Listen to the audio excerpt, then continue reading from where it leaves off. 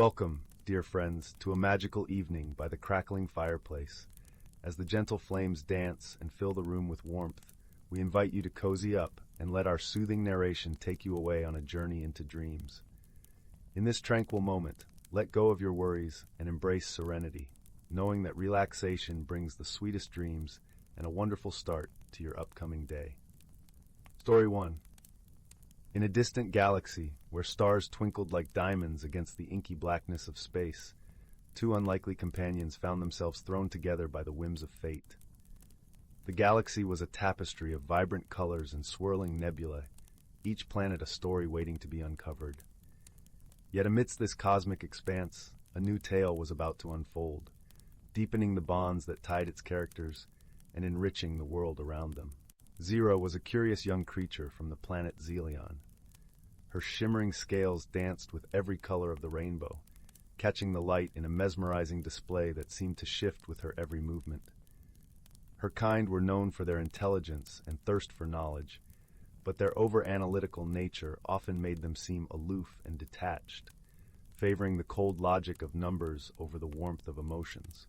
Bron, on the other hand, hailed from the lush, vibrant world of Myria. His planet was a paradise of verdant forests and cascading waterfalls, where the air was thick with the scent of blooming flora. His species was renowned for their warmth, empathy, and deep connections with others. Bron's furry exterior, soft and comforting to the touch, concealed a heart that overflowed with kindness and a desire to bring happiness wherever he went. He was a creature of the heart, feeling his way through life with an unerring instinct for joy.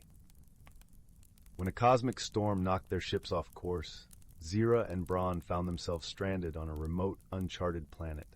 The planet was a wild, untamed world with skies that blazed with the colors of a million sunsets and landscapes that shifted like the sands of time. The air was filled with the tang of salt from distant seas and the earthy aroma of ancient forests. At first, they eyed each other with suspicion, their differences seeming too vast to overcome. Zira was perplexed by Bron's constant need for physical affection and his tendency to wear his emotions on his sleeve.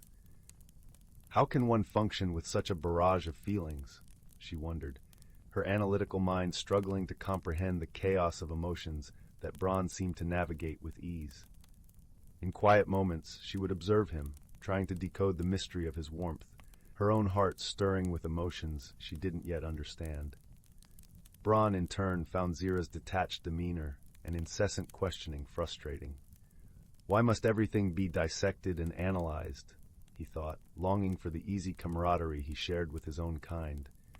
Yet there was something in Zira's eyes, a flicker of curiosity that mirrored his own desire to connect, that kept him trying to bridge the gap between them. As they explored their new surroundings, misunderstandings and miscommunications abounded. The planet was a land of wonders and perils, its surface teeming with life forms that defied logic and challenged their survival. Strange, luminescent creatures glided through the air, leaving trails of sparkling mist, while the ground trembled with the movement of colossal beasts whose footsteps echoed like distant thunder. Zira's logical approach often clashed with Bron's more intuitive nature, leading to heated debates and hurt feelings. But in the stillness of the night, beneath a canopy of stars, they both realized that their survival depended on finding common ground. One evening, as they sat around a crackling fire, Bron shared tales of his home, his voice a soothing melody that painted pictures of Myria's endless forests and the gentle songs of its creatures. The flames flickered in the cool night air, casting dancing shadows that seemed to sway in rhythm with Bron's stories. Zira listened, her heart opening to the warmth of his words, the analytical part of her mind quieted by the simple beauty of his stories. Yet, as the days turned into weeks, something remarkable began to happen. The challenges they faced together, finding shelter, securing food, and avoiding the planet's dangers, slowly chipped away at their preconceptions. The planet itself seemed to conspire to bring them closer, its landscapes offering both trials and treasures that demanded cooperation and trust. One particularly perilous day, they found themselves trapped in a labyrinthine canyon, its walls towering around them with a dizzying array of colors and textures. The ground was uneven, with patches of soft moss interspersed with jagged rocks. The air was filled with an eerie silence, broken only by the soft whispers of the wind. A fierce storm loomed on the horizon, its dark clouds swirling menacingly. Zira's quick thinking and Bron's unwavering determination saw them through the ordeal, as they navigated the maze-like paths to safety. As they huddled together, shivering and soaked, with rain drumming a relentless rhythm on the leaves above, they realized that their differences had become their greatest strengths. Zira marveled at Bron's ability to sense when she needed comfort, offering a warm embrace or a reassuring word without her having to ask. Bron, in turn, found himself captivated by Zira's boundless curiosity and her unique way of looking at the world. Her questions, once a source of frustration, now sparked a desire within him to explore new ideas and perspectives. Together, they explored the wonders of their temporary home, discovering strange and beautiful life forms that defied logic. Zira would meticulously catalog and analyze them, her notes a testament to her growing appreciation for the planet's mysteries, while Bron would delight in their vibrant colors and playful antics, his laughter echoing through the trees. As their bond deepened, they began to understand that true friendship transcends superficial differences. Zira learned to embrace her emotions, allowing herself to experience the joy and richness that Bron's world offered. She found solace in the warmth of his presence, her heart learning to dance to a new rhythm. Bron, in turn, developed a newfound appreciation for the beauty of reason and the thrill of intellectual discovery, his mind opening to the vast possibilities that Zira's logic revealed. One day, as they stood on a cliff overlooking a valley bathed in the golden hues of a setting sun, they spoke of the future, of dreams and aspirations that now included each other. The valley below was a sea of vibrant flowers, their sweet fragrance carried on the gentle breeze. It was a moment of clarity, where the past and future seemed to converge, and they knew that their destinies were forever intertwined. Their adventure took an unexpected turn when they stumbled upon an ancient ruin, hidden beneath the lush canopy of the planet's dense forests. The structure was a testament to a civilization long gone, its walls covered in intricate carvings that seemed to hum with a faint, otherworldly energy. Zira's eyes lit up with excitement, her analytical mind racing to decode the symbols that adorned the ancient stones.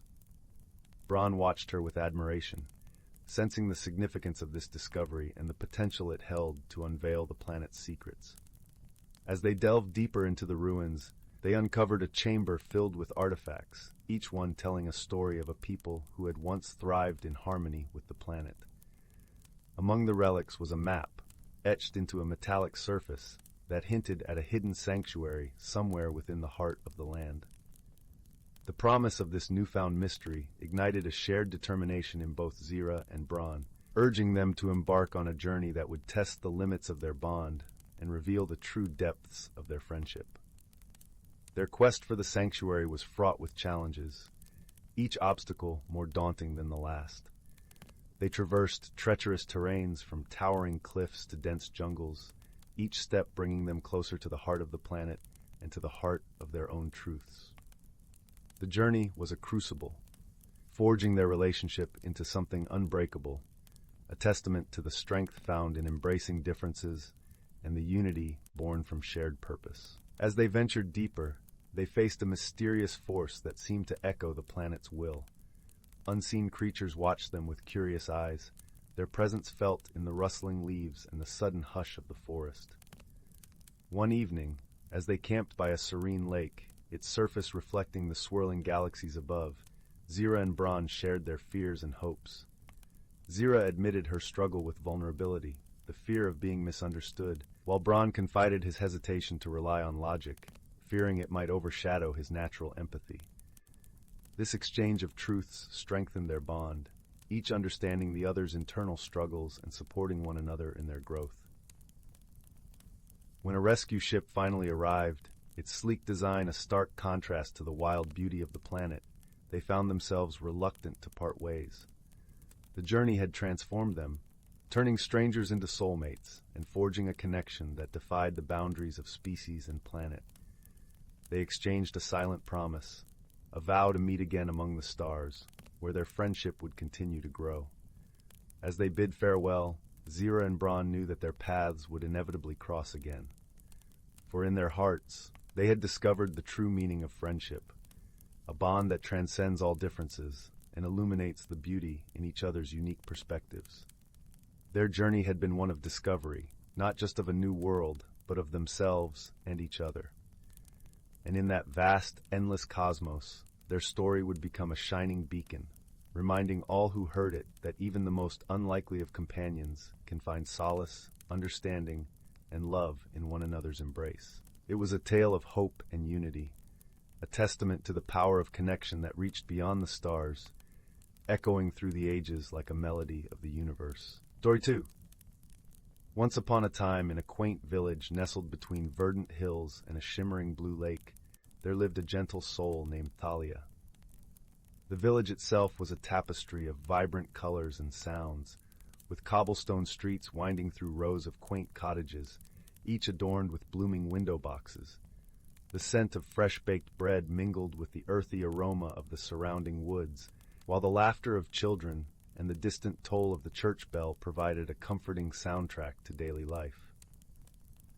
Thalia was known throughout the village for her kind heart and her ability to listen with a warmth that melted even the most troubled spirits.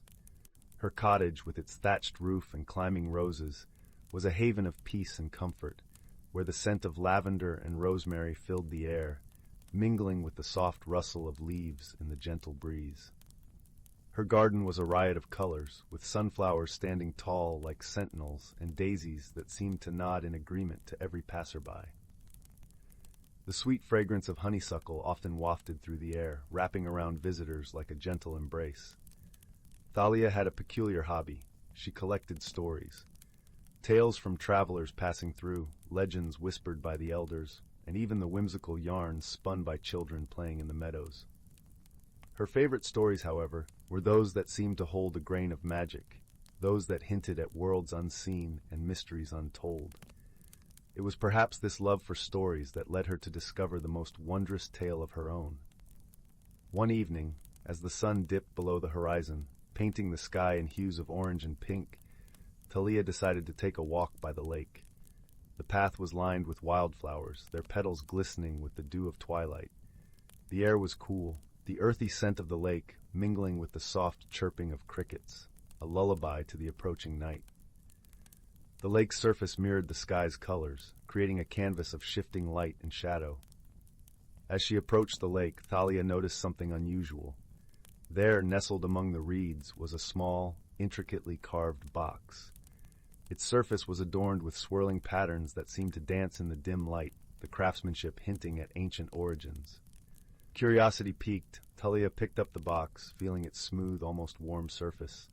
It was as if it had been waiting for her, calling out with a silent song only she could hear. Upon opening the box, Thalia found a delicate silver key. It was unlike any key she had seen before, its design reminiscent of the stars in the night sky. Alongside the key was a small note, written in an elegant hand. To unlock the world within, seek the door where dreams begin. Thalia's heart fluttered with excitement. A mystery had unfolded at her feet, and she felt an irresistible pull to uncover its secrets. She tucked the key and the note into her pocket, her mind already racing with possibilities. The next day, Thalia set out to find the door mentioned in the note. She wandered through the village, her eyes scanning every nook and cranny, every shadowy corner that might hide what she sought. The cobblestone streets echoed with the laughter of children and the distant clatter of hooves, yet Thalia's focus remained unbroken. But the day passed with no sign of the elusive door, and as the sun set once more, Thalia returned home, her heart heavy with unanswered questions. That night, as she sat by the fireplace, the flames casting a warm glow across the room, Thalia pondered the mystery. Her eyes drifted to the stories she had collected over the years, each one a piece of a larger puzzle. It was then that she remembered an old legend, one she had heard from a traveler long ago. It spoke of a hidden world, a place of dreams and wonders, accessible only to those who believed in the magic of the unseen. With renewed determination, Thalia decided to visit the oldest part of the village the next day, where the roots of ancient trees intertwined with the foundations of forgotten buildings. The village elder, a wise woman named Asha, might hold the knowledge she needed. Asha had lived through many seasons, her life a tapestry of wisdom and stories woven together with the threads of time. The following morning, Thalia made her way to Asha's home, a small stone cottage nestled beneath the boughs of an ancient oak. The sound of birdsong filled the air, and a gentle breeze rustled the leaves, whispering secrets from times long past. Asha greeted Thalia with a warm smile, her eyes twinkling with the light of countless stories. Over cups of fragrant herbal tea, Thalia shared her discovery with Asha. She showed her the key in the note, her voice filled with the excitement of a new adventure. Asha listened intently, her fingers tracing the patterns on the key as if reading its hidden message. "Ah, my dear," Asha said, her voice as soothing as the murmur of a brook, "what you have found is indeed something special. The key you hold is known as the Star Key, and it is said to open the door to the hidden realm, a place where dreams and reality intertwine." Thalia's eyes widened with wonder. "The hidden realm, does it truly exist?" Asha nodded, her expression one of gentle certainty. "It does, though it is not a place one can find on a map. The door you seek is not made of wood or stone, but of belief and imagination. It is said to appear where the boundary between worlds is thinnest, often in places where the natural world holds its breath and listens." Thalia pondered Asha's words, her mind turning over the possibilities. "But how will I know where to look?" "Trust in your heart, Thalia," Asha replied softly. "The key chose you for a reason. Let it guide you." With Asha's words echoing in her mind, Thalia left the cottage, her spirit buoyed by a sense of purpose. She wandered through the village, her eyes open to the subtleties of the world around her. She visited the meadows where the wildflowers swayed in the breeze, the forest where the trees whispered secrets, and the hills where the sky kissed the earth. Days passed, and though Thalia found no door, she felt her connection with the natural world deepening. She noticed the way the sunlight danced upon the leaves, the way the river sang as it flowed over stones, and the way the stars seemed to wink at her from the velvet sky. It was as if the world was sharing its stories with her, inviting her to be a part of its magic. One afternoon, as she wandered deeper into the forest than she ever had before, Thalia came across a clearing she had never seen. In the center stood a circle of stones, ancient and weathered, their surfaces etched with runes that glowed softly in the shade. The air felt charged, as if alive with anticipation. As she sat in the circle, the world around her seemed to shift. The whispers of the wind carried voices, faint but distinct, sharing tales of old. Thalia closed her eyes, letting the stories wash over her, each one a thread in the tapestry of time. She felt a deep sense of peace, as if she was being woven into the very fabric of the forest. When she opened her eyes, the sun was setting, casting golden light across the stones. She realized that this place, where the past and present intertwined, was another piece of the puzzle. Her journey was not just about finding a door, but about understanding the stories that connected all things. One evening, as she sat by the lake, the key warm in her hand, Thalia closed her eyes and let her thoughts drift. She imagined the hidden realm, a place of wonder and possibility. In her mind's eye, she saw a door, shimmering like a mirage, just beyond the edge of her dreams. When she opened her eyes, the world around her seemed to hold its breath, and there, reflected in the still waters of the lake, was the outline of a door. It was faint, like the first light of dawn, but unmistakably there. Heart pounding with excitement, Thalia approached the water's edge, the key trembling in her hand. She knelt by the lake, her reflection mingling with the image of the door. Taking a deep breath, she held the key before her, its silver surface catching the moonlight. As if guided by an unseen force, Thalia touched the key to the water, and the surface shimmered as though alive with stars. In that moment, the door became solid, its edges glowing with a soft, inviting light. Thalia rose to her feet, her heart soaring with joy and anticipation. She stepped forward, the key fitting perfectly into an invisible lock. As she turned the key, the door swung open, revealing a world beyond imagination. The hidden realm was a place of breathtaking beauty, where the colors of the rainbow seemed to paint the landscape. The air was alive with the scent of blossoms and the sound of laughter, a melody that resonated with the very essence of joy. Creatures of every kind roamed freely, majestic unicorns, playful fairies, and wise old trees that spoke in verses of the wind. Thalia stepped through the door, her senses tingling with the magic that surrounded her. She felt a profound sense of belonging, as if she had come home to a place she had always known. With each step, she discovered wonders that filled her heart with delight and her soul with peace. In this enchanted land, Thalia met beings who shared their stories with her, tales of courage and kindness, of friendship and hope. She learned of the delicate balance that sustained the realm, a harmony maintained through love and respect for all living things. As the days turned into weeks, Thalia found herself growing in ways she had never imagined. She became attuned to the rhythms of the land, her heart beating in time with its gentle pulse. She discovered strengths within herself, qualities of wisdom and compassion that blossomed like flowers in the sun. One evening, as she sat beneath a tree whose branches cradled the stars, Thalia realized that it was time to return to her own world. Though the hidden realm had become a part of her, she knew that her journey was not yet complete. She had stories to share, lessons to impart, and a village that awaited her return. With a heart full of gratitude and a spirit alight with newfound purpose, Thalia bade farewell to the friends she had made and promised to return one day.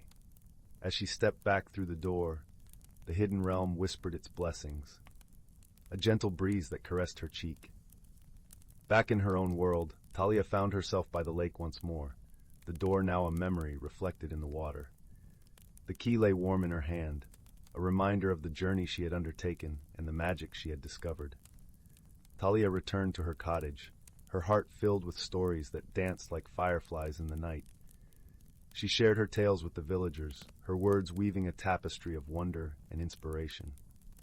Through her stories, the magic of the hidden realm spread, igniting the imagination of all who listened. In time, Thalia became known as a storyteller of great renown, her tales touching the hearts of people far and wide. Her gentle wisdom and kind spirit brought joy to all who crossed her path, and the village thrived under her loving care. And so, the legacy of the hidden realm lived on, a reminder of the power of belief and the beauty of the unseen. Thalia's journey had transformed not only her own life, but the lives of all those she touched, a testament to the enduring magic of friendship, imagination, and the stories that connect us all. As the years passed, Thalia's cottage became a gathering place for those seeking solace, wisdom, and a touch of magic. The crackling fireplace warmed the hearts of visitors, and the scent of lavender and rosemary lingered in the air, a gentle reminder of the hidden realm's eternal presence. Children would often sit at Thalia's feet, their eyes wide with wonder as she recounted her adventures. They listened with rapt attention, their imaginations painting vivid pictures of unicorns prancing through fields of stardust and fairies dancing in moonlit glades. Even the elders of the village found themselves entranced by Thalia's stories, their hearts rekindled with the hope and wonder of their youth. The tales she told were more than mere entertainment. They were bridges to a world where dreams and reality intertwined, where the impossible became possible. Thalia's stories inspired others to embark on their own journeys of discovery, to seek out the hidden magic in their lives. The villagers learned to listen to the whispers of the wind, to see the beauty in the smallest of things, and to cherish the bonds of friendship and community. One day, as Thalia sat by the lake, an old friend came to visit. It was Asha, the wise woman who had guided her on her path so many years ago. Though time had etched lines upon her face, her eyes still sparkled with the light of countless stories. Together, they watched the sun set over the water, the sky ablaze with colors that mirrored the hidden world they both cherished. As they sat in companionable silence, Thalia felt a deep sense of gratitude for the journey she had undertaken and the gifts it had bestowed upon her. "Asha," Thalia said softly, her voice carrying the weight of her heart, "thank you for believing in me and guiding me when I needed it most." Asha smiled, her expression one of gentle understanding. "It is you, dear Thalia, who found the courage to follow your heart and unlock the magic within. The stories you have shared are a testament to the power of belief and the strength of the human spirit." Thalia nodded, her heart swelling with pride and humility. She knew that her journey was but one thread in the tapestry of life, a thread that had been woven with love, hope, and the endless possibilities of the unseen. As the stars appeared in the night sky, Thalia and Asha rose to leave, their hearts united in the knowledge that the magic of the hidden realm would endure, a beacon of light in a world that sometimes forgot to dream. With each step they took, the world seemed to shimmer with the promise of new stories waiting to be told. And though the door to the hidden realm remained hidden, its magic lived on in the hearts of all who believed, a reminder that the greatest journeys are those that lead us to discover the magic within ourselves. And so, as the village settled into the embrace of night, Thalia's stories continued to echo, a lullaby of hope and wonder that cradled the dreams of all who listened, a testament to the enduring power of imagination and the beauty of the unseen. In the end, it was not the door or the key that held the true magic, but the journey itself, the friendships forged, the wisdom gained, and the stories shared. For in the heart of every story lies a truth that transcends time and space, a truth that reminds us of the boundless magic that exists within us all. And so the tale of Thalia and the Hidden Realm became a legend in its own right, a story passed down through the generations, a reminder of the power of belief, the beauty of friendship, and the enduring magic of a kind heart. Over the years, as each new generation listened to Thalia's tales, the village found itself blessed with a sense of unity and purpose. Young and old alike were inspired to seek out the magic in their own lives, whether through the simple beauty of a sunrise or the profound mystery of a starlit sky. Thalia's legacy continued to grow, her stories spreading far beyond the village, carried by travelers and wanderers who had once found solace by her hearth. People from distant lands would journey to the village, drawn by the promise of Thalia's tales and the hope of discovering their own hidden realms. As Thalia herself grew older, her heart remained forever young, a vessel for the stories and wisdom she had gathered over a lifetime. She found joy in watching the seeds of her tales take root in the hearts of others, each story a spark that ignited a flame of possibility. In her final years, Thalia often sat by the lake, the shimmering waters a reminder of the door that had once led her to the hidden realm. Though the door itself was no longer visible, she knew that its magic lingered, woven into the very fabric of the village and the lives she had touched. One evening, as the sun set in a blaze of color, Thalia closed her eyes and let the gentle breeze carry her thoughts. She felt the presence of the hidden realm all around her, a symphony of whispers and laughter that filled her heart with peace. And as the stars appeared in the night sky, Thalia knew that her journey was complete. She had unlocked the magic within herself, and in doing so, had shared it with the world. Her stories would live on, a testament to the enduring power of imagination and the beauty of a kind heart. And so, as the village settled into the embrace of night, the legacy of Thalia and the Hidden Realm continued to inspire, a beacon of light in a world that sometimes forgot to dream. For in the heart of every story lies a truth that transcends time and space, a truth that reminds us of the boundless magic that exists within us all. Many years later, a young girl named Alara, with eyes full of wonder and a heart eager for adventure, found herself drawn to Thalia's old cottage. She had heard tales of the legendary storyteller and felt an inexplicable pull to the place where magic had once thrived. Alara knew the stories by heart, how Thalia had discovered the hidden realm, and how her tales had transformed the village. One day, while exploring the cottage, Alara discovered an old, dusty journal hidden beneath a loose floorboard. Inside were pages filled with Thalia's musings, sketches of the hidden realm, and notes about her journeys. As Alara read, she felt a deep connection to the words, as if Thalia were speaking directly to her, urging her to continue the journey she had begun. Inspired by Thalia's courage and wisdom, Alara decided to embark on her own adventure. She retraced Thalia's steps, visiting the ancient circle of stones in the forest, and sitting by the lake where the door had once appeared. Though the hidden realm remained elusive, Alara felt the magic of the place all around her, a gentle whispering that filled her heart with hope. On one such visit, as the sun dipped below the horizon, Alara noticed something glinting in the twilight. There, nestled among the reeds, was another intricately carved box. Her heart raced as she picked it up, feeling the same warm invitation that Thalia must have felt all those years ago. Inside was a key, similar to Thalia's, but with patterns that seemed to shift and change with the light, as if telling a story of their own. With the key in hand, Alara knew her adventure was just beginning. She felt a sense of destiny, as if the stories of the hidden realm were calling her to discover new wonders and write her own tale. As she gazed out over the lake, she imagined the journeys that lay ahead, the friendships yet to be forged, and the magic waiting to be found. And so the legacy of Thalia and the hidden realm continued, a living testament to the power of stories, the strength of belief, and the enduring magic that exists in the hearts of those who dare to dream. Alara's journey was a new chapter, a reminder that the greatest adventures are those that lead us to the magic within ourselves and the world around us. Story 3.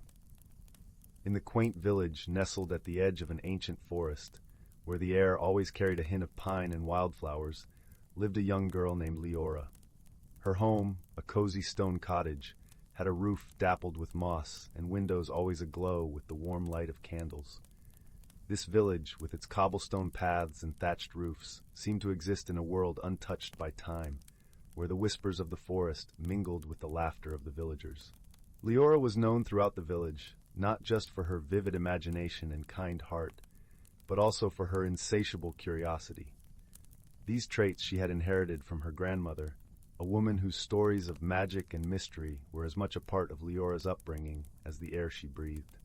Together, they would sit by the fireplace, its crackling warmth a comforting presence, as Leora's grandmother spun tales of enchantment and wonder. Leora's days brimmed with simple joys, tending to her little garden, where the scent of herbs mingled with the earth, helping the village baker with his fragrant loaves, and exploring the edges of the forest. The forest was a tapestry of towering pines and delicate wildflowers, a place that seemed alive with secrets waiting to be uncovered. Yet there was one secret Leora kept close to her heart, a small, intricately carved wooden box given to her by her grandmother on her 8th birthday. The box, her grandmother had said, held a special gift that would reveal itself when the time was right. One crisp autumn morning, as the leaves whispered secrets to the wind and the morning sun painted the world in gold, Leora felt an inexplicable pull to venture deeper into the forest than she had ever gone before. The trees, towering sentinels of the ages, seemed to beckon her with their rustling leaves and the soft sighs of the breeze. As she walked, the forest wrapped around her like a comforting embrace, its silence broken only by the occasional rustle of leaves and the distant call of a bird. The air was cool and fresh, filled with the earthy scent of fallen leaves and the sweet perfume of late-blooming flowers. Birds sang melodies that wove through the branches, creating a symphony of nature, while squirrels darted across her path, pausing to look at her with curious eyes. Leora walked until the sun hung high in the sky, and she found herself in an unfamiliar clearing. In the center stood a magnificent tree, its trunk wide and gnarled with age, its branches stretching out to form a grand canopy that seemed to touch the sky. This tree, she thought, must be ancient, a keeper of stories older than the village itself. Curiosity sparked within her, and she approached the tree, feeling a sense of reverence as she placed her hand on its rough bark. As she did, a gentle humming filled the air, a sound that resonated in her chest and made her heart flutter with a strange excitement. Just then, the wooden box in her satchel began to feel warm against her side. She took it out, her fingers trembling slightly with anticipation. As she opened the lid, a soft, golden light spilled out, bathing the clearing in a warm glow. Inside the box, nestled upon a bed of velvet, was a small, intricately crafted key. The sight of the key filled Leora with a sense of wonder. It was unlike any key she had ever seen, with delicate filigree patterns etched into its surface and a crystal embedded in its bow that shimmered with a rainbow of colors. Feeling a gentle nudge of intuition, Leora looked at the base of the ancient tree. There, half hidden by fallen leaves, was a small, iron-bound door set into the trunk. Her heart leapt at the sight. Could this be what the key was meant for? Taking a deep breath to steady her nerves, Leora knelt down and inserted the key into the lock. It turned smoothly, as if it had always belonged there. The door swung open with a soft creak, revealing a dark passage that seemed to lead into the very heart of the tree. Though her mind was filled with questions, Leora felt no fear. Instead, a sense of calm certainty washed over her, and she stepped through the door into the unknown. The passage was narrow and twisted, illuminated by the faint glow of the key in her hand. The air was cool, filled with the scent of rich earth and ancient wood. As she walked, she felt as though she were traveling deeper into a world where time moved differently, where past and present blended together like the colors of a sunset. At last, the passage opened into a cavernous chamber, its walls lined with roots that glowed with a soft, ethereal light. In the center of the chamber stood a figure, tall and graceful, with hair that shimmered like silver moonlight and eyes that sparkled with wisdom and warmth. "Welcome, Leora," the figure said, her voice as soothing as a lullaby. "I am Eldara, the guardian of the ancient tree. You have been chosen for a great journey." Leora's heart raced with a mix of awe and excitement. "A journey?" she echoed, her voice barely a whisper. Eldara nodded, her smile kind and reassuring. "Yes, a journey into the heart of the hidden world, a place where the magic of the forest thrives. It is a world that few can see, where every creature, every plant holds a story.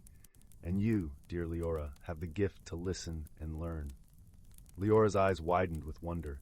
She had always felt a special connection to the forest, a sense that it held secrets waiting to be discovered.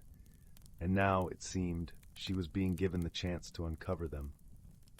"But why me?" Leora asked, her curiosity getting the better of her. Eldara's eyes twinkled with gentle amusement. "Because you have the heart of a storyteller, the soul of a friend. You understand that true magic lies not just in power, but in kindness and understanding. Your journey will teach you more about yourself and the world than you can imagine." Leora felt a warmth blossom in her chest, a sense of purpose that filled her with determination. She nodded, accepting the task set before her. "Good," Eldara said, her voice like a soothing breeze.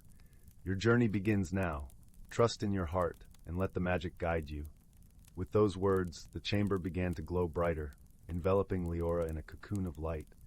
She closed her eyes, feeling the world shift around her, until the ground seemed to settle beneath her feet once more. When she opened her eyes, Leora found herself in a place unlike any she had ever seen. It was a forest, but not the one she knew. Here, the trees were taller, their leaves shimmering with iridescent hues. Flowers bloomed in colors she had never imagined, and the air was filled with the harmonious hum of life.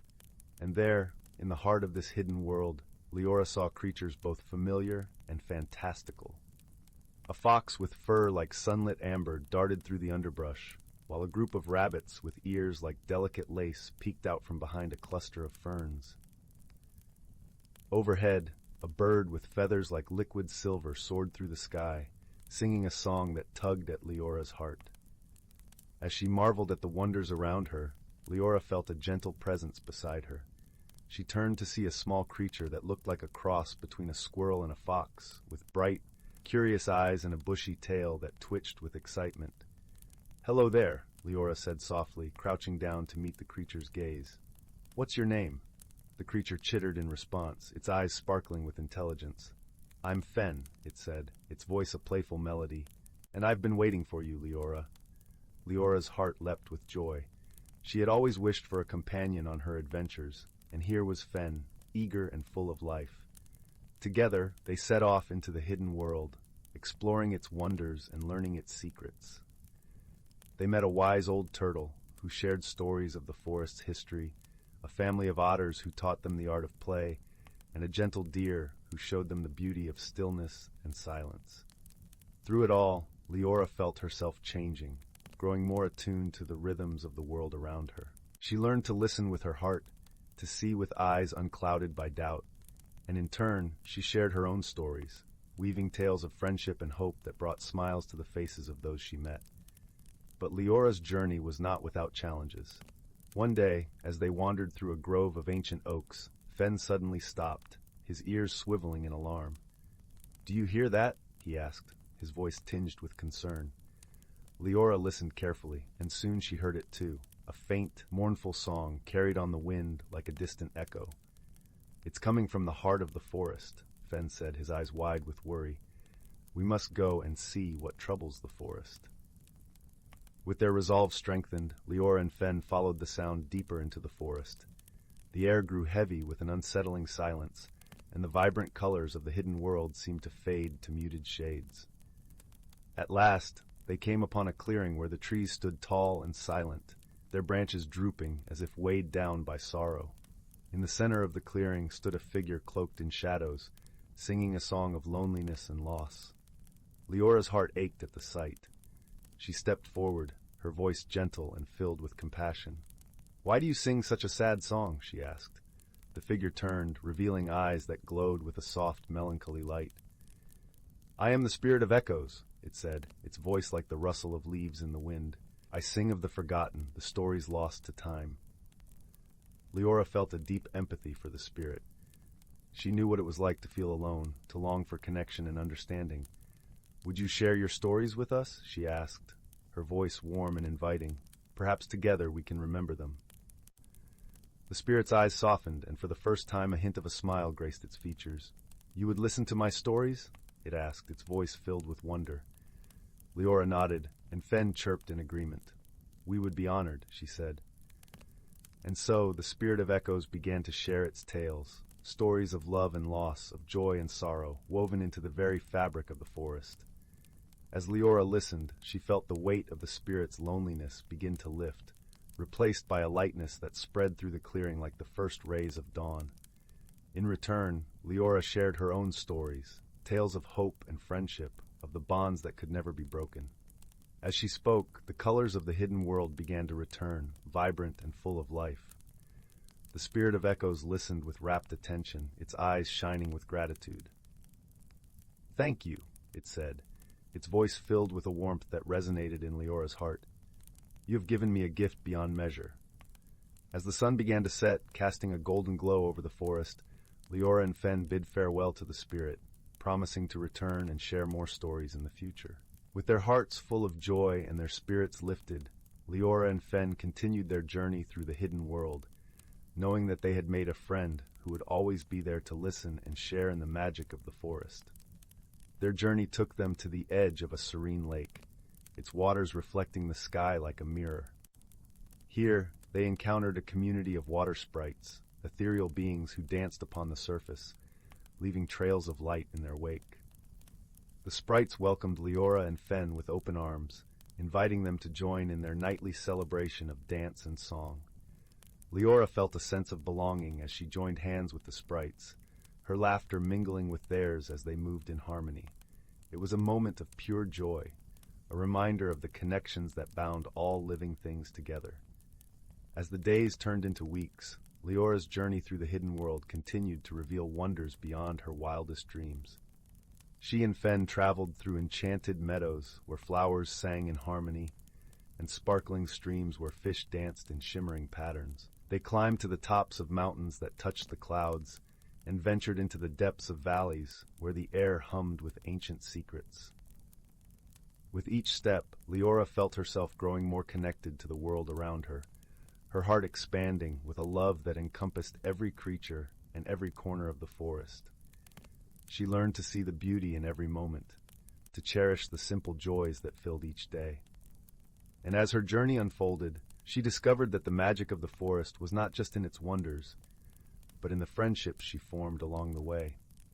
She and Fen became inseparable, their bond growing stronger with each adventure. Together, they faced challenges with courage and ingenuity, finding creative solutions to problems that might have seemed insurmountable on their own. But perhaps the most important lesson Leora learned was the power of stories. She saw how the tales she shared could bring comfort to those in need, how they could bridge gaps and build connections between even the most unlikely of friends. She realized that stories were a way of understanding the world and each other, a way of preserving the magic of the forest and keeping its spirit alive. With newfound resolve, Leora and Fen decided to create a gathering of creatures they had met along their journey. They called it the Festival of Stories, a time when beings from all corners of the hidden world would come together to share their tales. It was a celebration of the magic and diversity of life, a moment when the bonds of friendship and understanding were strengthened. As they prepared for the festival, Leora marveled at the unity of their world. Creatures big and small brought their unique stories, sharing experiences of joy, sorrow, lessons learned, and dreams cherished. The festival became a vibrant tapestry of voices, each tale adding a new color to the rich fabric of their shared existence. During the festival, Eldara appeared once again, her presence a calming balm in the midst of the lively gathering. She praised Leora and Fen for fostering such a spirit of unity, for bringing the hidden world together in a way that had not been seen for generations. "Your stories have become a bridge," Eldara said, her voice a gentle caress, connecting the hearts and spirits of all who dwell here. "This festival will continue long after you have returned to your village." Leora felt a deep sense of fulfillment, knowing that her journey had not only enriched her own life, but had also left a lasting legacy in the hidden world. She realized that while her time in this magical place was drawing to a close, the connections she had made would endure. As the seasons changed and the forest shifted from the vibrant hues of autumn to the quiet beauty of winter, Leora knew that her journey was coming to an end. She felt a gentle tug at her heart, a reminder that it was time to return to the village she called home. With Fen by her side, she made her way back through the hidden world, retracing her steps and bidding farewell to the friends she had made.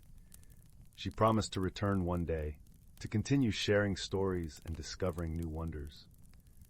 When at last she emerged from the forest, stepping into the familiar embrace of her village, Leora felt a sense of peace and fulfillment.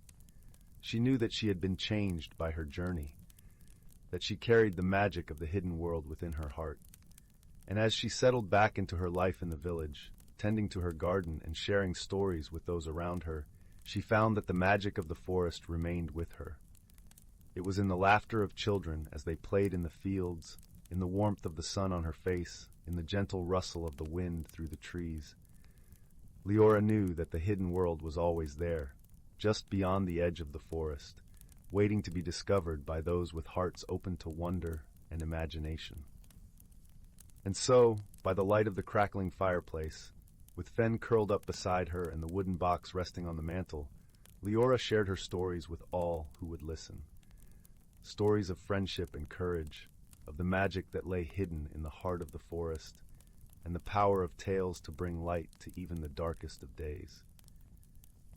In the years that followed, Leora's stories spread throughout the village and beyond, carried by travelers and passed down through generations.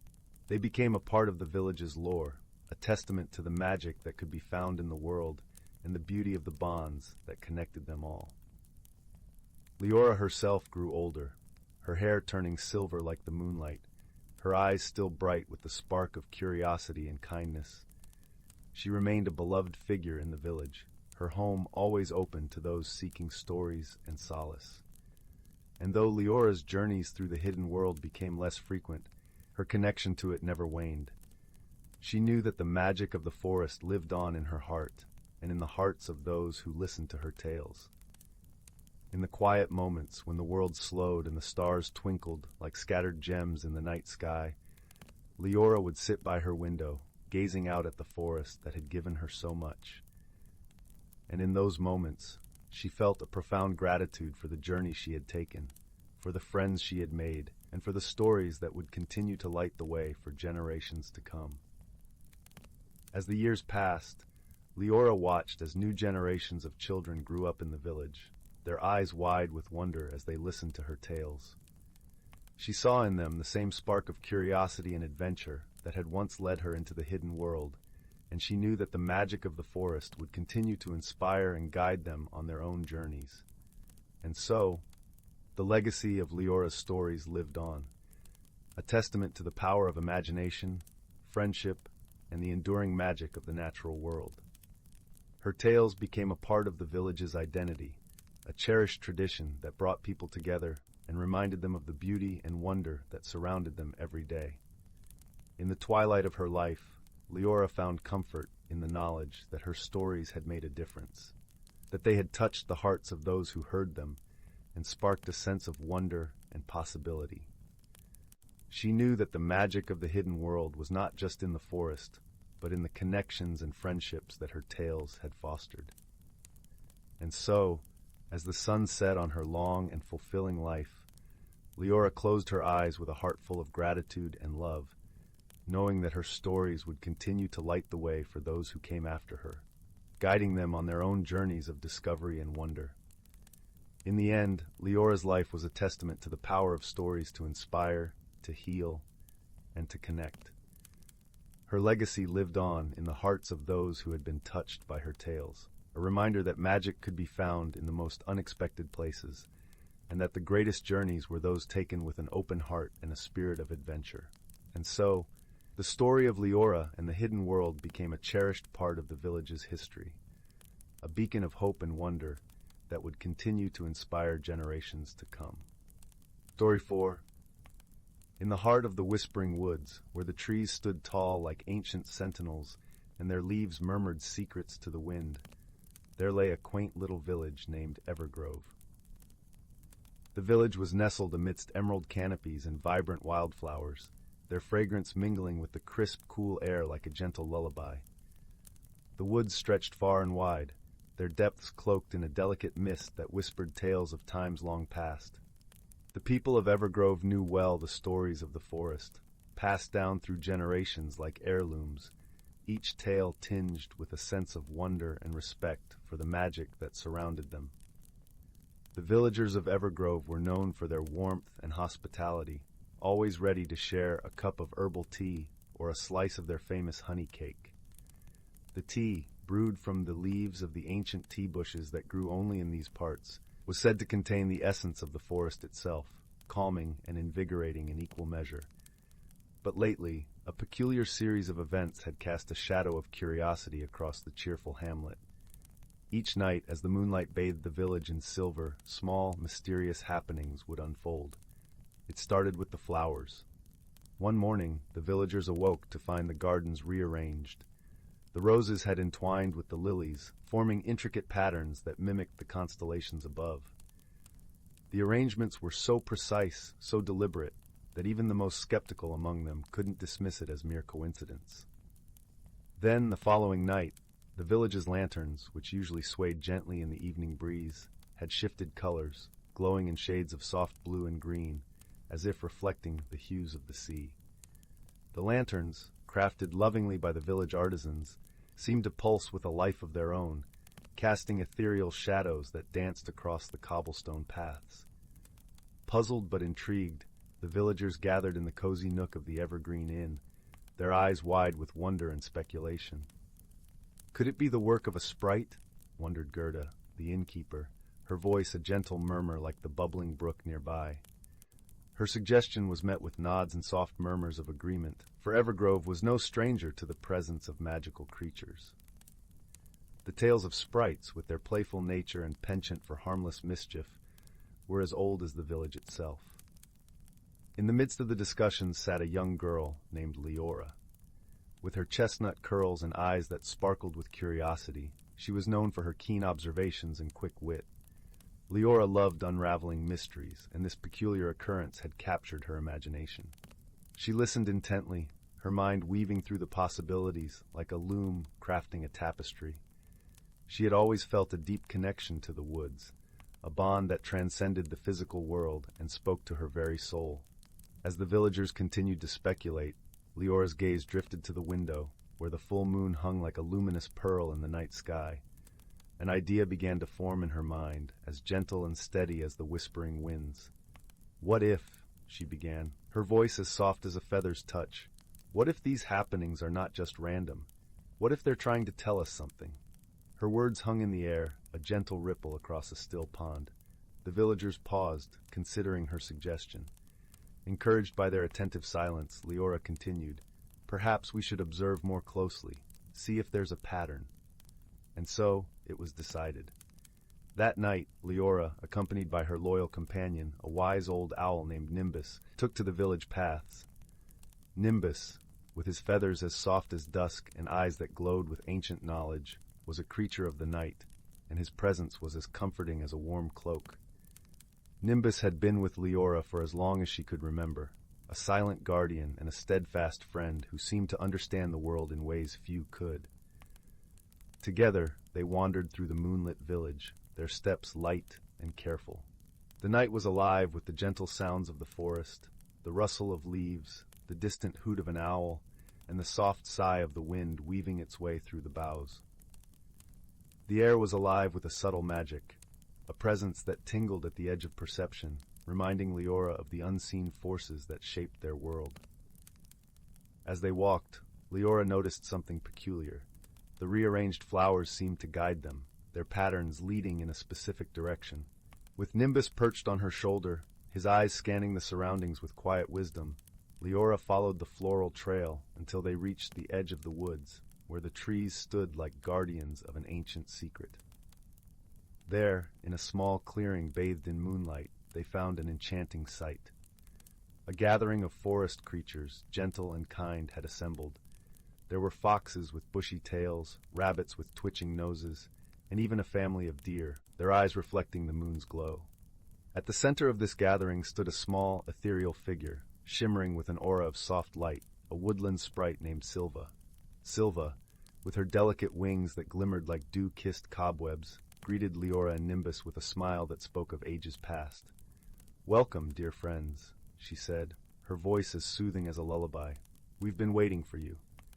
Leora felt a warmth spread through her, like the first rays of dawn. "We've noticed your handiwork," she replied, a hint of awe in her voice, "but we couldn't understand why." Silva nodded, her expression serene. "The forest has been whispering its worries to us," she explained. "The balance of nature has been disturbed by a hidden source, a small yet persistent disturbance. We sought to guide you here, knowing that with your keen eyes and gentle heart, you could help us find the cause." Leora's heart swelled with a sense of purpose. She knew that solving this mystery would require more than just observation. It would require kindness and understanding. "How can we help?" she asked earnestly. With a graceful wave of her hand, Silva summoned a vision, a delicate tapestry of light that depicted the forest and the village. Leora watched as the images shifted, eventually focusing on a single spot, a small, unassuming hollow at the base of an ancient oak. The oak was a revered entity in Evergrove, known as the Heart Tree, believed to be the origin of the village's prosperity and the guardian of its secrets. Understanding dawned upon Leora like a soft dawn breaking over the horizon. She turned to Nimbus, who hooted gently, confirming her thoughts. "We must visit the oak," she decided, her voice filled with quiet determination. Guided by the moon's gentle light, Leora and Nimbus retraced their steps through the village, arriving at the ancient oak. Its gnarled branches reached skyward, a testament to the passage of time. At its base lay the hollow, hidden beneath a tangle of ivy. The air around the oak was thick with the scent of earth and age, a reminder of the countless seasons it had witnessed. As Leora knelt to peer inside, she found a small, mischievous creature, a pixie named Twiddle, fast asleep amidst a collection of shiny trinkets. Her heart softened at the sight, understanding now that Twiddle's nocturnal antics had been the cause of the mysterious occurrences. With a gentle touch, she woke the pixie, who yawned and blinked up at her with wide, curious eyes. "Oh, hello!" Twiddle chirped, his voice as light as a breeze. "I didn't mean to cause any trouble. I just wanted to bring a bit of magic to the village." Leora smiled, her understanding as warm as the sun's first rays. "Your magic is lovely, Twiddle," she assured him. "But it seems to have unsettled the balance of the forest. Perhaps we can find a way for your magic to shine without causing any disturbance." Twiddle's eyes sparkled with gratitude, and he nodded enthusiastically. "Oh yes, I'd like that very much." With Silva's guidance and Twiddle's cooperation, Leora and the villagers worked together. They crafted a special lantern for Twiddle, one that would let his magic glow without disrupting the natural harmony. Each night, the lantern would cast gentle, shimmering patterns across the village, a testament to the friendship and cooperation that had resolved the mystery. As the village resumed its peaceful rhythm, an unexpected visitor arrived, an elder from a neighboring village, drawn by the tales of Evergrove's enchanting occurrences. Elder Thorn, with his silver hair and wise eyes, had spent years studying the mystical forces of the forest. He was intrigued by the harmony that had been achieved and sought to understand the secret behind it. Elder Thorn and Leora spent many evenings discussing the delicate balance of nature, sharing knowledge and insights. Through these conversations, Leora discovered a deeper appreciation for the intricate web of life that connected all beings, magical and mundane alike. One evening, as they strolled through the village under the starlit sky, Elder Thorn posed a question that lingered in Leora's mind. How will you ensure that this harmony lasts? The question was simple yet profound, and it sparked a new resolve in Leora. She realized that maintaining balance required continuous effort and mindfulness. Inspired by Elderthorn's wisdom, she proposed the creation of a village council, a gathering of villagers and forest creatures alike, to watch over the harmony they had achieved. The council, a symbol of unity and cooperation, became a cherished tradition in Evergrove. It brought together diverse voices and perspectives, ensuring that the village and the forest thrived in concert. Through their combined efforts, they cultivated a deeper understanding of the magic that surrounded them, preserving the beauty and wonder of the Whispering Woods for generations to come.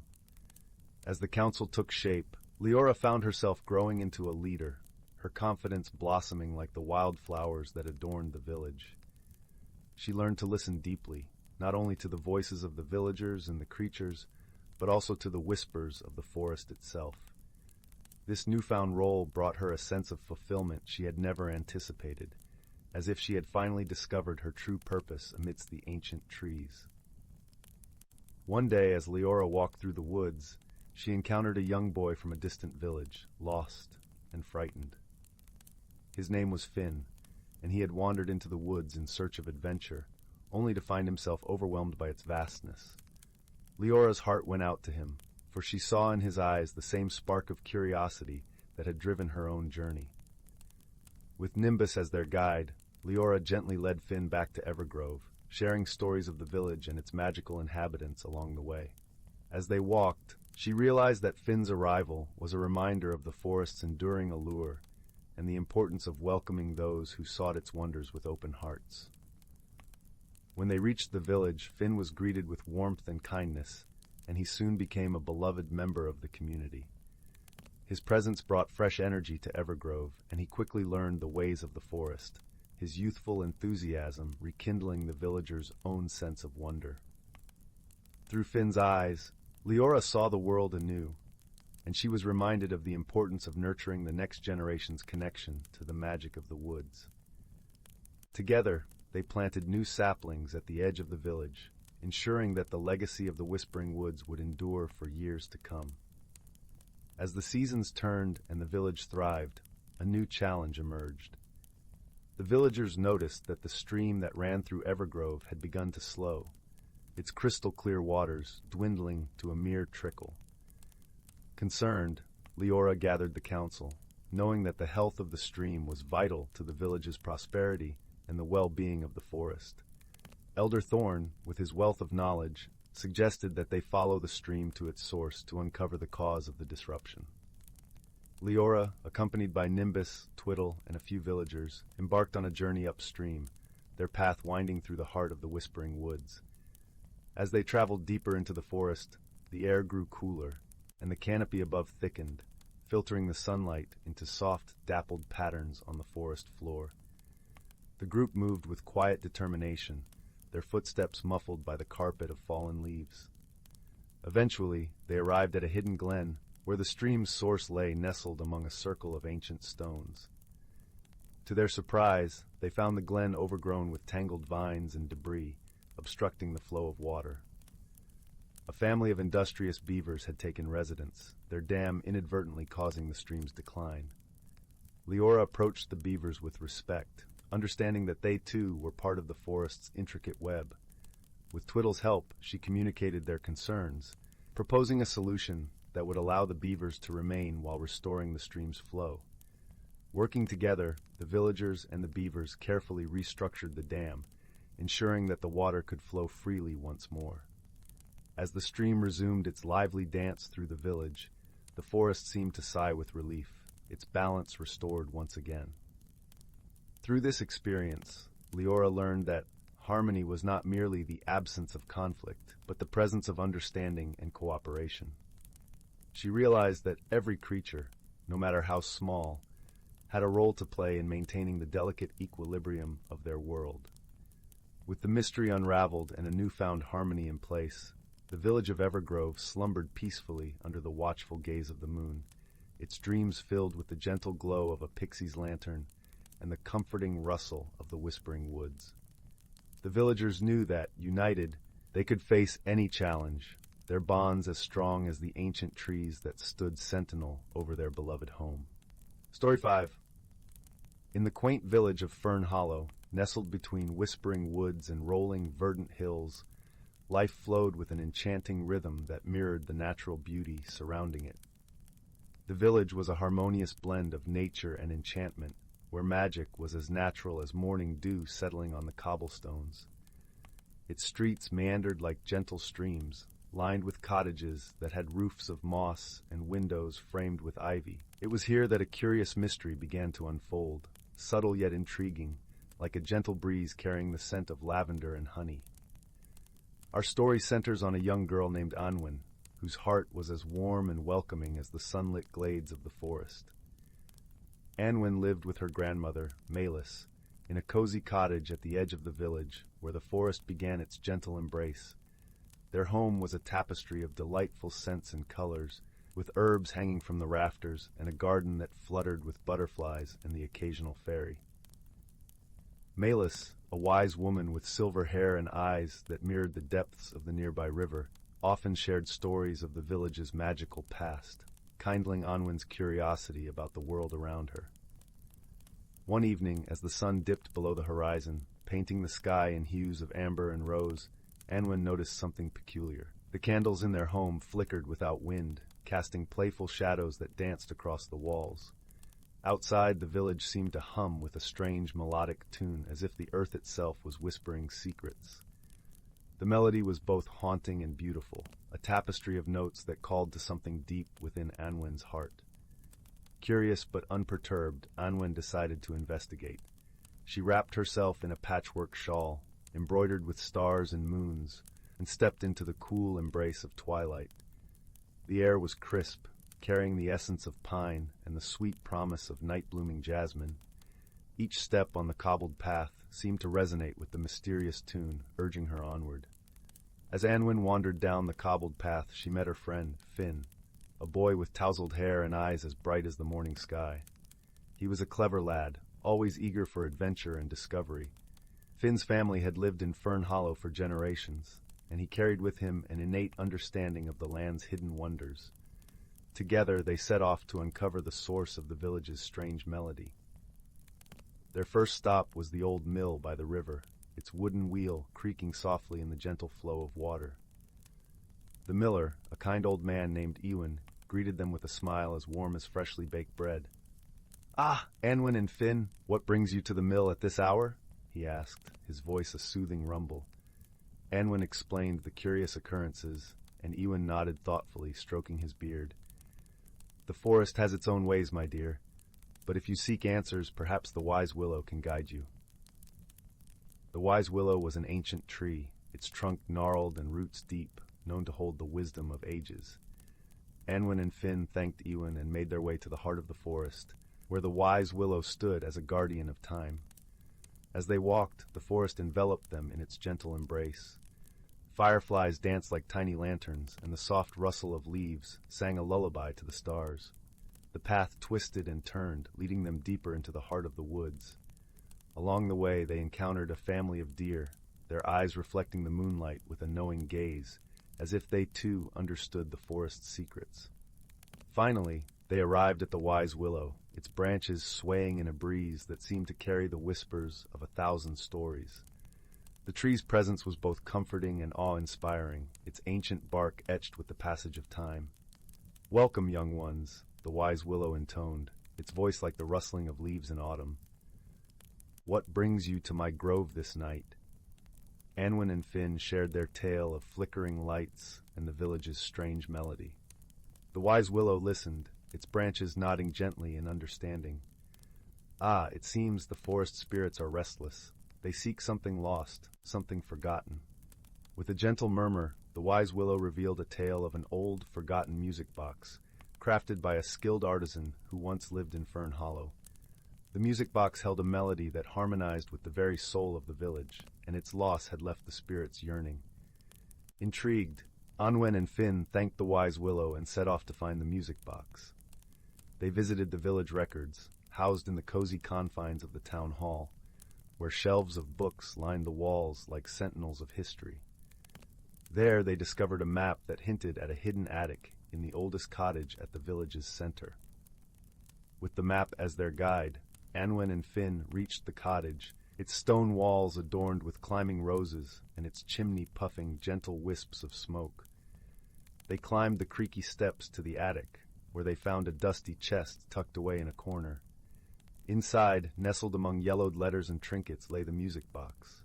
Gingerly, Anwen wound the key, and the music box sprang to life, playing a melody that shimmered like sunlight on water. The tune wove through the air, gentle and soothing, like a mother's lullaby. As the melody reached the village, the flickering lights steadied, and the hum of the earth quieted to a contented sigh.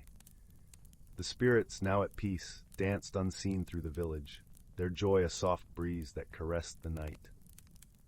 With hearts full of warmth and accomplishment, Anwen and Finn returned the music box to a place of honor in the village square, where its melody could once again weave its magic into the fabric of Fern Hollow. The villagers gathered around, their faces aglow with wonder, each moved by the music's gentle power.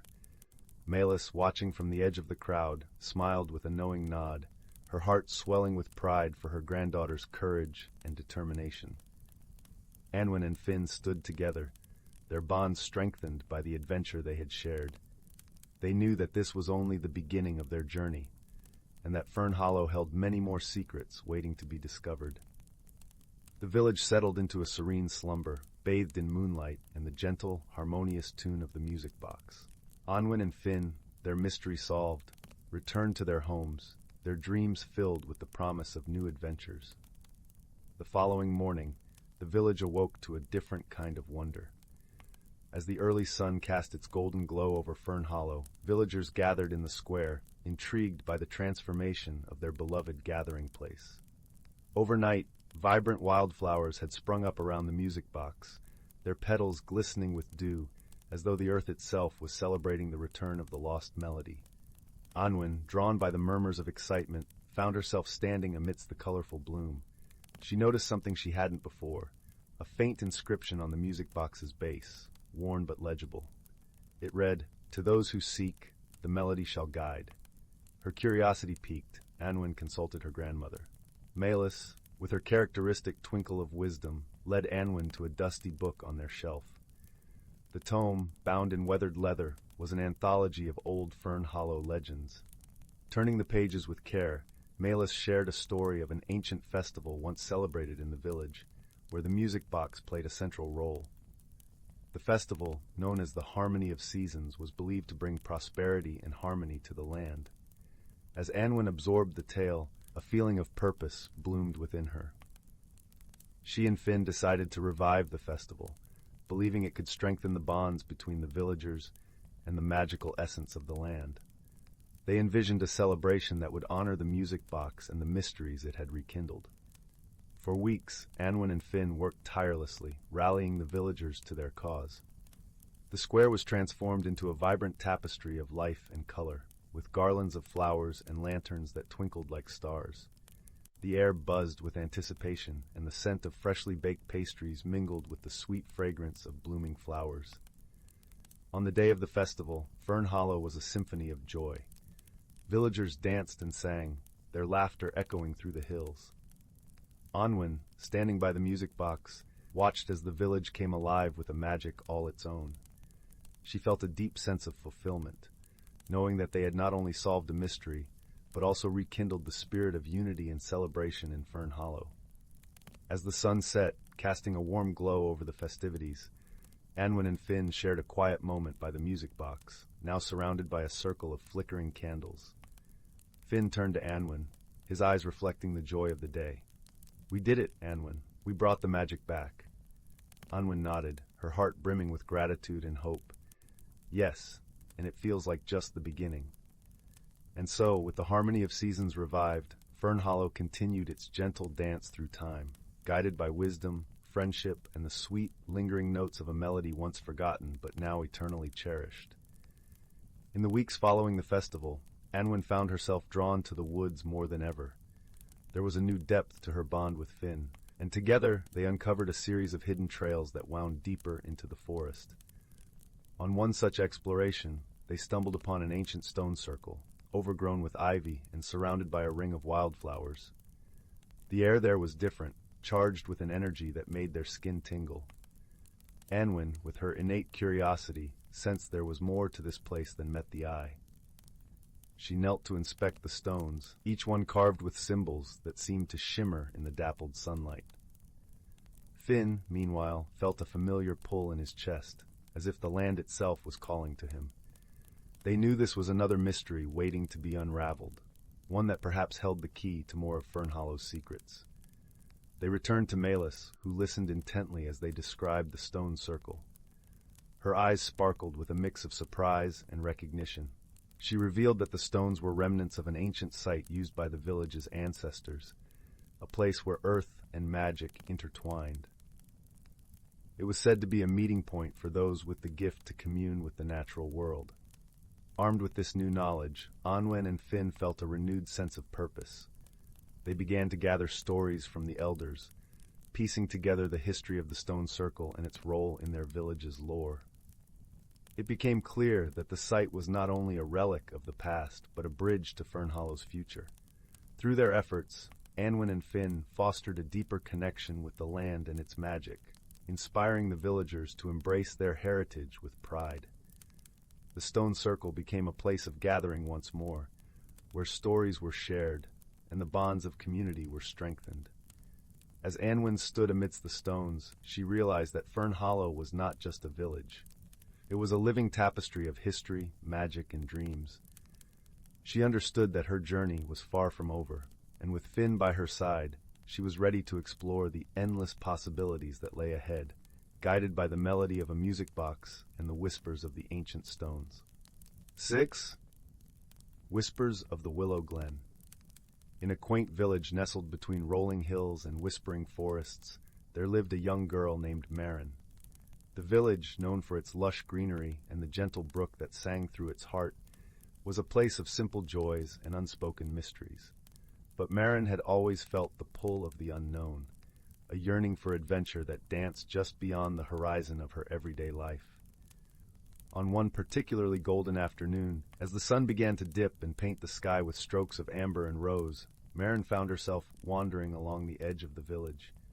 Her bare feet brushed against the soft earth, and the air was rich with the scent of blossoming wildflowers. It was then that she stumbled upon a peculiar sight, a willow tree, grand and ancient, its boughs hanging low like a curtain of emerald leaves. Drawn by an inexplicable urge, Marin approached the willow. As she parted the leafy veil, a gentle rustle echoed, as if the tree itself sighed in welcome. Behind the curtain of leaves lay a hidden nook, a world unto itself, untouched by time and the bustle of the village. The ground was carpeted with moss, and in the center a small, glistening pond mirrored the sky above. But it wasn't the serene beauty of the place that captured Marin's attention. It was the object nestled at the base of the willow, a delicate silver flute. Its surface shimmered in the fading light, and Marin felt a strange warmth emanate from it, a pulse of magic that seemed to beckon her closer. With gentle fingers, she lifted the flute, feeling its cool weight settle in her hands. As if guided by an unseen force, she brought it to her lips and blew softly. The melody that flowed forth was unlike anything she had ever heard. Sweet and haunting, it wove through the air like a living thing, echoing among the trees and rippling across the pond. The world around her seemed to hold its breath for a moment, and then, with a soft rustle, the willow branches parted further to reveal a narrow, winding path that led deeper into the heart of the forest. Marin hesitated only a moment before stepping forward, her curiosity and a sense of destiny urging her on. The path wound through the forest, a ribbon of adventure unfurling before her. The trees whispered secrets as she passed, their leaves rustling like the pages of an ancient book. Sunlight filtered through the canopy, casting dappled patterns on the forest floor. The air was alive with the scent of pine and earth, and Marin felt a thrill of excitement in her chest. As she journeyed deeper, the forest began to change. The trees grew taller and more majestic, their trunks wide and gnarled with age. Marin soon realized that she was no longer alone. Tiny creatures peeked from behind leaves and branches, their eyes wide with curiosity. They were unlike any animals she had seen before, some with shimmering wings, others with fur that glowed like embers. Guided by the flute's melody, Marin eventually arrived at a clearing. At its center stood a great stone archway, carved with intricate patterns that seemed to dance and shift under her gaze. Beyond the archway lay a vast, hidden world, a realm of magic and wonder that defied the boundaries of her imagination. Marin stepped through the archway, the flute's song echoing in her ears. The air was warmer here, filled with the soft hum of life. Flowers bloomed in vibrant hues, and the sky above was a tapestry of stars, even though the sun had not yet set. This was the Willow Glen, a place spoken of only in hushed whispers and bedtime tales, a sanctuary for creatures of magic and wonder. As Marin explored, she discovered that the Willow Glen was home to many beings, fairies that danced on the breeze, gentle giants that tended to the trees, and wise old owls that shared stories of the world beyond. Each welcomed her with kindness, recognizing her as someone special, someone chosen by the flute. Days turned to weeks in the Willow Glen, and Marin's heart felt lighter than it ever had. She learned the language of the forest and the songs of the stars. She befriended a fairy named Leora, whose laughter was like the tinkling of bells, and a fox named Bramble, whose eyes held the wisdom of the ages. But as the days passed, Marin found herself longing for home, for the familiar faces of her village and the warmth of her family's embrace. She confided in Leora and Bramble, her voice tinged with the bittersweet ache of farewell. "The flute brought you here for a reason," Leora said, her wings catching the light like a prism. "But it is also your guide home. The magic of the Willow Glen is with you now, woven into your very being." Bramble nodded, his gaze gentle and understanding. "You have grown, Marin, and with that growth comes the understanding that home is not just a place, but a feeling carried within you." With their encouragement, Marin knew it was time to return. She stood at the archway once more, the flute clasped in her hands. As she played the melody, the path home unfolded before her, a bridge between two worlds. The journey back was swift, the forest guiding her steps with a gentle urgency. When Marin emerged from the trees, the village was just as she had left it, bathed in the soft glow of twilight. Yet everything felt different, as if she carried a piece of the Willow Glen within her. Her family welcomed her with open arms, their joy mingling with relief. Marin shared her tales of the hidden world, of the friends she had made and the magic she had witnessed. Her words wove a tapestry of wonder that captivated the village, igniting their imaginations and reminding them of the mysteries that lay just beyond their doorstep. As the days turned to months, Marin found herself returning to the willow tree, the flute ever her faithful companion. She would sit beneath its boughs, playing melodies that echoed with the magic of the glen, the notes dancing on the breeze like promises of adventure. And so life in the village continued, touched by the magic Marin had brought back. Her journey had changed her, but it had also changed those around her, weaving a sense of wonder and possibility into their everyday lives. For Marin had discovered a truth as old as the forest itself, that the world is full of hidden wonders, waiting to be found by those with the courage to seek them. And though her feet were planted firmly in the village, her heart danced to the rhythm of the Willow Glen, a melody of friendship, magic, and the quiet power of a journey home. Story 7. Once upon a time, in a cozy valley nestled between misty mountains, there stood the charming village of Willowbend. Thatched cottages dotted the winding lanes, while shops brimmed with wondrous wares and sweet-scented bakeries tempted passers-by. But what made Willowbend truly enchanting was the magic that hummed within its very air. In this land where sprites danced among twilight meadows and ancient trees whispered secrets to those who listened closely, strange happenings were seldom cause for alarm. Yet when little Clara awoke one morning to find her beloved teddy bear had vanished without a trace, she couldn't help but feel a twinge of worry. "Mama, Papa, have you seen Mr. Snuggle Bear?" she asked her parents over a breakfast of warm, honey-drizzled porridge. "He's never left my bedside before." Clara's parents exchanged a puzzled glance, for the stuffed bear had been her cherished companion since she was a babe. Nowhere in their tidy cottage could he be found. Just then, a tap came at the window. It was Willow, the friendly willow sprite who tended the trees lining the village streets. "I saw the whole thing," she exclaimed, floating inside on a sunbeam.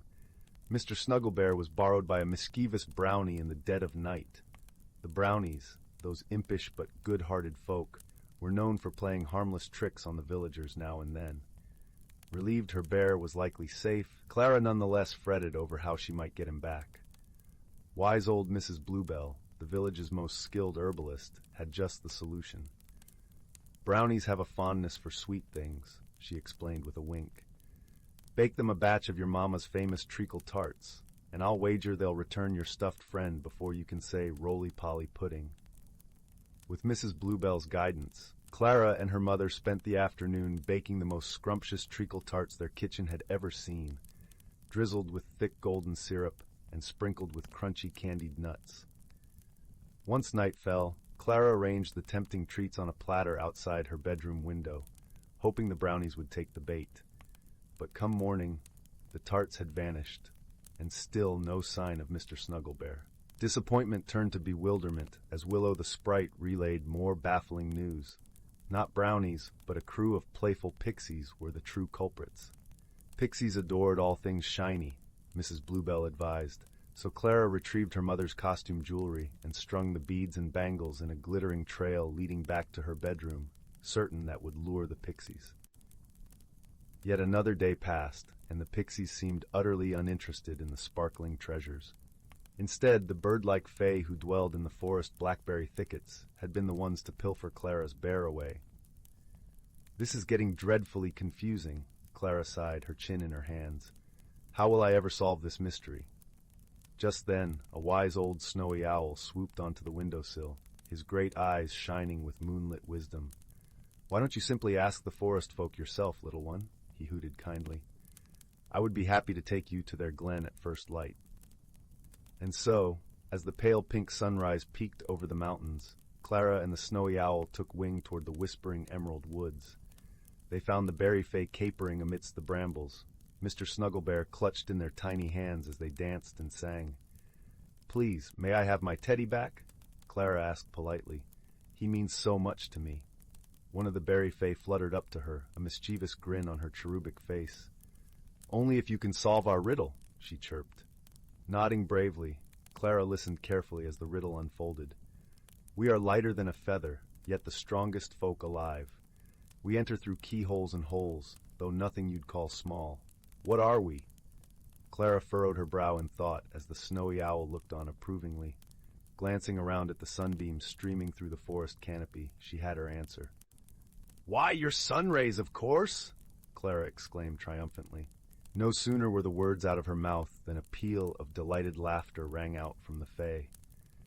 True to their word, they handed over Mr. Snugglebear, giving Clara one last merry wink before scattering in a shimmer of pollen and stardust.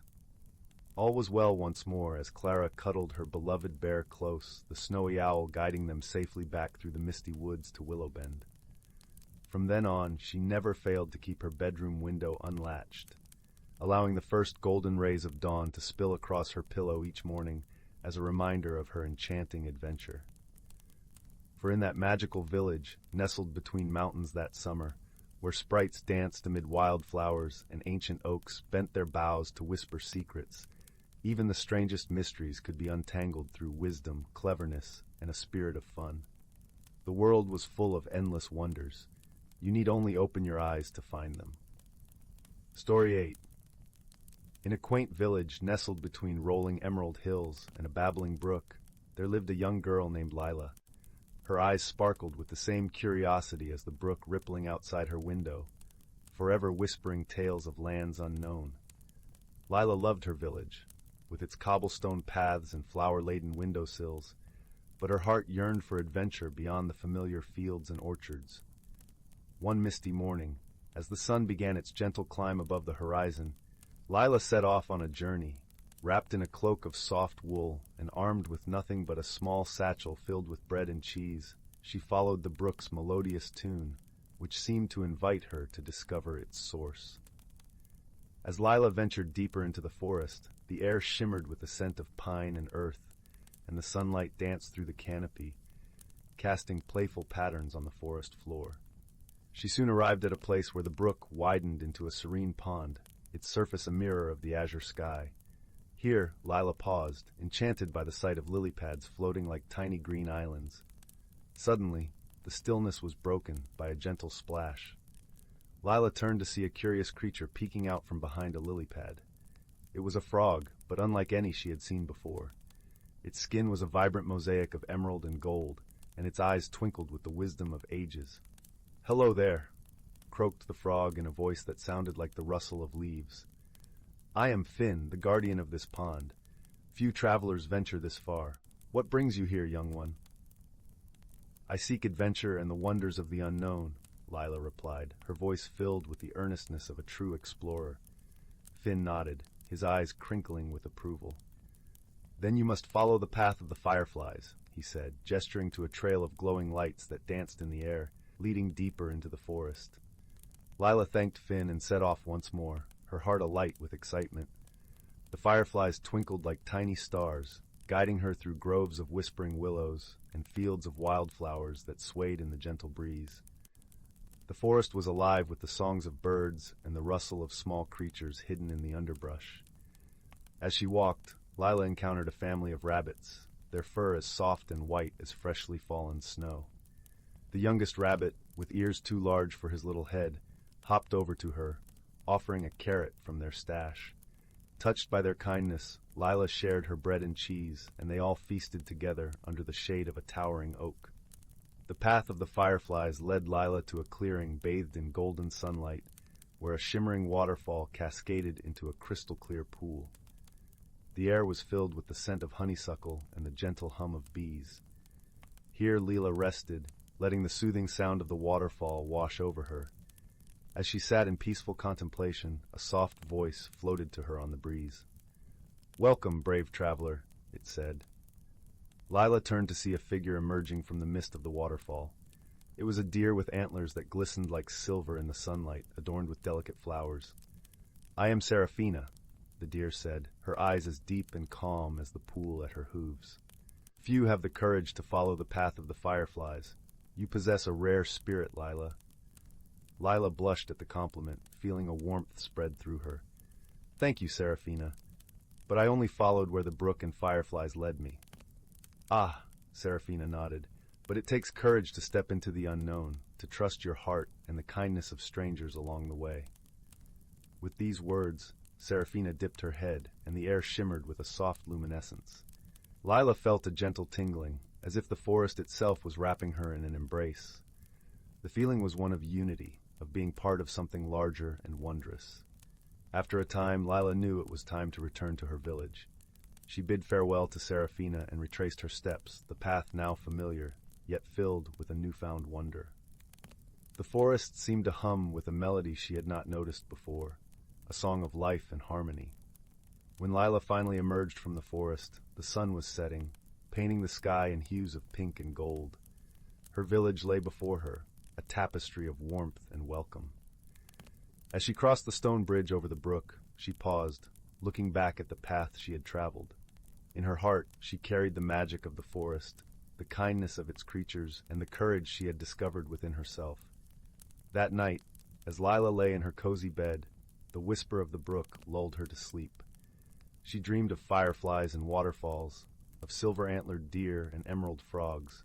Her adventure had taught her that the world was full of wonders, waiting just beyond the horizon, and that sometimes the greatest journey was the one that led back home, with eyes opened anew to the beauty all around. And so, with a heart full of courage and dreams as bright as the stars, Lila's adventures continued. Each day a new story waiting to unfold, each night a gentle reminder that the world is a place of endless magic and possibility. Story 9. In a lush and verdant valley kissed by the gentle glow of twilight, nestled amongst rolling hills and whispering streams, lay the village of Bramblebrook. It was a place untouched by the rush of the outside world, where the air was perpetually sweet with the scent of honeysuckle and lavender. The cobblestone paths wound gracefully between quaint, thatched-roof cottages, each adorned with vibrant flower boxes overflowing with blooms of every imaginable hue.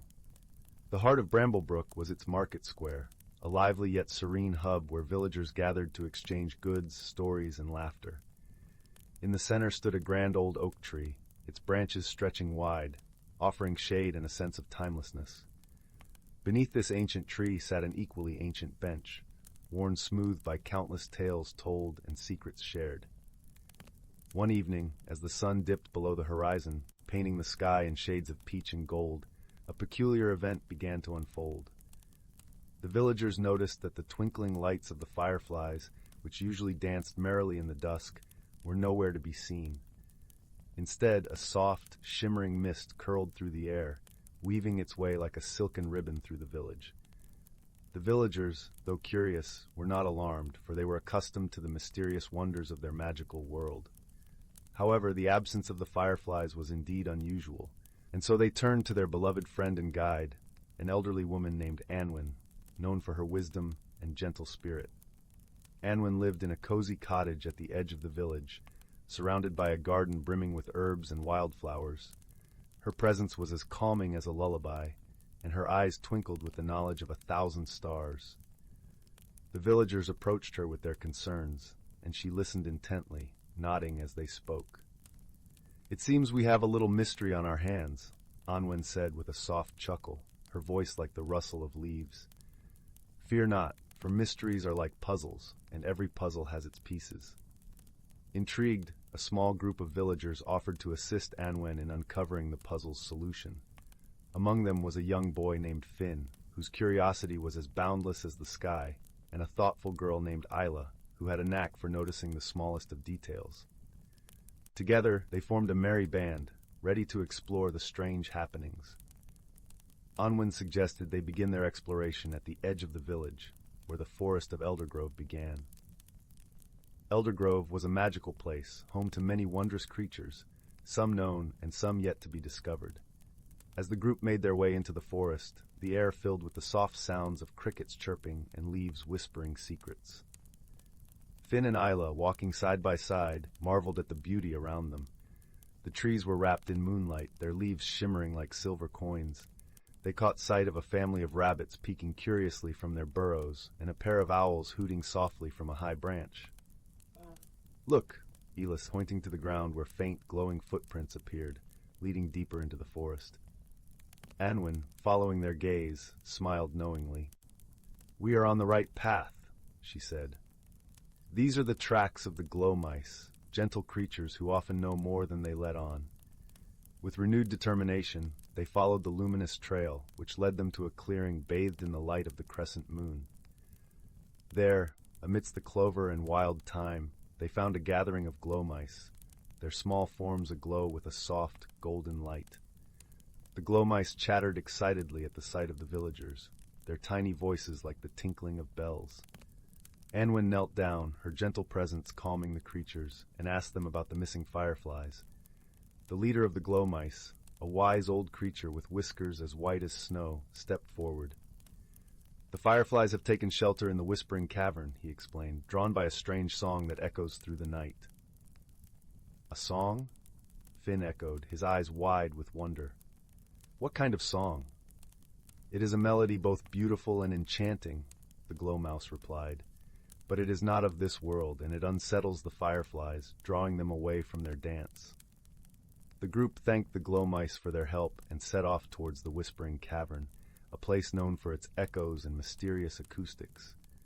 As they approached, the air grew cooler, and the sound of the strange melody reached their ears, a haunting yet lovely tune that seemed to weave its way into their very souls. At the entrance of the cavern, they paused, listening intently. The song was indeed captivating, like the gentle lapping of waves upon a shore, and it seemed to come from deep within the heart of the earth. Anwen, ever wise, suggested they proceed with care. "Let us find the source of this melody," she said, "for it may hold the key to our mystery." With lanterns casting warm pools of light, they ventured into the cavern. The walls glimmered with crystals, capturing the light and reflecting it in a dazzling display. The melody grew stronger, guiding them deeper, until they reached a vast chamber where a small, luminous pool lay at its center. Hovering above the pool was a creature unlike any they had ever seen, a spirit of the water, its form shifting like liquid moonlight. It sang softly, its voice the very essence of tranquility. The spirit noticed the villagers and paused, its song fading into silence. "Welcome, kind travelers," it spoke, its voice echoing softly. "I did not mean to trouble the fireflies. I sang to remember my home, far beyond the stars." Anwen stepped forward, her heart full of compassion. "We understand," she said gently. "Perhaps you might share your song with the world above, where all can hear and join in your melody." The spirit considered her words, its form shimmering with thought.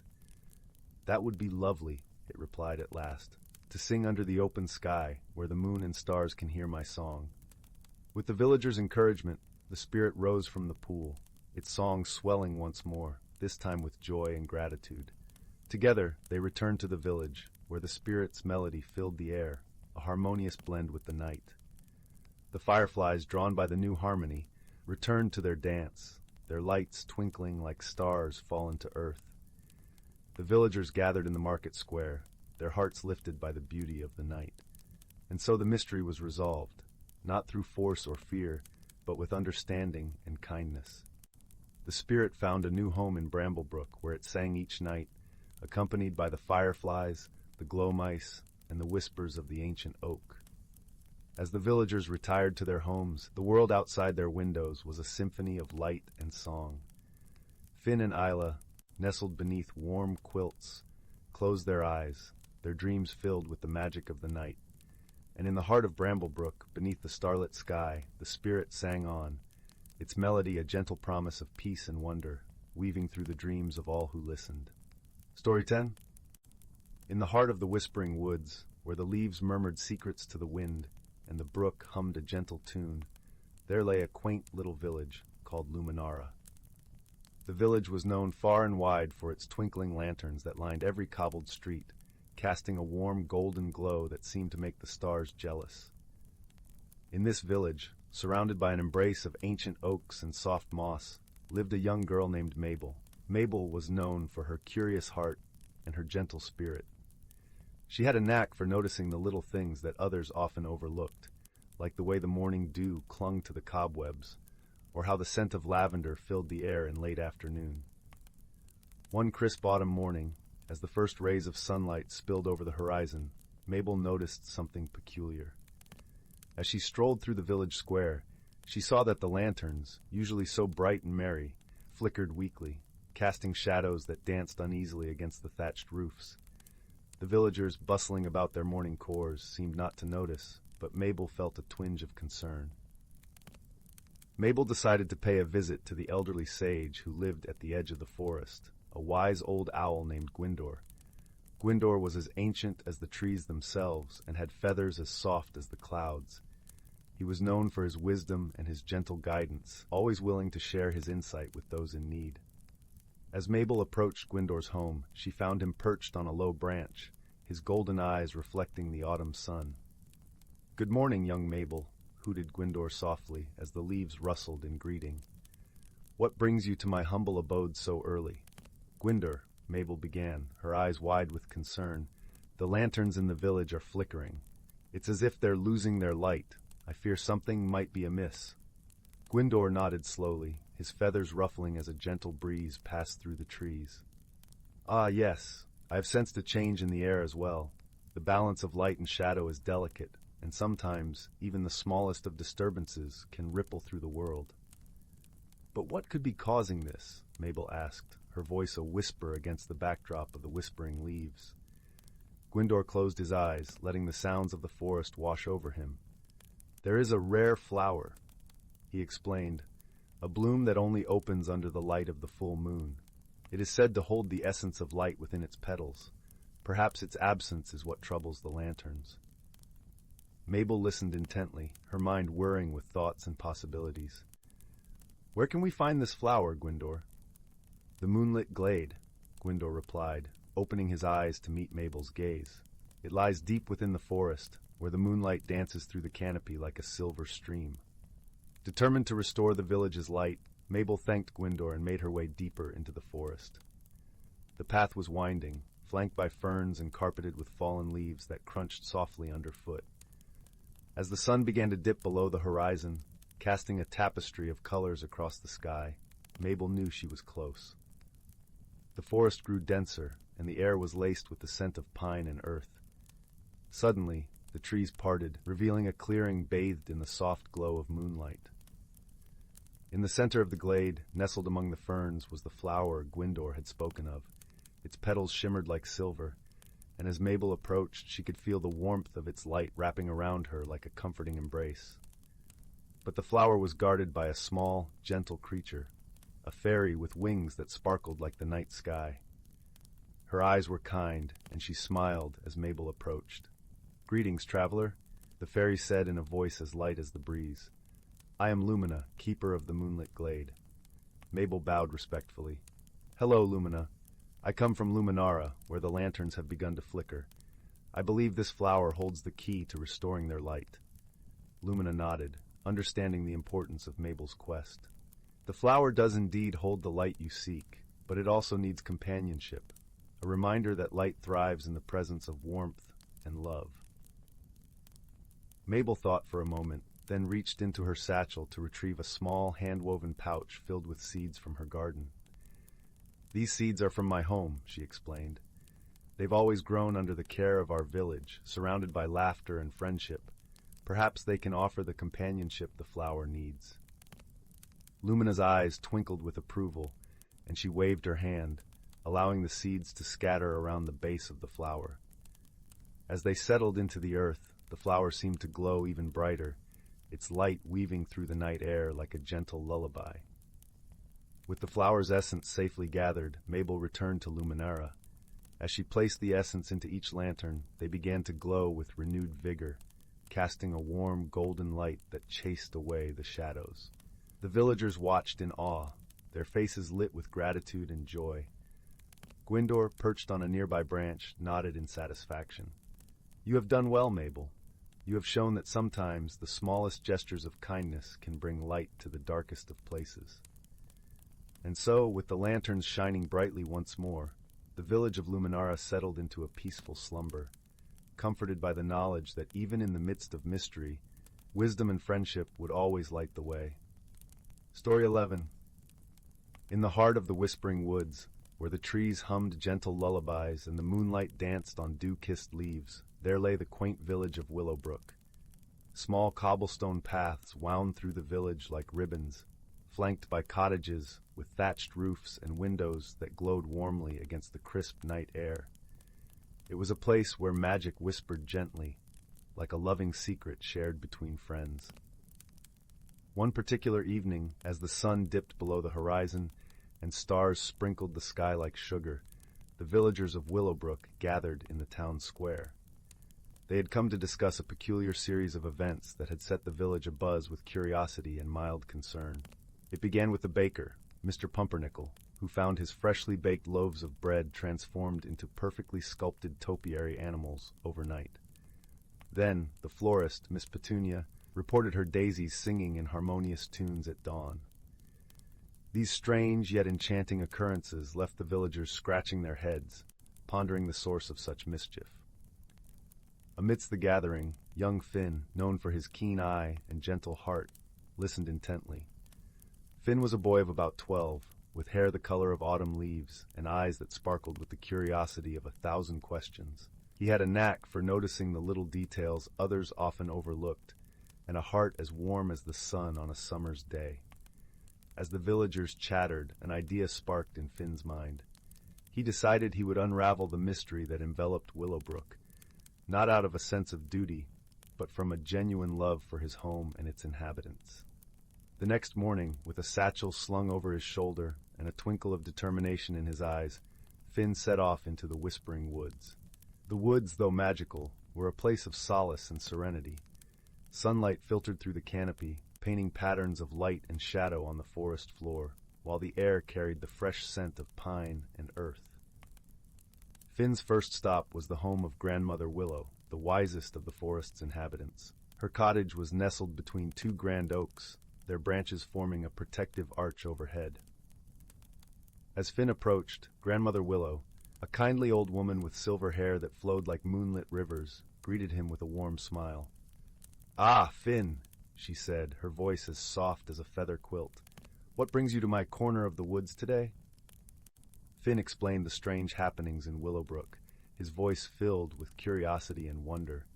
Grandmother Willow listened intently, nodding slowly as she pondered his words. "It sounds like the work of a playful spirit," she mused, her eyes twinkling with wisdom. "Perhaps the sprites of the glade are behind these whimsical events. They are known for their love of harmless pranks." Finn's heart leapt at the thought. The sprites were legendary in the Whispering Woods, known for their mischievous yet benign nature. They were tiny, ethereal beings with wings that shimmered like dewdrops in the morning light. "How might I find them?" Finn asked, eager to solve the mystery. Grandmother Willow chuckled softly. "The sprites are elusive, but they leave trails of their magic wherever they go. Look for the signs, dear Finn, and remember, they only reveal themselves to those with a true heart." With newfound purpose, Finn thanked Grandmother Willow and continued his journey.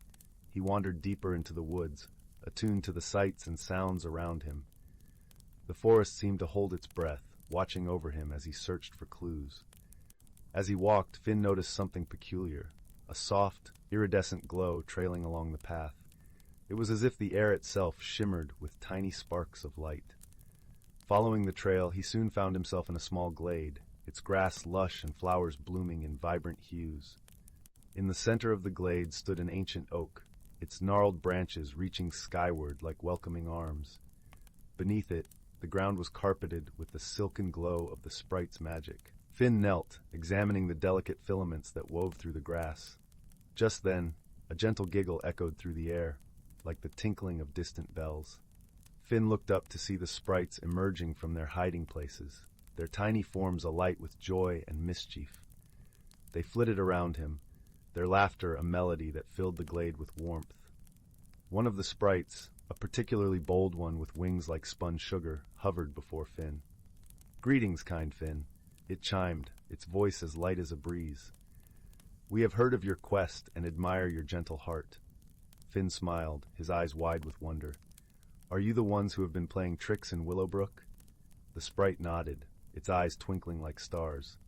"Indeed, it is our way of sharing joy, but we mean no harm, only to bring smiles and laughter." Understanding dawned upon Finn. The sprites were not causing trouble, but rather spreading cheer in their own magical way. He realized the villagers' initial confusion could be eased with a little explanation and understanding. With a grateful heart, Finn thanked the sprites for their honesty and promised to share their intentions with the villagers. In turn, the sprites gifted him a small vial of their glowing magic, a token of friendship and trust. Back in Willowbrook, Finn gathered the villagers in the town square once more. As he recounted his adventure, he spoke of the sprites as that playful nature and their desire to bring happiness. The villagers listened, their expressions softening with understanding and delight. Inspired by Finn's tale, the villagers decided to celebrate the sprites' magic by hosting a festival of lights. Lanterns of every color were strung across the village, casting a warm, inviting glow. Laughter and music filled the air as the villagers danced beneath the stars, their hearts light and spirits high. As the festivities drew to a close, Finn stood at the edge of the village, gazing into the whispering woods. He felt a gentle breeze brush against his cheek, and in it he heard the soft laughter of the sprites, a reminder of the magic that lived within the forest and within his heart. And so the mystery of Willowbrook was not only solved, but celebrated, leaving the village aglow with friendship, understanding, and the timeless magic of the Whispering Woods. Story 12. The Whispering Willows. In a quaint village nestled at the edge of an ancient forest, where the air was perpetually filled with the sweet scent of blooming heather, there lived a young girl named Leora. Her eyes sparkled with the curiosity of 1,000 questions, and her heart beat with the rhythm of a gentle, unwavering kindness. The village folks often spoke of magical tales passed down through generations, and Leora, with her ever-present sense of wonder, was drawn to these stories like a moth to a flame. Every evening, as the sun dipped below the horizon, painting the sky with hues of gold and crimson, Leora would sit by the hearth, her grandmother weaving tales of old. These stories often spoke of the whispering Willows, a grove, hidden deep within the forest, said to guard a treasure beyond imagination. But no one knew what form this treasure took, for none had ever returned from the grove to tell the tale. One crisp autumn morning, when the forest was awash with a tapestry of russet and amber leaves, Leora decided it was time to seek the truth behind the tales herself. She packed a small satchel with bread, cheese, and a flask of elderflower cordial, and set off into the woods. The path was dappled with sunlight, and as she walked, the gentle crunch of leaves beneath her feet played a soothing melody. The deeper Leora ventured, the more the world around her seemed to transform. The trees grew taller, their branches arching overhead to form a cathedral of nature. The air was cool and filled with the earthy scent of moss and damp wood. Tiny, iridescent birds flitted about, their songs a symphony of the forest. It was a world alive with wonder, a hidden realm that lay just beyond the everyday. As she wandered, Leora came upon a clearing where a single willow tree stood, its branches trailing like a curtain over a small, crystal-clear pond. The tree was unlike any she had seen before. Its leaves shimmered with a silver sheen, whispering secrets in a language only the wind could understand. Curious, she approached, her fingers brushing against the soft, silken leaves. To her astonishment, the tree seemed to respond, its branches parting to reveal a narrow path that led deeper into the forest. Heart pounding with anticipation, Leora stepped onto the path. The world around her shimmered as if the air itself was alive with magic. Shadows danced playfully, and the light took on an ethereal glow.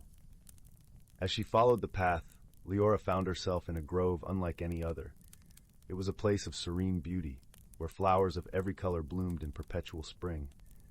In the center stood a circle of willows, their trunks twisted and gnarled, their branches entwined as if holding a secret council.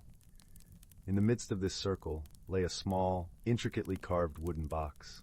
Leora approached it with reverence, her fingers tracing the delicate patterns etched into its surface. The box seemed to hum with a quiet energy, a gentle reminder of the power it held. With a deep breath, Leora opened the lid. Inside, nestled upon a bed of velvet, was a pendant shaped like a tiny crystalline teardrop. It glowed softly, casting a warm light that filled the grove with a sense of peace and tranquility. As she held it in her hands, a voice, soft and melodious, filled her mind. "The heart of the forest," it whispered, "a gift for those who seek with a pure heart and kind spirit." Leora felt a warmth spread through her, a connection to the world around her that was both profound and humbling. She understood now that the treasure was not one of gold or jewels, but of wisdom and harmony, a reminder of the bond between all living things. As she stood in the grove, Leora felt a presence beside her, a small, gentle creature with fur as soft as the willow's leaves emerged from the shadows. Its eyes, large and wise, met hers with a gaze of understanding and friendship. It was a creature of the forest, a guardian of the grove, and it had chosen to accompany her on her journey.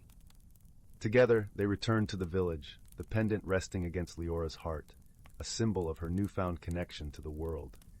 The villagers marveled at her tale, their hearts warmed by the knowledge that the true treasure lay not in riches, but in the bonds that connected them to each other and to the land. As the seasons turned, Leora grew, her adventures shaping her into a wise and gentle leader. The pendant remained with her, a reminder of the magic of the whispering willows and the journey that had changed her forever. And so, under the watchful gaze of the ancient forest, the village thrived, its people living in harmony with the world around them, guided by the gentle wisdom of a girl who had once dared to seek the truth in a world of wonder. Story 13. In a distant cluster of stars, where galaxies swirled like celestial paintbrush strokes across a vast canvas of darkness, there existed a small, bustling planet named Treloria. Its skies shimmered with hues of lavender and coral, and the air was filled with the gentle hum of bioluminescent insects dancing through fields of silver grass. On this planet lived a kind-hearted, azure-scaled creature named Corin. With eyes as deep as the ocean and a voice as soft as the evening breeze, Corin spent his days tending to the vibrant flora that covered the land like a living quilt. One day, as Corin was nurturing the delicate petals of a star-blooming vine, a sudden gust of wind carried an unfamiliar object crashing onto the planet's surface. With a cautious heart, Corin approached the peculiar sight.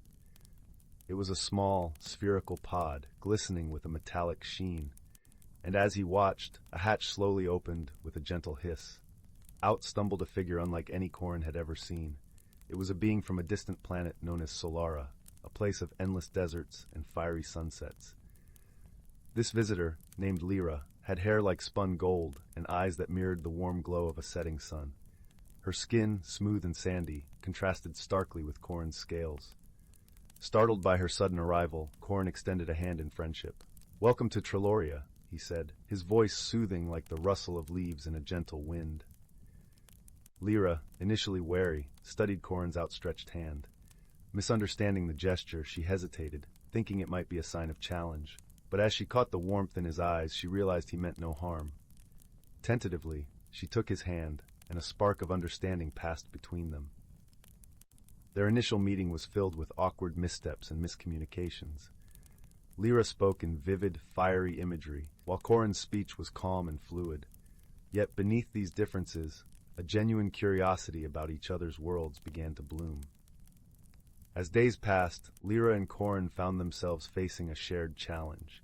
A creeping shadow had begun to spread across Treloria's landscape, threatening to dim its vibrant. The shadow, born from a rare cosmic phenomenon, was slowly sapping the energy from the planet's flora, causing the once luminous plants to wilt and fade.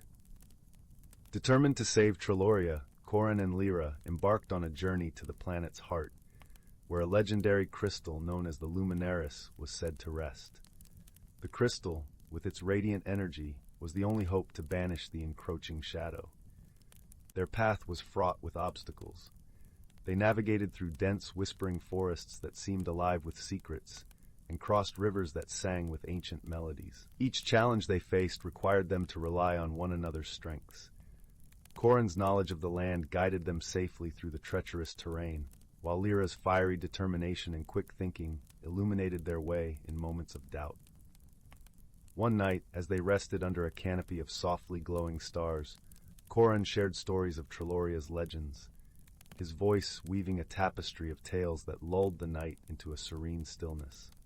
Lyra listened, her heart warmed by the gentle cadence of his words, realizing that despite their differences, they were kindred spirits bound by a shared purpose. In turn, Lyra spoke of her home, painting vivid pictures of Solara's endless skies and the way the sun cast its golden net over the land. As she spoke, Corin marveled at her passion, feeling the warmth of her world in every word. Their journey reached its climax as they arrived at the sacred cavern where the Luminaris crystal lay. The cavern was a symphony of shimmering light, each facet of the crystal reflecting a spectrum of colors that danced across the walls like ethereal waltzers. Together, they approached the crystal, and with a shared touch, they awoke its dormant power. The cavern filled with a radiant glow that surged through the land, chasing away the shadow and restoring Treloria's vibrant life. In that moment, standing amidst the light, Corin and Lyra understood the true meaning of friendship. It was a bond that transcended words and differences, a connection forged in shared trials and triumphs. As they looked into each other's eyes, they knew their friendship was a treasure more precious than any jewel. With the shadow banished and Treloria's beauty restored, Lyra prepared to return to her own planet, her heart full of gratitude and a newfound understanding of the universe's vast tapestry of life. Corin, watching her depart, felt a sense of peace, knowing they would always be connected by the journey they had shared. And so, under the gentle glow of twin moons, Corin and Lyra parted ways, their friendship a beacon of light in the boundless expanse of the cosmos, a reminder that even the most unlikely companions can discover the profound depths of friendship. Story 14. In the heart of an ancient forest where the sun's golden rays trickled through a cathedral of towering trees, there lay a secret world, hidden from the eyes of ordinary folk. This was a place where the natural creatures of the forest lived in harmony, guided by the whispers of the wind and the gentle rustle of leaves. Here, the boundaries between reality and magic danced like sunlight on a rippling brook. As spring awoke the slumbering earth, the forest buzzed with quiet anticipation. The trees, heavy with the scent of fresh blossoms and dew, stood like wise sentinels, their roots entwined with the stories of the ages. Among them lived a family of wise old owls, their feathers soft as moonlight, who knew the secrets of the forest better than any other. One such owl, an elder with eyes as deep as the starry sky, perched on an ancient oak. Her name was Lumina, and she had seen many seasons come and go, each bringing its own lessons and wonders. She was the keeper of the forest's wisdom, passing down the lore from one generation to the next. One morning, as the mist lifted in silken threads from the forest floor, Lumina gathered the young creatures of the forest around her. Squirrels with bushy tails, rabbits with twitching noses, and even a curious fawn with eyes wide as saucers came to listen to her tales. The air was filled with the sweet fragrance of wildflowers and the gentle hum of life thrumming in harmony. "Listen closely, my dear ones," Lumina began, her voice a soft, soothing melody. "We are the stewards of this forest, and it is our duty to maintain the delicate balance that keeps it alive." She spoke of the great cycle of the seasons, how each played its part in the grand tapestry of nature. Spring's gentle rains and budding leaves, summer's warm, lazy afternoons where the sun kissed the earth with its golden light, autumn's symphony of colors as leaves blushed and fell, and winter's quiet slumber beneath a blanket of snow. "This balance," she continued, her eyes glinting like the first stars of evening, "is a gift to us, and it is our responsibility to cherish and protect it." As Lumina's tale unfolded, the creatures listened with rapt attention, feeling the truth of her words resonate deep within their hearts. The forest was not just their home, it was a living, breathing entity, a magical realm where the mundane and the mystical intertwined. One young squirrel, named Bramble, was particularly moved. His small heart swelled with a newfound sense of purpose. "How can we help, Lumina?" he asked, his voice a soft whisper against the gentle breeze. Lumina smiled, a tender expression that crinkled the edges of her wise eyes. "By living in harmony with all things, dear Bramble, and respecting the balance that sustains us. Remember, even the smallest creature can make a significant difference." As the days passed, Bramble took Lumina's words to heart. He began to gather the fallen acorns, planting them in the rich, dark soil, ensuring that new life would spring forth with each passing year. The other creatures followed his example, each finding their way to contribute to the forest's well-being. The seasons turned, and with each change, the forest thrived. In the heat of summer, the trees stood tall and proud, offering shade and shelter. Autumn arrived with a flourish of crimson and gold, the air crisp and clear. Winter followed, its breath a cool whisper, blanketing the earth in serene white. Through it all, Lumina watched over them, her heart filled with pride and love for the young creatures who had embraced their role as guardians of the forest. Her stories and teachings became the foundation upon which the future was built, a beacon of wisdom passed down through generations. And so the forest continued to flourish, a living testament to the power of harmony and balance. The creatures lived in peace, bound by the gentle wisdom of an old owl, and the shared understanding that even in a world of magic and wonder, it was their actions that sustained the beauty of their home. As the sun dipped below the horizon, painting the sky in hues of lavender and rose, Lumina settled into her nest, content in the knowledge that the forest would remain a sanctuary for all who called it home. The gentle rustle of leaves and the soft murmur of the wind sang a lullaby, a promise that as long as there were hearts willing to care, the magic of the forest would never fade. In this harmonious world, the creatures continued to thrive, each day a new chapter in the never-ending story of nature's wonder. And with each sunrise, the forest awakened once more, ready to share its secrets with those who listened, its magic woven into the very fabric of life. Story 15. In a quaint little village nestled between rolling hills and shimmering streams, there lived a collection of quirky and endearing characters who made life as whimsical as a fairy tale. The village, known as Tinkerville, was renowned for its charming homes, with roofs that sparkled like dew-kissed petals and gardens that hummed with the soft laughter of hidden fairies. Among the villagers, there was a delightful fellow named Whimsy Wiggletop. Whimsy was a peculiar gnome with a penchant for collecting oddities.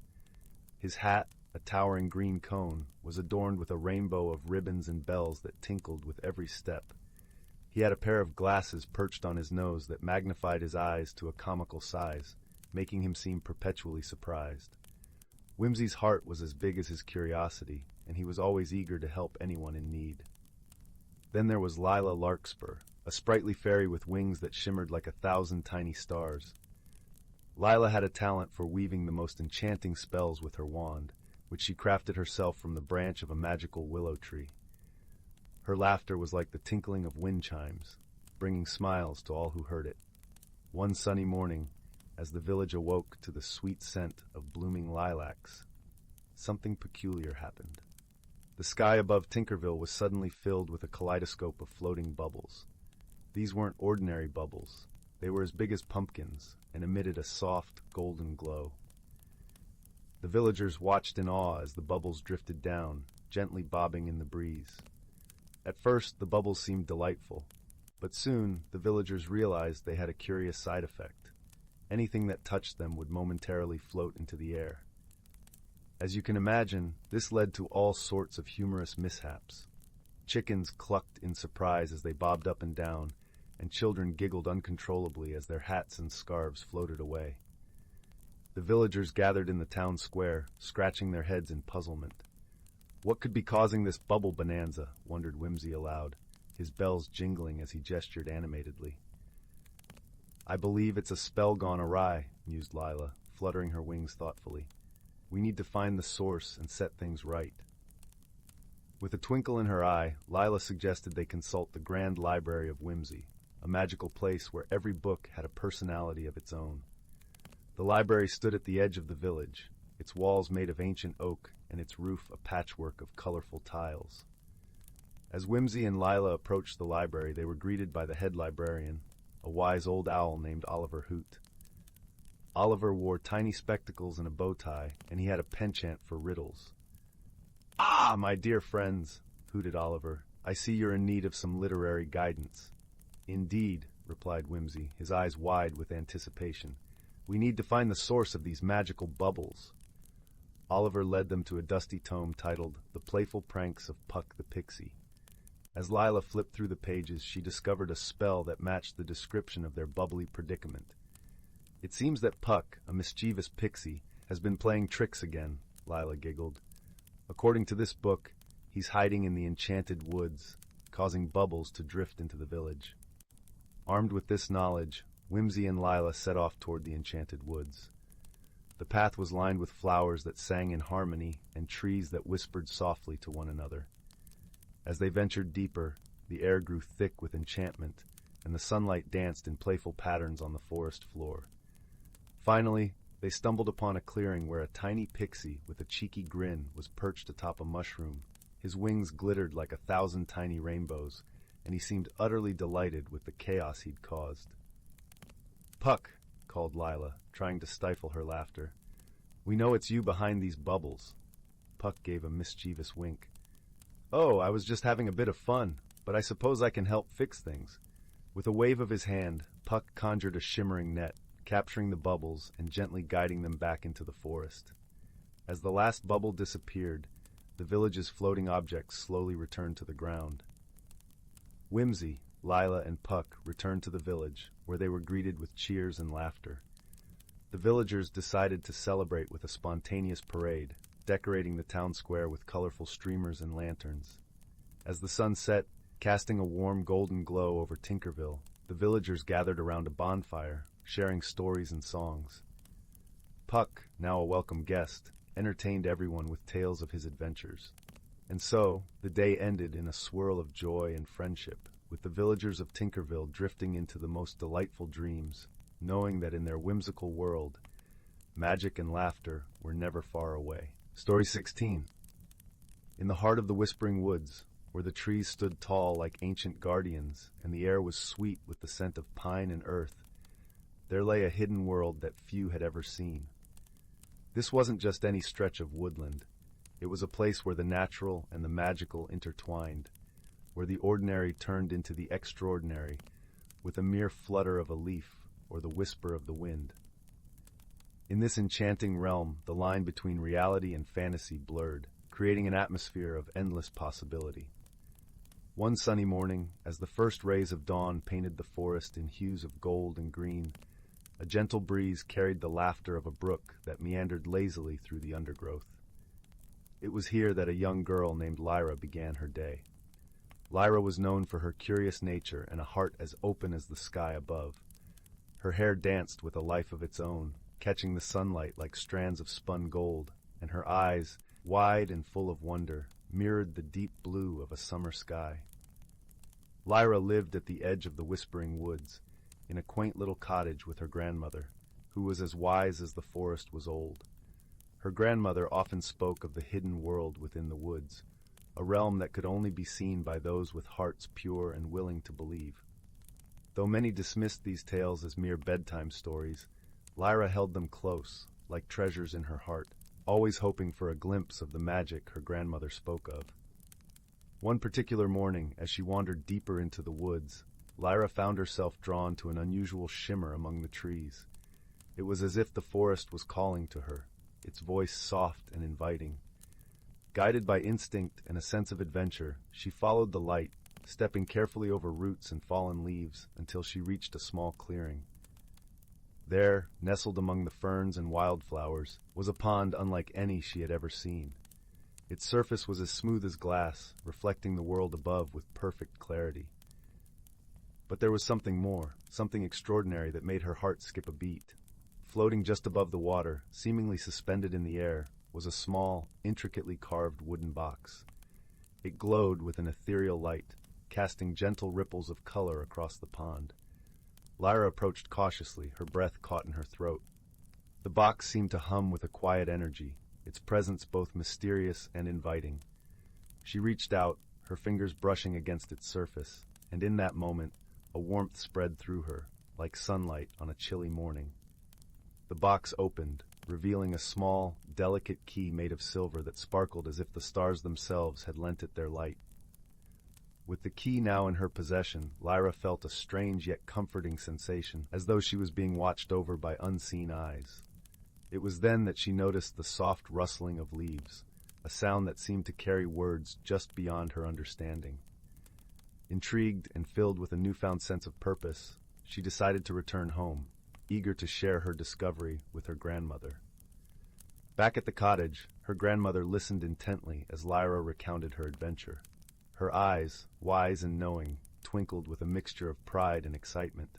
"The key you have found," she explained, "is no ordinary key. It is said to unlock the door to the hidden world of the Whispering Woods, a place where magic thrives and dreams take flight." Lyra's heart fluttered with anticipation.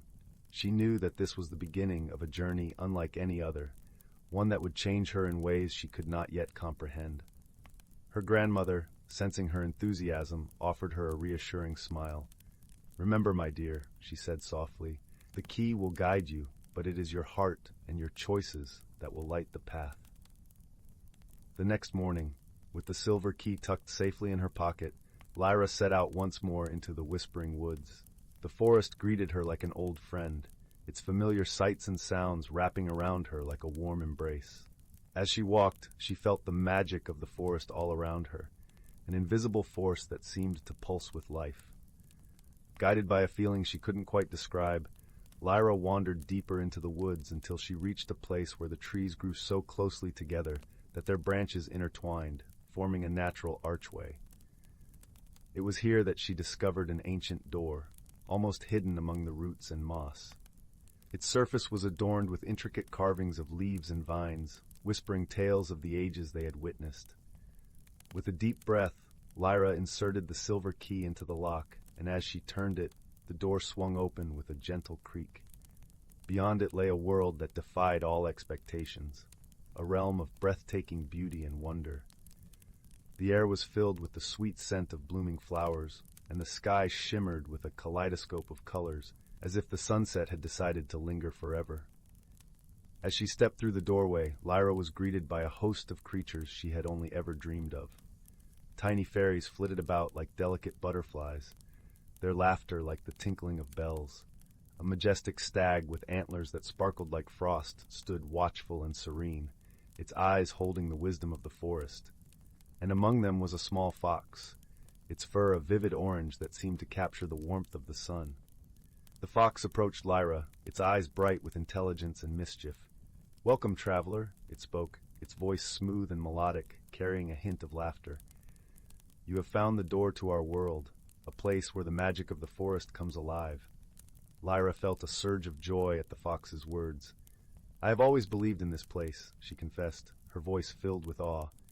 "But I never imagined it would be so alive." The fox nodded, a twinkle in its eye. "Here, the stories of the forest breathe and dance. But remember, this world is not just a place to witness. It is a place to learn and grow." Eager to explore, Lyra spent her days wandering the hidden world, each step revealing new wonders and secrets. She learned to listen to the trees, their leaves whispering stories of ancient times.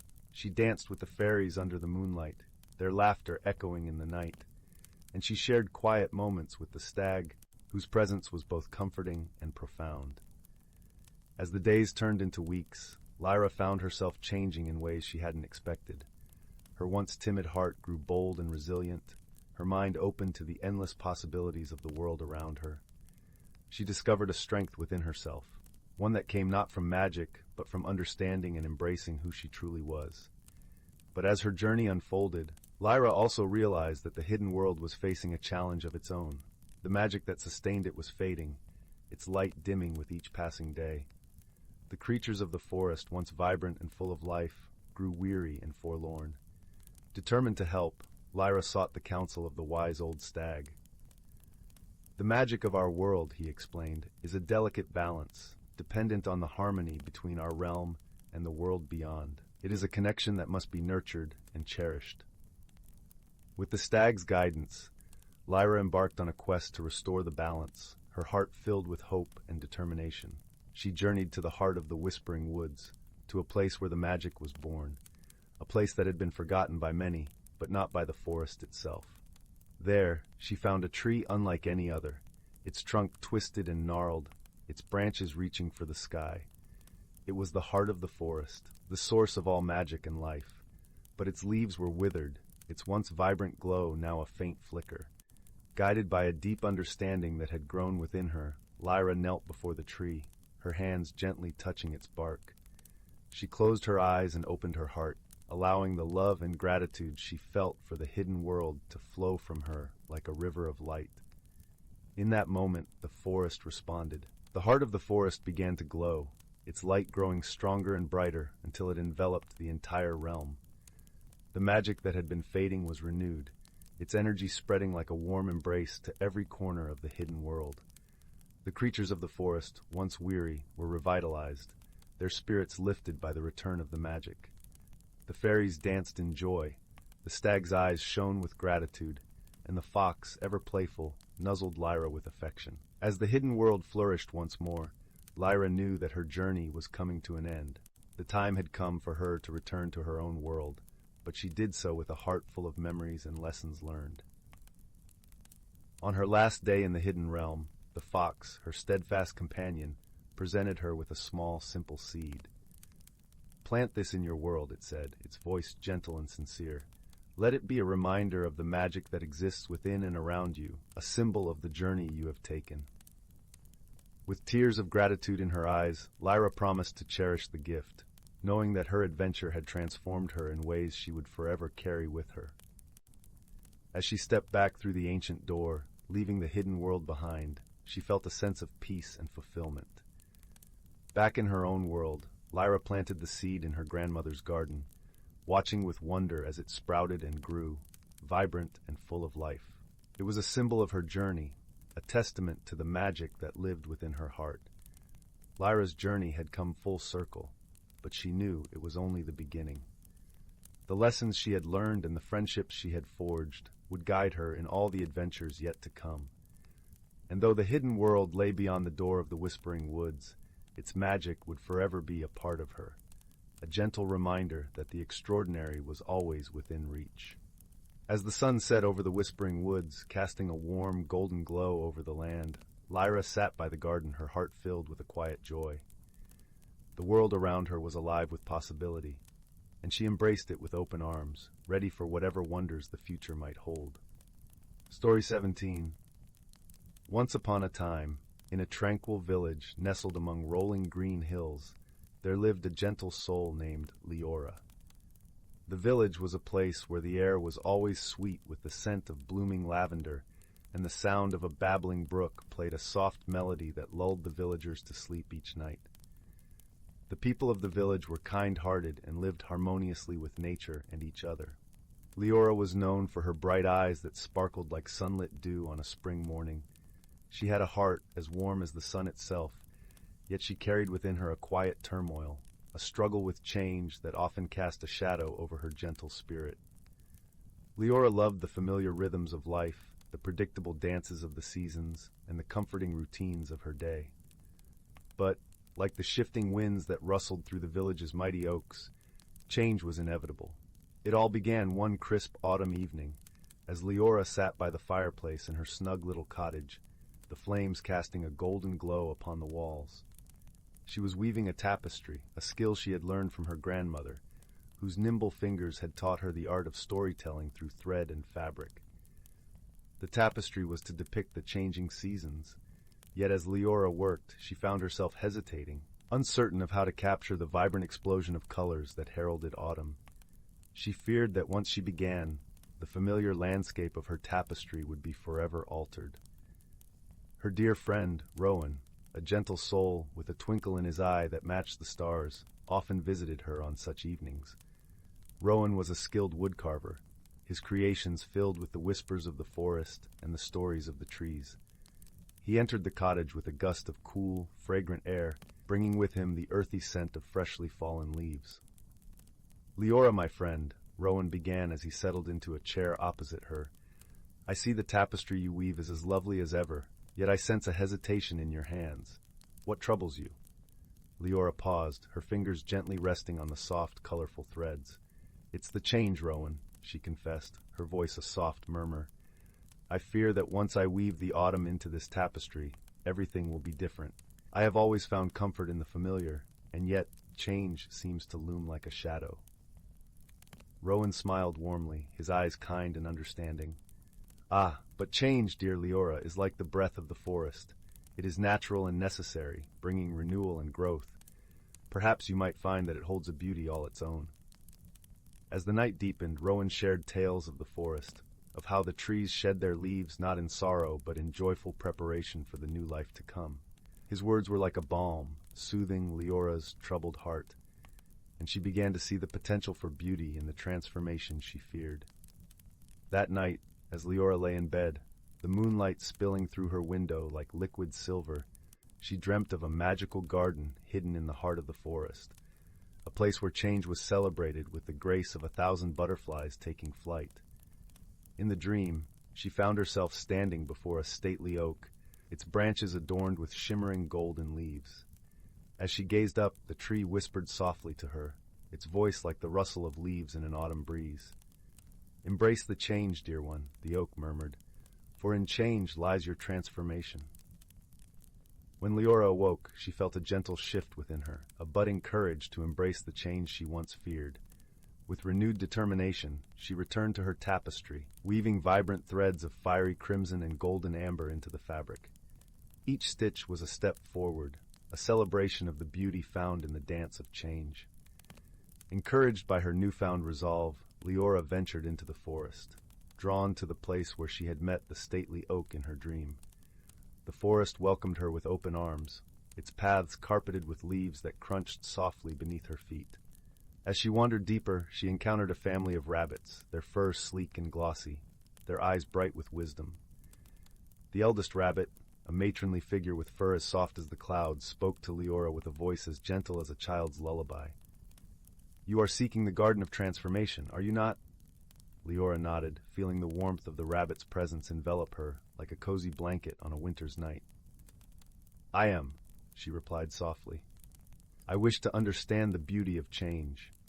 With a nod of understanding, the rabbits led her to a secret glen where ancient trees stood like guardians, their branches entwined in a canopy that shimmered with 1,000 hues, as if each leaf held the colors of the sunrise and sunset captured within its veins.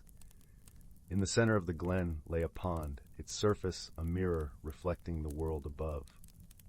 Leora knelt beside it, her reflection gazing back at her with eyes that now held both the wonder of a child and the wisdom of an elder. The water rippled gently, and as it did, she saw herself not as she was, but as she could be, a figure of grace and strength, unafraid of the changes life would bring.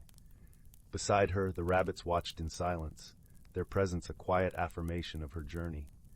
The eldest spoke again, her voice a soft murmur against the melody of the forest. Change is the music of life, dear one. It is in the melody of the wind, the harmony of the leaves, and the rhythm of your heart. Embrace it, and you will find your true self. With their words echoing in her heart, Leora dipped her hands into the pond, feeling the cool, silken water slip through her fingers like liquid stardust. As she did, she felt a warmth spreading through her, a gentle glow that filled her with a newfound sense of peace and purpose. Returning home, Leora completed her tapestry with a flourish, the threads now a vibrant celebration of life in all its colors and changes. Her heart was light, her spirit transformed, and she realized that the tapestry was not just a depiction of the seasons, but a reflection of her own journey, a testament to the beauty of embracing change. In the days that followed, Leora shared her story with the village, her words a gentle encouragement for others to find their own paths within the dance of life. And as the seasons turned, she found that change, once feared, was now a beloved companion, a reminder of the endless possibilities that lay before her. And so, in the quiet village nestled among rolling green hills, where the scent of lavender lingered in the air and the brook sang its eternal song, Leora lived her days with a heart open to the magic of the world around her. And in doing so, she discovered that true transformation begins not with the world outside, but with the courage to embrace the change within. And so, with the warmth of the fire casting a comforting glow, the story draws to a close, leaving behind a sense of peace, like a gentle sigh at the end of a long day. The village, the forest, and the tapestry of life itself continue their dance, ever-changing, ever-beautiful, in the timeless embrace of nature's gentle hand. Story 18. In the heart of the verdant vale, where the leaves whispered secrets and the streams sang gentle lullabies, there nestled a quaint little village known as Willowmere. The cobblestones of Willowmere glistened under the soft glow of moonlight, and the thatched roofs seemed to hum with the warmth of hearth fires within. Willowmere was a place where time seemed to slow, cradled by the embrace of ancient trees and the soothing murmur of the river Eldon. One chilly autumn evening, as the golden hues of sunset faded into the indigo of night, an unusual commotion stirred the villagers from their evening routines. Twinkling lights, like tiny stars, began to dot the forest edge, flickering and dancing in the dusky air. These lights were unlike anything the villagers had seen before, and they spoke in hushed tones of their mysterious beauty. In a cozy cottage at the edge of the village lived a young girl named Lyra. She was known for her kind heart and curiosity, always eager to understand the world around her. Her grandmother, a wise woman with twinkling eyes and a voice as soft as velvet, often shared tales of the magical creatures that dwelt in the vale. Lyra, with her imagination afire, wondered if the lights might be connected to those stories. The next day, Lyra set out to investigate the strange lights.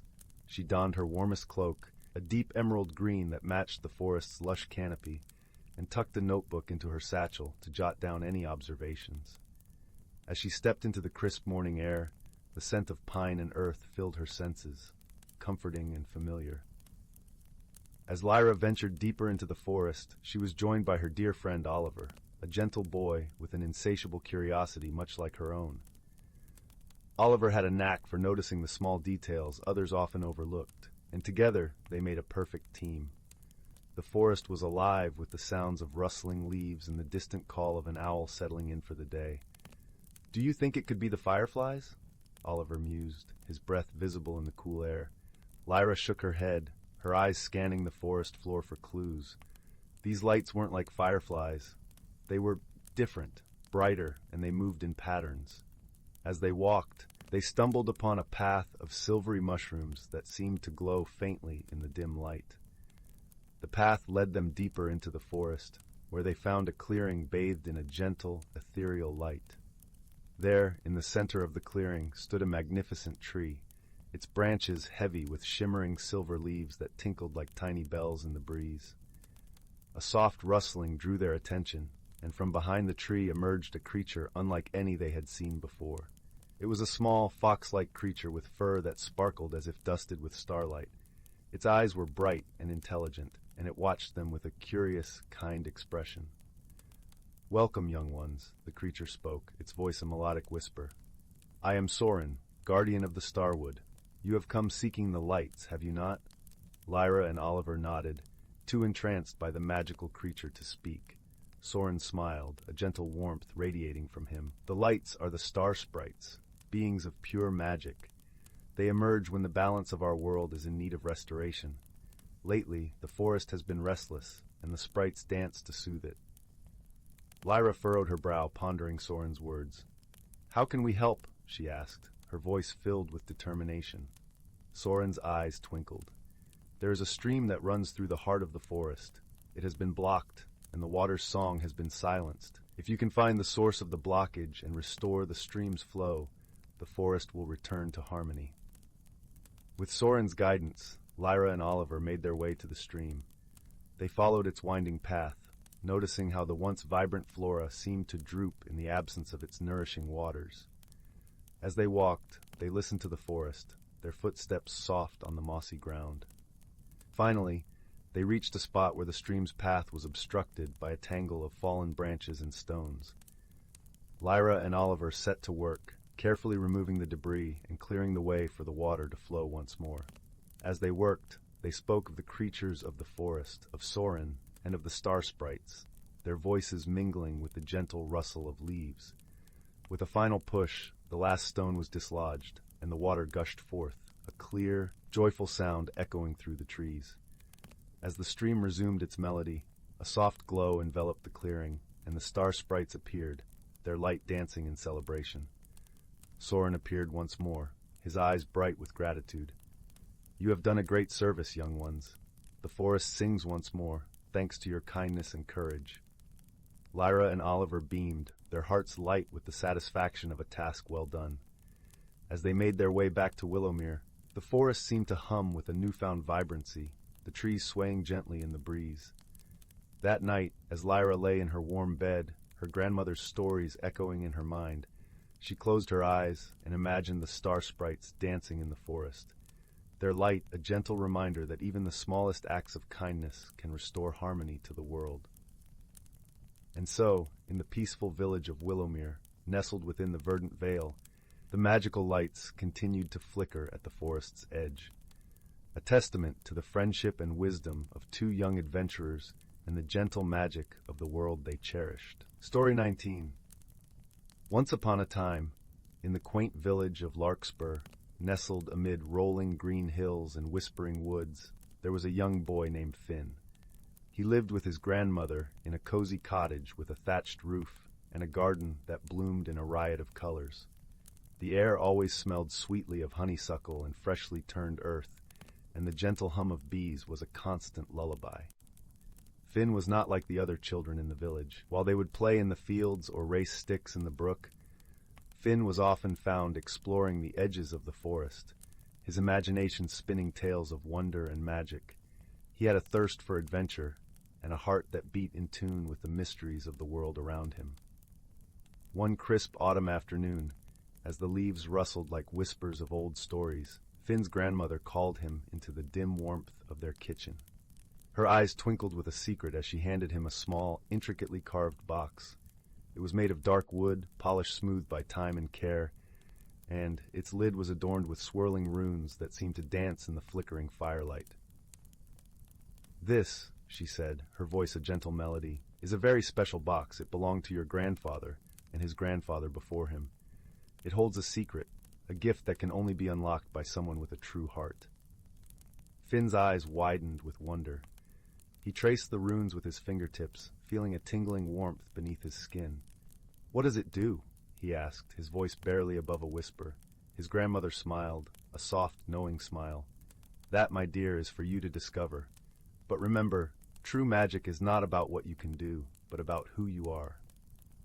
With those words echoing in his heart, Finn took the box to his room, where moonlight streamed through the window, painting silver patterns on the wooden floor.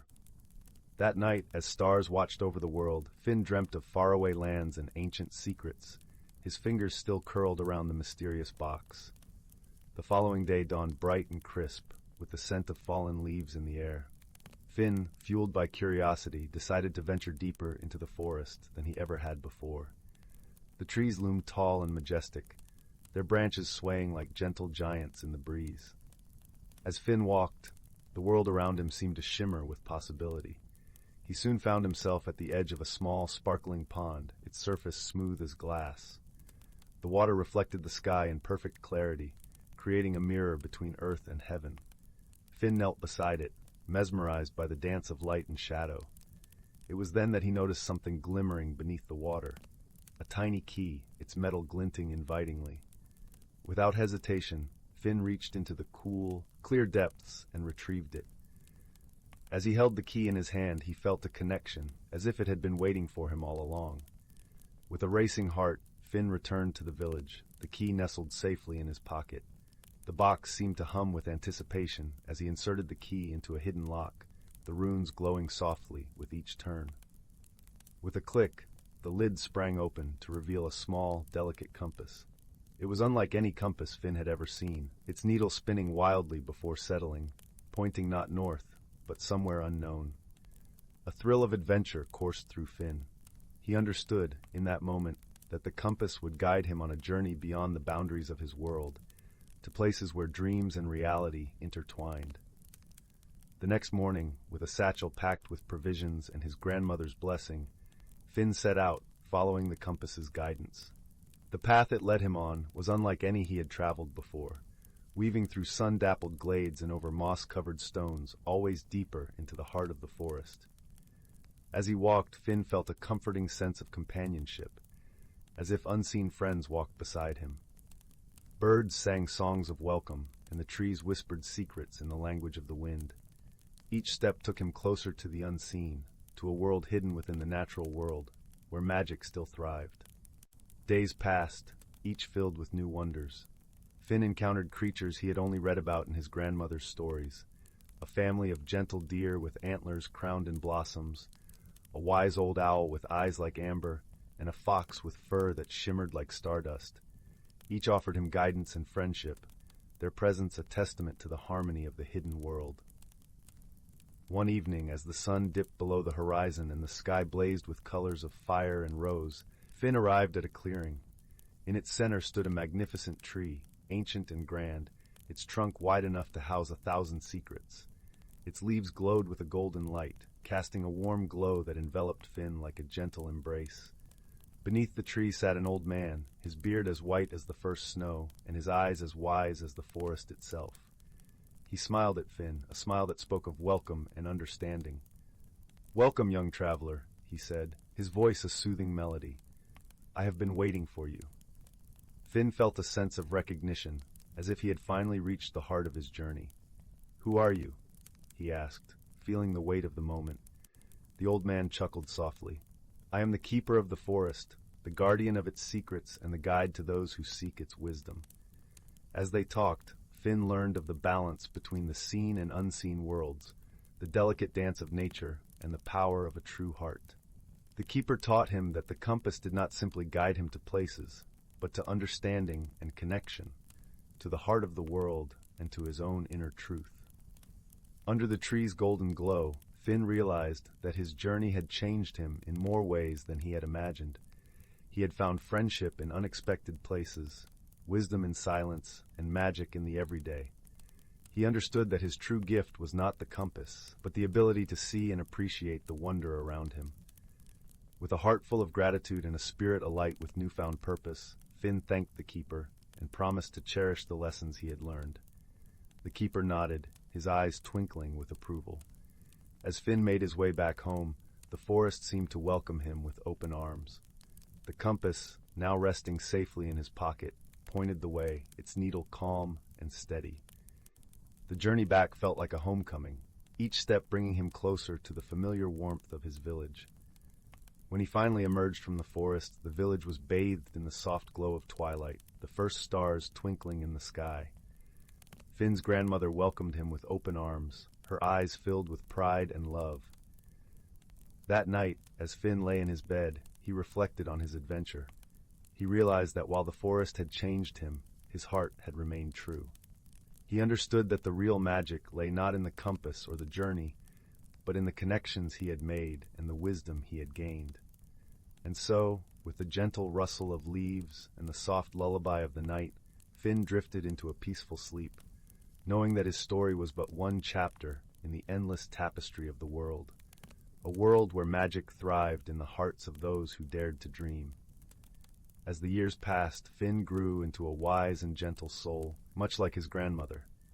He became a storyteller, sharing tales of his adventures and the hidden wonders of the forest with children who, like him, dreamed of worlds beyond their own. The little box with its magical compass remained a treasured keepsake, a reminder of the journey that had shaped him. In time, Finn's stories wove through the village like golden threads, inspiring others to seek out their own adventures and discover the magic within themselves. The village of Larkspur flourished, its people living in harmony with the natural world, guided by the wisdom of the stories passed down through generations. And so the legacy of the little box and its compass lived on, a beacon of hope and wonder for all who believed in the power of a true heart and the magic of the world around them. As for Finn, he continued to explore the forest, always discovering new secrets and forging new friendships. Each step he took was a testament to the journey that had begun with a simple key and a young boy's curiosity, a journey that had led him to the heart of the world and back home again.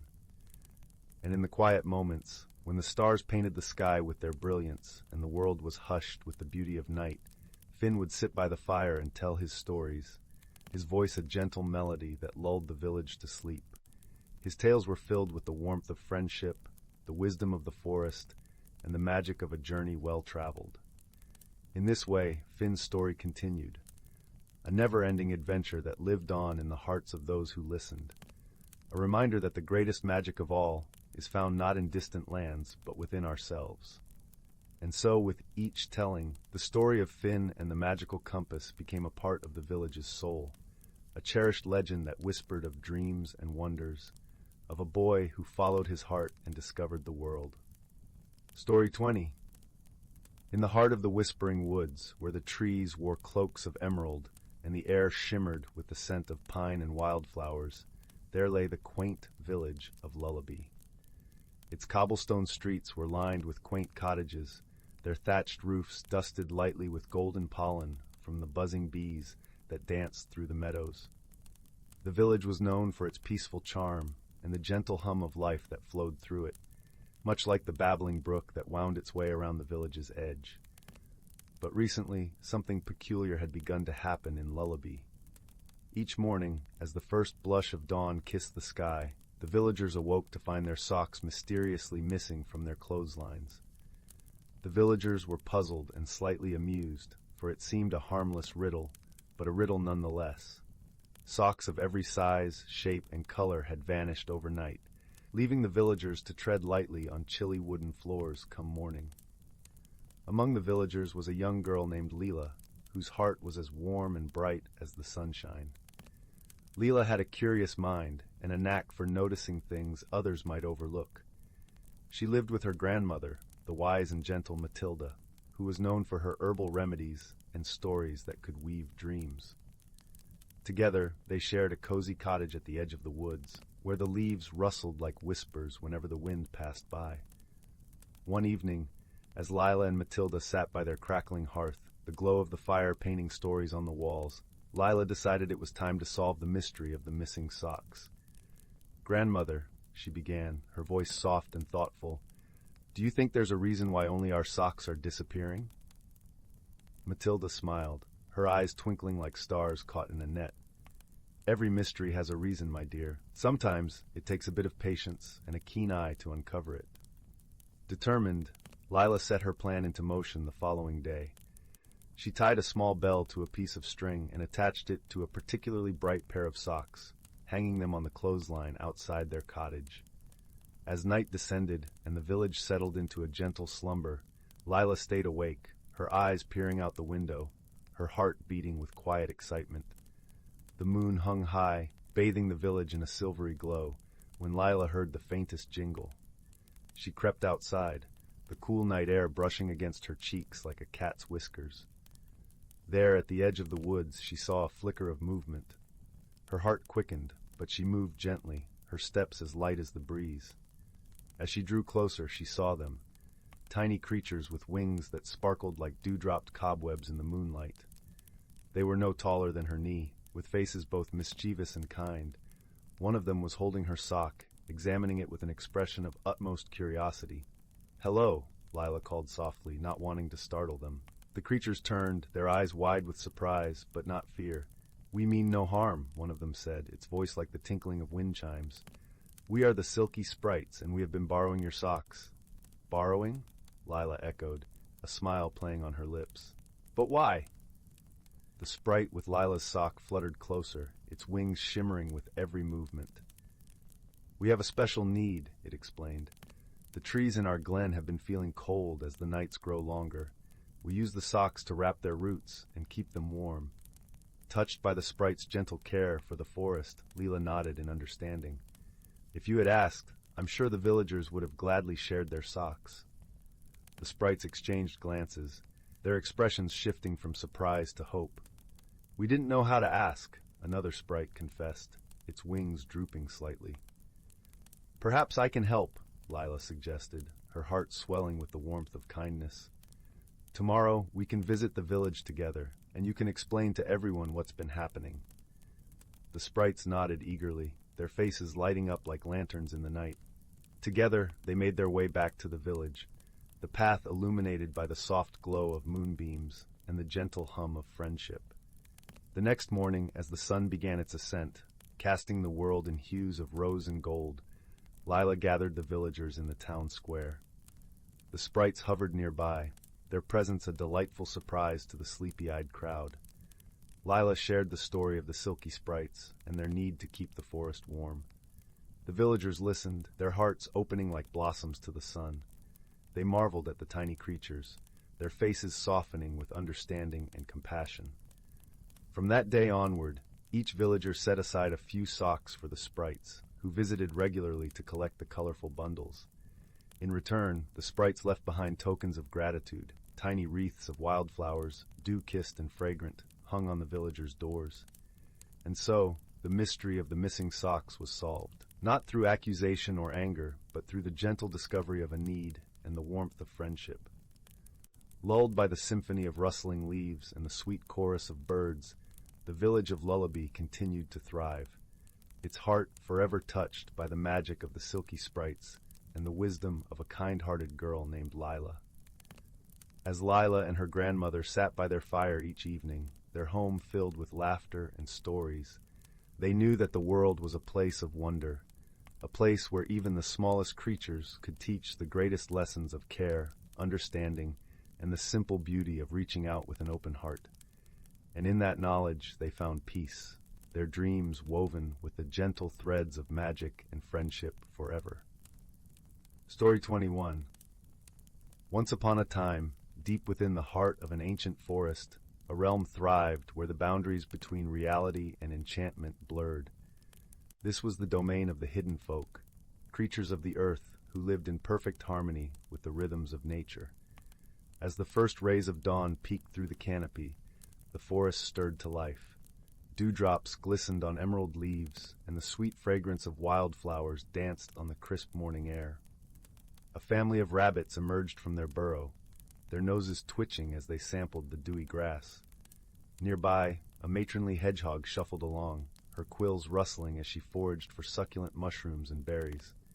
In the boughs above, a parliament of wise old owls kept a watchful eye, their piercing gazes missing nothing.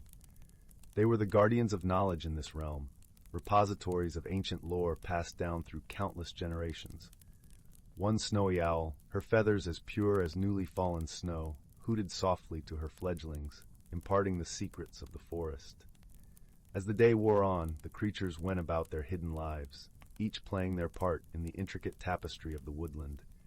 Industrious beavers felled slender saplings, their flat tails slapping the water in a rhythmic cadence. Dragonflies darted to and fro, their iridescent wings catching the sunbeams like a kaleidoscope. A family of deer grazed peacefully in a sunlit glade, their ears twitching at the slightest sound. With each passing season, the forest transformed, and its denizens adapted seamlessly. In the spring, when the first buds unfurled and newborn fawns took their first wobbly steps, a sense of renewal permeated the air. The summer brought lush abundance, with juicy berries ripening on the vines and butterflies flitting from blossom to blossom. As autumn arrived, the forest exploded into a fiery tapestry of crimson and gold. Squirrels scampered to and fro, their cheeks bulging with nuts and seeds gathered for the long winter ahead. The air carried the rich, earthy scent of decaying leaves, and the creatures burrowed deep, preparing for the slumber to come. It was in the depths of winter that the true magic of the forest revealed itself. When the first snowflakes began to swirl, the hidden folk stirred from their slumbers, emerging to witness a breathtaking spectacle. The towering trees glittered with icicles, and the forest floor was blanketed in a pristine mantle of white. As the full moon rose, its silvery beams danced across the snow, casting an ethereal glow. But the greatest wonder of all was the aurora borealis, the dancing lights that painted the night sky in brilliant hues of green, purple, and crimson. The creatures gazed up in awe, their eyes wide with wonder, for they knew this celestial display was a gift from the very heart of the forest itself. According to ancient lore, the aurora was the manifestation of the forest's spirit, a powerful and benevolent force that governed the delicate balance of nature. When the seasons were in harmony and all creatures lived in peaceful coexistence, the spirit would reveal itself in a breathtaking display of light and color, a reminder of the magic that permeated every corner of this sacred realm. As the winter melted into spring once more, the hidden folk emerged from their slumbers, renewed and invigorated by the cycle of life that had unfolded before their very eyes.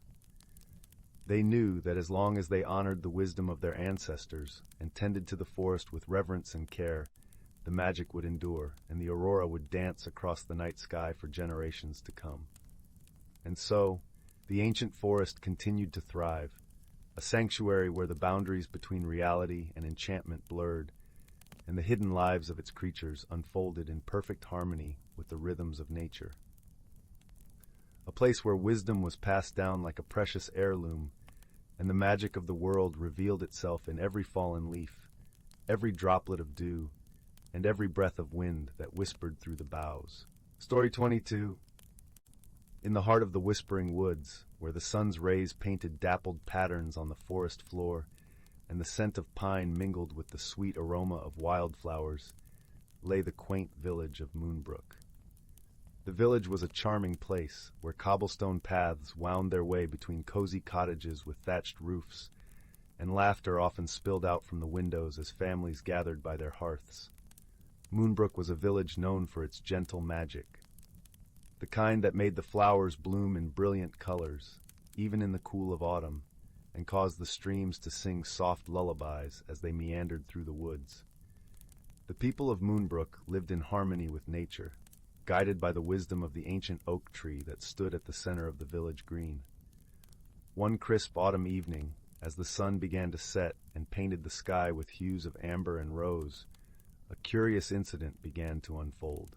The villagers noticed that the stars, which usually twinkled brightly and formed familiar constellations, seemed to be shifting ever so slightly, creating new patterns across the night sky. This subtle rearrangement puzzled the villagers, who had always trusted the stars to guide them.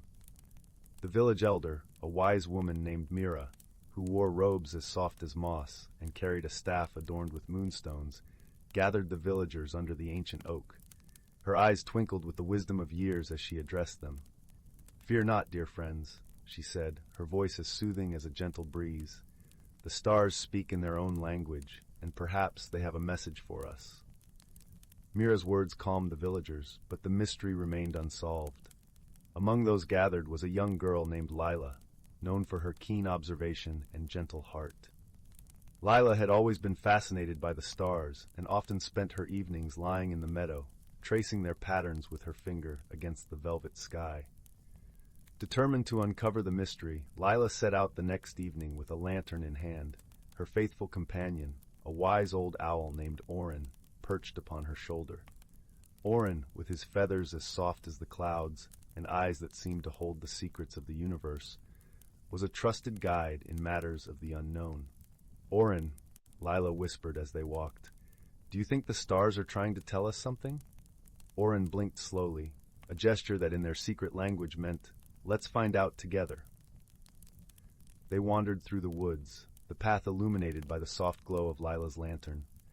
The forest was alive with the gentle rustling of leaves and the distant call of night creatures.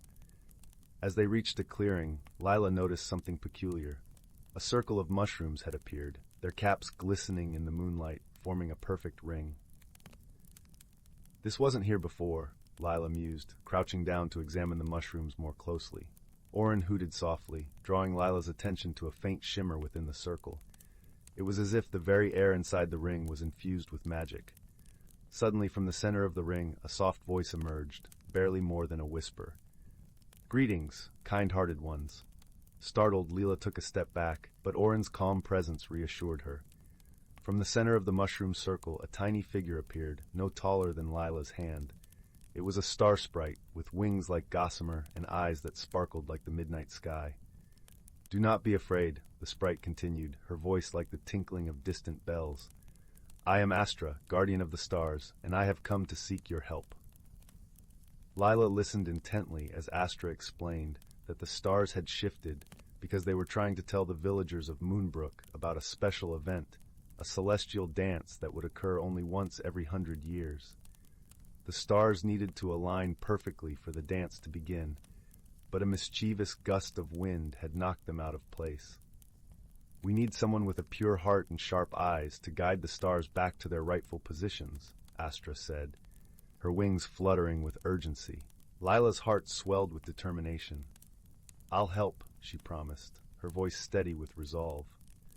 With Orin guiding her and Astra by her side, Lila set off on a journey that took her to the highest hill overlooking Moonbrook. There, under the vast expanse of the night sky, she stood with arms outstretched, feeling the gentle breeze that carried the whispers of the stars. "Close your eyes, Lila," Astra instructed softly. "Feel the stars within your heart and let their light guide you." Lila closed her eyes, allowing the stillness of the night to envelop her. She imagined each star as a tiny beacon of hope, and as she did, she felt a warm glow begin to emanate from within her. Slowly, she raised her hands to the sky, and with a gentle motion, she began to guide the stars back to their rightful places. One by one, the stars twinkled into alignment, forming the constellations that had guided the villagers for generations. As the last star settled into place, the sky erupted into a breathtaking display of light, the celestial dance finally beginning. The villagers who had gathered in the village green watched in awe as the stars twirled and spun, their movements synchronized to a melody only they could hear. It was a sight of unparalleled beauty, a reminder of the magic that existed in the world around them. As the dance came to an end, Astra appeared before Lila once more. "Thank you, brave one," she said, her voice filled with gratitude. "You have restored harmony to the heavens, and for that we are forever grateful." With a final, shimmering smile, Astra vanished, leaving behind a single twinkling star that lingered in the sky, a reminder of the magic that dwelled in the heart of Moonbrook. Lila returned to the village, her heart light with the joy of her adventure. The villagers welcomed her with warm embraces, and Myria, the wise elder, placed a gentle hand on her shoulder. "You have shown us all the power of a kind heart and open mind," Myria said softly, "and for that, we are blessed." As the village settled into the peace of the night, the stars above watched over them, their gentle glow a promise of protection and guidance. And in the quiet corners of the whispering woods, the whispers of the stars could still be heard, a gentle lullaby that carried the village into a restful slumber. And so, under the watchful eyes of the stars, Moonbrook drifted into a peaceful sleep, comforted by the knowledge that magic and friendship would always light their way. Story 23. Once upon a time, in the quaint village of Willowbrook, where the mornings were often wrapped in a gentle mist and the evenings were kissed by the glow of countless fireflies, there lived a curious young boy named Alden.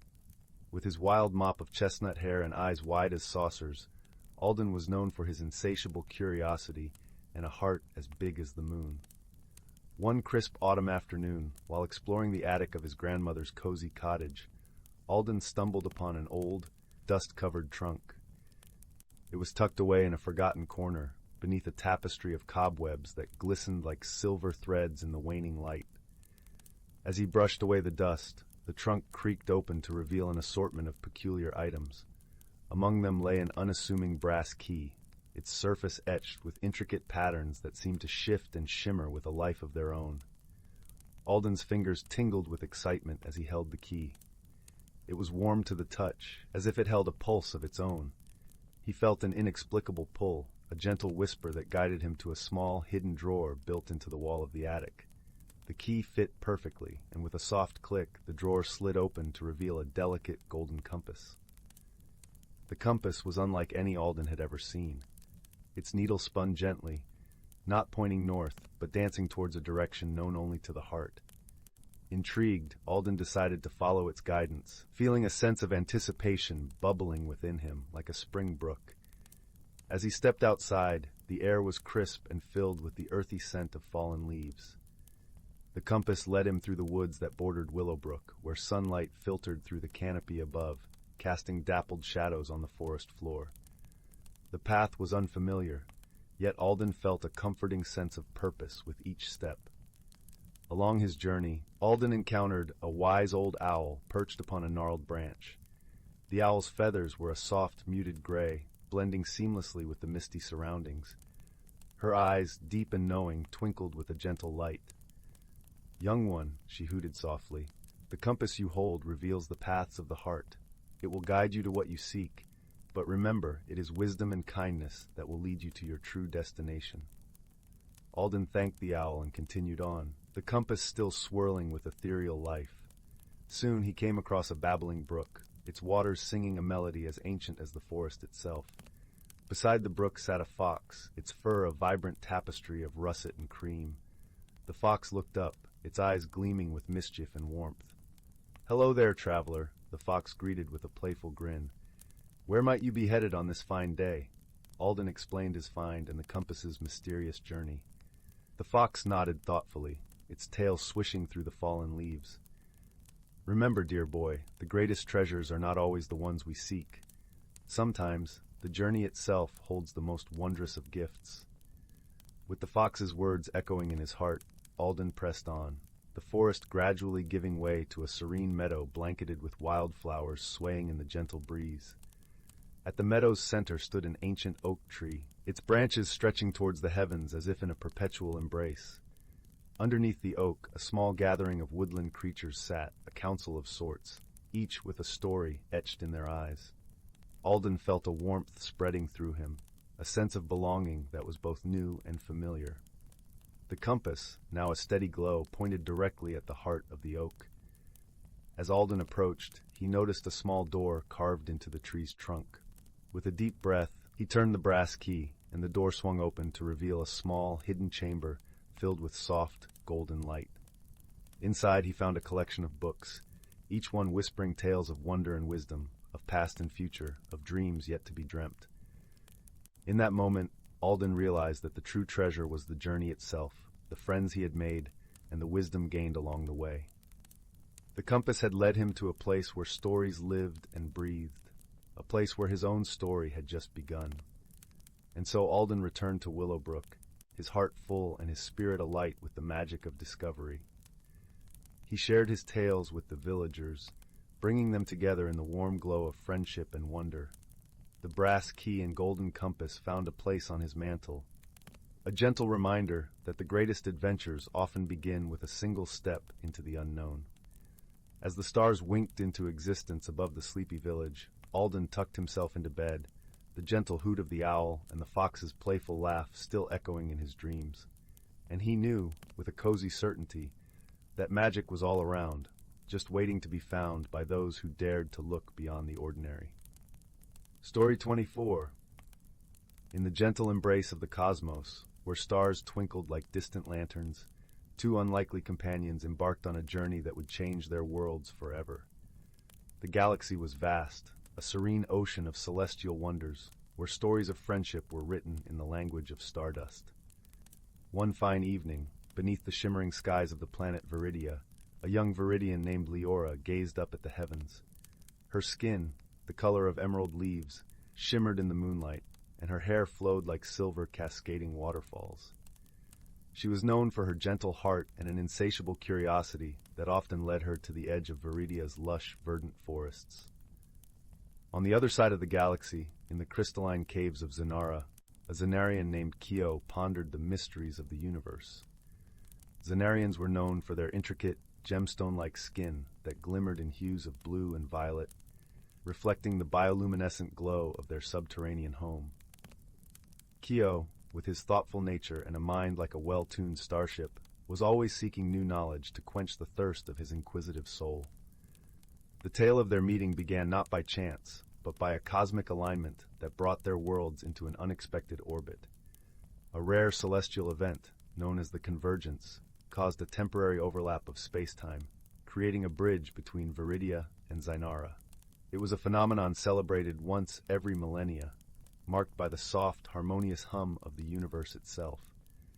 Drawn by the mysterious call of the Convergence, Leora and Kyo found themselves standing at the edge of their worlds, gazing across the ethereal bridge that connected them.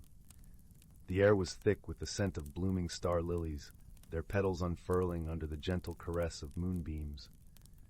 Curious and cautious, they took their first steps toward each other, their hearts filled with wonder and a hint of trepidation. As they met in the middle, a gentle breeze whispered between them, carrying the soft melody of the galaxies. Leora and Kyo exchanged tentative smiles, their eyes reflecting the kaleidoscope of stars above. Though they were from different worlds, their souls resonated with the same rhythm, like two notes in a cosmic symphony. At first, their communication was clumsy, like an unfamiliar dance. Leora spoke in the language of Viridia, a melodic flow akin to a babbling brook, while Kyo's words were a series of crystalline chimes. They struggled to understand each other, their attempts punctuated by awkward pauses and nervous laughter. But as the days passed, the two began to learn each other's ways. Leora showed Kyo the beauty of her world's flora, teaching him to listen to the whispers of the leaves, while Kyo shared the secrets of the Zynarian star maps, tracing constellations with his luminous fingers. They discovered a shared love for the mysteries of the universe, their conversations blooming like the star lilies that surrounded them. The convergence brought not only wonder, but also challenges. A sudden meteor storm threatened to sever the fragile bridge between their worlds. The sky darkened, and the air vibrated with the roar of falling stars. It was a trial by fire, a test of their newfound friendship. With determination and courage, Leora and Kyo faced the storm together. Leora used her knowledge of the Viridian flora to weave a protective canopy of leaves, while Kyo employed his expertise in star navigation to guide them through the tempest. Their hearts beat in unison, a steady pulse of trust and solidarity. In the eye of the storm, they found a moment of stillness. Wrapped in the warmth of their shelter, they spoke of their dreams and fears, their voices a gentle harmony against the howling winds. It was in this moment that they realized the true meaning of friendship, a bond forged not only in shared joys, but also in facing adversity together with open hearts. As the storm subsided, the skies cleared, revealing a tapestry of stars more brilliant than before. Leora and Kyo stood side by side, their hands clasped, gazing at the universe with a newfound sense of belonging. They had learned that friendship was a language spoken in many ways, transcending the boundaries of words and worlds. With the convergence drawing to a close, it was time for Leora and Kyo to return to their respective homes. Their hearts were heavy with the weight of parting, yet lightened by the knowledge that their connection would endure. Like a thread of starlight weaving through the cosmos, Before they bid farewell, they exchanged gifts. Leora gave Kyo a pendant made from viridian silver, shaped like a leaf, while Kyo offered Leora a crystal from the deepest caves of Xynara, its facets shimmering with the colors of dawn. These tokens were more than mere objects. They were symbols of their journey, reminders that their friendship would continue to shine, a beacon in the expanse of space. As they turned to leave, a gentle breeze carried the scent of star lilies, a promise of future meetings and shared adventures. Leora and Kyo walked away from the bridge, their hearts forever intertwined in the cosmic dance of friendship. And so, beneath the watchful eyes of 1,000 stars, the story of Leora and Kyo was written, a tale of unlikely companions who discovered the true meaning of friendship, a bond as enduring and infinite as the universe itself. Story 25. In a hidden forest glade, where sunlight danced through a canopy of ancient oaks, a peculiar stone rested upon a moss-covered stump. At first glance, it appeared unremarkable, a smooth, gray pebble that could have been plucked from any stream. But those who gazed upon it sensed a certain magic, a whisper of mystery that beckoned the curious to draw closer. It was here that Willow, a young girl with eyes that sparkled like emeralds, first stumbled upon the enchanted stone. Her bare feet trod lightly upon the forest floor, leaving barely a trace, as she followed the winding path that wound through the trees. A sense of adventure stirred within her, for the woods held countless secrets waiting to be unraveled. As Willow approached the glade, a warm breeze carried the scent of wildflowers, and she paused, captivated by the beauty that surrounded her. It was then that the peculiar stone caught her eye, its surface glimmering faintly as if imbued with an inner light. Curiosity piqued, Willow knelt beside the stump and reached out to touch the stone, her fingers tracing its smooth contours. In an instant, a shimmering energy pulsed from the stone, enveloping Willow in a cascade of radiant light. She gasped, instinctively squeezing her eyes shut as the world around her seemed to shift and distort. When she dared to open them once more, she found herself in a realm unlike any she had ever known. The forest had transformed into a verdant wonderland, where towering trees stretched endlessly towards a canopy of ever-changing hues. Vibrant blossoms carpeted the ground, their petals shifting in a mesmerizing dance with each breath of wind. Crystalline streams wound their way through the landscape, their waters shimmering like liquid diamonds. Willow turned in a slow circle, awestruck by the beauty that surrounded her. It was then that she noticed a fluttering movement in the corner of her eye, a tiny creature no larger than her palm, its gossamer wings beating rapidly as it hovered before her. It was a fairy, its delicate features aglow with an inner radiance. "Welcome, dear child," the fairy spoke, her voice like the tinkling of silver bells. "You have stumbled upon the realm of wonders, a hidden world that exists just beyond the veil of your own." Willow listened, transfixed, as the fairy explained the magic of the stone and its ability to bridge the gap between realms. She learned that this enchanted place was home to all manner of fantastical beings, fairies, pixies, sprites, and creatures she could scarcely imagine. As the fairy's tale unfolded, Willow felt a sense of wonder bloom within her heart. This was a world of endless possibility, where imagination took flight and the boundaries of reality blurred. And yet the fairy cautioned, with great power came great responsibility. "The realm of wonders is a delicate place," the fairy said, her tone solemn. "It is sustained by the beliefs and dreams of those who dwell within it. Should darkness ever take root here, the consequences would be dire for all who call this realm home." Willow nodded, her eyes shining with determination. She vowed to protect this wondrous place, to guard its secrets, and ensure that the light of hope and wonder never faded. And so began Willow's journey through the realm of wonders, a grand adventure that would test her courage, her wisdom, and her belief in the power of friendship. Guided by the fairy and a motley crew of enchanted companions, she embarked on a quest to unravel the mysteries that lay at the heart of this magical realm. Along the way, Willow encountered challenges that pushed her to her limits: treacherous landscapes, cunning riddles, and dark forces that sought to sow discord and despair. But through it all, she held fast to the lessons she learned, relying on her wit, her compassion, and the unwavering bonds of friendship that blossomed with each passing day. In the depths of an enchanted forest, Willow befriended a wise old oak whose branches held the secrets of the ages. Together, they unraveled ancient riddles that unlocked the path to a hidden valley, where a mystical spring bubbled with waters that could heal the most grievous of wounds. Atop a towering mountain peak, Willow joined forces with a fearless griffin, soaring through clouds of ever-changing hues to confront a powerful sorcerer whose ambitions threatened to plunge the realm of wonders into eternal darkness. With her newfound friend at her side, Willow faced her fears and emerged victorious, shattering the sorcerer's grasp and restoring the balance of light and shadow. In the depths of a shimmering lake, Willow encountered a school of enchanted merfolk, whose melodic songs held the power to calm even the most turbulent of storms. Together, they embarked on a perilous journey to the heart of a raging maelstrom, where an ancient artifact lay hidden, a talisman capable of banishing the dark forces that sought to corrupt the realm of wonders. Through each adventure, Willow grew in strength, wisdom, and compassion. She learned the value of perseverance, the power of friendship, and the importance of embracing her own unique gifts.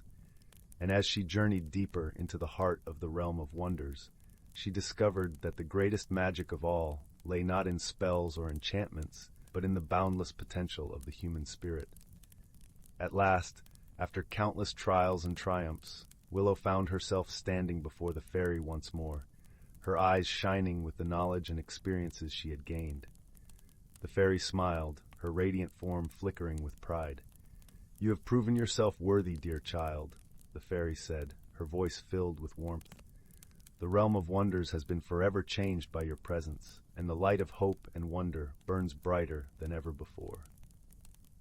Willow felt a bittersweet pang in her heart, for though her journey had been one of great joy and discovery, she knew that it was time to return to her own world.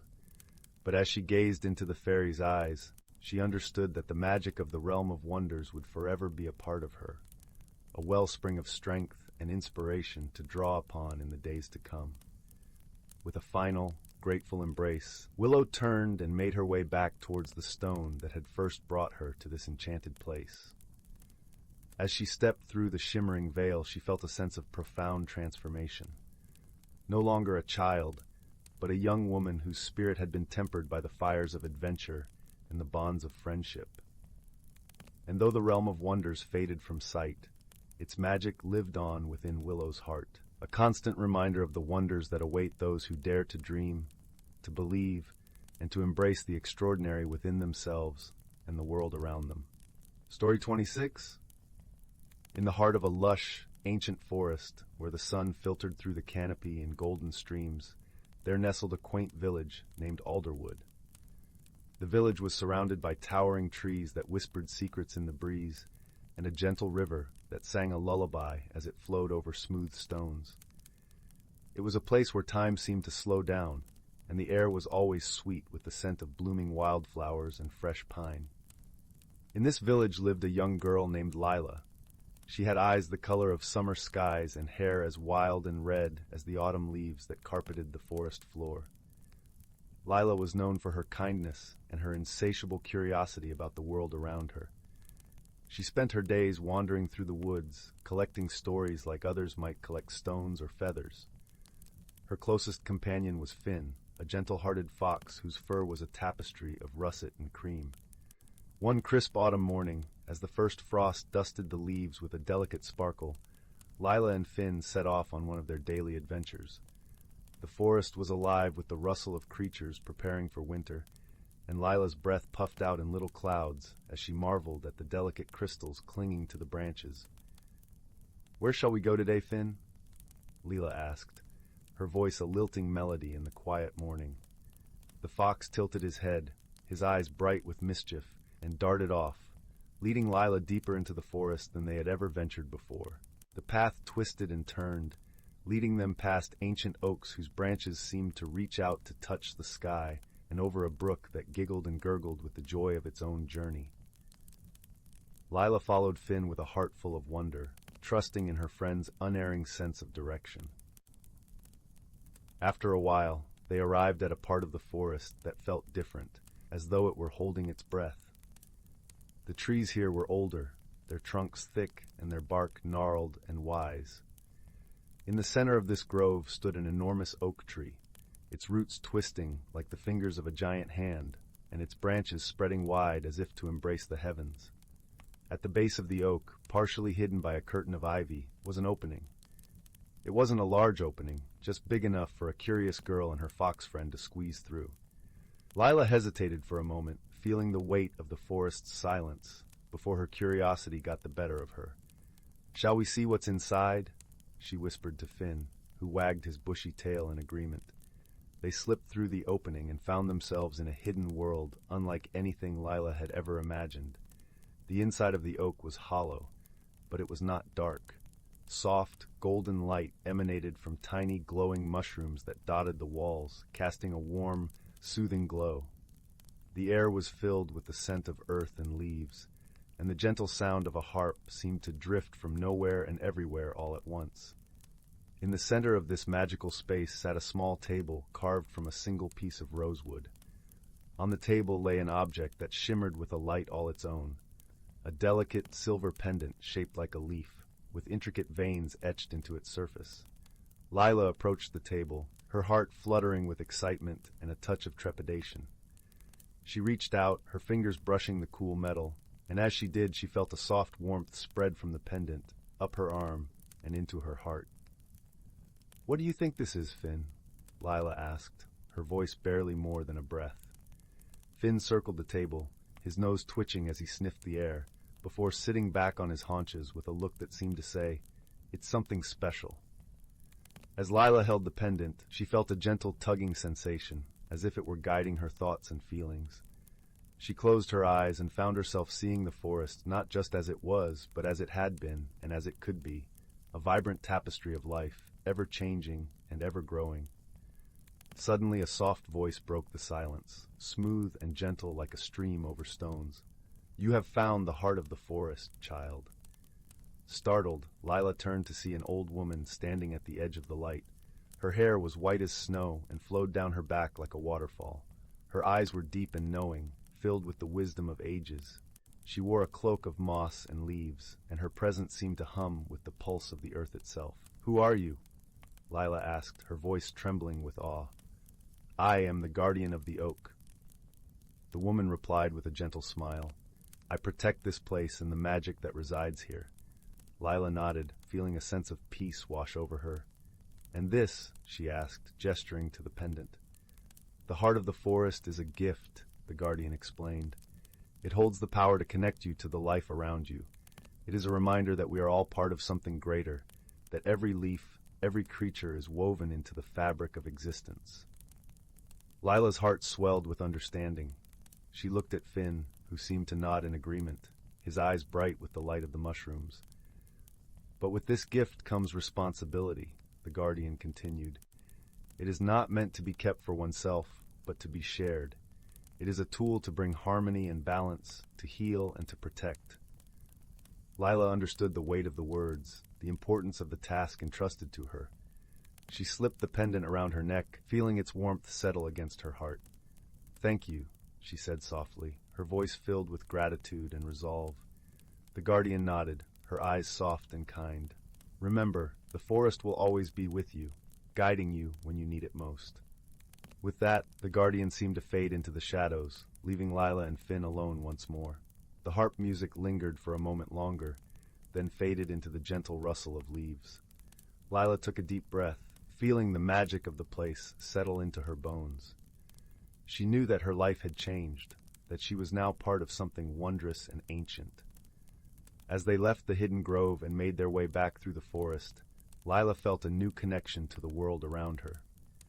She could sense the heartbeat of the earth beneath her feet, the song of the wind in the trees, and the quiet wisdom in Finn's eyes.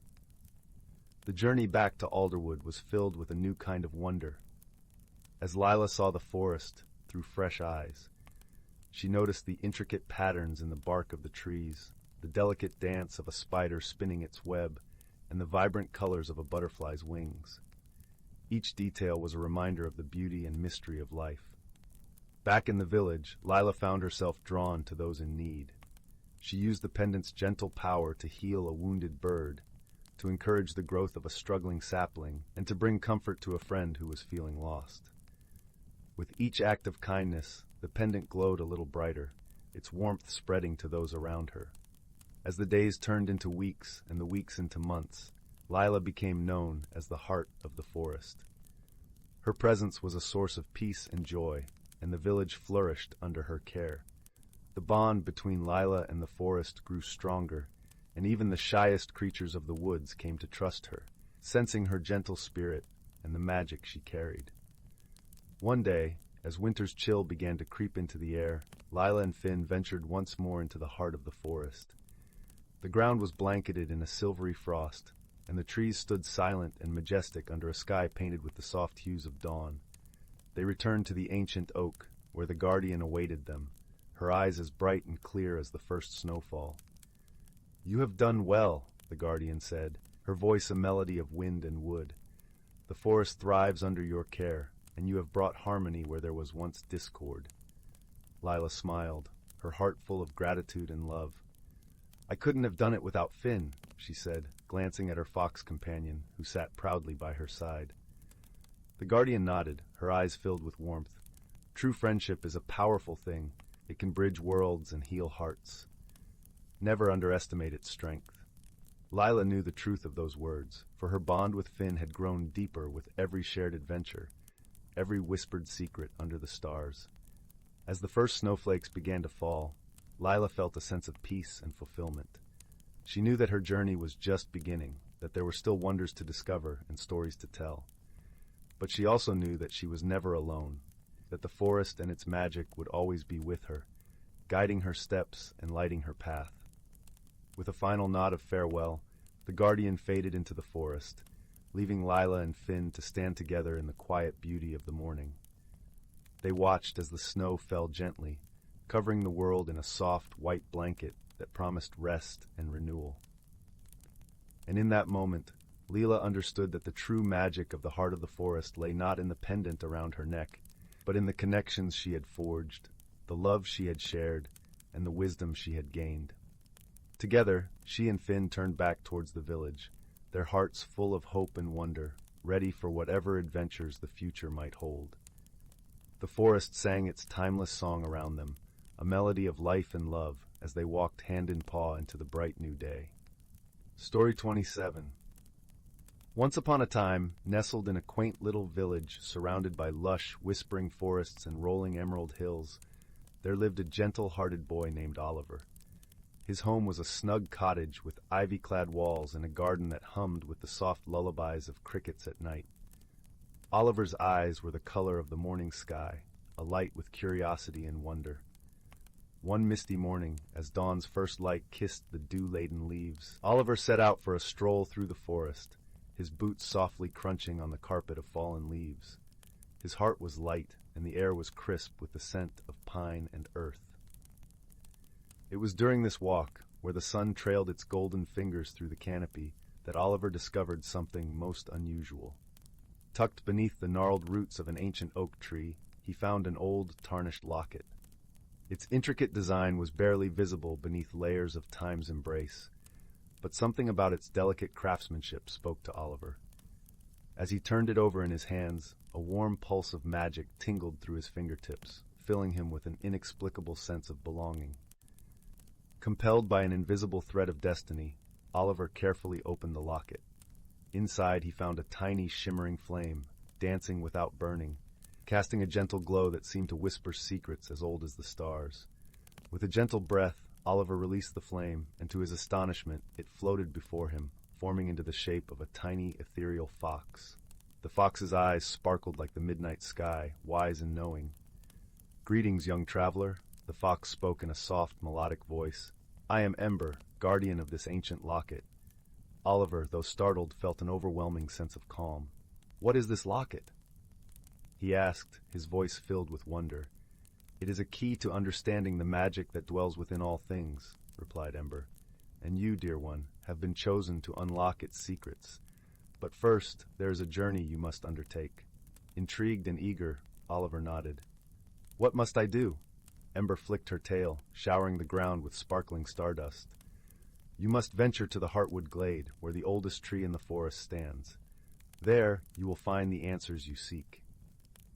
And so, with Ember gliding gracefully by his side, Oliver embarked on his quest. The forest, once familiar, now seemed alive with possibilities.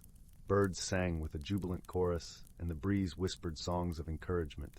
As they walked, Ember regaled Oliver with tales of the forest's history, of hidden wonders and forgotten dreams. Along the way, they encountered a wise old owl named Sage, whose feathers were the color of moonlight. Perched high in the boughs of a towering cedar, Sage peered down at them with eyes like pools of ancient wisdom. "Greetings, young Oliver," Sage hooted softly. "I have seen many travelers pass, but few with hearts as pure as yours. What brings you to this part of the forest?" Oliver explained his quest, and Sage nodded thoughtfully. "The Heartwood Glade is not far, but beware, for it guards its secrets closely. You must listen with more than your ears and see with more than your eyes." Thanking Sage for his guidance, Oliver continued on, pondering the owl's cryptic advice. As they neared the glade, the forest grew quieter, the air thick with anticipation. The trees stood sentinel, their leaves whispering secrets only the wind could decipher. At last, they reached the Heartwood Glade, where the oldest tree, a majestic oak with a trunk as wide as a house, stood at its center. Its branches stretched skyward, and its bark was etched with patterns that seemed to shift and change in the dappled sunlight.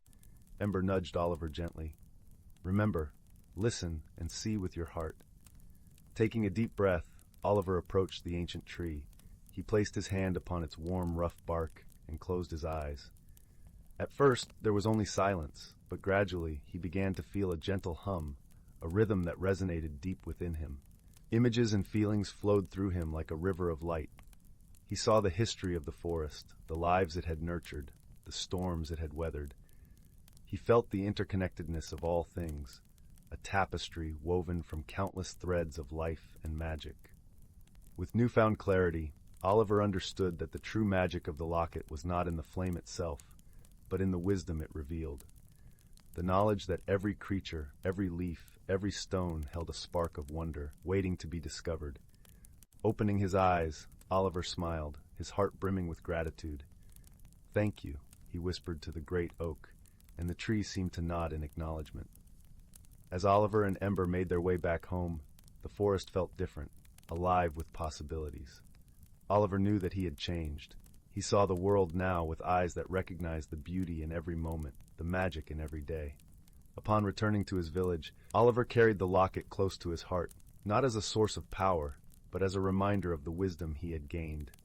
He shared his stories with the villagers, inspiring them to see the magic in their own lives. And so, Oliver's days were filled with light and laughter, surrounded by friends both old and new. The locket's gentle flame continued to burn within him, a beacon of hope and wonder. As the sun set behind the hills, painting the sky with hues of lavender and rose, Oliver sat by his cottage window, the comforting sounds of the evening enveloping him. With Ember nestled by his side, he drifted into a peaceful slumber, his dreams woven with the magic of the world around him. And from that night on, Oliver knew that no matter where his journey might lead, he would always carry the heart of the forest within him, a timeless bond with the world and its gentle mysteries. And so, dear listener, as you gently close your eyes and the soft embrace of sleep cradles you, remember that magic is all around, waiting in the quiet corners of your heart. Story 28. In the soft glow of an evening sun, the village of Willowbrook nestled quietly amidst rolling hills and thick woods, each cottage radiating warmth and charm. Cobblestone paths wound lazily between the homes, and the air was filled with the sweet scent of honeysuckle and the distant sound of a babbling brook. It was here, in this serene setting, that a gentle mystery began to unfurl. At the heart of this village stood a grand old oak tree, its branches stretching wide like a guardian's embrace. The villagers often gathered beneath its canopy for festivals and storytelling, and it was said that the tree held secrets of the ages within its ancient bark. But lately, something peculiar had been happening.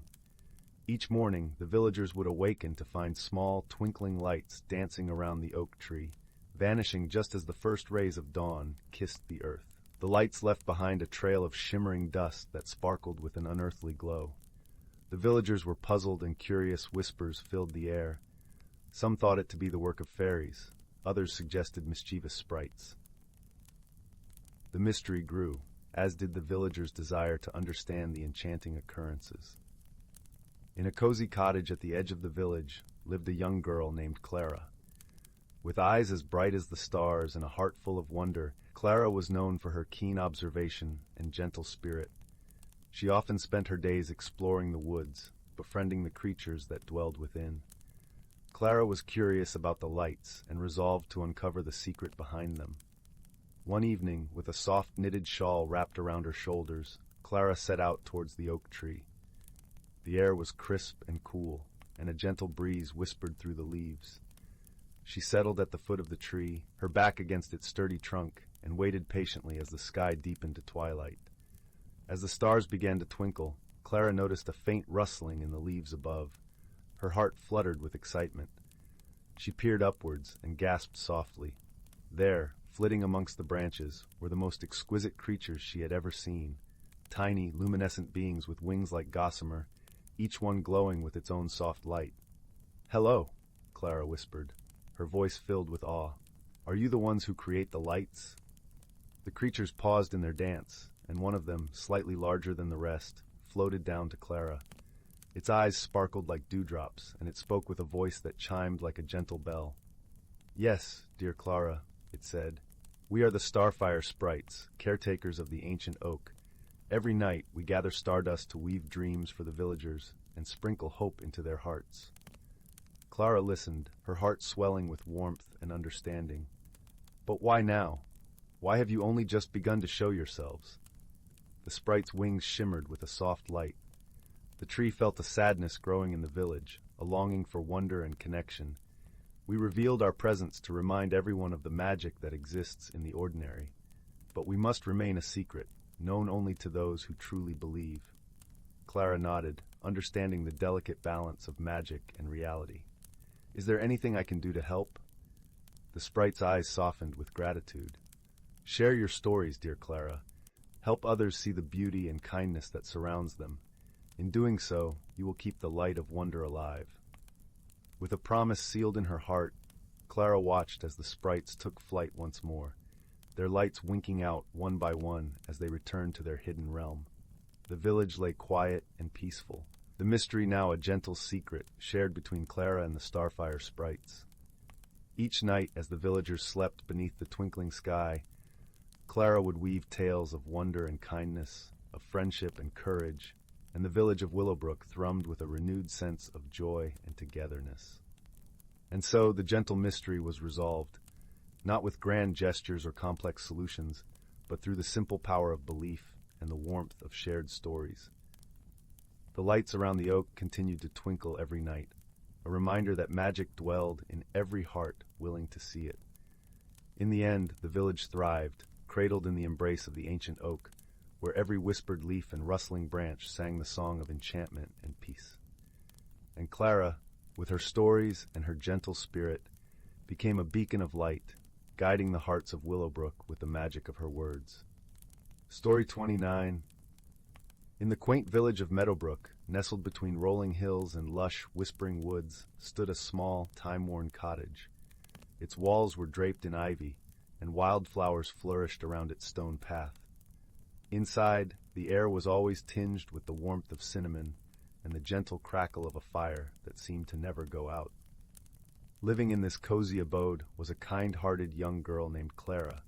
She had hair the color of chestnut and eyes that sparkled with curiosity. Clara was known for her gentle nature and her love of stories, for she believed that every object, no matter how ordinary, held a tale waiting to be told. One crisp autumn morning, as golden leaves danced in the breeze, Clara decided to explore the attic, a place she had always found both mysterious and inviting. The air was filled with the scent of aged wood and the soft glow of dust motes swirling in sunbeams. As she rummaged through old trunks and boxes, her fingers brushed against something cool and metallic. Curious, Clara pulled out a small, ornate mirror framed with delicate vines etched into the silver. The mirror was unlike any she had seen before, for as she gazed into it, the reflection shimmered and shifted. Instead of her own image, Clara saw a world filled with vibrant colors and strange, wondrous creatures. She was entranced, her heart fluttering with excitement and a touch of apprehension. Intrigued, Clara decided to learn more about this magical item. She sought the wisdom of the village's elder, a gentle, wise woman named Merwin, who was known for her deep knowledge of the ancient and arcane. Merwin welcomed Clara into her cozy home, where the scent of herbs lingered and the walls were lined with books. "Ah, the Mirror of Whispers," Merwin said, her voice warm and melodic. "It is said to reveal the unseen, to show the world not as it appears, but as it could be." Clara listened intently, her fingers tracing the mirror's intricate vines. "But how do I use it?" she asked, her voice a gentle whisper. Merwin smiled softly, her eyes twinkling with wisdom. "The mirror's magic is revealed through kindness and understanding. It will show you what you need to see, but only if you look with your heart, not just your eyes." With a newfound sense of purpose, Clara embarked on a journey of discovery, both within and beyond the village. The mirror became her guide, each reflection an opportunity to see the world through the lens of possibility and to connect with those around her in meaningful ways. Along her travels, Clara met a host of unique characters, each with their own stories and wisdom to share. There was Finn, the whimsical tinkerer who could mend anything with a smile and a song, and Leora, the gentle herbalist whose garden was a sanctuary of healing and peace. Each encounter enriched Clara's understanding of the world and herself, and she learned to listen more deeply to the whispers of her heart. One day, as the sun dipped below the horizon and painted the sky in hues of lavender and gold, Clara faced her greatest challenge. The village was threatened by a mysterious fog that seemed to drain the joy and warmth from the land. Fearful whispers filled the air, and the villagers looked to Clara for guidance, for they believed she had the wisdom to save them. Clara turned to the Mirror of Whispers, her heart steady and her mind open. As she gazed into its depths, the fog within the mirror parted to reveal a vision, a circle of villagers, hand in hand, their faces alight with hope and unity. Clara realized that the answer lay not in battling the fog, but in bringing the community together. Gathering her courage, Clara called the villagers to the meadow at the heart of Meadowbrook. As they joined hands and shared their stories, laughter and light filled the air. Slowly the fog began to lift, replaced by the warmth of friendship and the strength of a community united in love and understanding. With the village saved and her journey complete, Clara returned to her cottage, the mirror now a cherished reminder of all she had learned. She placed it carefully on a shelf, knowing that its magic would always be there, ready to guide her whenever she needed it. As the fire crackled and the stars twinkled in the night sky, Clara settled into her favorite chair, her heart full and her spirit at peace. She knew that the true magic lay not in the mirror itself, but in the connections she had forged and the wisdom she had gained. And so, in the gentle embrace of her cozy cottage, surrounded by the warmth of home and the promise of tomorrow, Clara drifted off to sleep, dreaming of new adventures and the endless possibilities that awaited her in the world beyond. Story 30. In a quaint little village nestled between the whispering woods and a babbling brook, there lived a curious collection of quirky characters who made the place an endless source of joy and wonder. The village, known as Twinkleton, was famous for its kaleidoscope of colors that painted every roof, path, and tree. The houses, each with their own personality, leaned and twirled in whimsical designs, as if participating in a perpetual dance. One of the most beloved inhabitants of Twinkleton was a young girl named Mabel Moonbeam. Mabel, with her wild, curly hair the color of midnight and eyes that sparkled like sunlit dewdrops, was known for her boundless imagination and heart as big as the sky. Her best friend was a chattering squirrel named Nutmeg, whose tail was as bushy as a dandelion in full bloom. Nutmeg was always 3 steps ahead and 2 steps sideways, forever getting Mabel into all sorts of merry mischief. Every morning, as the sun tickled the horizon, Mabel and Nutmeg would set off on new adventures. One particularly vivid day, as they meandered through the forest, they stumbled upon an unusual sight, a pond that shimmered not with water, but with a swirling pool of stars. It was the only pond of its kind, known as the Celestial Pond, and it sparkled like a galaxy waiting to tell its secrets. As they leaned closer, a gentle voice rippled from the pond. "Help," it murmured softly. "I'm losing my starlight." Mabel's eyes widened with concern. "Why, you poor pond? What can we do to help you?" she inquired with genuine curiosity. The pond explained. "Every night I gather starlight from the sky, but lately the stars have been hiding behind a curtain of clouds too bashful to shine. Without replenishing my light, I fear I will fade away." Mabel, with a heart full of determination, promised, "We will find a way to bring back your starlight." Nutmeg, nibbling thoughtfully on an acorn, chirped, "Perhaps we can ask the moonlit mice for their guidance. They know the secrets of the night sky." And so, with a plan twinkling like the stars they sought, Mabel and Nutmeg set off to find the moonlit mice. These mice, elusive and wise, lived within the folds of moonbeams that danced across the meadows. They were known for their silvery fur that glowed in the dark and their fondness for riddles. As dusk draped the village in a silken cloak of twilight, Mabel and Nutmeg found the moonlit mice frolicking in the moonlight. Mabel approached the leader, a mouse named Whisker Wisdom, and explained their plight. Whisker Wisdom twitched his delicate whiskers and pondered for a moment. "To coax the stars from their hiding, you must find the laughing light bug, who holds the secret to making stars giggle and glow." Intrigued, Mabel asked, "Where might we find this laughing light bug?" Whisker Wisdom replied with a riddle. "Seek where the bells sing without tongues, where the flowers bloom in winter's arms." Nutmeg, ever the puzzle solver, clapped his little paws. "The bellflower glade. It's the only place where the winter blooms ring with silent music." With renewed vigor, Mabel and Nutmeg raced to the bellflower glade. The air there was crisp and carried the scent of snowflakes and pine. The bellflowers, each a tiny trumpet of frost, shimmered in the moonlight. There, nestled among the petals, was the laughing light bug, a creature of pure luminescence. Its laughter was a soft tinkling, like wind chimes in a gentle breeze. It glowed with every giggle, a radiant orb of joy. Mabel approached with a friendly smile. "Dear Lightbug, might you help us bring back the starlight to the celestial pond?" The laughing lightbug fluttered around Mabel's head, its laughter echoing like a melody. "Of course, my dear. But first you must make me laugh like never before. I haven't had a good belly laugh in eons."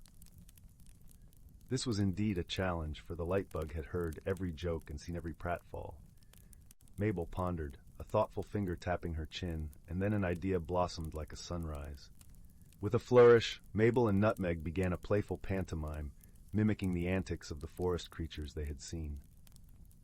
Nutmeg tumbled and twirled, while Mabel narrated with exaggerated expressions and dramatic flair. They danced and pranced, slipped and stumbled, all with such earnestness that even the moon seemed to pause in its journey to watch. The laughing lightbug's glow began to pulse, brighter and brighter, until it erupted in a cascade of laughter so delightful that it sent ripples of light cascading across the glade. Oh, that's the most fun I've had since the Comet Parade of 1812. With its laughter still echoing, the lightbug sent a stream of giggles soaring into the sky, where they wove through the clouds, tickling the stars awake. One by one, the stars peeked out, their twinkles growing bolder and more brilliant with each passing moment.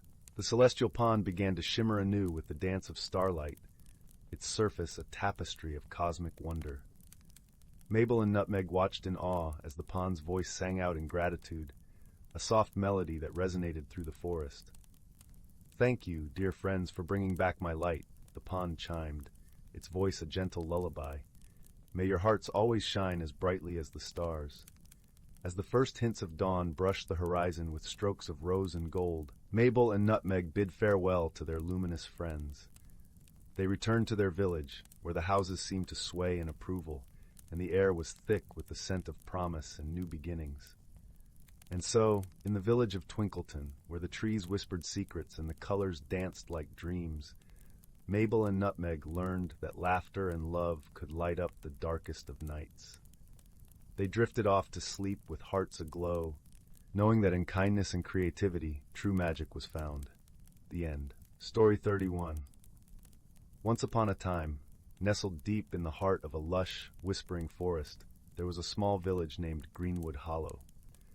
The village was known for its everlasting harmony and the gentle sway of its emerald leaves that sang lullabies to the moonlit nights. But amidst this tranquility, there lived a young woman named Marin, who was struggling with an inner turmoil as turbulent as a brewing storm. Marin was a weaver by trade, her fingers deftly working the loom, crafting tapestries that seemed to capture the very essence of the forest itself. Her work was admired by all who saw it, yet a sense of dissatisfaction gnawed at her heart. She felt trapped, her soul yearning for something more, something she couldn't quite grasp. Every evening, after her chores were done, Marin would wander to the edge of the forest, where the ancient oak trees stood like sentinels against the sky. There, beneath their sprawling branches, she would sit and ponder the mysteries of her heart. She watched as the fireflies danced their nightly ballet, their tiny lights flickering like stars fallen to earth. Yet, even in the enchanting glow, she found no answers. One such evening, as the sun dipped below the horizon and the sky was painted with hues of lavender and rose, Marin noticed something unusual. A soft, iridescent light shone from within a cluster of wildflowers. Curiosity piqued. She approached and found a tiny creature nestled among the petals, a butterfly, but unlike any she had seen before. Its wings shimmered with colors that shifted and changed like a kaleidoscope, reflecting the hues of twilight. As she reached out, the butterfly alighted on her hand, its touch as delicate as a whisper. Marin felt a warmth spread through her, a gentle pulse that seemed to echo the beat of her own heart. In that moment, she understood that this was no ordinary butterfly. It was a creature of magic, a guardian of change. Marin named the butterfly Lyra, and from that day forth, they were inseparable.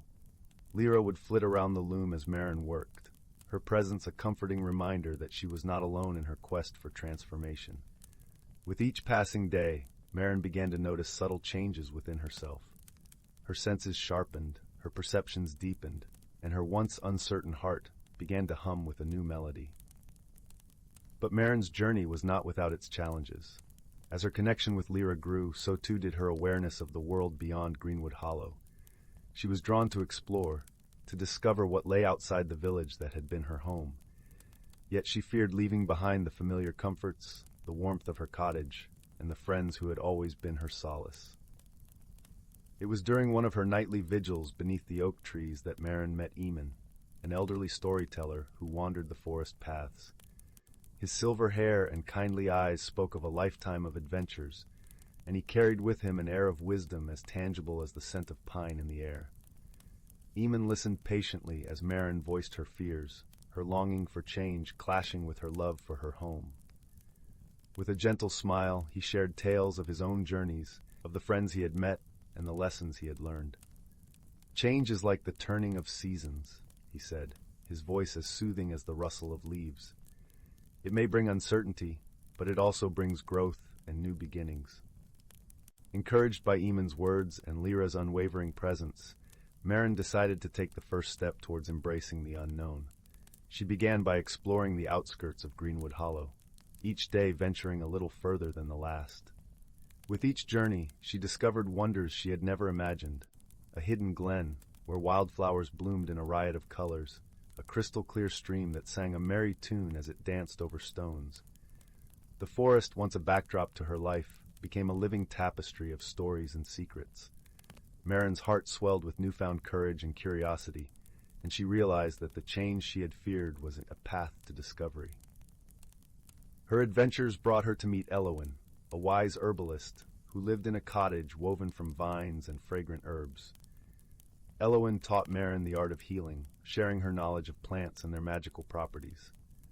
Under Elowin's tutelage, Marin learned to create potions and salves that brought comfort and relief to those in need. As Marin's confidence grew, so did her bond with Lyra. The butterfly's presence seemed to amplify her own inner light, reflecting the transformation that was unfolding within her. Through Lyra's gentle guidance, Marin learned the importance of patience and trust, in herself and in the journey she had embarked upon. One crisp autumn morning, as the leaves turned to shades of gold and crimson, Marin awoke with a sense of clarity she had never known before. She realized that her heart's true desire was not to escape Greenwood Hollow, but to bring the magic she had found back to her village. She wanted to share the beauty and lessons of the forest with those she cherished. With Lyra perched gracefully on her shoulder, Marin returned to Greenwood Hollow, her heart aglow with purpose. She began to weave her newfound wisdom and experiences into her tapestries, each thread a testament to the magic she had discovered. Her creations became more than just art. They were stories, woven with threads of hope and transformation. The villagers gathered to admire Marin's latest masterpiece, a tapestry that depicted the journey of a butterfly and the blossoming of a heart. As they gazed upon it, they too felt the stirrings of change within their own lives, inspired by Marin's courage and the magic of her transformation. Through her journey, Marin learned that true change comes not from escaping the familiar, but from embracing it with new eyes and an open heart. She found that the magic she had sought was not something to be discovered in distant lands, but within herself, waiting to be awakened by friendship, wisdom, and the courage to grow. And so, as the stars emerged one by one in the deepening night sky, Greenwood Hollow basked in the gentle glow of Marin's newfound light. The village, like Marin, had transformed, enriched by the magic of her journey and the beauty of personal discovery. In the quiet stillness of her cottage, Marin sat by the crackling fire, Lyra resting contentedly on her hand. As she gazed into the dancing flames, she knew that her story, like the forest itself, was ever-changing, ever-growing, a testament to the endless possibilities that lay within each and every heart. And with that comforting thought, Marin drifted into a peaceful sleep, her dreams filled with the promise of new beginnings and the gentle flutter of magical wings. Story 32. In the quaint village of Willowbrook, nestled in a valley where the mist lingered gently over the meadows and the brook sang a soft gurgling tune, there stood a little cottage with blue shutters and a garden full of wildflowers. Here lived a young girl named Clara, who had a heart as warm as her grandmother's knitted blankets and eyes that sparkled with curiosity. One peaceful morning, as the sun filtered through the lace curtains, Clara's grandmother handed her a gift wrapped in faded brown paper. It felt light, almost like a whisper, and inside Clara found an old, ornate key. Its metal was smooth and cool, with delicate engravings that seemed to shimmer in the sunlight. "This," her grandmother said in her gentle, melodic voice, "is the key of whispers. It has been with our family for generations, and its secrets are revealed only to those who listen with their hearts." Clara, intrigued and eager, asked what the key unlocked, but her grandmother merely smiled and patted her hand. "You must find that out for yourself, dear one." That very day, Clara set off through the village, the key tucked safely in her pocket. Her journey began in the bustling market, where the scent of fresh bread mingled with the sweet aroma of blooming roses. She wandered through the stalls, her eyes catching on the vibrant cloths and glistening fruits, but no lock seemed to match her key. As the sun climbed higher in the sky, Clara found herself by the edge of the enchanted forest, a place where the trees whispered secrets to those who cared to listen. The forest had always felt like a world apart, its canopy a kaleidoscope of greens and golds. Clara hesitated at the entrance, her heart racing with a mix of excitement and trepidation. It was here she met the first of her helpers, a wise old owl named Oswald, perched on a low branch with feathers as soft as down. "Hoo-hoo, what brings you to the forest, young one?" Oswald inquired, his eyes twinkling like stars. Clara showed him the key and explained her quest. Oswald nodded sagely. "Ah, the key of whispers. It opens the door to understanding, but only if you are ready to listen." And so, with Oswald's guidance, Clara ventured deeper into the forest, the path winding under ancient oaks and past clear, babbling brooks. The air was filled with the sweet scent of pine and the soft rustling of leaves, creating a symphony of nature's lullaby. As dusk began to settle, painting the sky in hues of lavender and rose, Clara reached a clearing where she encountered a playful squirrel named Saffron. Her fur was a riot of red and gold, and she chattered with infectious enthusiasm. "What a delightful adventure you're on! Have you found what you're seeking yet?" Clara shook her head, feeling a twinge of doubt. But Saffron scampered up to her shoulder, nuzzling her cheek with encouragement. "Sometimes the journey is as important as the destination," she chirped. With Saffron by her side, Clara continued until they arrived at a tranquil glade. At its center stood an ancient stone pedestal, worn smooth by time, with a small, intricately carved lock that seemed to pulse with a gentle, welcoming glow. Heart pounding with anticipation, Clara inserted the key. It turned with a satisfying click, and the pedestal opened to reveal a small, delicate flower, glowing softly in the fading light. Clara felt a warmth spread through her chest, a quiet understanding blooming within her. Oswald flapped down beside her, his gaze kind and knowing. The flower is a reminder, dear Clara, that true magic lies not in the key or the lock, but within you. It's the magic of listening, of learning, and of opening your heart to the wonders of the world. Clara smiled, feeling a profound peace settle over her like a comforting blanket. She thanked Oswald and Saffron, her heart full of gratitude for their friendship and wisdom. As Clara made her way home under the twinkling stars, she realized her journey had taught her more than she had ever imagined. She had discovered the magic of the world around her, and most importantly, the magic within herself.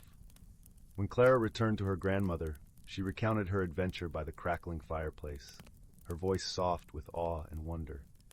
Her grandmother listened with a knowing smile, her eyes shining with pride.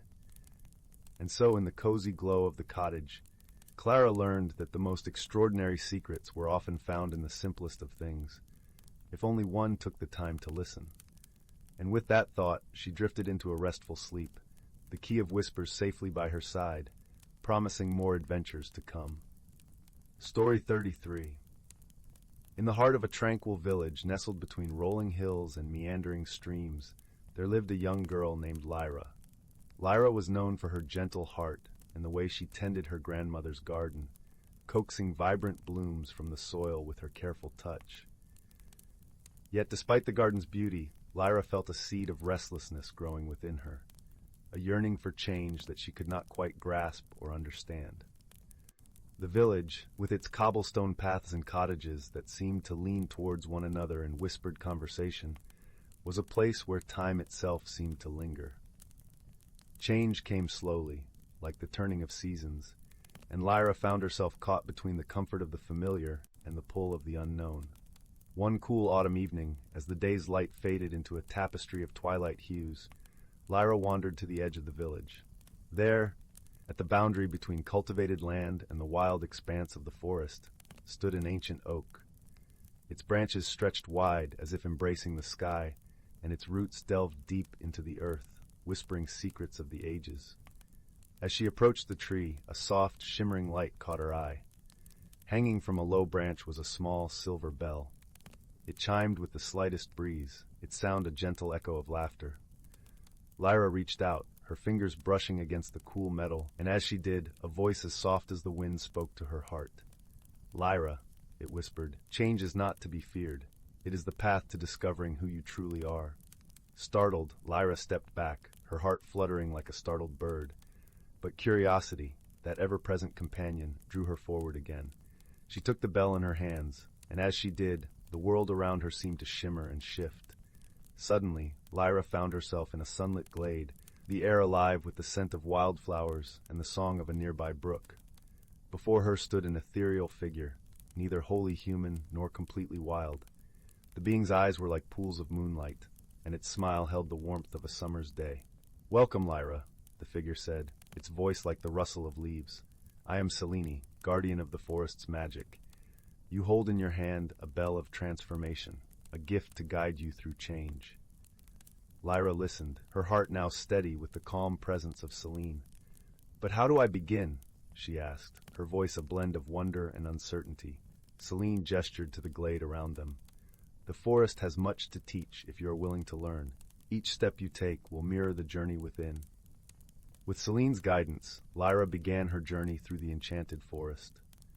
Along the way, she encountered many magical creatures. A wise old owl whose eyes gleamed with the secrets of the night, a family of playful foxes whose antics taught her the joy of spontaneity, and a gentle deer whose quiet grace spoke of the peace found in stillness. As Lyra traveled deeper into the forest, she found herself changing. The restlessness within her began to unravel, replaced by a quiet confidence and a deepening understanding of herself. She learned to listen to the whispers of her heart, to embrace the unknown with open arms, and to find beauty in the journey rather than the destination. One evening, as she rested beneath the stars, the bell in her hand began to glow softly. Its music filled the air, harmonizing with the night's symphony. Lyra closed her eyes, letting the sound wash over her, and when she opened them, she found herself once more at the edge of her village, the ancient oak standing sentinel in the moonlight. The voice of Celine drifted to her on the breeze. "You have grown, Lyra. Like the forest, you too are a tapestry of change woven from the threads of your experiences. Remember this, true transformation comes from within, and it is a journey that never truly ends." With a heart full of gratitude and newfound wisdom, Lyra returned to the village. Her steps were lighter, her spirit brighter, and as she tended her grandmother's garden, she infused it with the magic of her journey. The villagers noticed the change in Lyra, not just in the way she moved, but in the way she spoke and listened, how she seemed to carry the forest's tranquility within her. They gathered around her, eager to hear tales of her adventures, and she shared them willingly, her words painting pictures of wonder and discovery. Through her stories, Lyra taught her friends the beauty of embracing change, of finding strength in vulnerability, and the importance of nurturing both the garden and the soul. The village, once a place of slow, steady rhythms, began to hum with a new energy, inspired by the gentle transformation of one of their own. And so, as the seasons turned and the years passed, the seed of restlessness that had once troubled Lyra blossomed into a garden of growth and harmony. She realized that change was not something to be feared but embraced, for it was the very essence of life itself. Under the watchful gaze of the ancient oak, the village flourished, its people enriched by the lessons of the forest and the quiet, enduring magic of personal transformation. And Lyra, with her heart attuned to the music of change, continued to grow, finding joy in each new day and peace in the journey of becoming. In the cozy warmth of her home, surrounded by the love of her friends and family, Lyra knew she was exactly where she was meant to be, a testament to the power of embracing who we are and who we wish to become. And as she drifted into a peaceful sleep, the bell of transformation, now silent, glowed softly in the moonlight, a gentle reminder of the magic that lies within us all. Story 34. Title: Whispering Woods and the Lantern of Luminous Dreams. Chapter 1. The Hidden Spark. In the quaint village of Willowbrook, nestled between rolling hills and lush whispering woods, there lay an old legend that many had heard but few believed. It spoke of a magical lantern, hidden deep within the ancient forest, capable of granting the heart's truest desire to those pure enough to seek it. The lantern, made of glass spun from stardust, was said to glow with a light as warm and gentle as the first touch of dawn. On the edge of this village stood a modest cottage, its windows framed with climbing ivy and the scent of fresh-baked bread often wafting from its chimney. Here lived a young girl named Nora, with eyes as bright as the summer sky and a spirit as lively as the brook that babbled nearby. Nora spent her days tending to the garden and helping her grandmother, who had raised her with stories of faraway lands and mystical creatures. One crisp autumn morning, as the leaves danced to the ground in a kaleidoscope of gold and crimson, Nora's grandmother handed her a tattered old map. "This, my dear," she whispered, her voice like the rustle of leaves, "is the path to the lantern of luminous dreams. If you choose to follow it, remember the light within you is brighter than any magic you may find." Nora's heart fluttered with a mixture of excitement and trepidation. She had always felt a kinship with the forest, its secrets calling to her like a long-lost friend. Determined to discover the truth of the legend, she tucked the map into her satchel and set out, the morning sun casting long shadows on the path ahead. Chapter 2. Into the Whispering Woods. The path led Nora through a tapestry of towering oaks and whispering pines, their branches swaying gently as if to guide her way. The forest was alive with the soft hum of nature, birds chirped melodiously, and squirrels darted playfully across her path. The air was crisp, carrying the scent of pine needles and earth, grounding her as she ventured deeper into the woods. As she walked, Nora came upon a small clearing bathed in dappled sunlight, where she paused to rest. From the corner of her eye, she noticed a flicker of movement, a pair of curious eyes watching her from behind a thicket. Out stepped a fox, its coat a blaze of fiery orange, eyes twinkling with intelligence and mischief. "Hello there," Nora greeted softly, her voice a gentle breeze. "Are you lost too?" The fox tilted its head as if understanding her words before stepping closer. To Nora's amazement, it began to speak, its voice a melodic blend of nature's symphony. "I am Finn," the fox introduced with a graceful bow, "guardian of these woods. I see you carry the map to the lantern. Many have sought it, but few have returned." Nora smiled, a kind warmth spreading through her. "I seek it not for wishes of grandeur, but to understand its light," she explained, her sincerity glowing like a beacon. Finn regarded her with a knowing nod. "Then perhaps we shall journey together. The woods hold more secrets than one can uncover alone." Chapter 3. The Enchanted Stream. With Finn as her guide, Nora felt a newfound sense of purpose. The fox led her through winding paths and hidden trails, each step bringing them closer to the heart of the forest. As they walked, the forest began to change. The trees grew taller, their leaves shimmering with hues unseen in the outer world, and the air felt charged with gentle magic. They soon reached an enchanted stream, its waters glistening with a silvery glow, reflecting the sky's azure. Nora knelt beside it, cupping her hands to drink. The water was cool and refreshing, filling her with a serene clarity.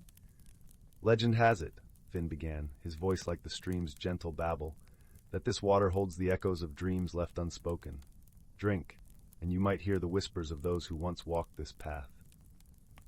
Nora listened closely, and as she did, she could almost hear the faintest murmur of dreams, hopes and wishes from travelers long past. It was as if the stream carried their stories, a reminder of the many souls who had sought the lantern before her. With renewed determination, Nora rose and continued on, her heart attuned to the forest's subtle song. She noticed the way light danced through the leaves, creating patterns that seemed to guide her forward. Finn trotted beside her, a loyal companion with a knowing smile. Chapter 4. The Veil of Night. As the sun began its descent, painting the sky in hues of lavender and rose, Nora and Finn found themselves at the edge of a vast meadow, where fireflies danced like stars fallen to earth. The air was filled with the sweet fragrance of wildflowers, a soothing balm that eased the day's weariness. "We should rest here," Finn suggested, his voice a comforting lullaby. "The journey is best continued with the dawn." Nora nodded, grateful for the respite. As she lay back on the soft grass, the twinkling fireflies overhead mirrored the constellations above, creating a canopy of shimmering lights. Finn nestled beside her, his presence a warm reassurance. In the quiet of the night, Nora reflected on her journey so far. She thought of her grandmother's stories, the lessons woven into each tale, and the love that had shaped her. It was in these moments of stillness that she realized the true magic of her quest lay not just in finding the lantern, but in the journey itself, the friendships formed, the wonders witnessed, and the wisdom gained. With a contented sigh, Nora drifted into a peaceful slumber, her dreams filled with visions of glowing lanterns and starlit paths. Chapter 5. The Heart of the Forest. The first light of dawn crept over the horizon, waking Nora with its gentle embrace. She and Finn resumed their journey, the forest awakening around them in a symphony of birdsong and rustling leaves. The path grew narrower, the trees closing in like a protective cocoon, guiding them ever closer to their destination. As they ventured deeper, the air grew thick with anticipation, a tangible energy that thrummed through the forest. Finally, they reached a clearing, where a majestic oak stood, its branches reaching skyward like welcoming arms. At its base rested the Lantern of Luminous Dreams, a beacon of ethereal light. The lantern was more beautiful than Nora had imagined, its glass shimmering with the colors of 1,000 sunsets, casting a warm glow across the clearing. She approached it with reverence, her heart filled with awe and gratitude. Finn watched silently, a wise guardian witnessing the culmination of their journey. "Remember, Nora," he said softly, "the lantern's light reflects the truth within you. Let your heart guide your wish." Nora closed her eyes, allowing the warmth of the lantern to envelop her. She thought of her grandmother, of the love and lessons she had imparted, and the journey that had brought her here. Her wish was simple yet profound, a desire for the strength and wisdom to always follow her heart and to share the light she had found with others. As if in response, the lantern flickered, its light growing ever brighter, illuminating the clearing with a radiant glow. Nora felt a gentle warmth spread through her, a sense of peace and clarity that filled her soul. Chapter 6. The Return. With the lantern's blessing, Nora and Finn began their journey home, the forest now a familiar friend. The path seemed to welcome them back, each step a reminder of the magic they had found not just in the lantern, but in themselves and each other. As they reached the edge of the forest, the village of Willowbrook came into view, its cottages nestled like a patchwork quilt against the rolling hills. Nora felt a deep sense of belonging, her heart full of gratitude for the journey that had changed her in ways she had never imagined. Finn paused at the forest's edge, his eyes meeting Nora's with a fond farewell. "Thank you, Nora, for reminding me of the beauty in every step of the journey," he said, his voice a gentle caress. Nora smiled, her heart swelling with warmth. "And thank you, Finn, for being my guide and friend. I'll never forget the magic we've shared."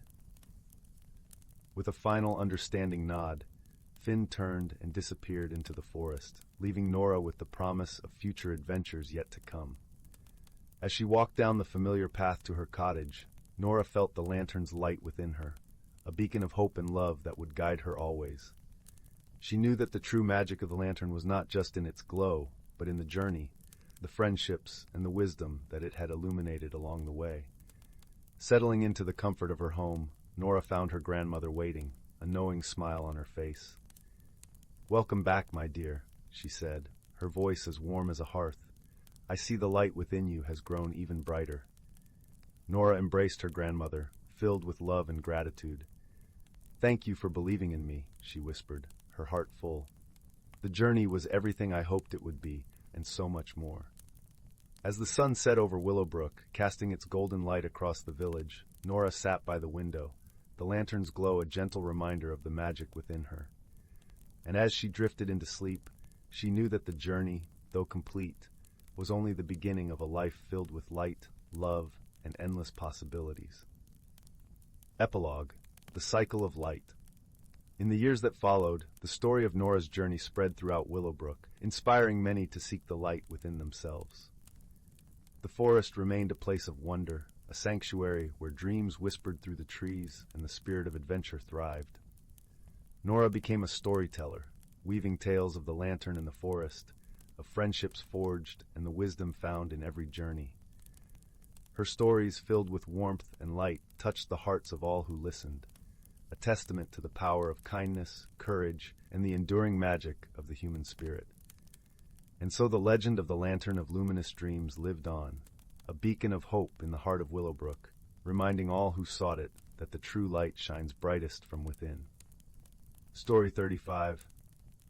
In the heart of an ancient forest, where towering trees whispered secrets to the skies and streams danced over smooth stones, lay a world hidden from the hurried eyes of humankind.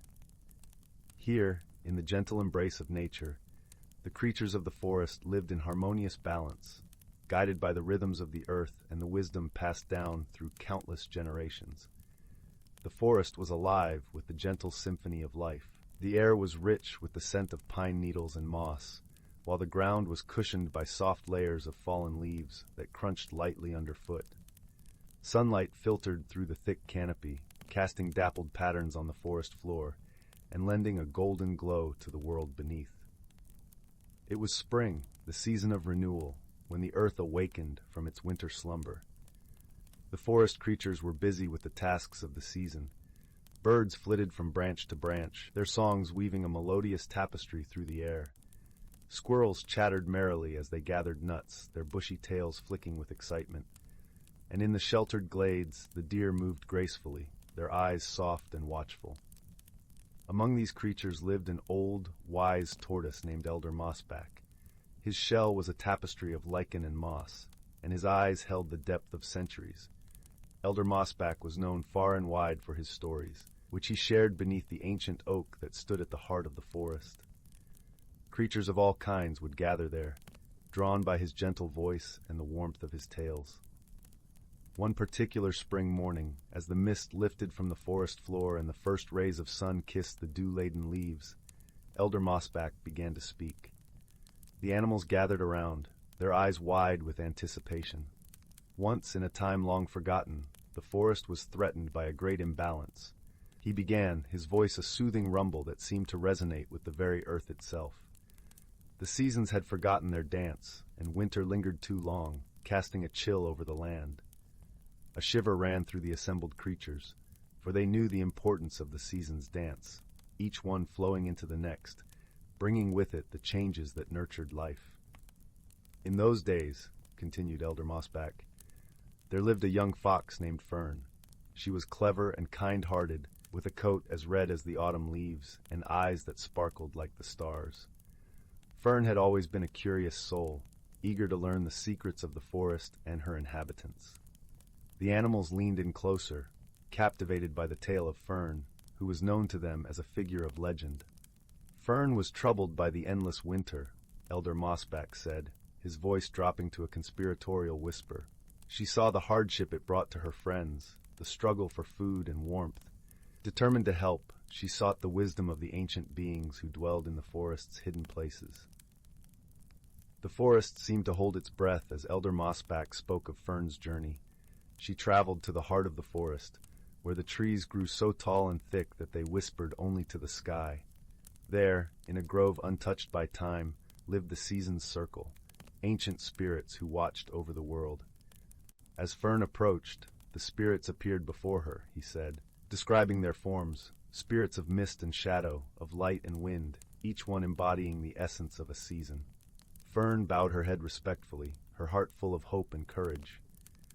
The spirits listened as Fern spoke of the forest's plight, her voice steady and sincere. Winter, represented by a figure draped in frost and snow, stepped forward. "We did not realize our dance had faltered," Winter said, his voice like the soft crunch of snow underfoot. "We have become lost in our own rhythms." Fern, with her gentle wisdom, proposed a solution. "Perhaps," she suggested, "if you each share your gifts with us, the forest can remind you of your dance." The spirits considered her words, and slowly they nodded in agreement. Thus, a pact was made. Spring brought forth a rain of blossoms, new life unfurling in vibrant hues. Summer followed with warm breezes and sunlight that kissed the earth. Autumn painted the world in gold and crimson, while winter, now mindful of his place, brought the gentle hush of snow. Through Fern's courage and kindness, Elder Mossback concluded, the seasons found their balance once more, and the forest thrived in harmony. The creatures around Elder Mossback nodded, their hearts warmed by the tale. They understood the lesson woven into the story, the importance of balance, of listening and understanding, and the power of a single kind heart to make a difference. As the sun dipped below the horizon, casting a soft twilight over the forest, the animals slowly dispersed, each carrying a piece of the story with them. Elder Mossback watched them go, a gentle smile on his ancient face. In the heart of the forest, beneath the watchful eyes of the stars, life continued its timeless dance, guided by the wisdom of the past and the promise of the future. And so, the forest remained a sanctuary of harmony and peace, where the whispers of old stories lingered like a gentle breeze, reminding all who listened of the beauty of balance and the magic of the natural world. In the heart of an ancient forest, where towering trees whispered secrets to the skies and streams danced over smooth stones, lay a world hidden from the hurried eyes of humankind. Here, in the gentle embrace of nature, the creatures of the forest lived in harmonious balance, guided by the rhythms of the earth and the wisdom passed down through countless generations. The forest was alive with the gentle symphony of life. The air was rich with the scent of pine needles and moss, while the ground was cushioned by soft layers of fallen leaves that crunched lightly underfoot. Sunlight filtered through the thick canopy, casting dappled patterns on the forest floor and lending a golden glow to the world beneath. It was spring, the season of renewal, when the earth awakened from its winter slumber. The forest creatures were busy with the tasks of the season. Birds flitted from branch to branch, their songs weaving a melodious tapestry through the air. Squirrels chattered merrily as they gathered nuts, their bushy tails flicking with excitement. And in the sheltered glades, the deer moved gracefully, their eyes soft and watchful. Among these creatures lived an old, wise tortoise named Elder Mossback. His shell was a tapestry of lichen and moss, and his eyes held the depth of centuries. Elder Mossback was known far and wide for his stories, which he shared beneath the ancient oak that stood at the heart of the forest. Creatures of all kinds would gather there, drawn by his gentle voice and the warmth of his tales. One particular spring morning, as the mist lifted from the forest floor and the first rays of sun kissed the dew-laden leaves, Elder Mossback began to speak. The animals gathered around, their eyes wide with anticipation. Once, in a time long forgotten, the forest was threatened by a great imbalance. He began, his voice a soothing rumble that seemed to resonate with the very earth itself. The seasons had forgotten their dance, and winter lingered too long, casting a chill over the land. A shiver ran through the assembled creatures, for they knew the importance of the season's dance, each one flowing into the next, bringing with it the changes that nurtured life. In those days, continued Elder Mossback, there lived a young fox named Fern. She was clever and kind-hearted, with a coat as red as the autumn leaves and eyes that sparkled like the stars. Fern had always been a curious soul, eager to learn the secrets of the forest and her inhabitants. The animals leaned in closer, captivated by the tale of Fern, who was known to them as a figure of legend. Fern was troubled by the endless winter, Elder Mossback said, his voice dropping to a conspiratorial whisper. She saw the hardship it brought to her friends, the struggle for food and warmth. Determined to help, she sought the wisdom of the ancient beings who dwelled in the forest's hidden places. The forest seemed to hold its breath as Elder Mossback spoke of Fern's journey. She traveled to the heart of the forest, where the trees grew so tall and thick that they whispered only to the sky. There, in a grove untouched by time, lived the season's circle, ancient spirits who watched over the world.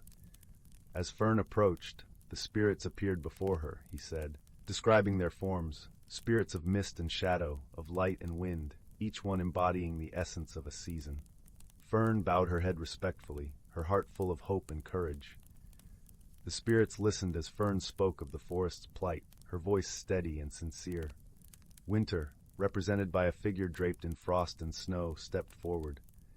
"We did not realize our dance had faltered," Winter said, his voice like the soft crunch of snow underfoot. "We have become lost in our own rhythms." Fern, with her gentle wisdom, proposed a solution. "Perhaps," she suggested, "if you each share your gifts with us, the forest can remind you of your dance." The spirits considered her words, and slowly they nodded in agreement. Thus, a pact was made. Spring brought forth a rain of blossoms, new life unfurling in vibrant hues. Summer followed with warm breezes and sunlight that kissed the earth. Autumn painted the world in gold and crimson, while winter, now mindful of his place, brought the gentle hush of snow. Through Fern's courage and kindness, Elder Mossback concluded, the seasons found their balance once more, and the forest thrived in harmony. The creatures around Elder Mossback nodded, their hearts warmed by the tale. They understood the lesson woven into the story, the importance of balance, of listening and understanding, and the power of a single kind heart to make a difference. As the sun dipped below the horizon, casting a soft twilight over the forest, the animals slowly dispersed, each carrying a piece of the story with them. Elder Mossback watched them go, a gentle smile on his ancient face. In the heart of the forest, beneath the watchful eyes of the stars, life continued its timeless dance, guided by the wisdom of the past and the promise of the future. And so, the forest remained a sanctuary of harmony and peace, where the whispers of old stories lingered like a gentle breeze, reminding all who listened of the beauty of balance and the magic of the natural world. Story 36. In the gentle glow of a distant galaxy, where stars twinkled like scattered gems across a velvet sky, lay the vibrant planet of Xanthara. Xanthara was known for its lush landscapes, where trees whispered secrets in the breeze and rivers sang their way through fragrant fields. It was here that two unlikely companions began their tale of friendship, one that would stretch beyond the stars themselves.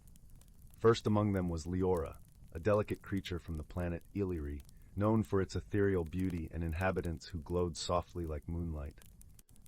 Leora had eyes that shone like pools of clear sapphire and wings that shimmered with iridescent hues.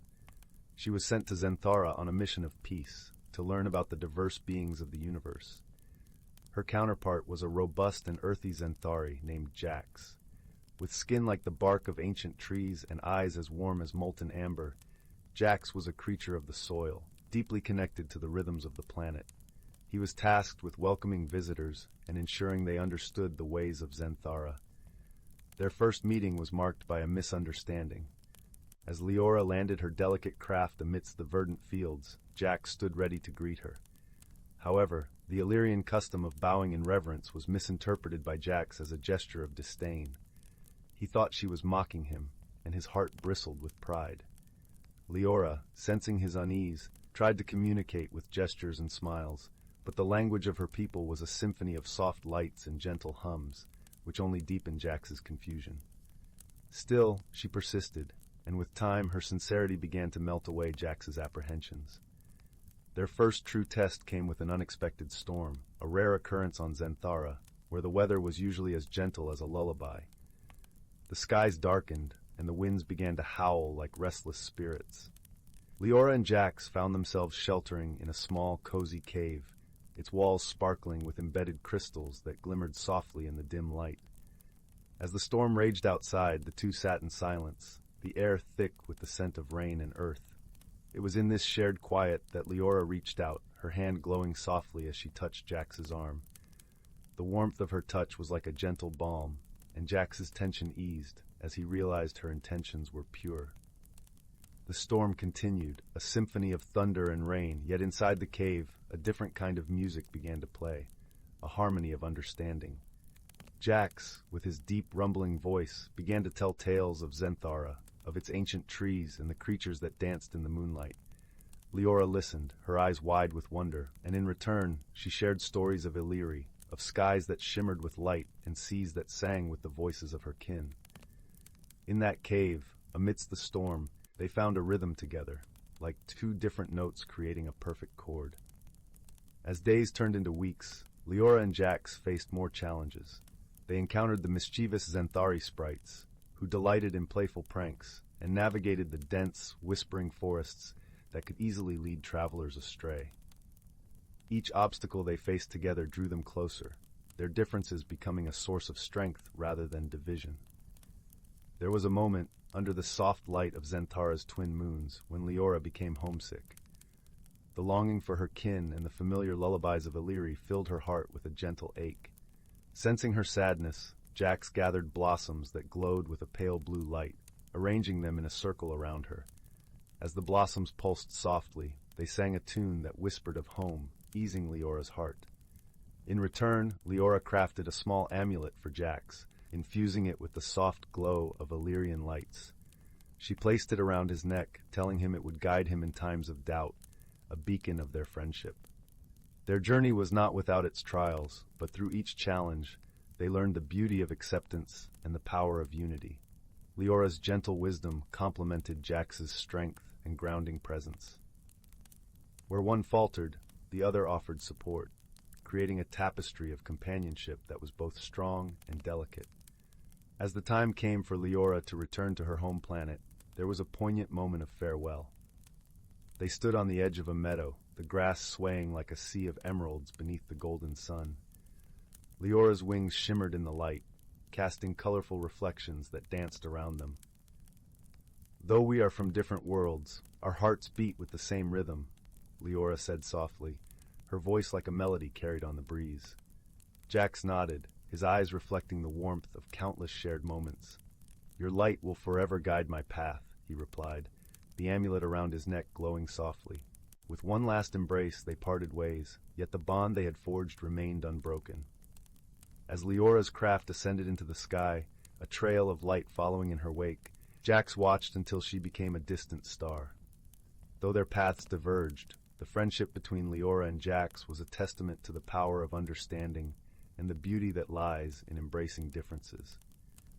They had discovered that true friendship transcends the boundaries of worlds, a tapestry woven with threads of kindness, patience, and shared laughter.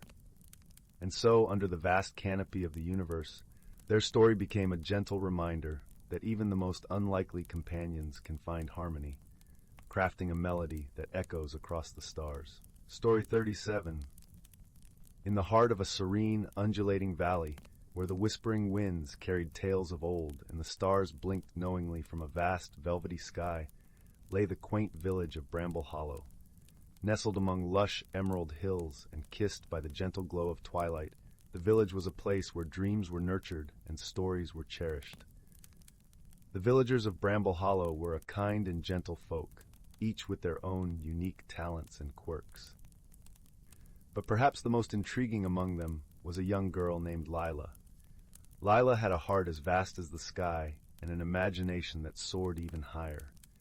Her days were spent exploring the winding forest trails and her nights in the company of well-loved books and the comforting crackle of the hearth. One blustery autumn evening, as the leaves danced to an unseen melody and the air was thick with the scent of earth and spice, Lila sat by her window, gazing out at the silvery moonlight that bathed the village.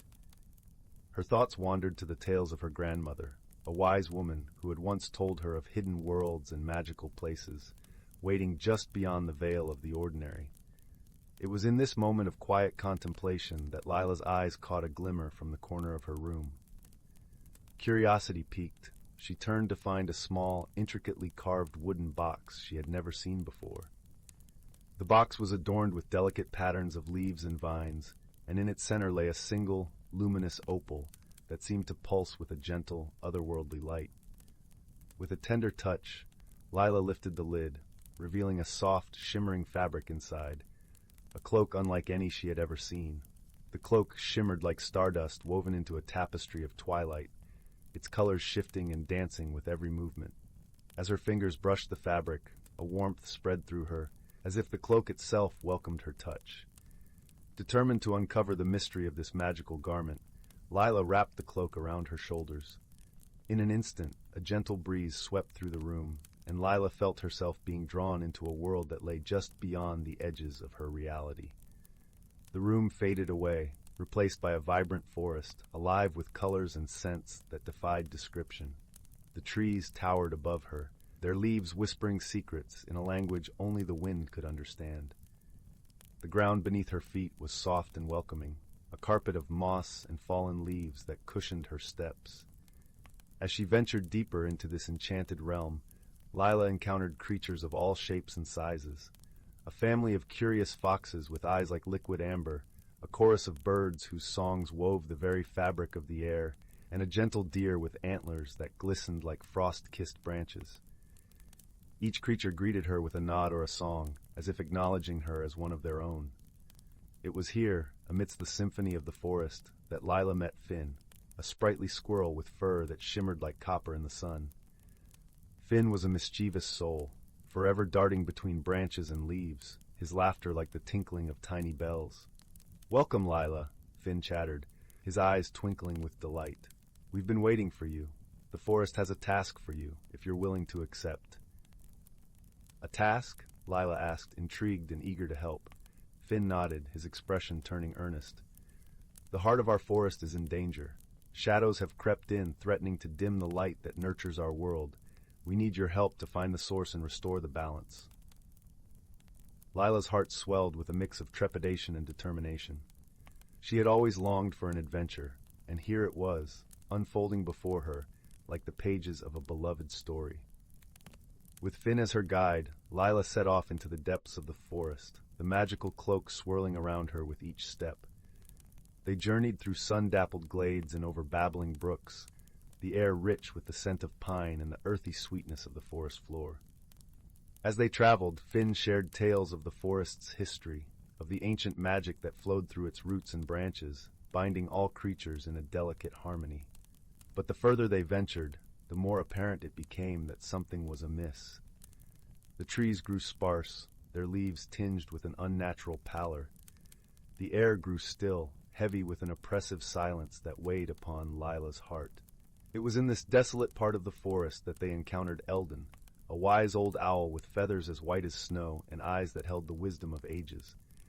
Eldon perched upon a gnarled branch, his gaze steady and kind. "You've come far, young one," Eldon hooted softly. "The shadows are strong here, but so too is the light within you. Remember, true strength lies not in might, but in understanding and compassion." Buoyed by Eldon's words, Lila pressed onward, her resolve unwavering. She and Finn journeyed to the heart of the forest, where the darkness gathered like a storm, swirling and pulsing with a life of its own. There, in a clearing surrounded by ancient oaks, they found the source of the shadow, a once vibrant tree, now twisted and blackened, its leaves withered and brittle. It was a sorrowful sight, a stark reminder of the balance that had been upset. Lila approached the tree, her heart aching with empathy for its plight. She laid a gentle hand upon its trunk, feeling the coldness of the shadow that had taken hold. But beneath it, she sensed a flicker of warmth, a glimmer of the tree's former vitality. With Finn by her side, Lila closed her eyes and focused on the warmth within. She envisioned the tree as it once was, full of life and light, its branches reaching skyward in joyful abandon. She poured all her love and hope into that vision, willing the shadow to retreat. Slowly, the darkness began to lift, like mist rising from a sunlit meadow. The tree shuddered, its branches stretching as if awakening from a long slumber. Color returned to its leaves, a vibrant green that shimmered in the dappled light. As the last of the shadows faded, the forest breathed a collective sigh of relief.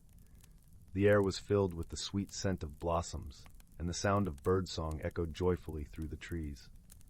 Eldon appeared once more, his eyes twinkling with pride. "You have done well, Lila. The forest is grateful for your courage and kindness. Remember, the light within you is a gift to be shared with the world." Lila smiled, her heart full of warmth and gratitude. She had discovered a strength within herself she never knew existed, a strength born of empathy and love. With the forest restored, Lila and Finn returned to the edge of the enchanted realm. As she prepared to leave, the creatures of the forest gathered to bid her farewell, their eyes filled with gratitude and affection. Finn scampered up to her shoulder, his voice filled with warmth. "Thank you, Lila. You've made a friend in the forest, and will always be here, just a heartbeat away." Touched by their friendship, Lila wrapped the cloak around her once more, feeling the familiar warmth envelop her.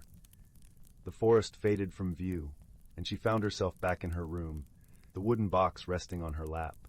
The cloak lay across her shoulders, its magic now a part of her own. Lila knew that the world was full of hidden wonders, and that the strength to make a difference lay within her heart. As she settled into bed, the gentle glow of the moonlight cast comforting shadows on the walls, and the soft rustle of the leaves outside lulled her into a peaceful slumber. In her dreams, she wandered once more through the forest, her spirit forever entwined with the magic of Bramble Hollow. And so, in the quiet stillness of the night, Lila's heart swelled with the knowledge that she was never truly alone, that friendship and love could bridge the gap between worlds, and that the light of kindness could banish even the deepest shadow. In the heart of a serene, undulating valley, where the whispering winds carried tales of old and the stars blinked knowingly from a vast, velvety sky, lay the quaint village of Bramble Hollow. Nestled among lush emerald hills and kissed by the gentle glow of twilight, the village was a place where dreams were nurtured and stories were cherished. The villagers of Bramble Hollow were a kind and gentle folk, each with their own unique talents and quirks. But perhaps the most intriguing among them was a young girl named Lila. Lila had a heart as vast as the sky and an imagination that soared even higher. Her days were spent exploring the winding forest trails and her nights in the company of well-loved books and the comforting crackle of the hearth.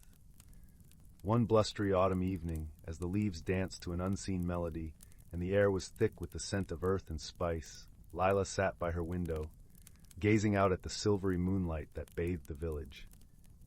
Her thoughts wandered to the tales of her grandmother, a wise woman who had once told her of hidden worlds and magical places, waiting just beyond the veil of the ordinary.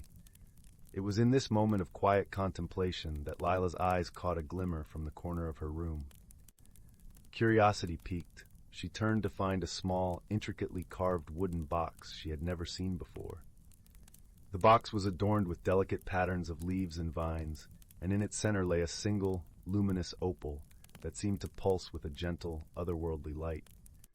With a tender touch, Lila lifted the lid, revealing a soft, shimmering fabric inside, a cloak unlike any she had ever seen. The cloak shimmered like stardust woven into a tapestry of twilight, its colors shifting and dancing with every movement.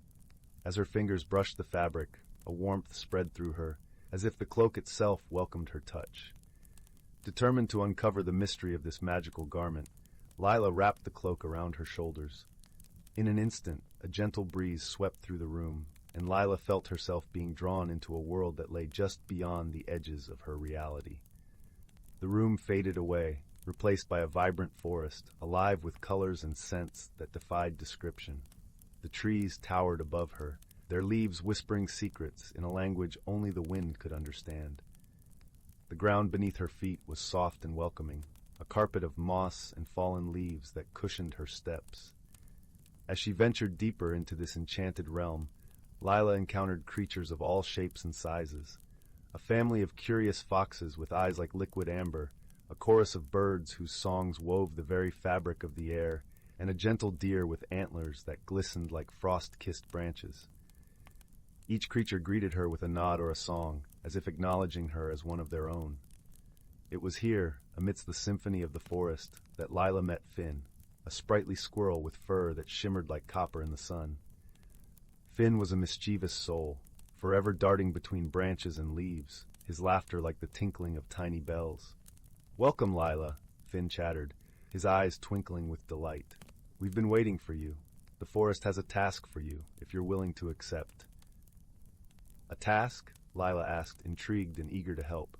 Finn nodded, his expression turning earnest. "The heart of our forest is in danger.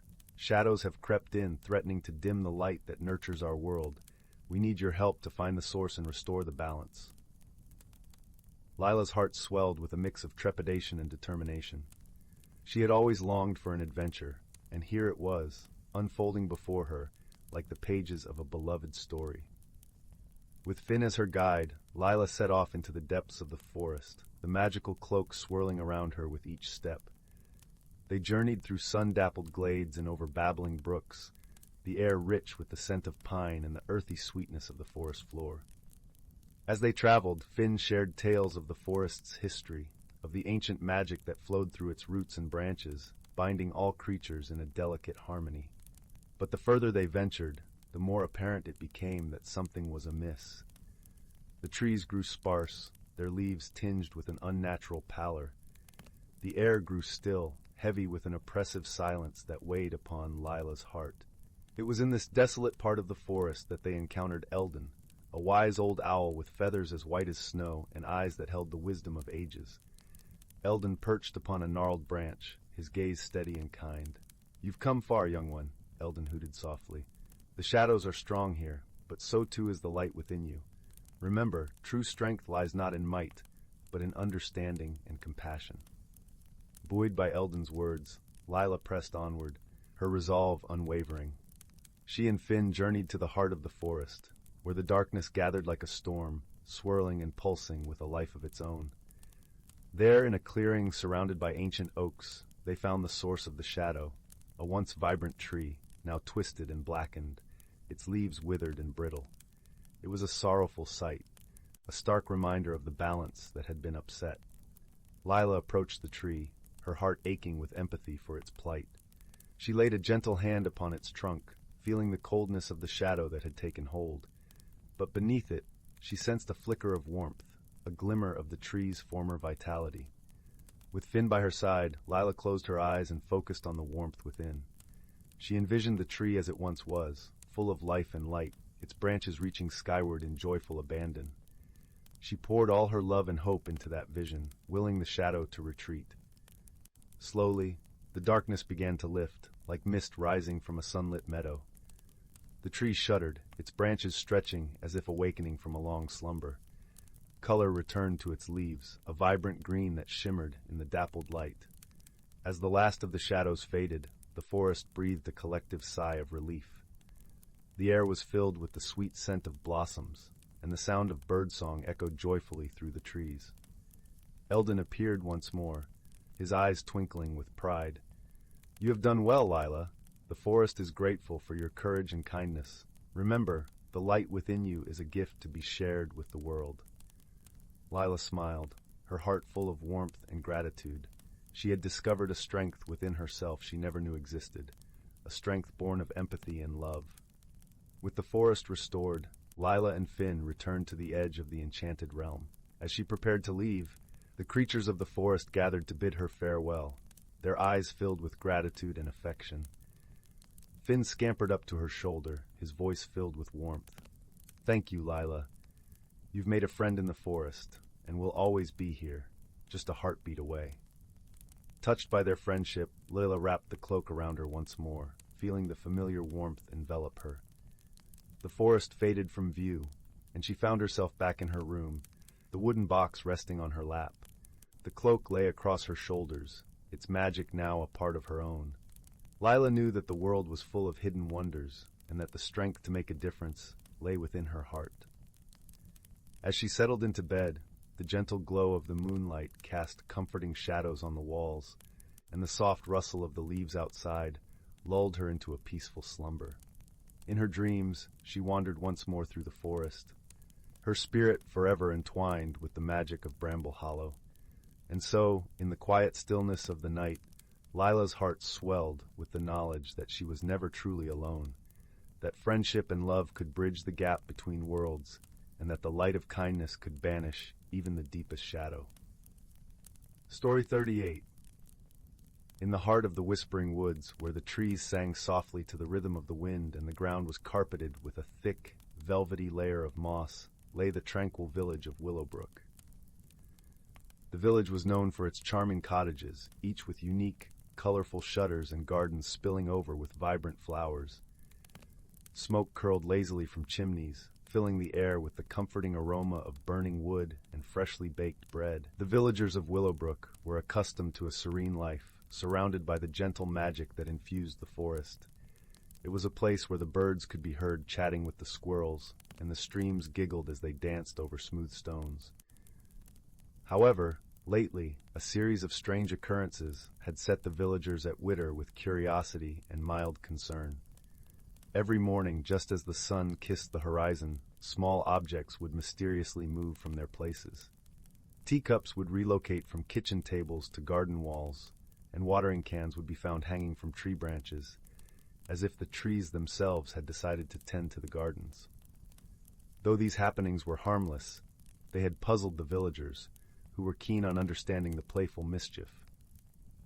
Among the villagers was a young girl named Lila, known for her inquisitive nature and gentle heart. Lila had a particular fondness for the magical creatures that dwelled in the whispering woods, and often spent her afternoons exploring the forest paths, befriending the creatures she met along the way. Her best friend was a wise old owl named Oliver, who had feathers the color of moonlight and eyes that gleamed with ancient wisdom. One crisp autumn morning, as the leaves crunched underfoot and the air was filled with the scent of cinnamon and cloves, Lila set out to unravel the mystery of the moving objects. She donned her favorite woolen cloak, the one her grandmother had knitted, and tucked a notebook under her arm to record her observations. Her first stop was the quaint cottage of Mrs. Poppy, the village baker, who greeted Lila with a warm smile and a plate of freshly baked scones.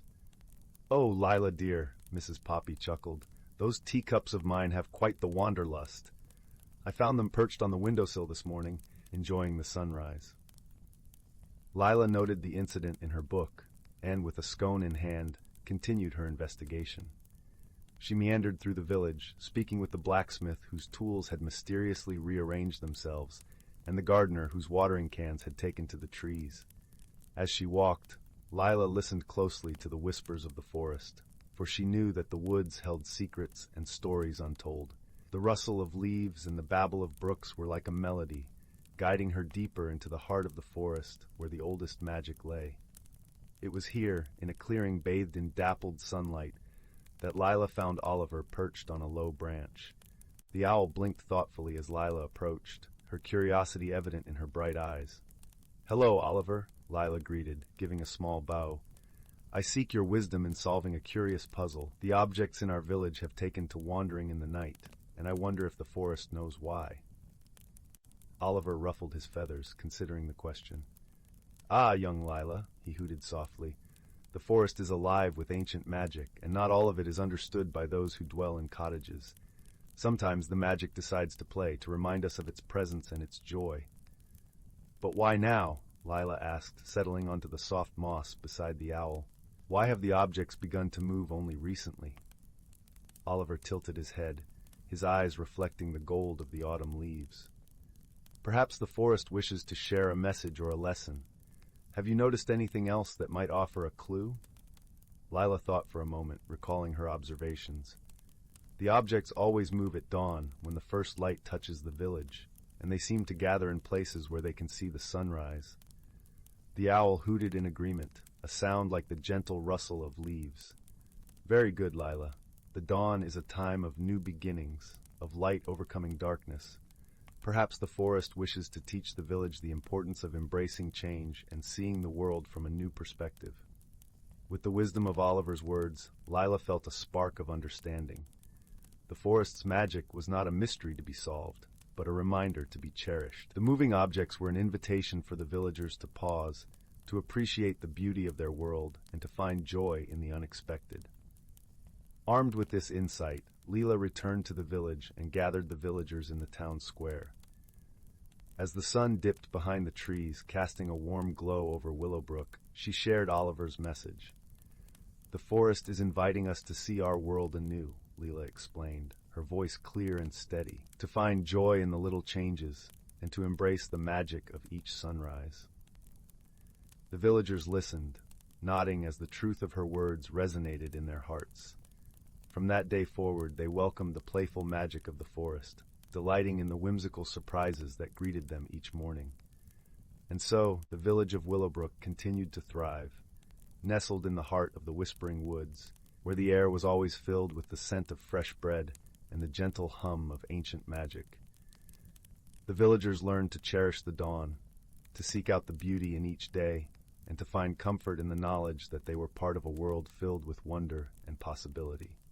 As for Lila, she continued her explorations, guided by the wisdom of her friend Oliver, and the understanding that sometimes the greatest mysteries are those that invite us to open our hearts and see the world through eyes of wonder. And each night, as the stars twinkled overhead and the forest whispered its lullabies, Willowbrook slumbered in peace, comforted by the magic that cradled them all. In the heart of the whispering woods, where the trees sang softly to the rhythm of the wind and the ground was carpeted with a thick, velvety layer of moss, lay the tranquil village of Willowbrook. The village was known for its charming cottages, each with unique, colorful shutters and gardens spilling over with vibrant flowers. Smoke curled lazily from chimneys, filling the air with the comforting aroma of burning wood and freshly baked bread. The villagers of Willowbrook were accustomed to a serene life, surrounded by the gentle magic that infused the forest. It was a place where the birds could be heard chatting with the squirrels, and the streams giggled as they danced over smooth stones. However, lately, a series of strange occurrences had set the villagers at widder with curiosity and mild concern. Every morning, just as the sun kissed the horizon, small objects would mysteriously move from their places. Teacups would relocate from kitchen tables to garden walls, and watering cans would be found hanging from tree branches, as if the trees themselves had decided to tend to the gardens. Though these happenings were harmless, they had puzzled the villagers, who were keen on understanding the playful mischief. Among the villagers was a young girl named Lila, known for her inquisitive nature and gentle heart. Lila had a particular fondness for the magical creatures that dwelled in the whispering woods, and often spent her afternoons exploring the forest paths, befriending the creatures she met along the way. Her best friend was a wise old owl named Oliver, who had feathers the color of moonlight and eyes that gleamed with ancient wisdom. One crisp autumn morning, as the leaves crunched underfoot and the air was filled with the scent of cinnamon and cloves, Lila set out to unravel the mystery of the moving objects. She donned her favorite woolen cloak, the one her grandmother had knitted, and tucked a notebook under her arm to record her observations. Her first stop was the quaint cottage of Mrs. Poppy, the village baker, who greeted Lila with a warm smile and a plate of freshly baked scones. "Oh, Lila dear," Mrs. Poppy chuckled, "those teacups of mine have quite the wanderlust. I found them perched on the windowsill this morning, enjoying the sunrise." Lila noted the incident in her book, and with a scone in hand, continued her investigation. She meandered through the village, speaking with the blacksmith whose tools had mysteriously rearranged themselves, and the gardener whose watering cans had taken to the trees. As she walked, Lila listened closely to the whispers of the forest, for she knew that the woods held secrets and stories untold. The rustle of leaves and the babble of brooks were like a melody, guiding her deeper into the heart of the forest where the oldest magic lay. It was here, in a clearing bathed in dappled sunlight, that Lila found Oliver perched on a low branch. The owl blinked thoughtfully as Lila approached, her curiosity evident in her bright eyes. "Hello, Oliver," Lila greeted, giving a small bow. "I seek your wisdom in solving a curious puzzle. The objects in our village have taken to wandering in the night, and I wonder if the forest knows why." Oliver ruffled his feathers, considering the question. "Ah, young Lila," he hooted softly, "the forest is alive with ancient magic, and not all of it is understood by those who dwell in cottages. Sometimes the magic decides to play, to remind us of its presence and its joy." "But why now?" Lila asked, settling onto the soft moss beside the owl. "Why have the objects begun to move only recently?" Oliver tilted his head, his eyes reflecting the gold of the autumn leaves. "Perhaps the forest wishes to share a message or a lesson. Have you noticed anything else that might offer a clue?" Lila thought for a moment, recalling her observations. "The objects always move at dawn, when the first light touches the village, and they seem to gather in places where they can see the sunrise." The owl hooted in agreement, a sound like the gentle rustle of leaves. "Very good, Lila. The dawn is a time of new beginnings, of light overcoming darkness. Perhaps the forest wishes to teach the village the importance of embracing change and seeing the world from a new perspective." With the wisdom of Oliver's words, Lila felt a spark of understanding. The forest's magic was not a mystery to be solved, but a reminder to be cherished. The moving objects were an invitation for the villagers to pause, to appreciate the beauty of their world, and to find joy in the unexpected. Armed with this insight, Lila returned to the village and gathered the villagers in the town square. As the sun dipped behind the trees, casting a warm glow over Willowbrook, she shared Oliver's message.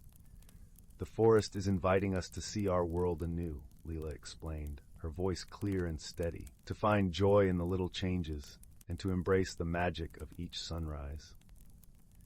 The villagers listened, nodding as the truth of her words resonated in their hearts. From that day forward, they welcomed the playful magic of the forest, delighting in the whimsical surprises that greeted them each morning. And so, the village of Willowbrook continued to thrive, nestled in the heart of the whispering woods, where the air was always filled with the scent of fresh bread and the gentle hum of ancient magic. The villagers learned to cherish the dawn, to seek out the beauty in each day, and to find comfort in the knowledge that they were part of a world filled with wonder and possibility. As for Lila, she continued her explorations, guided by the wisdom of her friend Oliver, and the understanding that sometimes the greatest mysteries are those that invite us to open our hearts and see the world through eyes of wonder. And each night, as the stars twinkled overhead and the forest whispered its lullabies, Willowbrook slumbered in peace, comforted by the magic that cradled them all. Story 39. In a small village nestled deep within an ancient forest, there lived a young girl named Willow. Her curiosity and love for nature knew no bounds, and she often ventured into the woods, captivated by the hidden wonders that surrounded her. One day, while exploring a secluded glade, Willow stumbled upon an extraordinary sight, a glimmering crystal, unlike anything she had ever seen before. As she reached out to touch it, the crystal pulsed with a warm, radiant glow, and a melodic voice echoed in her mind. "Willow, you have been chosen to embark on a journey like no other. This crystal holds the key to unlocking the secrets of the Whispering Woods, a hidden realm where the elements themselves come to life." Willow's heart raced with excitement and trepidation.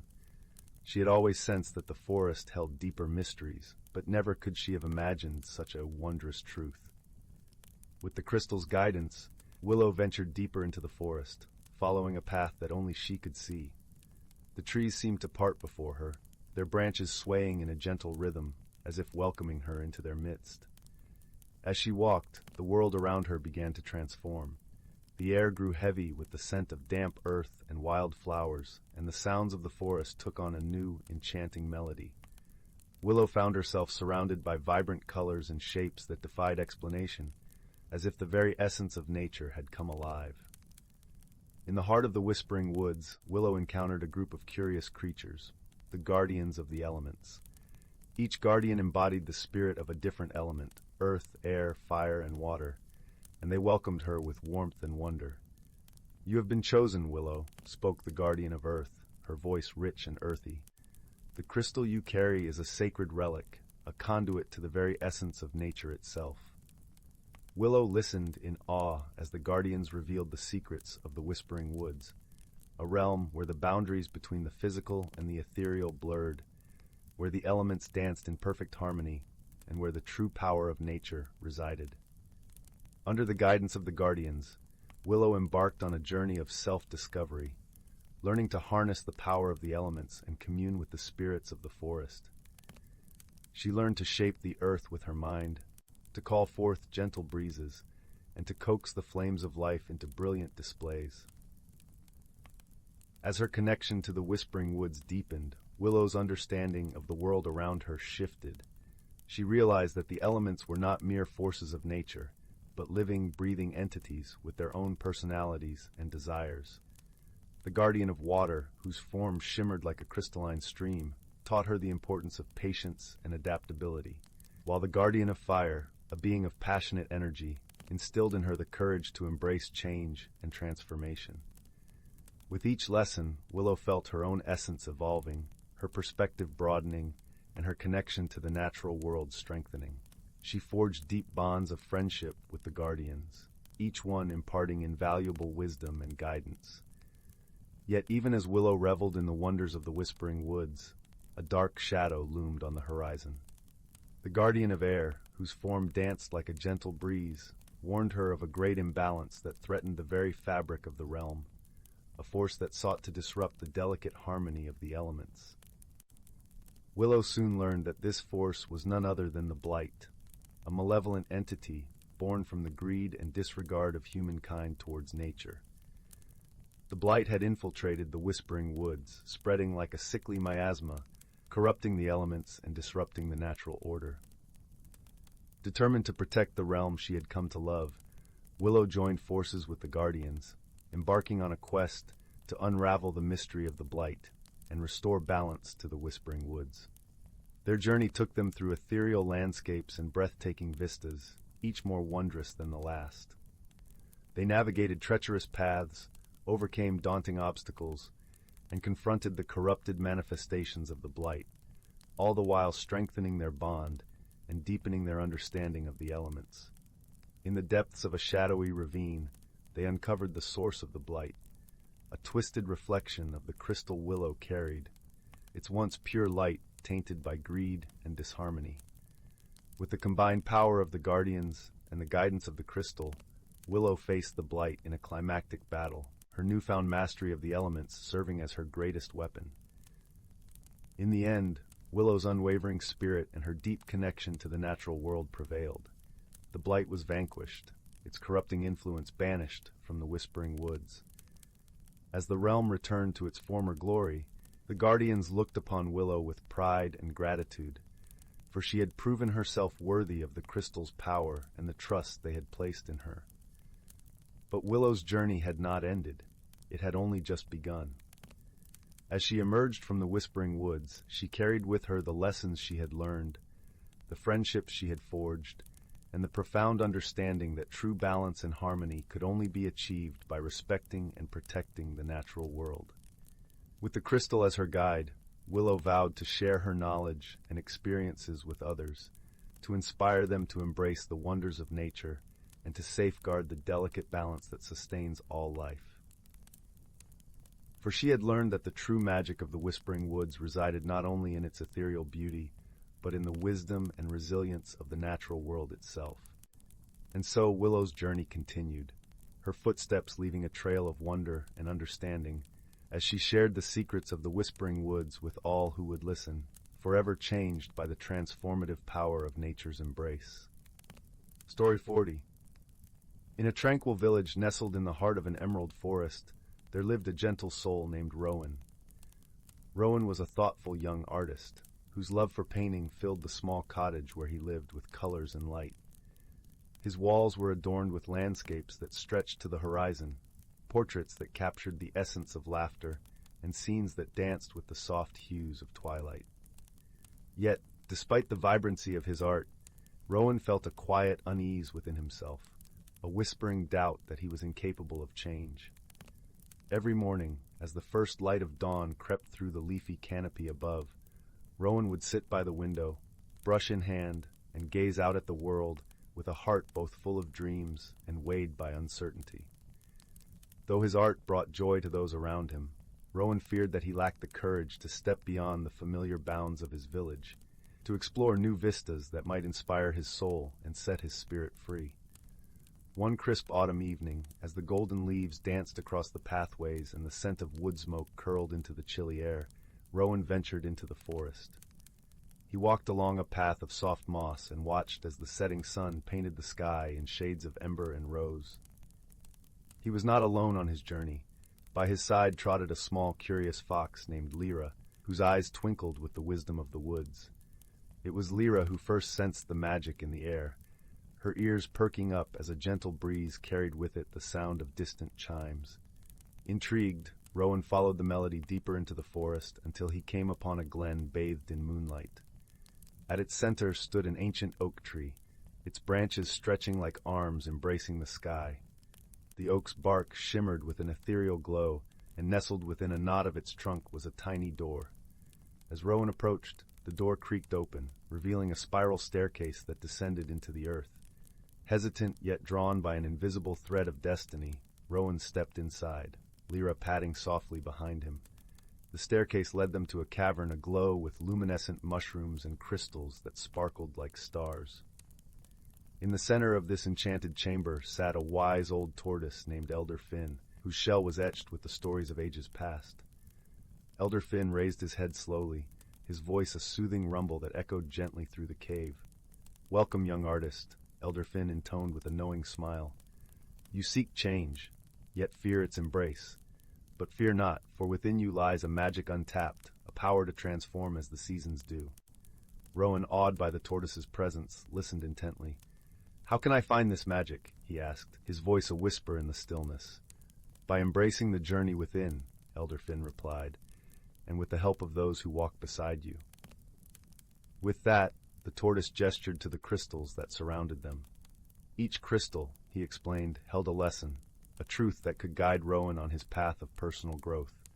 The first crystal, a deep azure, glimmered with the light of self-awareness. Holding it, Rowan felt a gentle warmth spread through his fingertips and into his heart. "Look within," Elder Finn advised. "See the beauty and potential that reside in your soul." Rowan closed his eyes, and in the darkness behind his eyelids, he saw visions of his art transforming, growing more vibrant and profound as he dared to explore new horizons. He saw himself painting with boldness and joy, unhindered by doubt or fear. Next, Elder Finn directed Rowan to a crystal of emerald green, symbolizing resilience and strength.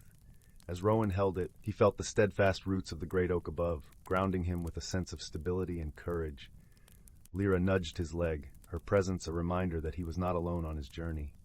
"Trust in yourself," Elder Finn spoke softly, "and remember, the forest stands with you."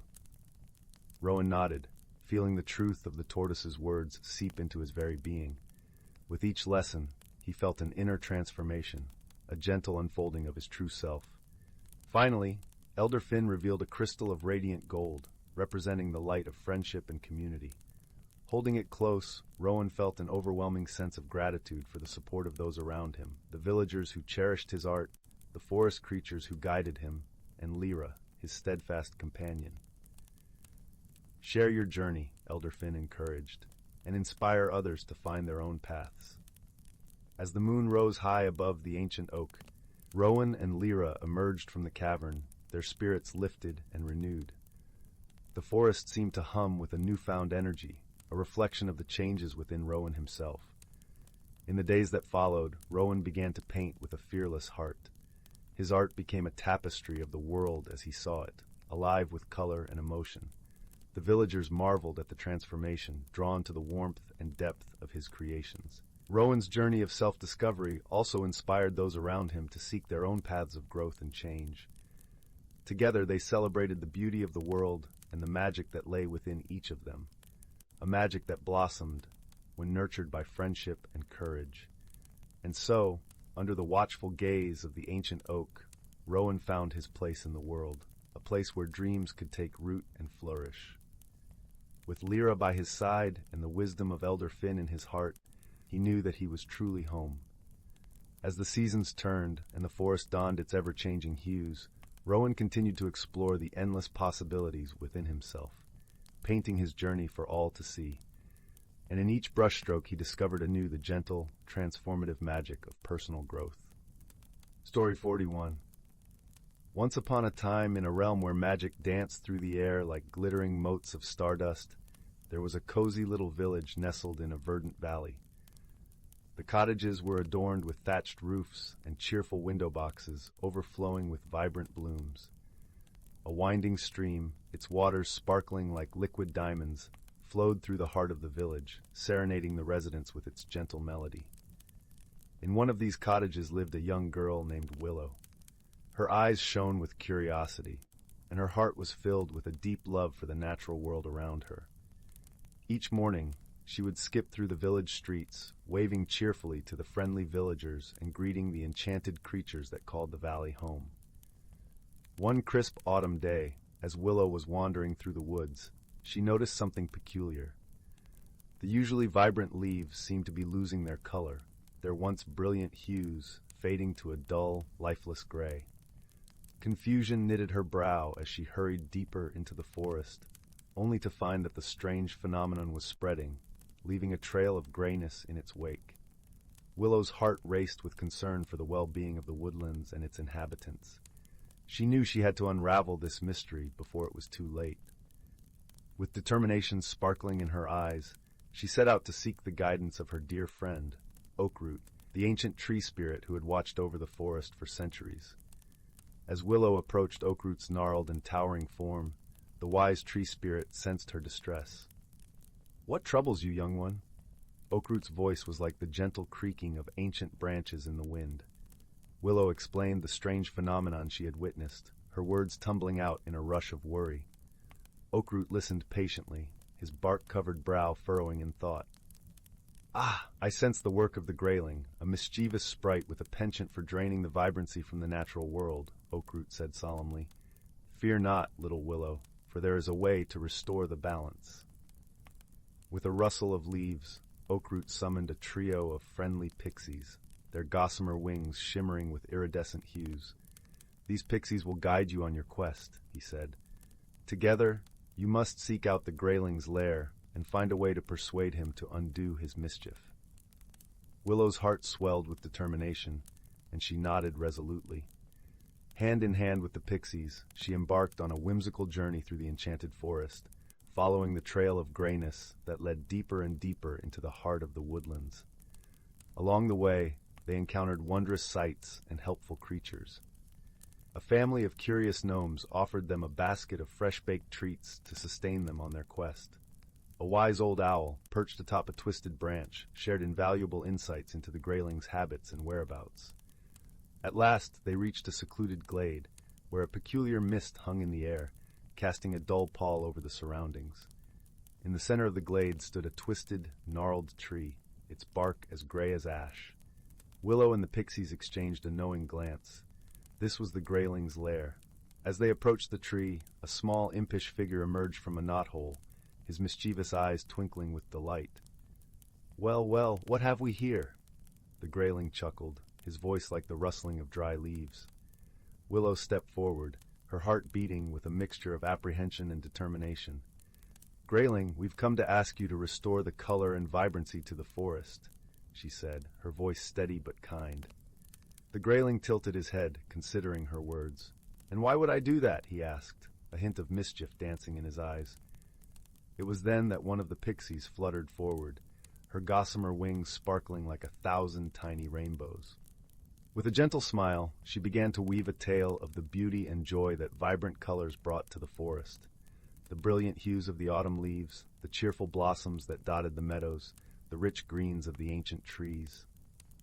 As the pixie spoke, the Grayling's expression softened, and a wistful look crossed his impish features. Willow seized the opportunity, adding her own words of wisdom and appeal to the Grayling's sense of whimsy and delight. Slowly but surely, the Grayling's mischievous demeanor melted away, replaced by a newfound appreciation for the beauty and vibrancy he had inadvertently drained from the forest. With a wave of his gnarled hand, he released a shimmering burst of energy that rippled outward, restoring the brilliant hues to the woodlands. Willow and the pixies watched in wonder as the color and life flooded back into the forest, the leaves regaining their fiery autumnal shades, the flowers blooming with renewed vibrancy, and the very air seeming to sparkle with renewed energy. The Grayling, his eyes shining with childlike delight, turned to Willow and the pixies. "Thank you, my friends," he said, his voice tinged with genuine gratitude. "You have shown me the true beauty of color and the joy it brings to this realm." From that day forth, the Grayling became a cherished protector of the forest's vibrant hues, using his magic to enhance and celebrate the natural wonders that surrounded him. And Willow, her heart brimming with joy and gratitude, continued to wander the enchanted woodlands, her spirit ever entwined with the magic and wonder that thrived within its ancient boughs. Story 42. Once upon a dusky eve, in the quaint village of Willowtree, strange happenings began to unfold. The townsfolk, who usually spent their evenings gathered around crackling hearths swapping tales, found their firesides mysteriously extinguished one by one. Young Rowan, an inquisitive lass with sparkling eyes, was the first to notice this oddity. As she gazed out her window that night, she saw the cheery glow of firelight winking out in house after house. The next morning, Rowan set out to investigate, her worn boots crunching through the fresh snowfall. She knocked on the door of her dear friend Hazel, a kindly elder renowned for her wisdom. "Good morrow, Rowan," Hazel greeted with a warm smile, ushering the girl inside to her cozy cottage. "What brings you out on such a frosty day?" Rowan explained the bizarre occurrence, and Hazel's brow furrowed in thought. "How peculiar. Let me consult my magical companions. They may have insight we lack." With a wave of her gnarled oak staff, Hazel summoned her faithful friends, a sprightly pixie named Glow, a wise old gnome named Mosscap, and a radiant fairy called Lumina. "Our fires too have been snuffed," Glow lamented, her gossamer wings drooping, "and our lanterns sputter and fade." "A strange chill seems to have settled over the land," rumbled Mosscap, stroking his long beard, "almost as if the very light itself is being drained away."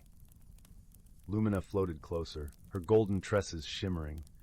"I sense a dark presence lurking in the shadows of the bird oak grove. Perhaps the answer lies there." Hazel nodded solemnly. "Then to the grove we must venture. Stay close, my friends, and keep your wits about you." With Rowan in tow, the unlikely band made their way through the silent, snow-hushed forest. An unnatural gloom hung in the air, the shadows seeming to pool and writhe. Rowan shivered, drawing her cloak tighter. At last, they reached the twisted boughs of the ancient bird oak. A faint, sickly miasma seeped from a crevice in the trunk. Mosscap inspected it closely, his wise eyes narrowing.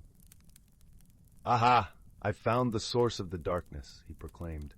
"A penumbra sprite, a mischievous creature that feeds on light itself. It must have taken root within this oak." "But how do we banish it?" Rowan asked anxiously. "Surely such a being of shadow will not yield easily." Lumina's radiant form brightened with determination. "Leave that to me, young one. We fairies may be delicate, but our light burns ever brilliant and true." With those words she drifted forward and hovered before the crevice. Drawing a deep breath, Lumina began to glow with a warm, golden aura. The radiance intensified until it shone like a tiny sun, banishing every wisp of darkness from the ancient oak's hollows. A piercing shriek rent the air as the penumbra sprite was driven out, recoiling from the purifying light. It writhed and contorted, finally dissipating like a puff of oily smoke on the winter breeze. As the last of the shadows melted away, Rowan felt warmth and cheer return to the forest. In windows all across Willowtree, flickering firelight began to glow once more. That night, the village square bustled with joyous celebration. Townsfolk gathered around great bonfires, singing songs of gratitude for the return of light, and sharing tales of Rowan's bravery long into the wee hours. And whenever the embers danced and shadows stretched long across the snowy ground, Rowan would smile and remember the wise friends who had helped banish the darkness from their cherished home. Story 43, Story 44, Story 45, Story 46, Story 47, Story 48. In the heart of a lush, whispering forest, where the trees seemed to hum gentle lullabies with the wind, lay a quaint village known as Willowbrook. It was a place where magic danced lightly on the air, mingling with the scent of wildflowers and warm, earthy moss. The cottages, with their thatched roofs and colorful gardens, nestled snugly against the hillside, each one surrounded by a low stone wall that seemed to hug the homes gently. In this serene village lived a thoughtful young girl named Clara. She had a keen eye and a curious heart, always noticing the little things others might miss. Her days were filled with adventures and discoveries, but lately something peculiar had been happening. Each morning the villagers awoke to find their garden gates mysteriously open, tools scattered about, and sometimes even small trinkets missing.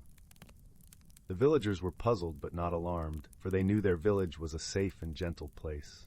Still, they were curious, and so they turned to Clara, hoping she might unravel the mystery. With a nod and a determined glint in her eyes, Clara promised to investigate. She started her quest by visiting the gardens at dusk, just as the sun dipped below the horizon, leaving streaks of coral and lavender in the sky. The air was cool and sweet, carrying the scent of honeysuckle. Clara crouched by the hedges, her notebook in hand, and waited patiently. As the moon rose, casting silver beams across the village, Clara noticed something unusual. From the corner of her eye, she saw a soft glow weaving through the gardens. It wasn't the light of fireflies which flickered gently above her, but something more deliberate. She followed it quietly, her footsteps muffled by the soft grass. To her surprise, Clara discovered a small group of creatures, no taller than her knee, with shimmering wings and bright, curious eyes. They were busy at work, tending to the gardens with care, though their methods were a bit chaotic. Clara watched as they rearranged stones, polished leaves with tiny cloths, and gathered forgotten trinkets into neat piles. "Hello there," Clara called softly, not wanting to startle them. The creatures paused, their wings fluttering like the pages of a book caught in a breeze, and then they turned to face her. "We mean no harm," one of them spoke, its voice like the tinkling of a bell. "We are the Glimmerfolk, caretakers of the night." Clara smiled warmly, her heart filling with understanding. "But why open the gates and scatter things about?" she asked gently. The Glimmerfolk exchanged glances, their eyes twinkling in the moonlight. "We were trying to help," explained another, its voice soft and melodic. "But we did not understand the ways of your village. We thought the tools were to be used, and the gates should breathe with the gardens."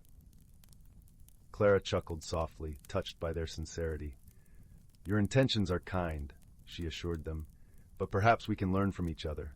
I could show you how we tend our gardens, and you can teach me the ways of the night." And so began a delightful exchange of knowledge.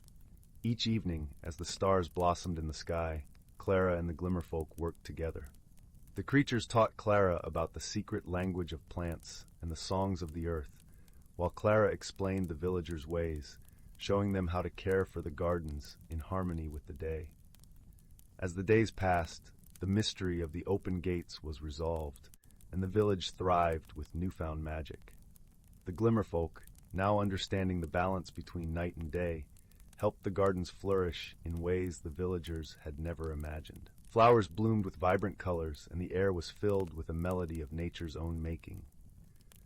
The villagers, grateful for Clara's wisdom and the Glimmerfolk's friendship, held a small celebration under the twinkling stars. There was laughter and joy, a gentle reminder that misunderstandings could be mended with kindness and cooperation. And so, under the watchful gaze of the moon, Willowbrook continued to be a place where magic and harmony danced hand in hand, a cozy haven where mysteries were welcomed as friends and solved with the warmth of understanding.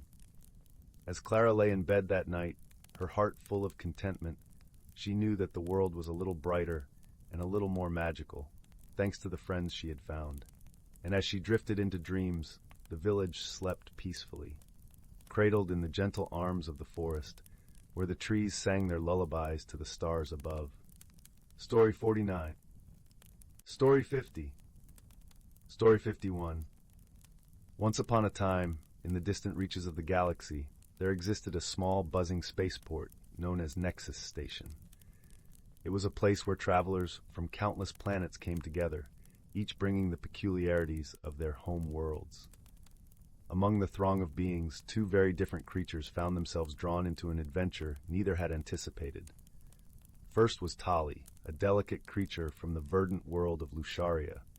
She resembled a walking blossom, with petals that shimmered in hues of blue and violet, and a voice that echoed like the gentle rustle of leaves. Lusharians were known for their affinity with nature and their ability to communicate with all living things.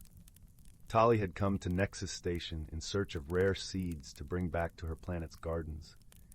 Then there was Drox, a sturdy, metallic being from the industrious planet of Farron. Drox's body was a marvel of engineering, a patchwork of gears and glowing circuits. Faronians were skilled in technology, but not known for their emotional depth. Drox had arrived at the station on a quest to find new alloys that could withstand the harshest conditions. On a particular day, as the chaos of the spaceport swirled around them, Tali and Drox collided in a busy market corridor. Tali's seeds scattered across the shiny floor, while Drox's metallic limbs clattered as he tried to regain his balance. "Oh dear," Tali exclaimed, her petals bristling with embarrassment. "I'm so sorry." Drox, adjusting his optics, replied in a voice that hummed like a gentle engine. "No, it was my fault. I wasn't watching where I was going." As they both stooped to collect Tali's scattered seeds, a misunderstanding unfolded. Drox, unfamiliar with the organic delicacy of Lusharian flora, accidentally crushed a seed under his metal fingers. Tali gasped softly, a hint of sorrow in her eyes. "That was a rare one," she murmured, her voice tinged with disappointment. Drox, feeling a pang of something unfamiliar, guilt, offered, "I'll help you find another. I've seen a vendor selling seeds just down the corridor." Reluctantly, Tali agreed, and together they ventured deeper into the market. Along the way, Drox's candid curiosity about the seeds sparked a conversation. Tali shared stories of her lush home, where the air was sweet with the scent of blossoms, and the sky danced with colors at dawn and dusk. In return, Drox spoke of Farron, where the skies were often hidden behind a veil of smog, but the night was illuminated by the glow of factories and the rhythmic hum of machinery. Their differences were vast, yet as they talked, a bridge of understanding began to form. Tali marveled at Drox's tales of invention and innovation, while Drox found himself enchanted by Tali's descriptions of a world so full of life and color. Their quest for the seed vendor led them to the outskirts of the market, where a small, unassuming stall was nestled between towering crates of exotic goods. The vendor, a wizened old Gricthorian with a voice like gravel, eyed them with suspicion. "What do you want?" he croaked, his three eyes blinking out of sequence. Tali stepped forward, her demeanor gentle yet firm. "We're looking for a Lusharian seed, a rare one. Would you happen to have any?" The Gricthorian grumbled, rummaging through his collection. Eventually, he produced a small, shimmering seed that seemed to pulse with a gentle light. "This is what you're looking for, but it's not cheap," he warned. Drox, understanding the importance of the seed, offered to pay with a portion of the precious Faronian alloys he had brought to trade. The vendor agreed, and Tali's eyes sparkled with gratitude. "Thank you, Drox," she said softly. "This means a lot to me." Drox, feeling a warmth spreading through his circuits, simply nodded. "It's the least I could do after my clumsiness." As they returned to the heart of the spaceport, a sudden announcement crackled through the station's speakers. A solar storm was approaching, threatening to disrupt travel and communication throughout the sector. Panic rippled through the crowd, and travelers hurried to secure passage before the storm hit. Tali and Drox found themselves caught in the throng, but instead of being swept away by the chaos, they grew more determined to stick together. In the midst of the frenzy, they discovered that the storm's arrival would trap them at Nexus Station for several days. With no choice but to wait out the storm, Tali and Drox decided to make the best of their situation. They found refuge in a quaint corner of the station, a small garden dome where exotic plants from various worlds grew under artificial sunlight. It was here, surrounded by the calming presence of greenery, that they began to truly understand one another. In the serene atmosphere of the garden dome, Tali taught Drox about the art of Lusharian meditation, a practice that involved tuning into the symphony of life around them. As Drox attempted to still his mechanical mind, he experienced a strange new sensation, a sense of peace and connection he had never known. In return, Drox shared the wonders of Pharaonian technology with Tali, demonstrating how his internal systems worked and explaining the intricacies of his design. Tali, fascinated by the precision and ingenuity, found herself seeing Drox not just as a machine, but as a reflection of the beauty that could be found in creation of all kinds. As the days passed, the storm outside raged on, but inside the garden dome, a bond was forming. They laughed and shared stories, their initial misunderstandings giving way to a deeper appreciation for each other's perspectives. One evening, as they watched the swirling vortex of the storm through the dome's transparent ceiling, Tali turned to Drox with a thoughtful expression. "I've learned so much from you, Drox. You've shown me that even things that seem cold and mechanical can have a warmth all their own." Drox, feeling an unexpected emotion welling up, replied, "And you've taught me that even a being of metal and circuits can find beauty in the natural world. I think we make quite the team." Their mutual support became evident when a sudden power outage plunged the station into darkness. Panic threatened to erupt among the stranded travelers, but Tali and Drox, guided by their newfound friendship, sprang into action. Using his internal battery, Drox provided a temporary source of light and power, while Tali, with her calming presence and gentle words, reassured those around them. Together they organized a safe, comfortable space for everyone to wait until the power was restored. In that moment, under the dim glow of Drox's lights and the comforting rustle of Tali's petals, the travelers of Nexus Station found solace. It was a testament to the unlikely bond between a being of metal and a creature of petals, and the strength they found in each other's company. Finally, as the solar storm subsided and the station's systems flickered back to life, Tali and Drox prepared to part ways. Their journey together had come to an end, but the friendship they had forged would linger in their hearts. As they stood at the threshold of the garden dome, Tali offered Drox a small, vibrant blossom from her world. "To remember our time together," she said with a smile. Drox accepted the gift, carefully placing it within a compartment in his chest. "And this," he said, handing Tali a small, sparkling gear from his own body, "to remind you of our shared adventure." With a final embrace, they promised to keep in touch across the stars, knowing that no distance could diminish the friendship they had discovered. As Tali and Drox departed, each to their own world, they carried with them the lessons they had learned, that true friendship transcends differences, that understanding can overcome any misunderstanding, and that even the most unlikely companions can find harmony in each other's presence. And so in the vastness of the galaxy, under the endless tapestry of stars, Tali and Drox's story continued to echo, a gentle reminder of the beauty found in friendship and the warmth of a bond forged through shared trials and heartfelt understanding. Story 52. Title: The Whispering Woods. In a quaint little village nestled between rolling green hills and a vast, shimmering forest, there lived a girl named Leora. Her heart was as warm as the summer sun, and her curiosity was as boundless as the starry night sky. Leora was known throughout the village for her gentle spirit and her love for the forest, which stood like a guardian beyond the village's edge, its leaves whispering secrets that only Leora seemed to hear. Leora's days were filled with wonder as she wandered through the village with her best friend, a clever fox named Finnegan. Finnegan had soft, russet fur that gleamed in the sunlight and eyes that sparkled with intelligence and mischief. Together, they explored the hidden nooks and crannies of their world, always seeking the mysteries that lay just beyond their fingertips. One crisp autumn morning, as the scent of fallen leaves and wood smoke filled the air, Leora and Finnegan set off on one of their many adventures. The forest, with its canopy of amber and gold, beckoned them with its enchanting allure. As they wandered deeper into the woods, the familiar path gave way to a trail neither had seen before, overgrown and winding like a forgotten dream. Curiosity tugged at Leora's heart. "Shall we see where it leads, Finnegan?" she asked, her voice a soft melody in the quiet of the forest. Finnegan twitched his bushy tail in agreement, his eyes alight with excitement.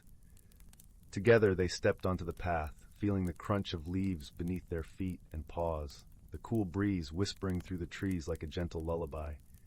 As they delved deeper, the forest seemed to change around them. The light grew softer, filtered through a veil of delicate branches. The air was filled with the earthy scent of moss and the distant, melodic calls of unseen birds. And then, quite suddenly, they found themselves standing before a grand ancient tree. Its trunk was wide and gnarled, its bark etched with the passage of time. From within its depths came a soft, glowing light, warm and inviting. Leora approached the tree with reverence, her heart pounding with a sense of discovery. As she reached out to touch the bark, the light pulsed gently, and a soft, musical voice filled the air. "Welcome, seekers of truth," it said, resonating like a choir of distant stars. Startled, Leora drew back, but Finnegan stood firm, his gaze fixed on the tree. "We've come to explore," Leora said, finding her voice, "to understand the secrets of the forest." The tree's light shimmered in response, casting a gentle glow that seemed to wrap around them like a warm embrace. "You have found the heart of the Whispering Woods," the voice explained. "A place where the stories of the forest come to life, where the past and the future entwine." As the words washed over them, the world around Leora and Finnegan began to change.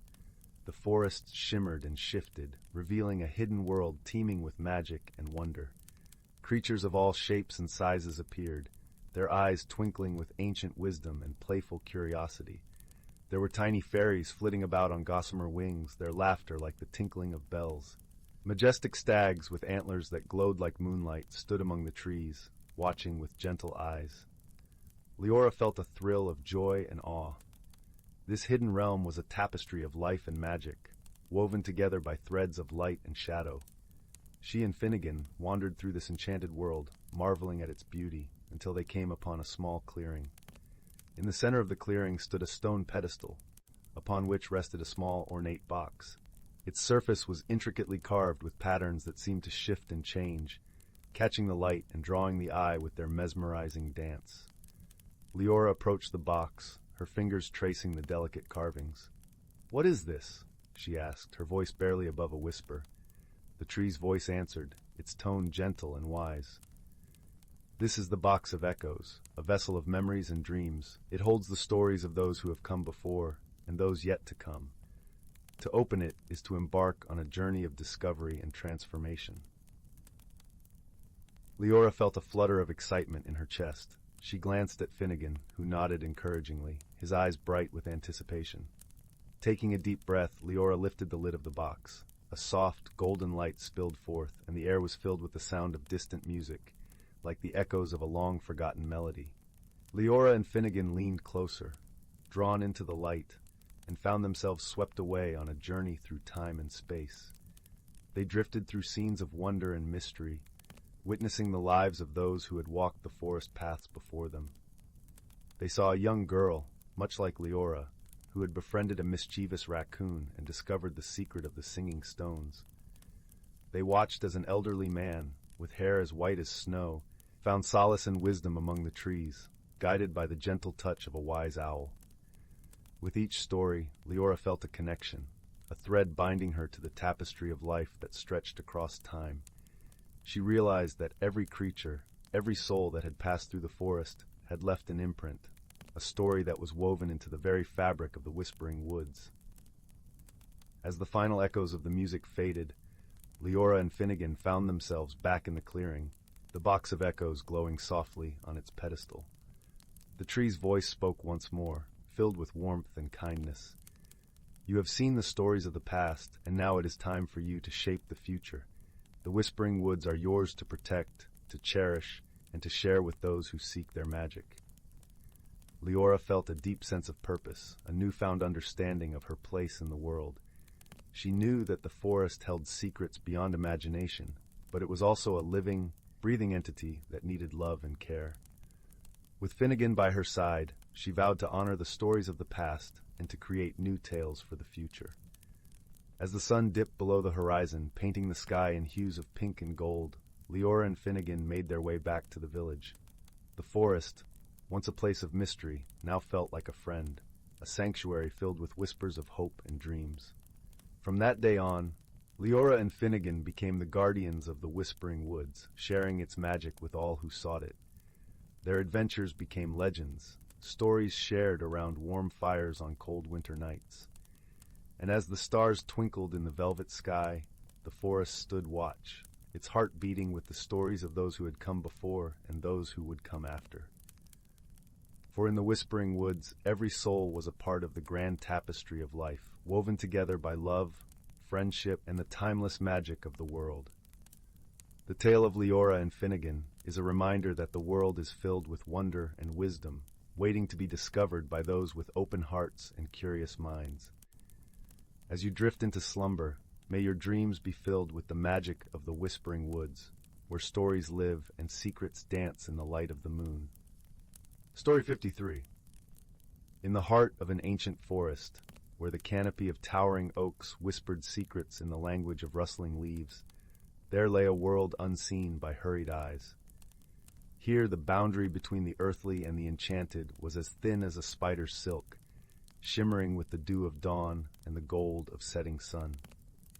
This was a realm where the natural creatures lived hidden lives, weaving tales of harmony and balance in concert with the rhythm of the seasons. As the first blush of spring unfurled across the forest, a gentle awakening stirred among its denizens. The air was laced with the sweet scent of blooming wildflowers, and the babble of brooks was a lullaby for all who dwelled within. Among them was a wise old tortoise named Berwin, whose shell was etched with the stories of centuries. Berwin moved slowly, but his mind was sharp as the breeze that danced through the budding branches. Berwin had a special bond with a young squirrel named Leora. Her fur was the color of autumn leaves, and her eyes sparkled with curiosity. Leora loved to scamper through the treetops, her heart beating in time with the flutter of new leaves. She was always eager to learn, and Berwin, with his ancient wisdom, was her favorite teacher. One bright morning, as the sun cast dappled patterns on the forest floor, Leora found Berwin near a gnarled oak, basking in the warmth. "Berwin," she chattered, her voice as lively as the songbirds, "why do the seasons change? And what makes the weather dance between sun and rain?" Berwin opened his eyes slowly, a smile creasing his leathery face. "Ah, Leora, that's a tale old as the forest itself," he began, his voice deep and soothing, like the murmur of distant thunder. "The seasons are the breath of the earth. Each one has its time and purpose, a harmony that holds the world together." He gestured with a slow movement of his head towards the sky, where clouds drifted lazily. "It is said that the winds carry whispers from the ancients, and with them the magic that changes leaf to bloom, bloom to fruit, and fruit to rest. This magic, dear Leora, is the balance we all must keep." Leora listened, her eyes wide with wonder. "But how do we keep this balance, Berwin?" "Through respect and care, my dear," Berwin replied. "Each creature, no matter how small, plays a part. The bees that dance from flower to flower, the roots that drink from the earth, and even the rain that nourishes us all. We live not just for ourselves, but for the world around us." As spring gave way to the golden hues of summer and the forest buzzed with life, Leora took Berwin's words to heart. She watched as the bees hummed their tireless song, gathering nectar with a precision that only nature could command. She marveled at the way the sun's warmth coaxed the sweet scent of pine into the air, a fragrance that mingled with the laughter of brooks and the rustle of leaves. The forest was a tapestry of life, each thread vibrant and essential. Leora learned to listen to the whispers of the wind, to feel the pulse of life beneath her paws.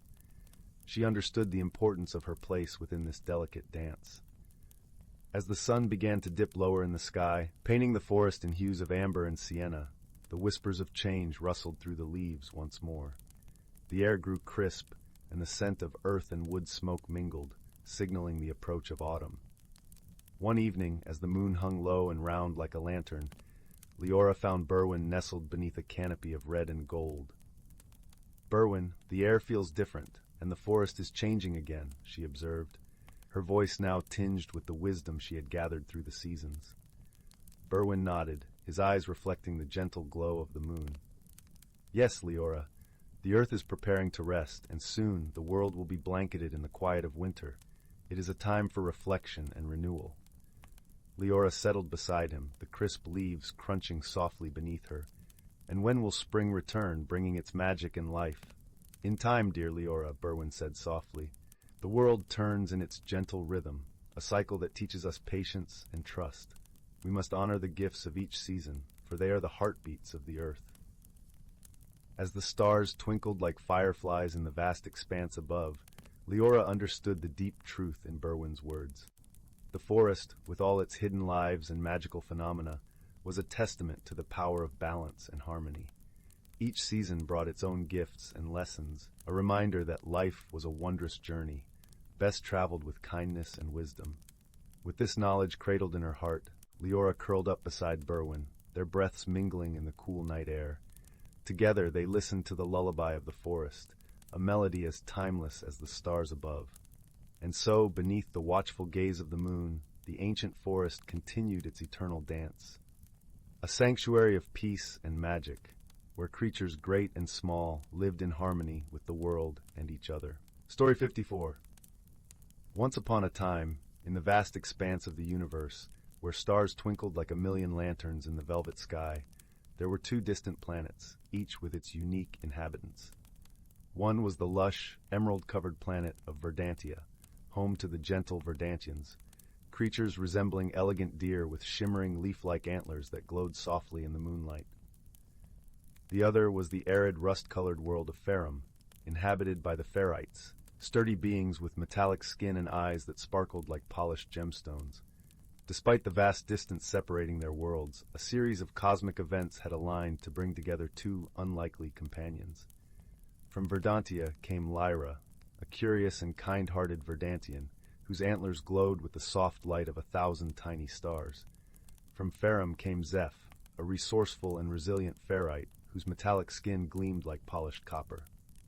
Their meeting was not by chance, but by the workings of an ancient interstellar tradition known as the Convergence. A rare event when the gravitational forces of their planets aligned perfectly, creating a temporary bridge of shimmering light connecting the two worlds. It was said that during the convergence, those who dared to cross the bridge would gain wisdom and insight beyond their wildest dreams. Lyra, with her adventurous spirit, and Zeph, driven by a desire to understand the universe beyond his own world, both embarked on this mystical journey. They met at the bridge's midpoint, where the air was thick with shimmering particles of stardust, and the silence was punctuated only by the gentle hum of cosmic energies. At first, their encounter was marked by misunderstanding. Lyra, with her gentle grace and ethereal presence, found Zeph's sturdy metallic form intimidating. Meanwhile, Zeph, accustomed to the harsh conditions of Farum, mistook Lyra's delicate appearance for fragility. They exchanged polite, cautious greetings, both unsure of what to make of the other. Their initial attempt to communicate was fraught with confusion. Lyra spoke in soft, melodic tones, her words like a gentle breeze rustling through leaves, while Zeph's voice had the resonance of deep, rolling thunder. Each struggled to understand the other's language, and their efforts were met with awkward silences and hesitant gestures. But the Bridge of Light was a place of magic, and its energies soon worked to bridge not just the gap between their worlds, but between their hearts. As they journeyed further across the bridge, facing the challenges of the unknown together, they began to learn each other's ways. One night, as they rested beneath a canopy of stars that shone brighter than any they had ever seen, Lyra shared the stories of her ancestors, tales of harmony and growth among the forests of Verdantia. Her antlers glowed softly, casting a gentle light that enveloped them both. Zeph listened intently, his eyes reflecting the light like mirrors, and in that moment he saw not fragility, but a strength that was gentle and enduring. In return, Zeph spoke of Farum, of the resilience required to thrive in its harsh landscapes. He described the beauty he found in the patterns of rust on ancient stones, and the way the sun set the sky ablaze with fiery hues. As he talked, Lyra began to see the world through his eyes, recognizing the strength and beauty in the starkness he described. Their bond deepened as they faced shared challenges. The bridge was not without its trials, and they encountered storms of cosmic energy that threatened to sweep them away. In those moments, they leaned on each other for support, Lyra's wisdom guiding them through the storm's chaos, and Zeph's strength anchoring them against its force. Through these trials, they found comfort in each other's presence. Lyra discovered that Zeph's solid form was a source of warmth and protection, while Zeph found solace in Lyra's gentle light, which calmed his heart and soothed his spirit. As the convergence drew to a close and the bridge began to fade, Lyra and Zeph stood at its end, looking back at the journey they had shared. They had come to understand that friendship was not about sameness, but about embracing each other's differences and finding strength in unity. With a newfound appreciation for their own worlds and each other's, they prepared to return to their planets. As they parted, they exchanged a promise to carry the lessons they had learned into their lives, ensuring that the Bridge of Light would remain, not in the sky, but in their hearts. And so, under a sky ablaze with the fading glow of the convergence, Lyra and Zeph returned to their homes, forever changed by the friendship they had forged among the stars.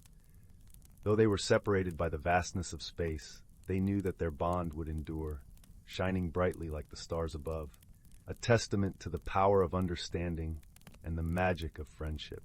Story 55. Story 56. In the vast tapestry of the cosmos, where stars shimmered like scattered diamonds on velvet, there existed a small, uncharted planet known to the galaxy as Lumina. It was a place where the sky blushed in hues of lavender and gold, and the air was sweet with the fragrance of blooming star lilies. Here, amidst floating isles of verdant green and serene lakes reflecting the galaxy's glow, a peculiar meeting was about to unfold. Aboard a starship crafted from the crystalline sands of her home planet, the young explorer Lyra soared through the galaxy with a heart full of curiosity. Lyra was a being from the planet Celestara, where the inhabitants were known for their luminous skin and their gentle, empathetic nature. Her mission was to map the uncharted territories of the universe, but more than anything, she longed to understand the diverse forms of life that inhabited it. Meanwhile, in the opposite corner of the galaxy, a creature named Thax was on his own journey. Thax hailed from the planet Terragru, a world of rugged terrains and constant storms. His species, the Gruels, were known for their resilience and strength, with skin like roughened stone and eyes that glowed like embers. Thax was tasked with discovering new sources of energy to sustain his storm-battered home. Fate, with its gentle hands, guided these two onto Lumina's surface on the very same day. Lyra, captivated by the planet's floating gardens, descended gracefully upon a patch of shimmering moss. Not far from her, Thax's sturdy craft landed with a gentle thud, its impact echoing softly through the air. Curiosity led Lyra to venture beyond her landing site, her delicate footsteps barely disturbing the ground beneath her. Thax, too, set out, his heavy gait a rhythmic counterpoint to the silence of the landscape. It wasn't long before their paths crossed, each taking in the sight of the other with a mix of wonder and uncertainty. Lyra's heart leapt at the sight of the unfamiliar creature. She had never seen a being so rugged, so grounded to the earth. Thax, in turn, was struck by Lyra's ethereal glow, her presence a soft light in the twilight of Lumina. "Hello," Lyra said, her voice a gentle melody carried by the breeze. "I am Lyra from Celestara. What brings you to this beautiful world?" Thax hesitated, his voice a deep rumble. "I am Thax from Terragru. I seek energy for my people. And you, what is your purpose here?" Lyra smiled, her eyes sparkling like the stars above. "I am an explorer, eager to learn and share stories of the worlds I visit." Their initial conversation was tentative, as each struggled to understand the other's intentions. Misunderstandings arose, as Thax's straightforward manner sometimes clashed with Lyra's more nuanced expressions. But beneath the surface of their differences, a seed of friendship began to take root. Days turned into weeks as they explored Lumina together. They encountered many wonders: a lake whose waters sang a melody as it rippled, trees that whispered ancient secrets in the wind, and creatures that danced in beams of starlight. Through each adventure, they learned more about one another. One evening, As the sky blazed with the colors of an impending cosmic storm, they took shelter in a cavern adorned with crystals that glowed softly in the dim light. It was here, in the safety of the cavern, that they shared stories of their worlds. Lyra spoke of Celestara, of its tranquil meadows and the gentle harmony of its people. She spoke of her longing to bring understanding and peace to every corner of the galaxy. Thax listened intently, his heart warming to her vision. In turn, Thax shared tales of Terragru, of the mighty storms that shaped their lands and the strength his people drew from the earth. He spoke of their resilience and the hope that one day they would find a way to calm the tempests that ravaged their home. Lyra listened, her empathy bridging the gap between their worlds. As they shared, the storm outside raged on, its winds howling like a distant symphony, yet within the cavern, a calm warmth enveloped them. The misunderstandings that had once stood between them began to dissolve, replaced by a mutual respect and growing friendship. Their journey was not without challenges. There were moments when Lyra's gentle approach seemed ill-suited to the rugged terrain, and times when Thax's strength alone could not solve a problem. But each time, they found a way to support one another. Lyra's wisdom often provided solutions when brute force failed, and Thax's unwavering determination bolstered their spirits when they faltered. One day, they stumbled upon a mysterious grove bathed in a soft, otherworldly light. In the center was a pool that shimmered with an energy unlike anything they had seen. It was the energy Thax had been seeking, and Lyra marveled at its beauty, sensing its potential to heal and nurture. As they approached, the energy responded to their presence, swirling around them like a gentle embrace. It was then that they realized their bond, forged through trials and understanding, had unlocked something profound.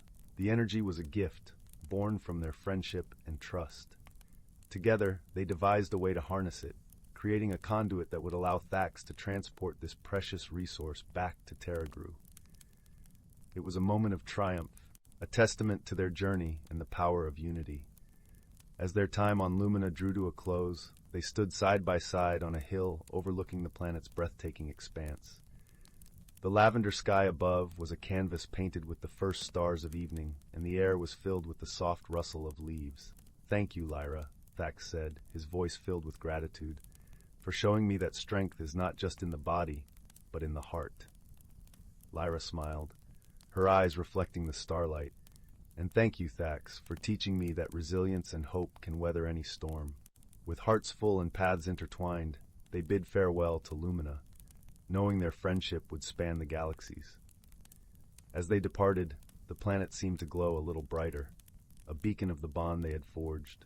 And so, amidst the vastness of the cosmos, two unlikely companions discovered the true meaning of friendship.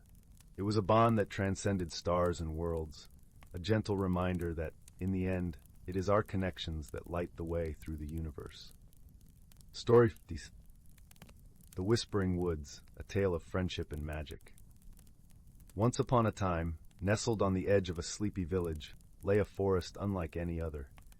Known as the Whispering Woods, it was a place where the trees stood tall and ancient, their branches twisting like gnarled fingers reaching towards the heavens. The forest floor was a soft carpet of moss, dotted with clusters of wildflowers that released a sweet fragrance into the air. A narrow, winding path cut through the woods, inviting those with curious hearts to explore its mysteries. In the village lived a young girl named Lily. With hair the color of chestnuts and eyes as bright as the morning sky, she was known for her inquisitive nature and a heart that brimmed with kindness. Though she was beloved by her village, Lily longed for adventure beyond the familiar cobblestone streets and quaint cottages. One golden afternoon, as the sun began its descent and painted the sky with hues of orange and pink, Lily stood at the edge of the Whispering Woods. Her heart fluttered with excitement and a touch of trepidation, for she had decided that today would be the day she ventured into the forest. Her friends often spoke of the woods with a mix of fear and awe, claiming it was enchanted, with secrets beyond human understanding. Clutching her small satchel filled with a loaf of bread, a flask of water, and a well-loved book of fairy tales, Lily took a deep breath and stepped onto the path. As she walked, the rustling leaves seemed to whisper secrets in her ears. their words just out of reach, yet strangely comforting. The forest was alive with the sounds of chirping birds and the gentle babble of a hidden brook, creating a symphony that accompanied her every step. The deeper she ventured, the more the woods enveloped her in their embrace. The sunlight filtered through the canopy, casting dappled shadows on the ground that danced with the breeze. Lily felt a sense of wonder and peace as the path wound its way deeper into the heart of the forest.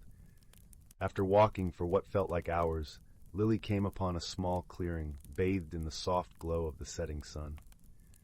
In the center stood an ancient oak tree, its trunk wide and strong, with branches that spread out like a protective canopy. At the base of the tree was a small wooden door, intricately carved with symbols that seemed to pulse with a gentle, inviting light. Curiosity piqued, Lily approached the door. She traced her fingers over the carvings, feeling the warmth they radiated. As if sensing her presence, the door creaked open, revealing a spiral staircase that wound down into the earth. Hesitant but intrigued, Lily descended the steps, her heart beating a steady rhythm of anticipation. At the bottom of the staircase, she emerged into a hidden world that took her breath away. The underground chamber was vast, its walls lined with shelves filled with books, trinkets, and curiosities from lands unknown. In the center of the room stood a round table, upon which lay a shimmering crystal orb that glowed softly in the dim light. As Lily approached the table, she was greeted by a soft, melodic voice. "Welcome, dear traveler," it said. "I am Eliana, the guardian of the Whispering Woods." Startled, Lily looked around, searching for the source of the voice. To her astonishment, a small, ethereal creature appeared before her, its form shifting like a wisp of smoke. Eliana had eyes that sparkled like stars and wings that shimmered with all the colors of the rainbow. "Do not be afraid," Eliana continued, her voice as soothing as a lullaby. "I have watched over these woods for centuries, and I have awaited someone with a pure heart to unravel the secrets hidden here."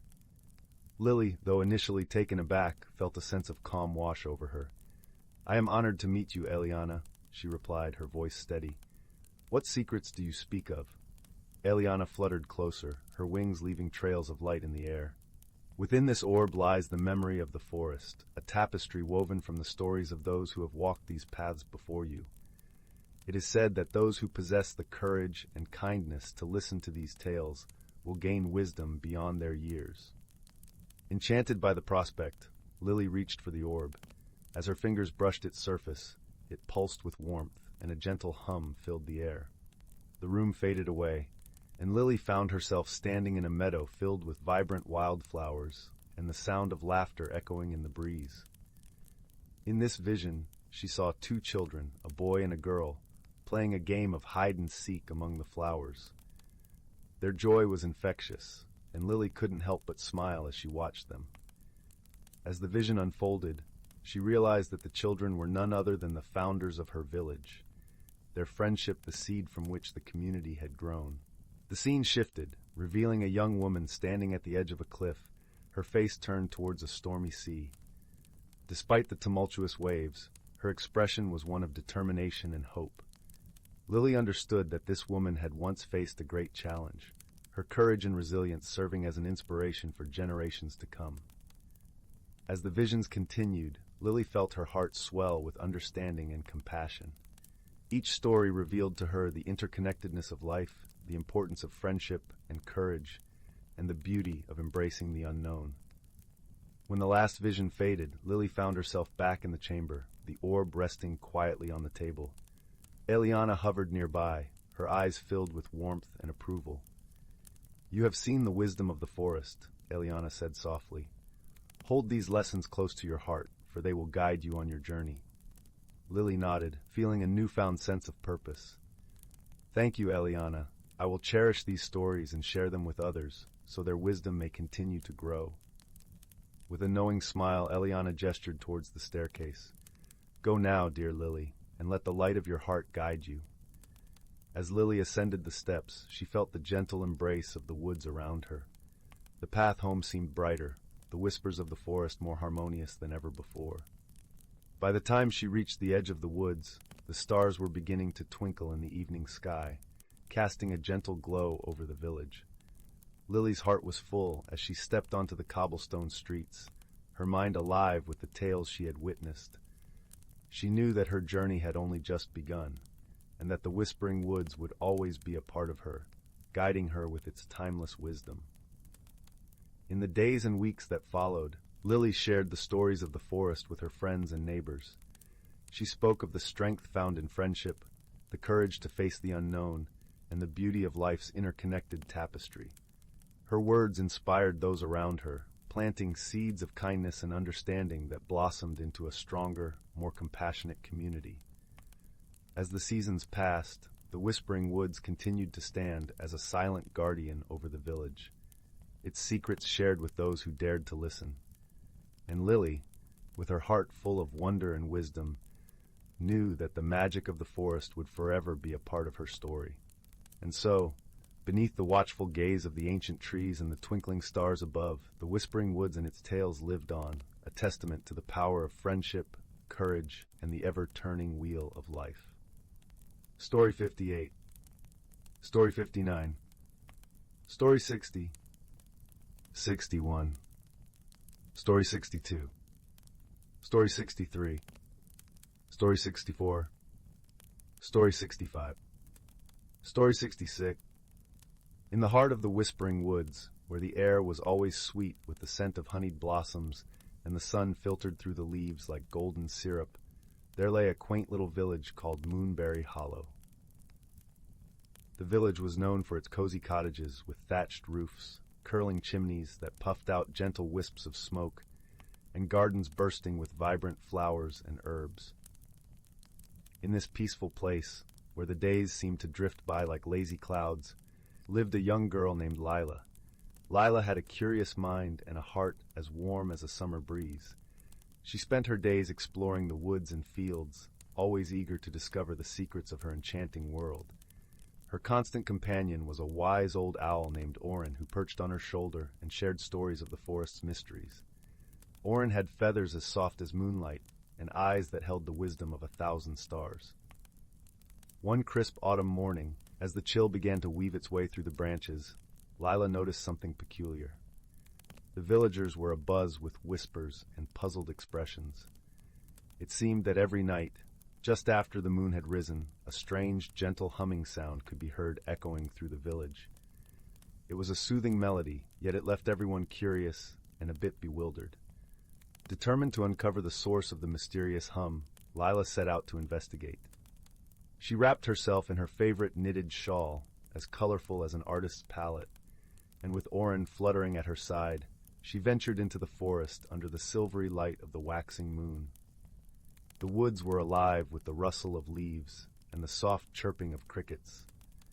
The path beneath Lila's feet was carpeted with fallen leaves, crunching softly with each step. Guided by the shimmer of moonbeams, they followed the sound, which grew clearer and more distinct as they ventured deeper into the forest. As they walked, Orin shared his insights. "The melody is unlike any I've heard in my long years," he mused, his voice a gentle rumble. "It carries a warmth, a kindness. Perhaps it's a call from an old friend of these woods." Their journey led them to a small clearing bathed in silver light, where they found a circle of ancient stones. In the center stood a glowing figure, a creature of ethereal beauty with wings that shimmered like spun glass. It was a sylph, a guardian of the forest's secrets and a creature of pure magic. The sylph's song was the source of the hum, a melody woven from the threads of starlight and dreams. She looked upon Lila and Orin with eyes that sparkled like dew on morning grass. "Ah, the curious hearts have found me," she said, her voice as soft as the rustle of leaves in the wind. Lila stepped forward, her heart filled with wonder. "Why do you sing, dear sylph? Your song has enchanted our village, and we wish to understand its purpose." The sylph smiled, a gentle curve of lips that spoke of ancient wisdom. "I sing to awaken the forest, to remind it of the joy of life as the seasons change. My song is a gift, a lullaby for the earth and all who dwell upon it." "But why now?" Lila asked, her eyes wide with curiosity. "Why at this time?" The sylph's wings fluttered softly, casting a shimmering light across the clearing. "This is a time of transition, a time for the world to prepare for the quiet slumber of winter. My song helps the creatures of the forest gather their strength and find their rest. Understanding dawned on Lila like the first light of dawn. The sylph's song was a gentle reminder of the cycles of nature, a call to embrace the changes with grace and serenity. It was a lesson in harmony, in living in tune with the world around them. Moved by the sylph's wisdom, Lila thanked her for the gift of understanding. We will share your message with the village, so they too can find peace in the melody of the seasons. As the night deepened, the sylph continued her song, her presence a beacon of light and comfort in the heart of the forest. Lila and Orin made their way back to Moonberry Hollow, their hearts light with the joy of discovery and the warmth of friendship. The next day, as the sun painted the sky in hues of pink and gold, Lila gathered the villagers and shared the sylph's story. They listened with rapt attention, their worries eased by the knowledge that the hum was a song of nature's love, a gentle reminder of the beauty in every change. And so, the village of Moonberry Hollow embraced the sylph's song, letting its soothing melody guide them through the shifting seasons with hearts full of peace and gratitude. In the whispering woods, where magic and wonder danced hand in hand, Lila's journey had brought a deeper understanding of the world, a lesson woven into the very fabric of their lives, like a timeless lullaby sung beneath a blanket of stars. Story 67. Story 68. Once upon a time, in a quaint village nestled between lush, rolling hills and a whispering forest, there lived a gentle soul named Marin. Marin had always been a creature of habit, finding comfort in the rhythm of her daily routine. Her days were spent tending to her garden, a patchwork of vibrant colors that danced beneath the sun, and her evenings were reserved for quiet moments by the hearth, where the flickering flames cast a warm glow over her cozy cottage. But deep within her heart, Marin felt a stirring, a whisper of something new and unfamiliar. It was as if the wind carried a secret just for her, one that promised adventure beyond the horizon of her known world. Despite this yearning, the thought of change filled her with trepidation. She clung to her familiar patterns like a child to a cherished blanket, fearful of what might lie beyond. One crisp autumn morning, as the leaves blushed gold and crimson, Marin set out for her daily walk through the woods. The air was sweet with the scent of pine and earth, and a gentle breeze rustled the branches overhead. As she wandered deeper into the forest, she stumbled upon a peculiar sight, a circle of mushrooms, perfectly formed with a luminescent glow. She had heard stories of such rings, whispered tales of magic and transformation. Curiosity mingled with her apprehension, but something in the air urged her forward. As she stepped into the circle, a tingling sensation spread through her, as if the very earth beneath her feet was alive with possibility. The world around her shimmered, and she felt a gentle tug at her heart, as though inviting her to embrace the change she had so long resisted. In that moment, the forest seemed to breathe with her, its ancient magic awakening. From the shadows emerged a creature of ethereal beauty, a silver fox with eyes that sparkled like morning dew. The fox approached with graceful steps and spoke in a voice as soft as the rustling leaves. "Fear not the winds of change, dear Marin," the fox said, its eyes kind and knowing, "for within them lies the seed of your growth.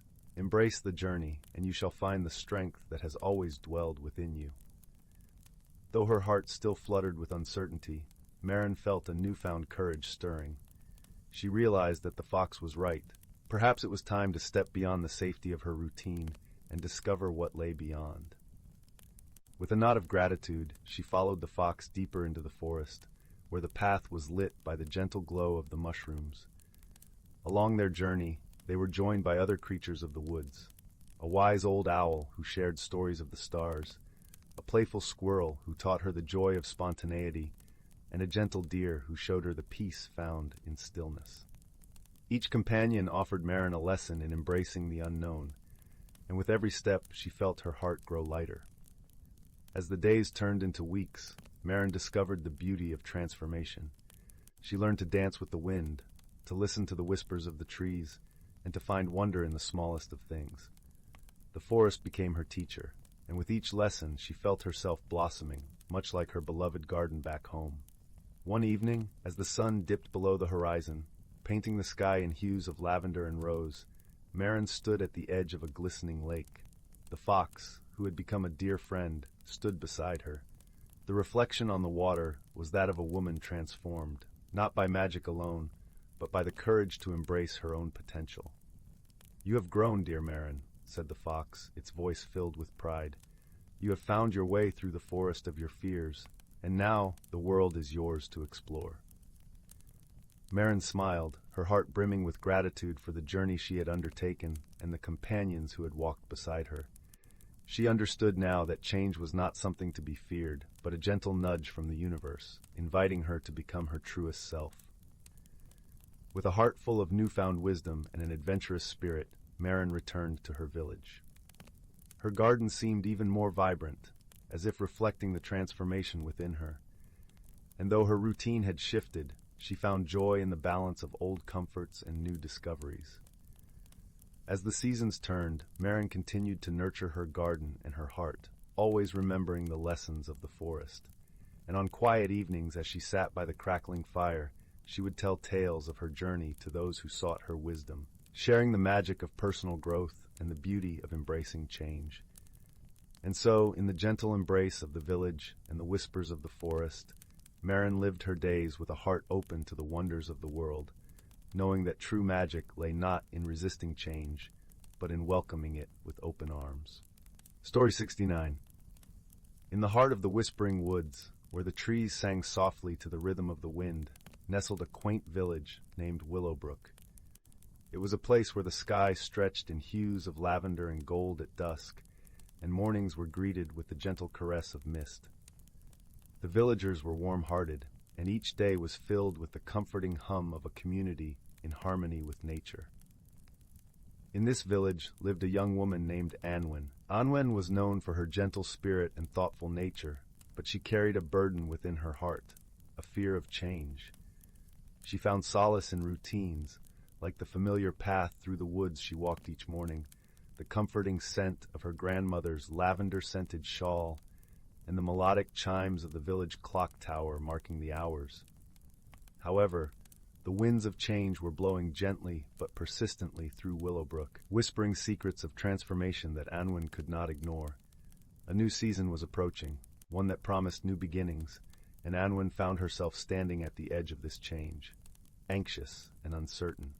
One crisp autumn morning, while Anwen was wandering through the woods, she stumbled upon a peculiar sight, a ring of mushrooms glowing with a soft, ethereal light. It was a fairy ring, a rare and magical phenomenon that was said to appear only to those with open hearts and yearning souls. Drawn to its quiet luminescence, Anwen stepped closer, feeling a strange yet comforting warmth enveloping her. The ground beneath the fairy ring shimmered like stardust, and from it rose a gentle, wise spirit named Era. With eyes like sparkling dew and a voice as soft as the rustle of leaves, Era greeted Anwen warmly. "Fear not, dear Anwen," said Era, her presence as soothing as a lullaby. "For every change holds a promise of growth. The path of transformation is woven with threads of magic and wisdom, and you are not alone on this journey." Anwen, though hesitant, felt a flicker of hope kindling within her. She had heard tales of spirits guiding those in need, but never did she imagine experiencing such an encounter herself. Ira extended a hand, inviting Anwen to join her on a walk through the woods, a journey that would mirror the transformations she feared. As they walked together, Ira shared stories of the trees, each one unique, bending and stretching towards the sun, their colors shifting with the seasons, a reflection of the beauty and change. "Just as the trees embrace the changing winds," Ira explained, "so too can you find strength in adapting to life's gentle turns." Along their path, they encountered an array of woodland creatures, an industrious squirrel gathering acorns, a family of deer moving gracefully through the underbrush, and a chorus of birds harmonizing with the breeze. Each creature, Ira pointed out, had its own way of adapting to the shifting seasons, finding joy and purpose in the process. Anwen began to see the world around her with new eyes, noticing the subtle transformations in the forest, and in herself, with a sense of wonder rather than apprehension. The magic of the woods mirrored the magic within her, a quiet strength lying dormant, waiting to awaken. As twilight descended, painting the sky in soft shades of indigo, Anwen and Era returned to the fairy ring. There, Era offered a parting gift, a pendant shaped like a leaf, its surface shimmering with the colors of the forest. "This pendant will remind you of the magic that dwells within and around you," Era said, her voice a gentle breeze. "Remember, dear Anwen, that change is but a dance in the rhythm of life, and you are more than capable of moving to its tune." With gratitude in her heart, Anwen accepted the gift, feeling a newfound courage blooming within her. She knew that the path ahead would not always be easy, but she was ready to embrace the changes that life would bring, trusting in the wisdom she had gained. As Anwen made her way back to Willowbrook, the village lights twinkling like stars in the distance, she felt a comforting sense of peace. The change she once feared now seemed like a gentle unfolding, revealing layers of her own strength and potential. In the days that followed, Anwen shared her experience with the villagers, who were both enchanted and inspired by her tale. Her story became a beacon of hope, a reminder that within each of them lay the power to embrace change with grace and courage. And so, under the watchful eyes of the Whispering Woods and the gentle guidance of the spirit Ira, Anwen and her village flourished, their hearts open to the beauty of transformation, forever connected by the magic of personal growth and discovery. Through the seasons and years, the village of Willowbrook continued to thrive, a testament to the enduring strength found in embracing the dance of life. Story 70? Story 71. In the distant reaches of the cosmos, where stars twinkled like scattered diamonds against the velvet backdrop of space, there existed a small, vibrant planet known as Luminara. Its skies shimmered in hues of lavender and gold, and its lush landscapes teemed with life. Among its gentle inhabitants was Lyra, a creature of light and song, whose translucent wings caught the sun's rays and scattered rainbows across the fields as she fluttered from one blossom to the next. On a nearby planet shrouded in twilight and mystery lived Corin, a towering being of earth and stone. His world, Teros, was a place of deep valleys and echoing caverns, where the ground whispered ancient secrets. Corin's strength was matched by his gentle heart, and he wandered his land with a quiet reverence for the beauty of the stones and the life they cradled. One fateful day, as the stars aligned in a cosmic dance, a curious portal opened between these two worlds. Lyra, drawn by its shimmering allure, darted through the portal, her heart filled with wonder and a touch of trepidation. She found herself in the shadowed realm of Teros, where the air was cool and the scent of earth was rich and comforting. Corin, who had been exploring near the portal's edge, watched in awe as the delicate creature emerged. Her light was a stark contrast to the muted tones of his world, and for a moment they simply stared at one another, two beings from different worlds, brought together by the whims of the universe. Their initial attempts at communication were fraught with misunderstandings. Lyra's melodious trills and chirps seemed like mere music to Corin's ears, while his deep rumbling tones were too low for her to comprehend fully. Yet there was a spark of curiosity in both their hearts, a desire to bridge the gap between them. Over time, they learned to communicate through gestures and shared experiences. Lyra would guide Corin to the hidden nooks where flowers bloomed in the shadows, their colors vibrant even in the dim light, while Corin showed Lyra the secret paths within the caverns, where crystals glowed with an inner fire. Their bond deepened as they faced challenges together. One day, a fierce storm swept across Teros, its winds howling through the valleys, and its rains turning paths into torrents. Lyra, unused to such weather, found herself struggling against the gale. Corin, with his sturdy form, shielded her with his broad back, guiding her to the safety of a cavern where they waited for the storm to pass. In that quiet refuge, they shared warmth and stories, their differences fading as they found comfort in each other's presence.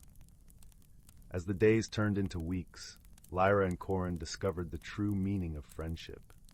They learned to appreciate each other's strengths and to lend support in times of need. Lyra taught Corin the joy of laughter, her tinkling giggles echoing through the caverns, while Corin showed Lyra the beauty of silence, the way it allowed the heart to listen more deeply. One day the portal shimmered once more, signaling that it was time for Lyra to return to Luminara. The thought of parting was bittersweet, Yet both knew that their friendship had transcended the boundaries of their worlds. As Lyra prepared to leave, she touched her wings lightly to Corin's forehead, a gesture of gratitude and affection. Corin, in turn, placed a small crystal in her hands, its glow a reminder of the light they had found in each other. With a final, shared glance of understanding and warmth, Lyra stepped through the portal, her heart full of memories and a newfound wisdom about the strength of friendship. Back on Luminara, Lyra often gazed up at the stars, her thoughts drifting to her friend on Taros. And on Taros, Corin would sit in the quiet of a cavern, feeling the gentle hum of the crystal Lyra had touched, knowing that their bond was as enduring as the stones of his world. In the vastness of the universe, Lyra and Corin had discovered the simple truth that true friendship knows no bounds, and that even the most unlikely companions can find understanding and joy in one another. And so, beneath the watchful gaze of the stars, their friendship endured, a testament to the harmony that could be found in diversity and the strength that could be born from shared hearts. Stories of Two. In the serene village of Willowgrove, nestled amidst rolling green hills and surrounded by whispering woods, lived a gentle soul named Lyra. Lyra was known for her caring heart and love for nature, yet she often felt a whisper of unease deep within her, a longing for something she couldn't quite name. This feeling was like a tiny pebble in her shoe, persistent and urging her to change, though she feared the unknown. Lyra lived in a quaint, ivy-covered cottage at the edge of the forest. Her days were filled with the simple joys of tending her vibrant garden and listening to the melodies of the wind as it danced through the leaves. The villagers adored her for her kindness and often sought her wisdom, but Lyra secretly wondered if she was missing out on a greater adventure. One crisp autumn morning, as the golden sunlight poured through the canopy of trees, Lyra decided to wander deeper into the forest than ever before. She followed the path as it wound like a playful ribbon through the woods, the air rich with the scent of pine and earth. It was there she met a creature unlike any she had ever seen, a small, shimmering dragon named Finn. Finn was a curious and cheerful dragon, his scales glistening with a spectrum of colors that shifted and changed like the sky at sunset. He had been watching Lyra for a while, drawn to her gentle spirit and sensing her inner turmoil. With a voice as soft as a summer breeze, he greeted her. "Greetings, dear Lyra. I am Finn, a guardian of these woods. I sense you are seeking something, perhaps even without knowing what it is." At first, Lyra was startled by the dragon's presence, but his warm eyes and gentle demeanor quickly set her at ease. "I don't know," she admitted, her voice barely louder than a whisper. "I feel as though there's something more I should be doing, something I should become, but I don't know what it is." Finn nodded knowingly. Change can be daunting, but it is through change that we grow. Perhaps a journey of discovery is what you need. And with those words, Finn promised to accompany Lyra on a magical journey, one where she would learn not only about the world, but also about herself. Their journey began that very day. Finn led Lyra through hidden paths and enchanted glens, where the sunlight filtered through the leaves like golden rain. They visited the ancient oak with a trunk wide enough to hold secrets 1,000 years old, where Finn introduced her to the wise owls who nested there. The owls shared stories of the forest's history, tales of resilience and change, teaching Lyra the importance of embracing the unknown. As days turned into weeks, Lyra found herself growing more comfortable with the idea of change. Each new experience was like a brushstroke on the canvas of her life, adding depth and color. She learned from the playful brook that danced over stones, whispering secrets of adaptation and flow. She marveled at the caterpillars transforming into butterflies, their delicate wings a testament to the beauty of transformation. Throughout their travels, Lyra was never alone. Finn was a constant companion, always there to offer encouragement and wisdom. He taught her to see the magic in everyday moments, from the way the stars twinkled like diamonds in the night sky, to the way the morning dew coated the world in a shimmering veil. One day, as they rested by a serene lake under the silver glow of the moon, Lyra turned to Finn, her voice brimming with newfound understanding. "I've learned so much, yet I feel there's still more within me waiting to grow." Finn smiled. his scales reflecting the moonlight like 1,000 tiny mirrors. You've discovered that growth is a journey, not a destination. You've learned to trust in the process, to embrace the changes that come your way. With Finn's guidance, Lyra realized that the unease she once felt was not a burden but a gift, a call to explore, to learn, to grow. She understood that change was not something to fear, but something to welcome, for it brought with it the promise of new beginnings and endless possibilities. As their journey came to a close, Lyra returned to Willowgrove, her heart full of peace and her spirit alight with the knowledge she had gained. The village welcomed her back with open arms, and she shared her experiences with them, inspiring others to embark on their own journeys of self-discovery. Lyra's garden flourished more than ever, a testament to her inner growth. Each bloom told a story of courage and transformation, a reminder of the beauty that lies in embracing change. And though Finn returned to his home in the forest, his presence lingered in Lyra's heart, a gentle reminder of the magic of friendship and the power of personal growth. Under the starlit sky, Lyra sat by her garden, feeling the warm embrace of the universe. She had found what she was seeking, not something outside of herself, but the courage to grow, to change, and to become the best version of who she was meant to be. And so, with a heart full of gratitude and a soul full of peace, she drifted into a restful sleep, her dreams guided by the gentle whispers of the forest and the shimmering presence of her dear friend, Finn. Story 73. Once upon a time, in the quaint little village of Willowbrook, nestled between gentle rolling hills and whispering woods, lived a young boy named Finn. His days were filled with the sweet simplicity of village life, gathering wildflowers with his friends, listening to the soothing lull of the babbling brook, and exploring the endless wonders of the forest that bordered his home. Willowbrook was a place where the grass was always a lush emerald, and the air carried the fragrance of honeysuckle and freshly baked bread. Each evening, the sun would cast a golden glow across the thatched rooftops, promising the village another peaceful night. One serene afternoon, as Finn wandered through the forest, his gaze fell upon something peculiar. It was a small, ornately carved box, half hidden beneath a blanket of fallen leaves. The box was crafted from a rich, dark wood and adorned with intricate patterns that seemed to shimmer in the dappled sunlight. Curiosity piqued, Finn carefully lifted the box into his hands. As he did, a gentle warmth spread through his fingers, as though the box were alive with a quiet, comforting pulse. With a soft click, the box opened to reveal a single, delicate feather inside, iridescent and gleaming with colors that danced like the northern lights. This was no ordinary feather.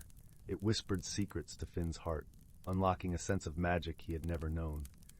The feather granted Finn an extraordinary ability to understand the language of the forest creatures, and so began his wondrous journey of discovery and wonder. Finn's first encounter was with a wise old owl named Sage, who perched regally on a gnarled branch. Sage's eyes, deep and knowing, regarded Finn with a hint of amusement. "Ah, young one," he hooted softly, "the forest speaks to those who listen. What brings you to our sacred woods?" Finn explained his newfound gift, and Sage nodded sagely, his feathers rustling like pages of an ancient book. "There is much to learn in these woods, but remember, wisdom is the key to understanding." With Sage as his guide, Finn journeyed deeper into the heart of the forest, where sunlight wove through the canopy in threads of gold. Along the way, he met a myriad of creatures, each with a story to tell and a lesson to share. There was Willow, the gentle deer, who taught Finn the importance of patience and observation. Her eyes, soft and brown like the earth, held a serenity that calmed Finn's restless spirit. Then there was Bristle, the mischievous squirrel with a knack for finding the hidden treasures of the forest floor. Bristle's chatter was a constant reminder that joy could be found in the smallest of things, and his laughter echoed through the trees like a playful melody. As Finn's journey continued, he found himself in a secluded glade where the air was thick with the scent of pine and the ground was carpeted with soft moss. Here, he encountered a challenge, a riddle posed by the enigmatic Mist, an ethereal fox with eyes like liquid moonlight. Mist spoke in a voice that was both melody and mystery. "To unlock the secret of the forest's heart, you must answer this. What is it that speaks without words, guides without force, and is felt but never seen. Finn pondered the riddle, feeling the cool breeze brush against his cheek, hearing the rustle of leaves and the distant call of a nightingale. He closed his eyes, letting the symphony of the forest fill his senses. And then, with a smile, he answered, "It is love." Mist nodded, her eyes twinkling with approval. "Indeed, young Finn, love is the language that binds us all, the unseen force that guides our hearts." With the riddle solved, the forest unveiled its deepest secret, a hidden grove where the ancient wisdom of nature was inscribed on the stones, like whispers of time. Here, Finn learned that true magic lay not in power or grand gestures, but in the kindness shared between friends, the quiet moments of understanding, and the gentle touch of love that connected all living things. As the sun dipped below the horizon, casting the forest in a soft twilight glow, Finn returned to Willowbrook, his heart forever changed. The village welcomed him home with open arms, unaware of the magical journey he had undertaken. Yet Finn carried with him the lessons of the forest, whispering them to those who would listen, weaving them into the fabric of village life. And so, under the watchful gaze of the moon and stars, Willowbrook continued to thrive, a place where ordinary objects held extraordinary secrets, and where the gentle power of love and wisdom prevailed. With a heart full of warmth and a spirit enriched by the wonders of the forest, Finn drifted into peaceful slumber, knowing that the magic of the feather and the lessons it had taught would remain with him always. And in the quiet of the night, the forest whispered its eternal lullaby, cradling Willowbrook in its timeless embrace. Story 74. Story 75. In the heart of the whispering woods, where the trees murmured secrets to the wind, stood the quaint village of Lumina Hollow. This village was known for its cozy cottages with thatched roofs, winding cobblestone pathways, and gardens that shimmered with dewdrops like tiny stars. Every evening, the villagers gathered around the great fire pit in the town square, sharing stories under the blanket of twilight, while the scent of blooming night jasmine filled the air. One such evening, as the sun melted into the horizon, a peculiar event stirred the peaceful rhythm of Lumina Hollow. A soft, tinkling sound, like that of distant chimes, echoed through the village. It was gentle yet persistent, and no one could quite pinpoint its source. The sound seemed to float on the breeze, sometimes coming from the old well, other times drifting from the boughs of the ancient oak that stood proudly in the center of the square. At first, the villagers thought it to be the playful wind, but as days turned into a week, their curiosity grew. The sound was soothing, almost like a lullaby, but its mystery beckoned for an explanation. Determined to uncover the source, the villagers called upon their resident wise woman, a gentle soul named Marin, known for her deep understanding of the magical and mundane alike. With her hair as silver as moonlight and eyes as bright as the morning sky, Marin was a beloved figure in Lumina Hollow. She listened to the villagers' concerns with a kind smile and promised to look into the matter. The very next morning, with the first light of dawn, Marin set out to investigate, accompanied by her faithful companion, Bramble, a sprightly squirrel with a bushy tail and a penchant for acorns. Together they wandered through the village, Marin humming softly to herself, while Bramble chattered excitedly, darting here and there. As they approached the old well, the sound grew clearer, a gentle tinkling that seemed to resonate from within its moss-covered stones. Marin leaned closer, her ear to the cool, damp surface, and closed her eyes, listening intently. "Ah, it's a melody," she murmured, recognizing the rhythmic pattern. "But what could be singing from the depths of this well?" Bramble tilted his head, his tiny eyes filled with curiosity. "Maybe it's the water sprites," he suggested, his voice a whisper on the wind. Marin chuckled softly, patting Bramble on the head. "Perhaps, my dear friend, but let's see if we can find more clues." They continued their exploration, following the sound as it danced through the village. It led them to the ancient oak, its branches stretching wide like protective arms over the square. Marin ran her fingers over the bark, feeling the pulse of life within the tree. "There's magic here," she said softly, sensing the gentle hum of energy that enveloped the oak. "But it feels different." As they pondered, a rustling above caught their attention. From the depths of the oak's leafy canopy emerged a creature no larger than Bramble himself. It was a delicate being, with wings that glimmered like stained glass in the sunlight. A gentle glow surrounded it, casting a warm light on Marin and Bramble below. "Greetings, wise Marin," the creature said, its voice as soft as the chiming sound that had puzzled the village. "I am Lyra, a guardian of this oak." Marin bowed her head in respect. "Greetings, Lyra. We've been curious about the beautiful music we hear throughout our village. Could it be your doing?" Lyra nodded, her wings fluttering gently. "Indeed it is. I sing to the trees and the wind to keep the balance of magic in these woods, but I sense that my song has traveled further than intended." Marin smiled warmly. "It has become a mystery to us, one that brought much wonder and joy, yet we were eager to understand its source." Lyra's light flickered with happiness.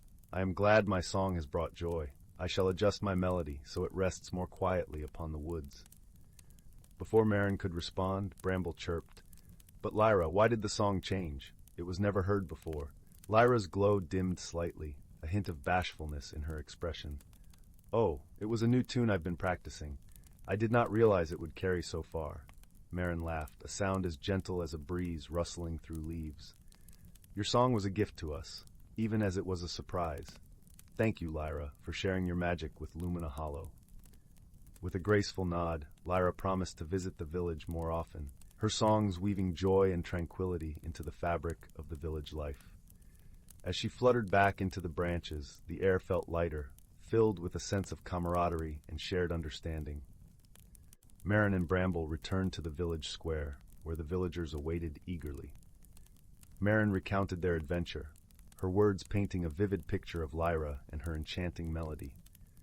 The villagers listened in awe, their hearts warmed by the tale of friendship and the gentle spirit of the woods.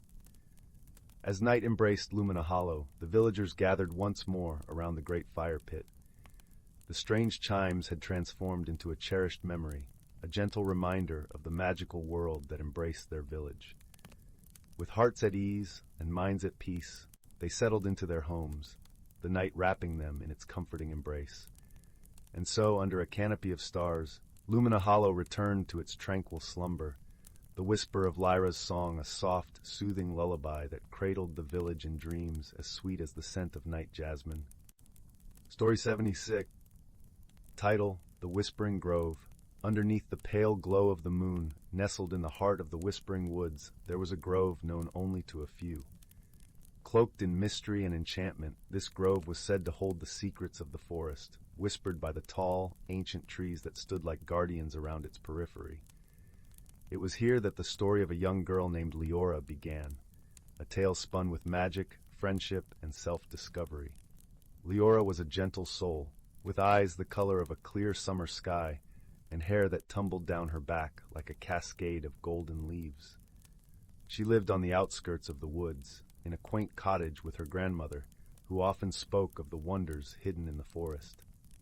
Though Leora had heard these tales countless times, she had never ventured beyond the familiar paths, until one fateful night when the winds carried a peculiar melody to her ears. It was a soft, haunting tune that seemed to call her name, weaving through the branches and rustling the leaves. Curiosity ignited within her, a flame that refused to be extinguished. So she wrapped herself in her favorite cloak, a deep green that matched the forest, and set out under the starlit sky, guided by the moonlight that danced across her path. As she wandered deeper into the woods, the air around her began to change, filled with the scent of pine and earth, mingled with a hint of something sweet and elusive. The trees stood taller here, their bark rough and ancient, their leaves whispering secrets she could almost understand. Her heart beating with a mix of excitement and trepidation, Leora followed the melody until she found herself standing at the edge of the Whispering Grove. Bathed in the moon's gentle glow, the grove was a sight to behold. Flowers of every hue blossomed in wild abundance, their petals glistening with dew like tiny jewels. A narrow stream wound its way through the clearing, its waters shimmering like liquid silver, and in the center of it all stood an ancient oak, its branches stretching wide, as if embracing the sky. As Leora stepped into the grove, the melody grew stronger, resonating through her very being. She felt a warmth spread from her heart, as if the grove itself welcomed her presence. It was then she noticed a small, curious object resting at the base of the oak tree, a locket, its surface etched with intricate designs that seemed to pulse with a life of their own. Drawn to it, Leora knelt beside the locket, her fingers tracing the delicate patterns. As she touched it, a gentle warmth spread through her hand, and she felt a connection, as if the locket knew her. With a soft click, the locket opened, revealing a tiny glowing ember inside. The light was mesmerizing, a soft, golden glow that seemed to pulse in time with her heartbeat. In that moment, the world around her shifted. The grove was no longer just a clearing in the woods. It was alive with magic. The trees whispered in a language she could almost grasp. The flowers swayed in rhythm with an unseen breeze, and the stream sang a tune of its own. Leora felt a sense of belonging, as if she had found a hidden part of herself in this enchanted place. But as she marveled at the wonders around her, she noticed she was not alone. From behind the oak emerged a creature unlike any she had ever seen. A fox, but not just any fox. Its fur was a deep, lustrous red with a tail tipped in gold and eyes that gleamed with intelligence and warmth. The fox regarded her with a gentle curiosity, as if assessing her worth. "Welcome, Leora," the fox spoke, its voice soft and melodic, echoing the grove's whispers. "I am Ari, guardian of the Whispering Grove. You have found the heart of the forest." Leora blinked in surprise. "The heart of the forest?" she repeated, her voice a hushed whisper. Ari nodded, stepping closer. "The locket you hold is the source of the grove's magic. It connects all things within the forest. It chose you, Leora, for you have a heart as kind and pure as the grove itself." Leora felt a warmth spread through her chest, a sense of purpose she had never known before. "But why me?" she asked, her voice laced with wonder and doubt. "Because you listen," Ori replied with a gentle smile. "Few hear the forest's whispers, but you do. You have a gift, Leora, and with it, you can help the forest and those who dwell within it." As the night wore on, Ori shared tales of the grove and its magic, of the balance that must be maintained, and the creatures that depended on it. Leora listened, her heart swelling with a sense of duty and determination. She understood now that the journey she had embarked upon was more than she had ever imagined. It was a calling. From that night forward, Leora visited the grove often, learning from Ari and the forest itself. She discovered hidden paths that led to secret glades, befriended creatures both great and small, and grew in wisdom and strength. The locket around her neck became a symbol of her bond with the forest, its glow a constant reminder of the magic she held within. But as with all tales, challenges arose. The forest, though vibrant and alive, was not without its shadows. One day, while exploring a distant part of the woods, Leora encountered a darkness she had never felt before, a creeping shadow that sought to consume the light of the grove. It was a presence that chilled her to the bone, a void that drained the warmth from her heart. She knew then that her true test had arrived. With Ori by her side, she delved into the heart of the darkness, guided by the whispers of the grove and the light of the locket. Through trials and tribulations, Leora faced her fears and doubts, drawing strength from the friendships she had forged and the wisdom she had gained. She learned that true power lay not in magic alone, but in the courage to stand for what was right, the compassion to heal, and the love that bound all creatures together. In the end, it was not a battle of force, but of heart. Leora reached out to the darkness, offering it the warmth of her spirit and the light of the grove. With a final, resounding whisper, the darkness relented, its anger and pain soothed by the love that surrounded it.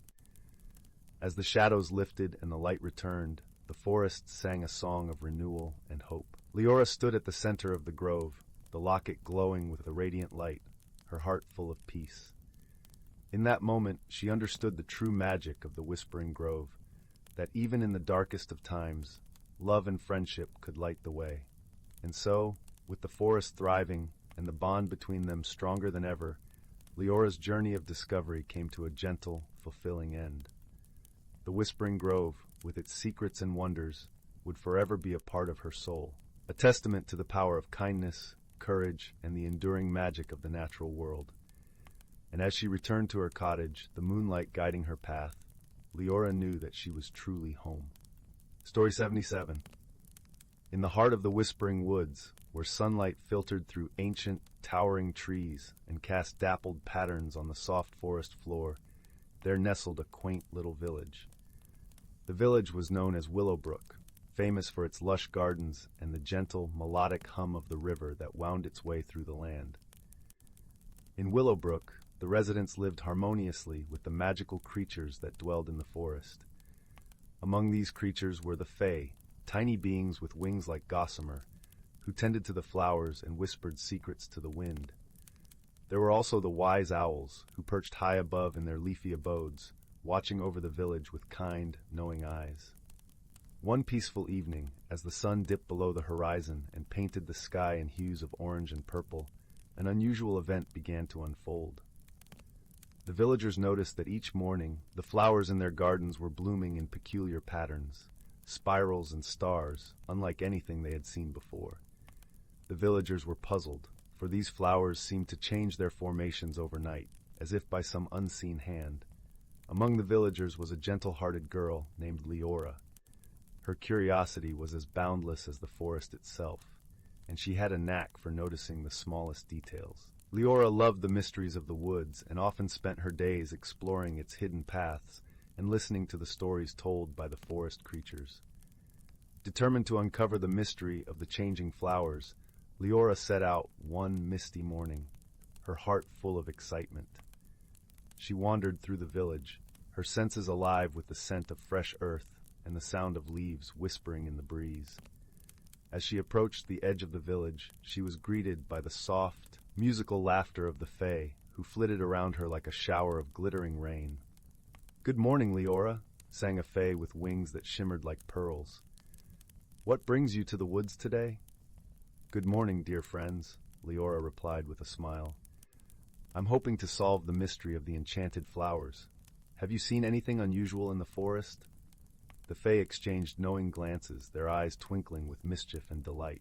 "Perhaps you should speak with Elderwise," suggested another Fae, her voice as gentle as a lullaby. "He knows many things and might have the answers you seek." Eager to visit Elderwise, the wise old owl, Leora thanked the Fae and made her way deeper into the forest. The air was cool and fragrant with the scent of pine and wildflowers, and as she walked, the ground beneath her feet felt like a soft, comforting carpet of moss. Elderwise's home was a grand, ancient oak tree, its bark gnarled and wise, and its branches spreading wide like welcoming arms. Leora approached the tree with reverence and called up into the leafy heights. "Elderwise, wise owl of the forest, may I speak with you?" From high above, a gentle hoot echoed through the branches, followed by the soft rustling of feathers. Elderwise descended gracefully, his eyes as deep and mysterious as the night sky fixed kindly upon her. "Ah, young Leora," he said, his voice a warm, resonant melody. "What brings you to my tree this fine day?" Leora explained the strange occurrences in the village gardens, her voice filled with wonder and a touch of concern. Elderwise listened intently, nodding his head with understanding. "Ah, the flowers," he mused, his gaze turning thoughtful. "I have heard whispers of a playful spirit who roams the woods at night. This spirit, known as the petal weaver, delights in creating beauty in the most unexpected ways." Leora's eyes widened with intrigue. "The petal weaver? How fascinating! But why would this spirit visit our village?" Elderwise chuckled softly, a sound like the rustling of autumn leaves. "The petal weaver is drawn to places where love and harmony dwell. Your village, with its kind hearts and gentle ways, is a beacon to such a spirit. Perhaps it seeks to share its joy with you all." Leora nodded, her heart swelling with warmth at the thought. "Thank you, Elderwise. I shall share this with the villagers. Perhaps we can find a way to welcome the petal weaver." With a grateful heart, Leora made her way back to the village, her mind alive with ideas. As evening fell and the stars began to twinkle in the clear night sky, the villagers gathered in the square, eager to hear what she had discovered. Leora shared Elderwise's wisdom, her voice soft and soothing as she spoke. "The petal weaver means us no harm. It seeks to share its joy and art with us. I believe if we welcome it with open hearts, we might come to understand its ways." The villagers nodded, their faces alight with understanding and acceptance. That night they decided to leave small gifts of appreciation in their gardens, tiny lanterns, delicate ribbons, and fragrant herbs, hoping to show the petal weaver their gratitude. As the moon cast its gentle glow over Willowbrook, the petal weaver appeared, unseen by human eyes, but sensed in the gentle rustling of petals and the soft shimmer of moonlight on the flowers. It saw the villagers' gifts and felt their warmth and gratitude. The next morning, the village awoke to a wondrous sight. Each garden was a tapestry of breathtaking beauty, with flowers arranged in patterns that spoke of joy and friendship. The air was filled with a sense of magic and peace, and the villagers knew their hearts had made a new friend. From that day on, the petal weaver became a cherished part of Willowbrook's lore, its visits bringing delight and wonder to the village. And Leora, with her gentle spirit and love for the mysteries of the world, continued to explore the forest, knowing that the greatest magic of all was the love and kindness shared among friends. As the fire crackled softly and the shadows danced on the walls, the tale of Willowbrook and the petal weaver lulled the village into a restful slumber, their dreams filled with the colors and fragrances of a world where magic and friendship intertwined like the petals of a never-ending blossom. Story 78. Story 79. Story 80. Story 81. In the heart of a quaint little village, nestled at the edge of an ancient whispering forest, there lived a young woman named Leora. The village was a place where time seemed to slow, where the golden hues of autumn leaves lingered long into winter, and the scent of warm bread and pinewood fires filled the crisp air. Leora, with her hair like golden wheat fields and eyes the color of the summer sky, found herself standing at the threshold of change, yet hesitant to cross it. Leora had always been content with the rhythm of village life. She enjoyed the gentle rustling of the trees, the melody of the brook that wound its way through the forest, and the comforting routine of daily chores. But lately, a restlessness had begun to stir within her, like a whispering breeze urging her towards something she couldn't quite see or name. One evening, as the sun dipped below the horizon and the sky blushed with shades of lavender and rose, Leora took a walk into the forest. The path was familiar, lined with moss-covered stones and flanked by towering oaks whose branches intertwined like old friends, sharing secrets. Yet as she wandered deeper, she felt a subtle shift in the air, a tingling sensation that made her skin prickle with anticipation.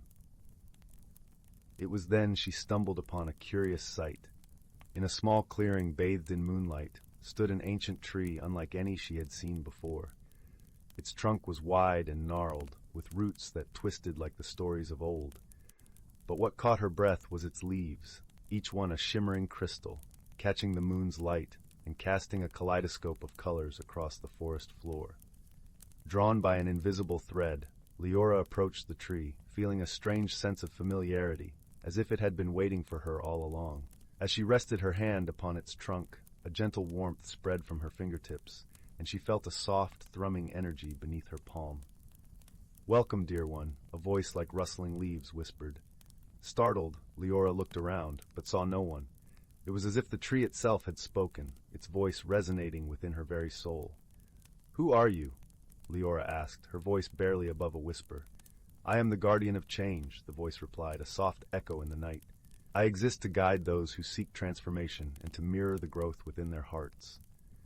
Leora felt a rush of emotions, curiosity, fear, and a deep yearning for something she could not yet understand. "But I fear change," she confessed. "I am not ready to leave behind what I know." The tree's leaves shimmered, casting a gentle glow. Change is not about leaving behind, but about embracing what is to come. It is a journey of discovery, a dance between what was and what will be. As Leora stood beneath the tree's protective canopy, she felt a sense of peace wash over her. It was as if the tree's wisdom seeped into her very being, whispering of courage and potential untapped. In the days that followed, Leora returned to the forest often, seeking the comfort of the guardian and the clarity that each visit brought.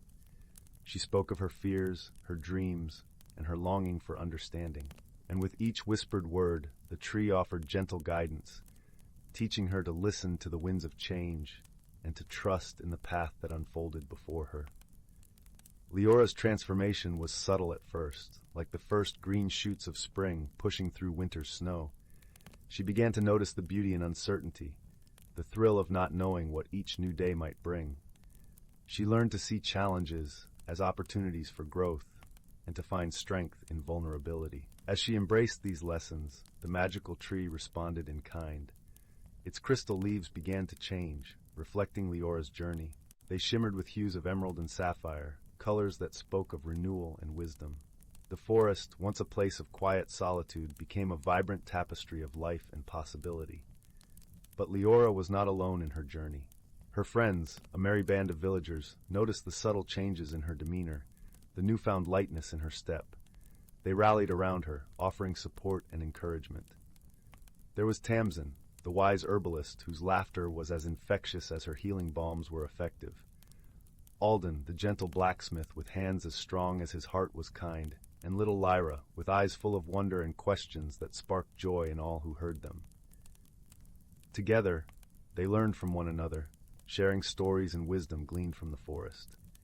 They too were touched by the magic of the Guardian, finding their own paths to growth and understanding. Tamsin discovered new herbs hidden within the forest's depths, their properties unknown but powerful. Alden forged tools that sang with the harmony of the elements, and Lyra's laughter seemed to weave a spell of joy that lifted the spirits of all. As the seasons turned, Leora's journey of transformation blossomed like the vibrant wildflowers that carpeted the forest floor in spring. She found herself stepping into roles she had once feared: organizer of village gatherings, a confidant for those seeking solace, a storyteller weaving tales of the forest's magic for eager listeners. And through it all, the Guardian stood as a silent witness, its crystalline leaves reflecting the growth of those who sought its wisdom. It had become a beacon of hope and transformation, a reminder that change was not to be feared, but embraced with open arms. One evening, as the village gathered beneath the stars to celebrate the harvest, Leora stood before them. The bonfire crackled and danced, sending sparks into the velvet sky, and the villagers' faces glowed with warmth and anticipation. "My friends," Leora began, her voice steady and clear, "we are all like the leaves of the Guardian tree, ever changing, ever growing. Let us not fear what lies ahead, but instead embrace it with courage and joy." The villagers erupted into applause, their hearts swelling with pride and love for the young woman who had become a beacon of strength and hope. And as the celebration continued, beneath the watchful gaze of the Guardian, Leora felt a deep sense of peace settle within her. For she had learned that change, though daunting, was a gift, a chance to discover new facets of herself, to forge bonds that transcended fear, and to step into a future bright with possibility. And in that moment, as the stars twinkled above and the forest whispered secrets of its own, Leora knew she had found her true place in the world. And so the village thrived, nestled at the edge of the ancient, whispering forest. Its people, guided by the wisdom of the Guardian, embraced change not as an end, but as a beautiful beginning. And in their hearts, they carried the magic of personal discovery, a flame that would never fade, even as the seasons turned and the years unfurled like a tapestry of dreams. Story 82. In a lush, whispering forest where sunbeams threaded through the canopy like golden threads, the air was perfumed with the sweet scent of blooming wildflowers and the earthy aroma of damp moss. Here, amid the rustling leaves and gentle babbling of a brook, lay a world both ancient and alive, where every creature understood its role in the grand tapestry of nature. In a cozy nook beneath the roots of a towering oak tree lived a wise old tortoise named Tullius. His shell was a mosaic of green and brown, polished smooth by the passage of time. Tullius was known far and wide for his deep understanding of the forest's mysteries, and many sought his counsel when the balance of nature seemed to waver. One crisp autumn morning, as the forest was adorned in a brilliant cloak of amber and crimson, a young squirrel named Pippin scampered up to Tullius's doorstep. Pippin's eyes were wide with worry, reflecting the dappled sunlight like polished hazelnuts. "Tullius," he chattered, his voice a blend of youthful eagerness and concern, "the acorns are not falling as they should. The trees are whispering of a change, and the wind carries a chill that speaks of something amiss." Tullius nodded, his eyes twinkling with ancient wisdom. "Ah, young Pippin," he said, his voice as warm as a sunlit glade, "the forest speaks to those who listen. Let us venture to the heart of the woods, where the oldest tree, the grandfather oak, may offer guidance. Together they embarked on their journey, their path cushioned by a carpet of fallen leaves that crunched softly underfoot. The air was alive with the chatter of birds and the distant call of a doe, creating a symphony that sang of the forest's rich life. As they traveled, the gentle rustle of the wind seemed to echo the harmony of nature, a reminder of the delicate balance that sustained the forest. Tullius and Pippin soon reached the grandfather oak, its gnarled branches reaching skyward like ancient arms embracing the heavens. The tree's bark was etched with the stories of countless seasons, and its leaves whispered secrets only the wise could hear. With a deep, resonant voice that seemed to rise from the very earth, the grandfather oak spoke. Tullius, keeper of wisdom, and Pippin, seeker of truth, the forest is indeed in need of balance. The seasons have shifted, and the rhythm of nature's dance has faltered. Tullius listened intently, his heart attuned to the subtle language of the forest. "What must we do to restore harmony, Grandfather Oak?" he inquired, his voice carrying the weight of generations. The grandfather oak sighed, a sound like the softest breeze through a meadow. "Seek the guardian of the seasons, the elusive spirit of the zephyr. Only through her guidance can the balance be restored, and the acorns fall once more." With this knowledge, Tullius and Pippin set off once again, their journey bathed in the golden light of the setting sun. As they ventured deeper into the heart of the forest, the air became cooler, carrying the crisp scent of pine and the faintest hint of snow. They soon arrived at a hidden glade, where the spirit of the zephyr danced among the swirling leaves. She was a vision of grace, her form ever-changing like the seasons themselves, with eyes that mirrored the sky. "Welcome, travelers," she greeted them, her voice as soft as a breeze through willow branches. "I sense the forest's plea for balance. To restore it, we must rekindle the harmony between all creatures and the land." Tullius bowed his head in respect. "We seek your wisdom, spirit of the zephyr. How can we aid in this renewal?" The spirit smiled, her presence calming as a lullaby. "Gather the creatures of the forest and remind them of their place in this wondrous world. Each must remember their role, and together they shall sing the song of harmony." With purpose renewed, Tullius and Pippin returned to the forest, their hearts filled with hope. They called upon the animals, each bird, each fox, each tiny beetle, sharing the spirit of the zephyr's message. Under the soft glow of the moon, they all gathered in a circle, united in their shared purpose. As the creatures of the forest joined paws, wings, and fins, a gentle melody rose among them. It was a song of connection, of life and love, of the intricate dance they all performed as part of nature's grand design. The air shimmered with magic as the harmony wove itself into the fabric of the world, restoring balance to the land. Slowly, like a gentle rain after a long drought, the acorns began to fall, dotting the forest floor with the promise of new life. The trees sighed in relief, their branches swaying in gratitude as the forest breathed as one. As dawn painted the sky in hues of soft lavender and gold, Tullius and Pippin stood together, watching the first light of a new day. The forest was alive with the sound of renewal, and a sense of peace settled over the land. "Thank you, Tullius," Pippin chirped, his eyes bright with newfound understanding. "The forest is truly a wondrous place when we listen and work together." Tullius nodded, his heart full. "Indeed, young Pippin, wisdom and friendship are the keys to overcoming any challenge, and together we have ensured the forest's harmony for generations to come." And with that, the forest awoke to the gentle embrace of a new season, where every creature, great and small, played their part in the timeless symphony of nature, a song that would linger in their hearts forever. Story 83. In the quaint village of Willowbrook, where the cottages are thatched with golden straw and the cobbled streets are lined with the scent of blooming lavender, there lived a young girl named Lila. Her eyes sparkled with the curiosity of 1,000 questions, and her heart was as warm as the hearth that crackled in her home each evening. Lila lived with her grandmother, a wise woman whose stories of the world beyond their village were as captivating as the stars that blanketed the night sky. One crisp autumn morning, Lila set out to explore the edges of the great willow forest, a place where whispers of magic were said to dance among the trees. The forest was alive with the colors of fall, leaves of amber and scarlet twirling gently to the earth, creating a soft carpet beneath her feet. The air was crisp and carried the earthy aroma of pine and moss, mingling with the distant hint of wood smoke. As Lila wandered deeper into the forest, she stumbled upon a peculiar object half buried in the leaves. It was a delicate, intricately carved wooden box, adorned with symbols that seemed to shimmer in the dappled sunlight.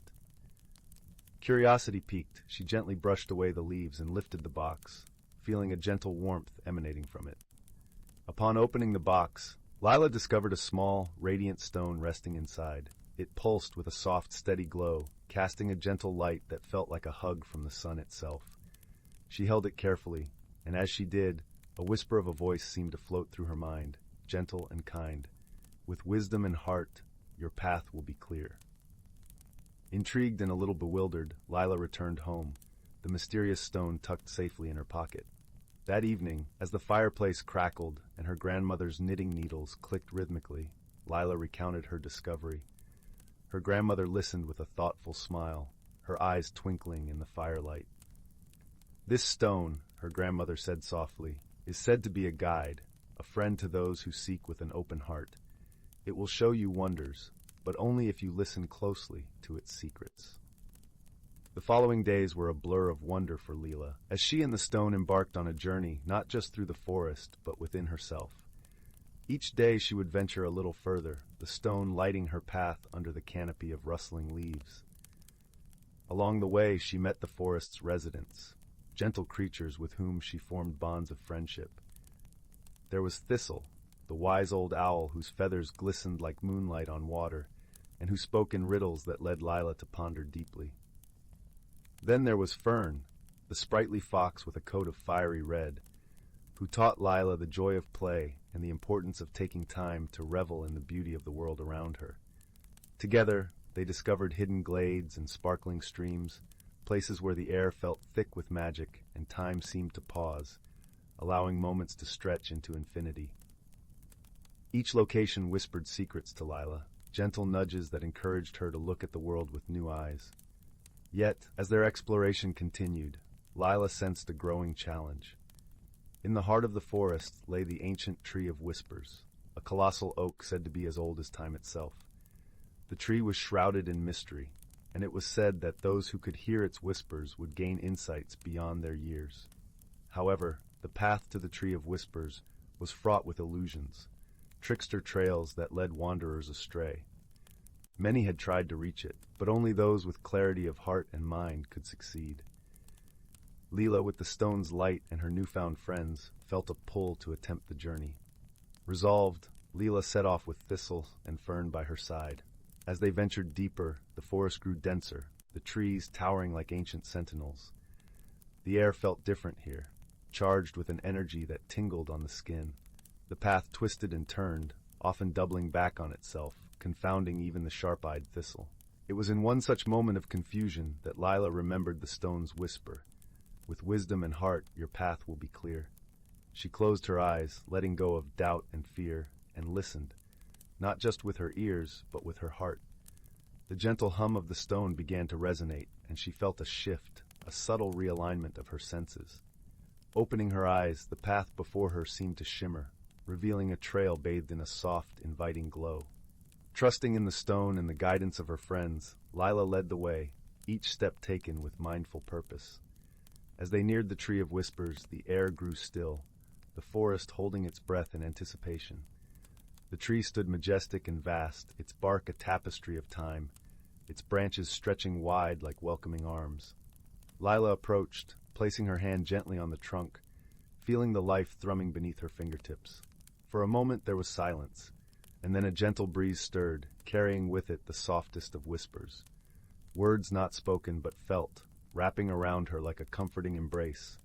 The whispers spoke of balance, of the harmony between listening and speaking, of the wisdom found in stillness.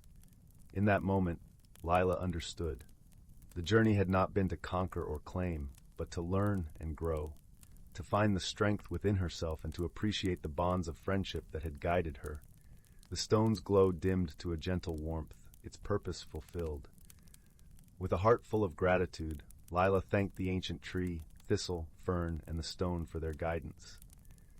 As they made their way back through the forest, she felt a deep sense of peace, a quiet joy in knowing that she carried the lessons of the journey within her. Upon returning to Willowbrook, Lila shared her tales with her grandmother, who listened with pride and love. The stone was placed on the mantelpiece above the hearth, a reminder of the journey and the wonders of the world, both seen and unseen. And so, as the seasons turned and the fires burned bright in the hearth, Lila lived her days with an open heart, forever guided by the wisdom of the forest and the gentle glow of the magical stone. And every night, as she drifted to sleep beneath the watchful gaze of the stars, she knew that the world was filled with magic, just waiting to be discovered. Story 84. Once upon a time, in a cozy little village nestled between rolling hills, there lived a young girl named Lily. Her days were filled with the simple joys of exploring the meadows and befriending the woodland creatures that called the forest home. One crisp autumn morning, Lily ventured into the woods as she often did, her curious eyes scanning the fallen leaves for any signs of adventure. As she rounded a bend in the well-trodden path, something caught her eye. A glimmer of golden light peeking out from beneath a carpet of rust-colored foliage. Brushing aside the leaves, Lily gasped in delight as she uncovered a small, intricately carved wooden box. Its surface was adorned with intricate patterns that seemed to shimmer and dance in the dappled sunlight. Lily's fingers traced the intricate markings, and as she did, the lid of the box sprang open with a soft click. Inside, nestled on a bed of velvet, lay a single acorn. But this was no ordinary acorn. It shimmered with an otherworldly glow, its surface smooth and polished like a precious gemstone. Lily reached out to touch it, and as her fingertips made contact, a warm tingle spread through her body, filling her with a sense of wonder unlike anything she had ever experienced. From that moment on, Lily's world was forever changed. The acorn, she soon discovered, possessed an extraordinary power, the ability to bring inanimate objects to life with the mere touch of her hand. A stick became a loyal walking companion, a pebble transformed into a playful puppy, and the fallen leaves danced and swirled at her command. At first, Lily reveled in her newfound magic, her days filled with endless delight and discovery. But as time passed, she began to realize that with great power came great responsibility. The forest creatures, once her friends, now looked to her for guidance and protection. It was then that Lily embarked on a journey, not a physical one, but a journey of the heart and mind. She sought out the wisdom of the ancient oak trees, the whispering streams, and the gentle meadow flowers, learning the ways of nature and the importance of balance and harmony. Along the way, she found unexpected allies in the form of a quirky squirrel named Nutkin, whose mischievous antics often concealed surprising insights, and a wise old owl named Hooty, whose soft hoots offered sage advice. Together, they faced challenges that tested their courage and compassion. When a greedy logger threatened to destroy the forest, it was not through force but through wisdom and diplomacy that Lily and her friends were able to sway his heart and protect their beloved home. And when a terrible drought struck the land, Lily used her magic to coax the rain clouds to open, quenching the thirsty earth and ensuring that the delicate balance of nature was restored. As the seasons turned and the years passed, Lily grew into a young woman whose kindness and understanding touched all who knew her. The acorn's power became a tool for nurturing and healing, bringing joy and wonder to those around her. And though the magic of the acorn was extraordinary, Lily knew that her greatest power lay not in the ability to command objects, but in the capacity to love and cherish the world around her, a lesson she carried with her always, like a warm embrace from the forest itself. So, as the night draws to a close and the embers of the fire fade, remember the tale of Lily and the enchanted acorn, a story of discovery, friendship, and the extraordinary magic that can be found in the most ordinary of places, if only we open our hearts to its wonders. Story 85. Once upon a time, in a quaint village nestled between rolling emerald hills and a shimmering, winding river, lived a young lad named Finn. With tousled auburn hair and eyes that sparkled like the morning dew, Finn was known throughout the village for his boundless curiosity and gentle heart. Finn often wandered to the edge of the village, where the Whispering Woods began. These woods were a place of legends, filled with tales of enchantment and wonder. The villagers spoke of it in hushed tones, for it was said to be a realm where the ordinary met the extraordinary. One golden afternoon, as the sun dipped low in the sky and painted the world in hues of amber and rose, Finn felt a tug at his heart, a call to explore the unknown depths of the Whispering Woods. Clad in his favorite cloak, as soft as the down of a fledgling bird, Finn set off with a sense of excitement bubbling within him. The air was crisp and carried the scent of pine and earth, mingled with a hint of something sweet and unnameable. As he ventured deeper, the trees stretched taller, their leaves whispering secrets to one another. Shafts of sunlight danced through the branches, creating patterns on the forest floor that seemed to guide Finn onward. Before long, Finn came upon a glade bathed in a gentle silvery light. In its center stood a tree unlike any he had ever seen. Its bark shimmered like mother of pearl, and its leaves were delicate as lace, whispering with the softest breeze. At the foot of this magnificent tree, a circle of toadstools formed a perfect ring, each cap a brilliant shade of violet. As Finn marveled at the beauty around him, a soft rustle caught his attention. Out from the underbrush hopped a creature so whimsical it seemed plucked from a dream. It was a rabbit, yet not quite. Its fur sparkled as if dusted with stardust, and its eyes twinkled with an intelligence that belied its small size. "Greetings, young adventurer," the rabbit said in a voice like the tinkling of tiny bells. "I am Thistle, keeper of the Whispering Woods. What brings you to our enchanted glade?" Finn, though surprised, felt a warmth in his heart at Thistle's gentle demeanor. "I seek to explore and learn, dear Thistle," he replied, his voice soft and sincere. "I wish to understand the wonders of this place." Thistle nodded, his whiskers twitching with delight. "Then you shall," he said, "but remember, true exploration requires courage and a willingness to see with more than just the eyes." With that, Thistle bounded away, leaving a trail of twinkling lights in his wake. Finn followed, his heart beating with a mix of anticipation and joy. The path wound through the woods, leading Finn to a series of gentle challenges. First, he encountered a brook, where stepping stones gleamed like polished gems.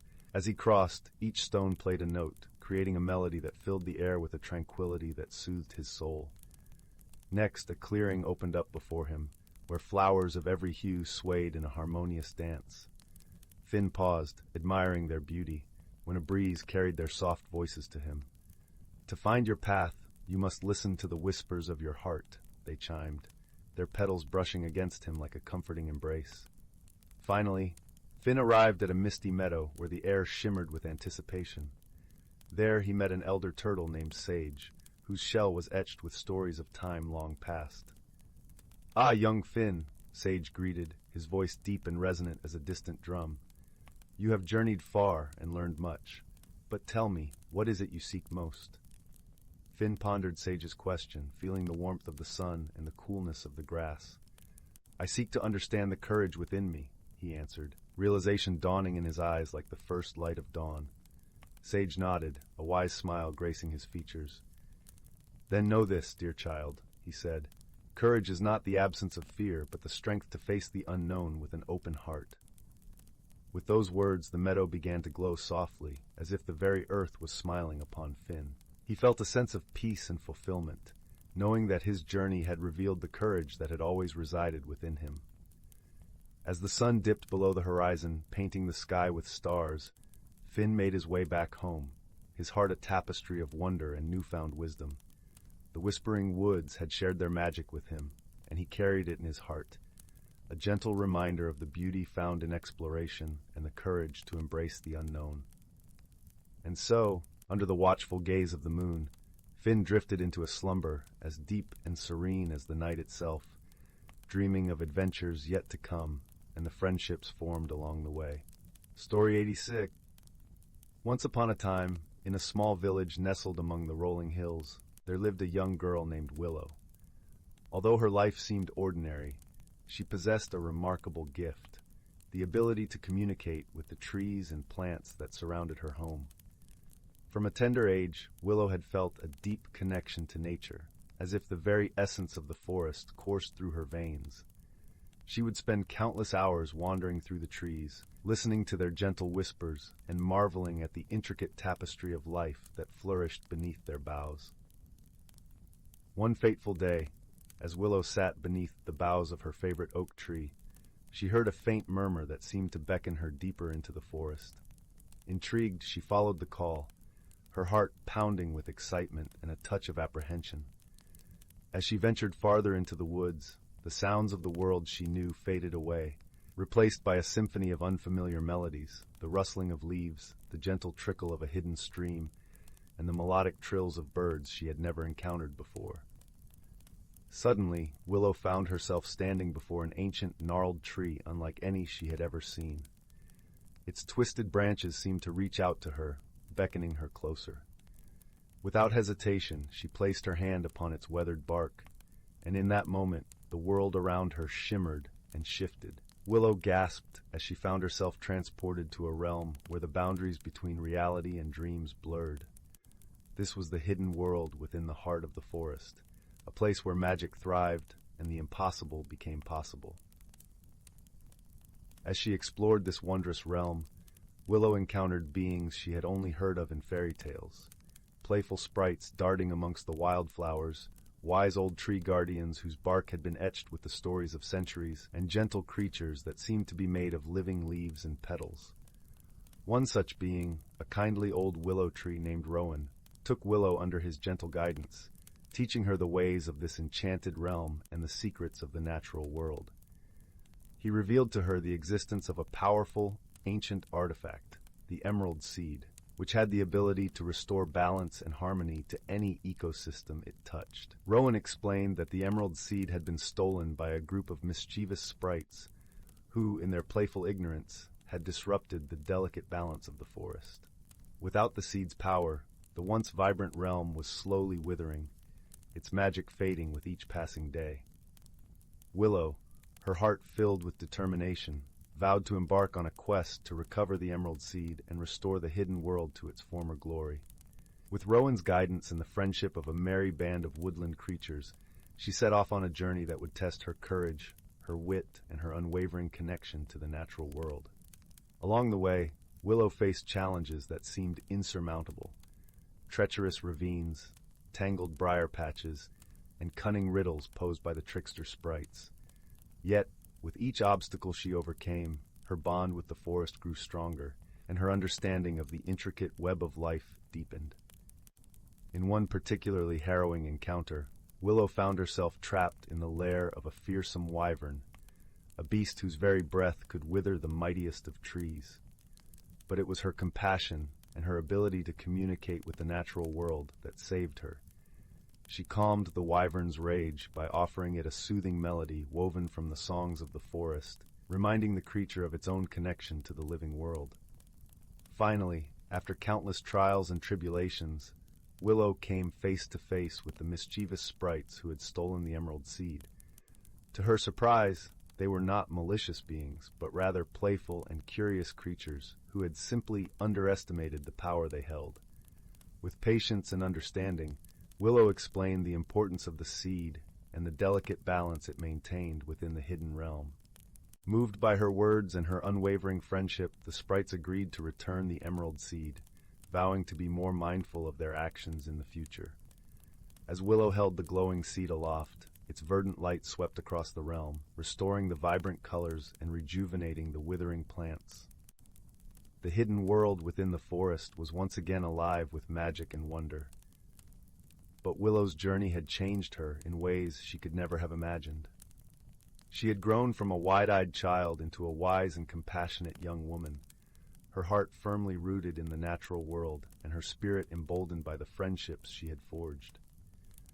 As she made her way back to the familiar paths of her village, Willow carried with her the lessons she had learned: the importance of balance, the power of understanding, and the unbreakable bonds that connect all living beings.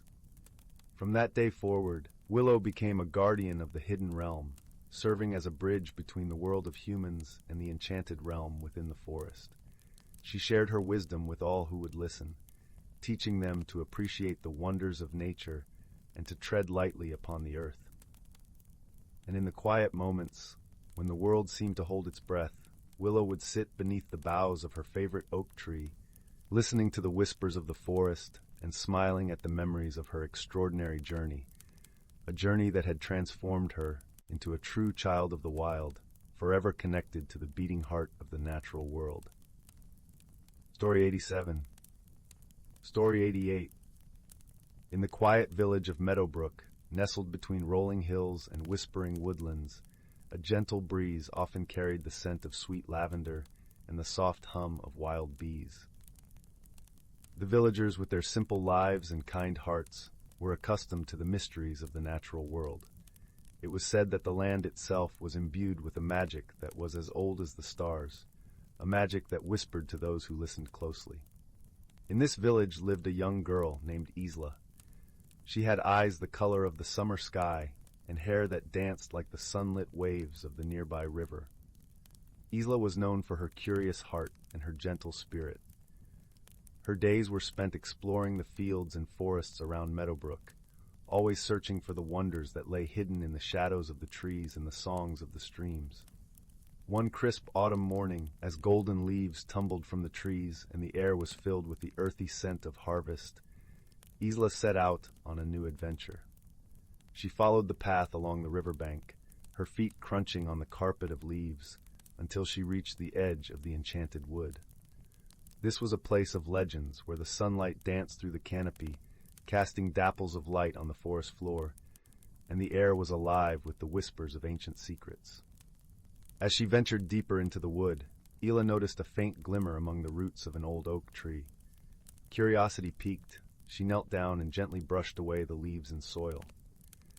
There, nestled among the gnarled roots, lay an object unlike any she had seen before. It was a small, intricately carved wooden box, its surface etched with delicate patterns of leaves and stars that seemed to shimmer with an inner light. Isla lifted the box, feeling its warmth against her palms, and carefully opened it. Inside, resting on a bed of soft moss, was a tiny silver key. It was exquisitely crafted, with intricate designs that spiraled down its length, and a gemstone embedded in its handle that glowed with a soft, ethereal light. Isla felt a flutter of excitement and wonder. She knew at once that this key was no ordinary object. It was a doorway to something extraordinary. With the key tucked safely in her pocket, Isla continued her journey through the enchanted wood. The forest seemed to come alive around her, the birds singing sweet melodies and the leaves whispering secrets of times long past. As she wandered, she felt a growing sense of connection with the world around her, as if the key had unlocked not just a mystery, but a part of her own heart. The sun dipped lower in the sky, casting long shadows across the forest floor, when Isla came upon a clearing she had never seen before. In its center stood an ancient stone archway, covered in ivy and moss, its surface etched with the same patterns that adorned the wooden box. Ila's heart quickened as she realized the key in her pocket was meant for this very place. Taking a deep breath, she approached the archway and inserted the key into a hidden lock. With a gentle turn, the key clicked and the archway shimmered with light. A soft, inviting glow filled the clearing, and a doorway appeared within the arch, revealing a lush, vibrant world beyond. Stepping through the archway, Isla found herself in a breathtaking garden, filled with flowers that glowed with an inner light, their petals shimmering in every color of the rainbow. The air was filled with the sweet scent of blossoms and the gentle hum of bees, and a stream of crystal-clear water wound its way through the garden, its surface sparkling in the sunlight. In the heart of the garden stood a magnificent tree, its branches reaching high into the sky and its trunk wide and sturdy. Isla felt drawn to it, as if it were calling to her. As she approached, she noticed a figure seated beneath its boughs. It was a boy, about her age, with hair as dark as the night and eyes that glimmered like stars.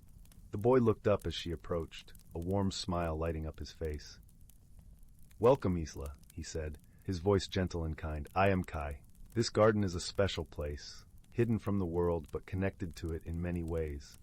It is a place of peace and discovery, where the heart can find what it truly seeks." Isla felt a sense of awe and wonder as she listened to Kai. She sensed that he, like the garden, was a part of the magic that surrounded them, She spent the afternoon exploring the garden with him, discovering its many wonders and secrets. They found a pond where colorful fish danced beneath the surface and a grove of trees that sang with the wind. Everywhere they went, the garden seemed to come alive with joy. As the sun began to set, painting the sky with hues of pink and gold, Isla and Kai returned to the great tree. They sat together beneath its branches, watching as the stars began to twinkle in the evening sky. "This garden reflects the magic of the world," Kai explained softly. "It shows us the beauty that lies within and around us, the connections we share with all living things. And it reminds us that we are never truly alone, for we are all part of something greater."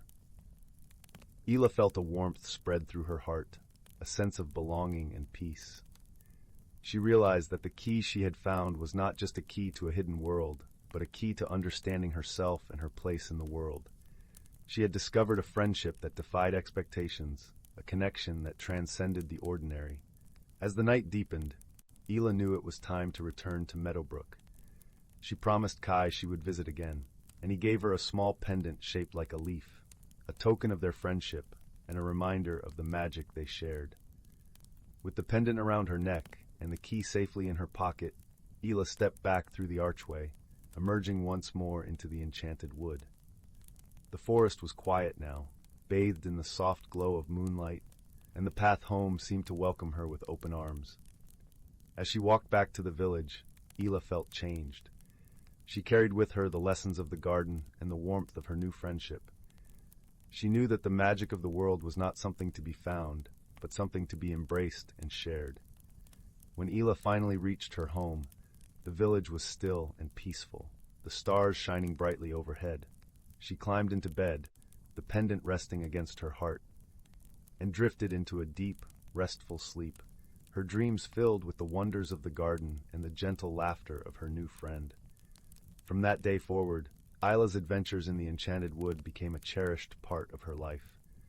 She often visited the garden, each time discovering new marvels and deepening her friendship with Kai. And in the quiet moments, when the world was still, she would hold the pendant and remember the lessons of the garden. That true magic lies in the connections we make and the love we share. And so, in the village of Meadowbrook, under the watchful gaze of the stars, Ela lived her life with an open heart and a spirit full of wonder, ever mindful of the magic that surrounded her and the friendship that had unlocked her world. Story 89. Story 90. Story 91. In the heart of the whispering woods, where the emerald canopies danced with the gentle breezes and the streams sang lullabies to the moss-covered stones, lived a young woman named Lyra. Lyra had always been content with the familiar rhythms of her life, the kind that came with knowing every trail by heart and every bird by its song. Yet a restlessness had begun to stir within her, like the first hints of autumn in the crisp air, whispering of change. The dawn of this new feeling left Lyra unsettled. She adored the predictable paths and the comforting rituals of her days. Change was like the sudden appearance of a storm cloud on a sunny afternoon, unexpected and unwelcome. She wandered deeper into the woods, seeking solace in the ancient trees that had seen countless seasons turn. One evening, as the sun dipped below the horizon, painting the sky with hues of amber and rose, Lyra found herself by the edge of the enchanted glade. This was a place where magic was said to be woven into the very ground. The glade shimmered under the twilight, its wildflowers glowing faintly like stars fallen to earth. In the center stood an ancient oak, its branches reaching out like the arms of an old friend. As she approached, a soft voice floated on the breeze, gentle and kind. "Welcome, Lyra," it said, and from the shadows emerged a figure draped in robes that seemed to be spun from moonlight. It was Eliana, the wise guardian of the forest, known for her gentle guidance and serene presence. "Why do you seek the glade tonight?" Eliana asked, her eyes twinkling with the light of understanding that only years of watching and waiting could bring. Lyra hesitated, her voice a mere whisper. "I feel a change coming, and I fear it. I do not know what it means or what it will ask of me." Eliana nodded, her smile as warm as the hearth on a winter's night. "Change is the song of life, dear Lyra. It can be frightening, but it is also the melody that brings new harmonies." With a flick of her wrist, Eliana conjured a small, shimmering butterfly. Its wings were a cascade of colors, shifting and changing with each flutter. This is the butterfly of transformation. It mirrors the magic within you, the growth that waits to unfold. Lyra watched as the butterfly danced in the air, its flight a gentle reminder of the beauty and transformation. She felt a strange comfort, a sense of kinship with the tiny creature. "Can I become like the butterfly?" Lyra asked, her voice a mixture of hope and wonder. "You already are," Eliana replied. "But to truly embrace it, you must journey into the depths of your heart, face the shadows and the light." With newfound courage, Lyra returned to the village where her friends awaited her by the fireside. There was Thorn, the ever-optimistic woodcarver, whose laughter could chase away the darkest clouds, and Myria, the healer, whose hands brought comfort and whose stories wove dreams. They listened as Lyra shared her encounter. Myria placed a gentle hand on Lyra's shoulder. "We are with you wherever this path leads," she said, her voice a balm to Lyra's anxious heart. Thorn nodded, his eyes bright. Change is like carving a new figure from wood. It takes patience and care, but the result is always worth the effort. With her friends by her side, Lyra began to embrace the changes within. Each day she ventured a little farther, explored a little deeper. The forest seemed to respond to her courage, revealing hidden paths lined with blooms she'd never seen before, and streams that sang new songs. As the days turned into weeks, Lyra discovered a strength she never knew she possessed.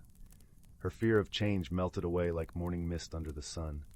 She realized that change was not something to be feared, but a journey to be embraced, a dance of creation and renewal. Returning to the enchanted glade one evening, she found Eliana waiting. "You have grown," the wise guardian said, her voice a gentle caress. "You now understand the magic that lives within you." Lyra smiled, her heart full of gratitude. "I do," she replied, "and I am ready to let it guide me." As the stars twinkled above, Lyra felt a peace she had never known, a quiet certainty that she was exactly where she needed to be. She had learned that change was not an ending, but a beginning, a beautiful unfolding of the self. With a final, joyful flutter, the butterfly of transformation landed on her shoulder, its wings a brilliant tapestry of color. Lyra knew it was time to spread her own wings, to soar into the future with the wisdom she had gained. And so, under the watchful eyes of the ancient trees and the gentle glow of the moon, Lyra stepped forward into the embrace of her new life, her heart alight with the magic of personal discovery. Story 92.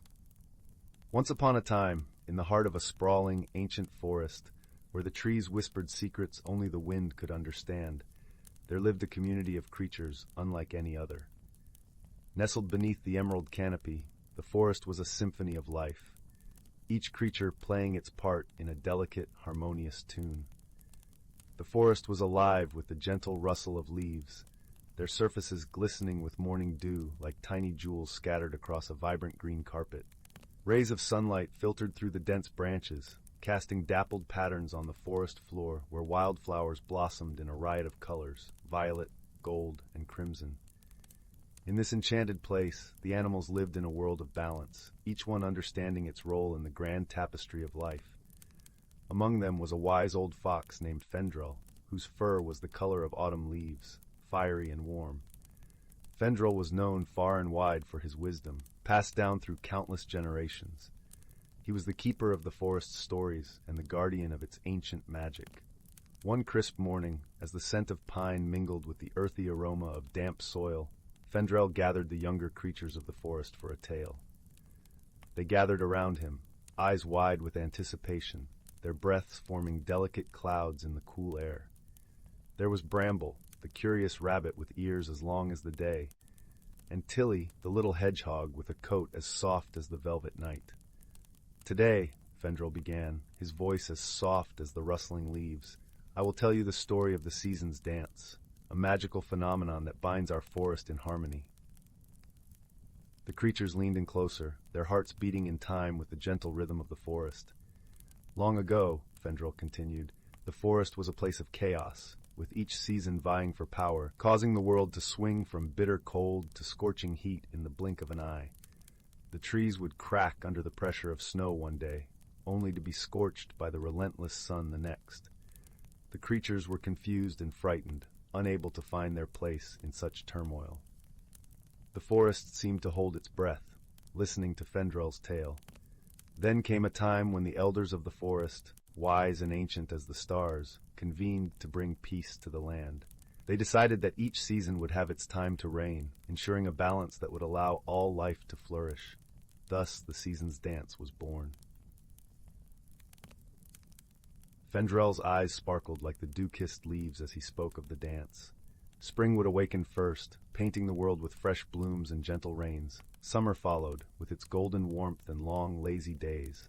Autumn arrived next, wrapping the forest in a tapestry of fiery colors and crisp air. Finally, winter would blanket the world in a soft, white silence, allowing the earth to rest and renew. The young creatures sighed in wonder, imagining the dance of the seasons as a gentle, flowing ballet across their beloved home.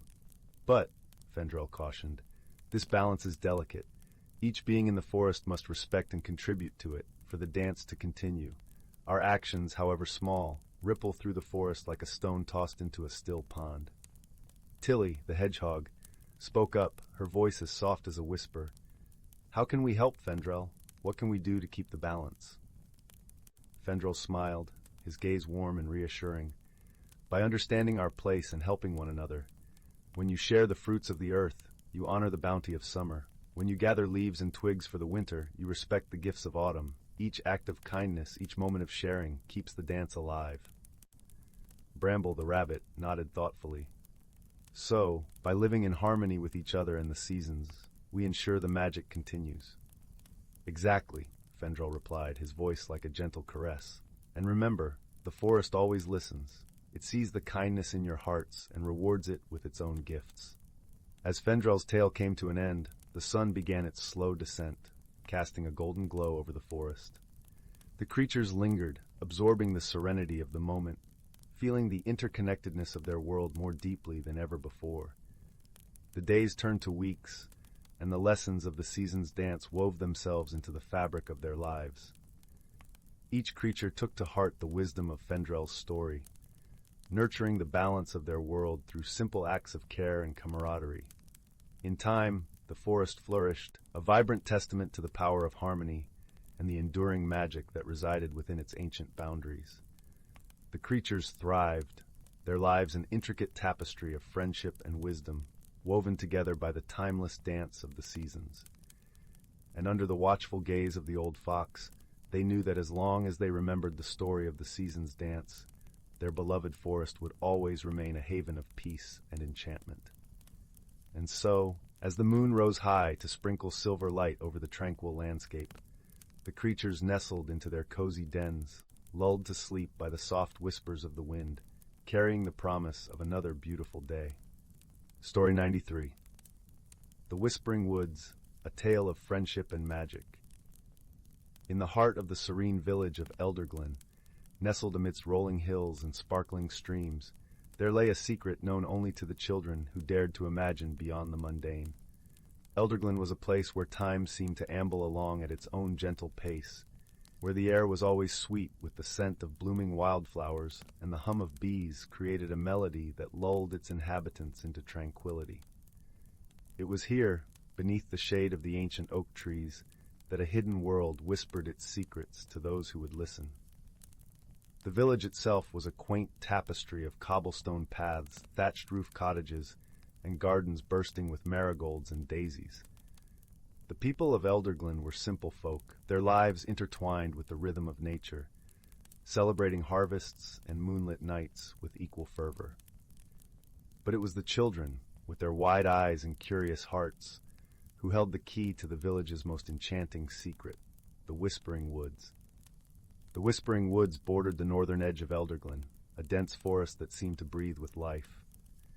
The trees were ancient sentinels, their trunks twisted with time, their branches forming a canopy that filtered sunlight into a mosaic of greens and golds. It was said that the woods were alive with magic, a place where the mundane and the mystical danced in harmony. Among the children of Elderglen was a boy named Finn, whose heart was as boundless as the sky. Finn was a dreamer, with hair as wild as the wind and eyes that sparkled with the promise of adventure. His best friend, Lila, was his opposite in many ways, her demeanor calm and her laughter a gentle melody. Lila's kindness was like a warm embrace, her wisdom often far beyond her years. Their friendship was a tapestry woven with shared secrets and whispered dreams, and together they spent countless hours exploring the hidden nooks of the whispering woods. They would lie on the soft forest floor, listening to the rustle of leaves and the crooning of the breeze through the branches, imagining stories of mythical creatures and daring quests. One afternoon, as the sun dipped low in the sky, painting the woods in hues of amber and rose, Finn and Lila stumbled upon something extraordinary. They had ventured deeper into the forest than ever before, drawn by a faint melodic chiming that seemed to beckon them forward. As they pushed through a thicket of ferns, they found themselves in a small clearing, bathed in the soft glow of twilight. In the center of the clearing stood an ancient stone archway, its surface etched with intricate runes that glimmered faintly in the fading light. Hanging from the archway was a small, delicate bell, crafted from a metal that shimmered like the stars. It was this bell that sang the enchanting melody, a sound so pure it seemed to resonate within their very souls. "What do you think it is?" Lila whispered, her voice tinged with awe. Finn stepped closer, his eyes wide with wonder. "I think it's magic," he replied, reaching out to gently touch the bell. As his fingers brushed against it, the bell rang out with a clear, sweet note that echoed through the clearing. In that moment, the air around them shimmered, and the forest seemed to hold its breath. The runes on the archway glowed brighter, casting a warm light that enveloped Finn and Lila. They could feel the magic of the woods coursing through them, a sensation both exhilarating and comforting. "Do you feel that?" Finn asked, his voice barely more than a whisper. Lila nodded, her eyes alight with wonder. "It's like the woods are speaking to us," she said softly. As the light from the runes gradually faded, the world around them seemed to settle into a gentle stillness. The bell continued to chime softly, its melody weaving through the air like a tender lullaby. From that day forward, the clearing and its magical bell became a sanctuary for Finn and Lila. They visited it often, sharing their hopes and dreams, their laughter and their silence. The bell seemed to understand them in a way words could not, its song a soothing balm that eased their worries and fears.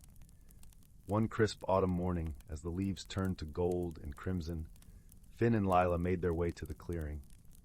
The air was cool and invigorating, carrying the earthy scent of fallen leaves. As they approached the archway, they noticed something different. The bell's melody was tinged with a note of urgency, as if calling out to them.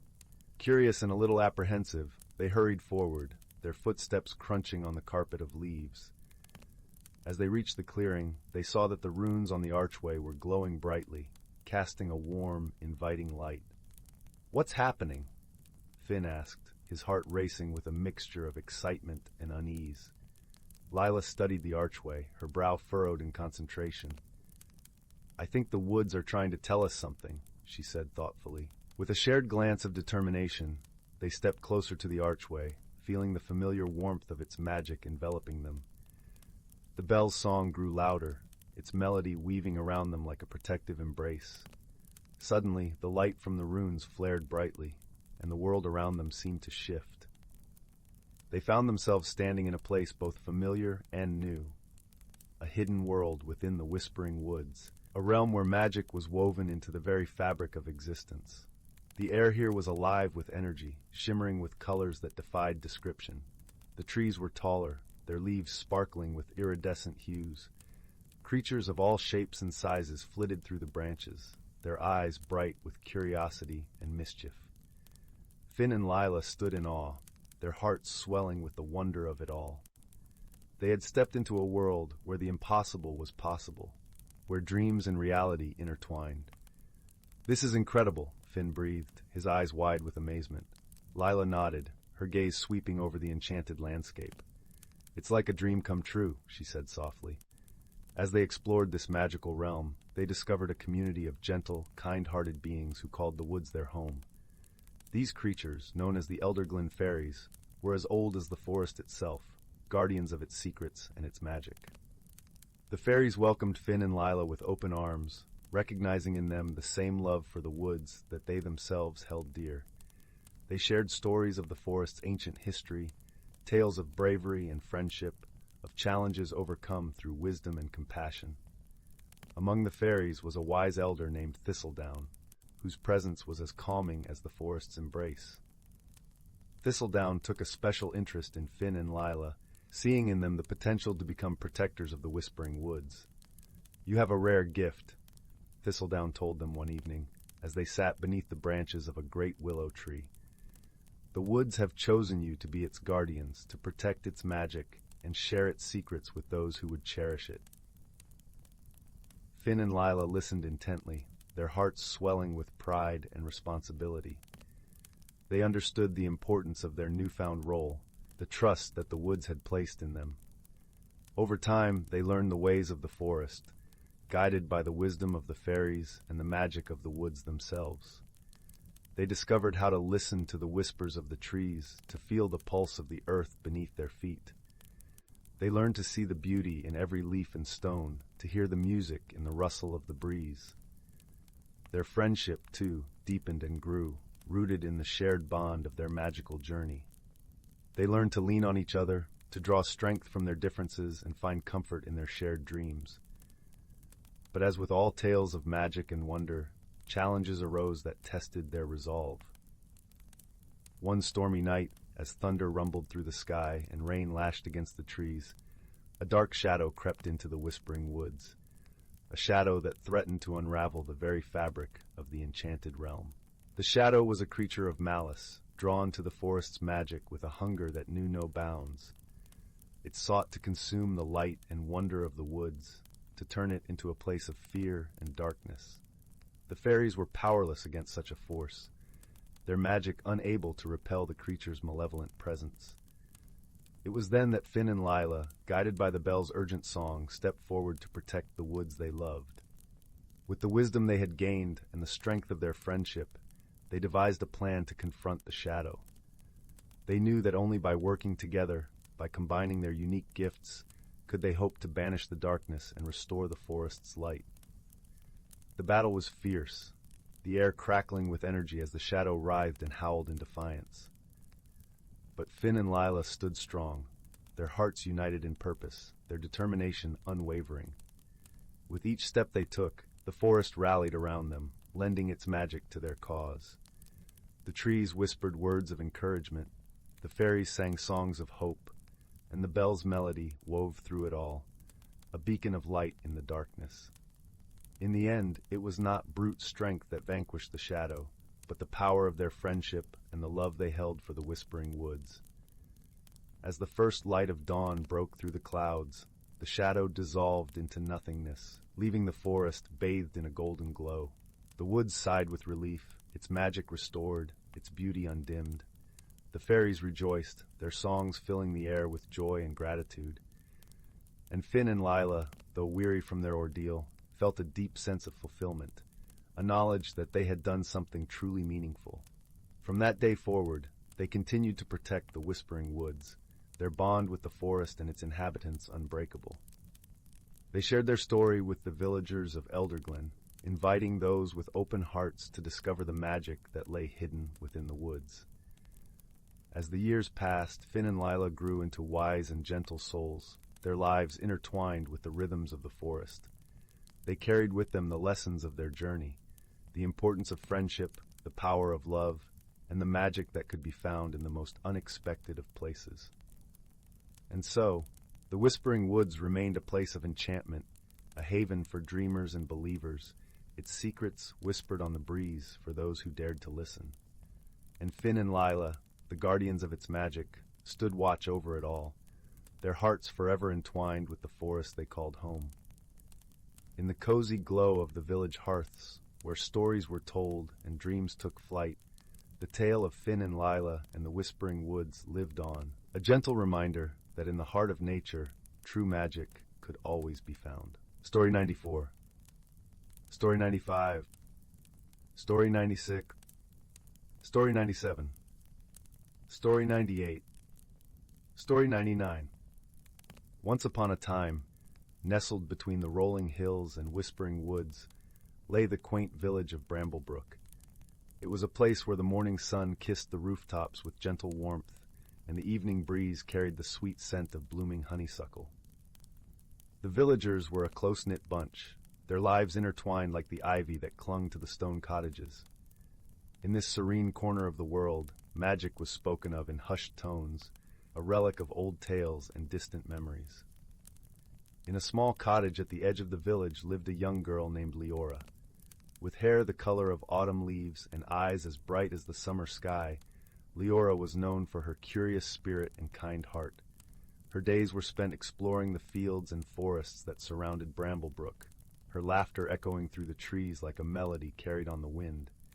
Leora's closest companion was a wise old owl named Horace. His feathers were a patchwork of browns and whites, and his eyes held the depth of ancient knowledge. Horace had been Leora's friend for as long as she could remember, guiding her with gentle wisdom and watching over her adventures with a protective gaze. One crisp autumn morning, as the leaves danced in shades of gold and crimson, Leora set out on a new adventure. She had heard whispers from the villagers about a hidden world within the heart of the forest, a place where the ordinary and extraordinary intertwined. The stories spoke of a magical glade, a sanctuary for creatures unseen and wonders untold. With Horace perched on her shoulder, Leora followed the winding path into the woods. The forest was alive with the symphony of chirping crickets and rustling leaves, a lullaby that soothed the soul. Sunlight filtered through the canopy, casting dappled patterns on the forest floor as they ventured deeper into the woodland realm. As they journeyed, Leora noticed something peculiar. A faint glow seemed to emanate from beneath the moss-covered roots of an ancient oak tree. Intrigued, she knelt down, brushing aside the leaves and twigs to reveal a small, ornate box. It was crafted from polished wood, inlaid with delicate silver filigree that shimmered in the dappled light. "What do you suppose this is, Horace?" Leora wondered aloud, her fingers tracing the intricate patterns on the box. Horace tilted his head thoughtfully. "It appears to be a relic of the old magic, Leora. Handle it with care, for such objects often carry both wonder and responsibility." With a gentle touch, Leora opened the box. Inside, nestled on a bed of soft velvet, lay an exquisite amulet. It was a pendant of silver and sapphire, glowing with a soft, ethereal light. As she held it in her hand, a warmth spread through her as if the amulet recognized her touch. "It's beautiful," Leora marveled, slipping the chain around her neck. The moment the amulet settled against her heart, the forest around her seemed to shift. The colors grew more vibrant, the sounds clearer, as if the world had come alive in a way she had never experienced before. With Horace by her side, Leora continued her journey, drawn by an unseen force that guided her deeper into the forest. The path led them to a secluded glade, where the air was thick with enchantment. Here the trees stood tall and proud, their branches adorned with blossoms that glowed like stars. A gentle stream babbled nearby, its waters sparkling with 1,000 tiny rainbows. In the center of the glade stood a magnificent tree unlike any other. Its trunk was wide and gnarled, its bark a tapestry of twisting vines and emerald moss. From its branches hung clusters of luminescent fruits, each one pulsating with a soft, inviting light. As Leora approached the tree, a soft voice echoed through the glade, warm and welcoming. "Welcome, Leora, guardian of the amulet. You are in the realm of the Whispering Woods, a sanctuary for all that is magical and true." Startled, Leora looked around, searching for the source of the voice. "Who's there?" she called, her curiosity tinged with awe. "I am the spirit of the woods," the voice replied, gentle as a summer breeze. "I have watched over this land for centuries, preserving the balance between the seen and unseen." Leora felt a sense of peace wash over her, the presence of the spirit comforting and reassuring. "Why have I been brought here?" she asked, her voice barely a whisper. "The amulet chose you, dear child," the spirit explained. "It seeks a heart pure of intent, one who can see beyond the veil of the ordinary. You possess the ability to bring harmony between our worlds." As the spirit spoke, Leora felt the weight of responsibility settle upon her shoulders. Yet it was not a burden, but a promise of purpose and belonging. "What must I do?" she asked, determination in her voice. "There is a storm brewing, one that threatens to disrupt the balance of our worlds," the spirit warned. An ancient feud between the creatures of the forest has awakened, and only through understanding and unity can peace be restored. Leora nodded, her resolve unwavering. I will do whatever it takes to help, she vowed, her hand clutching the amulet. Horus hooted softly in agreement, his wings ruffling with anticipation. With the guidance of the spirit, Leora set out to mend the rift that threatened the Whispering Woods. Her first task was to speak with the Dryads, the tree spirits who guarded the forest. Their home was in a grove of silver birch trees, where the air was thick with the scent of earth and rain. The Dryads emerged from their arboreal homes, their forms shifting between wood and flesh. They regarded Leora with curiosity, their eyes reflecting the wisdom of the ages. "Why have you come, child of the outside?" one of them asked, her voice like the rustle of leaves. "I seek to understand the discord that has taken root in the forest," Leora replied, her tone respectful and earnest. "I wish to help restore harmony." The Dryads exchanged glances, a silent conversation passing between them. Finally, another spoke, her voice tinged with sorrow. "Our kin, the Sylphs, have grown distant. They dwell in the upper reaches of the forest, where the wind sings a different song. We once danced together in harmony, but now distrust has taken root." Leora listened intently, her heart aching for the fractured bonds between the forest dwellers. "What caused this rift?" she asked gently. "It began with the loss of the Heartstone," the first Dryad explained. "A gem of great power, it was a symbol of our unity. Without it, our connection has withered, leaving space for fear and misunderstanding."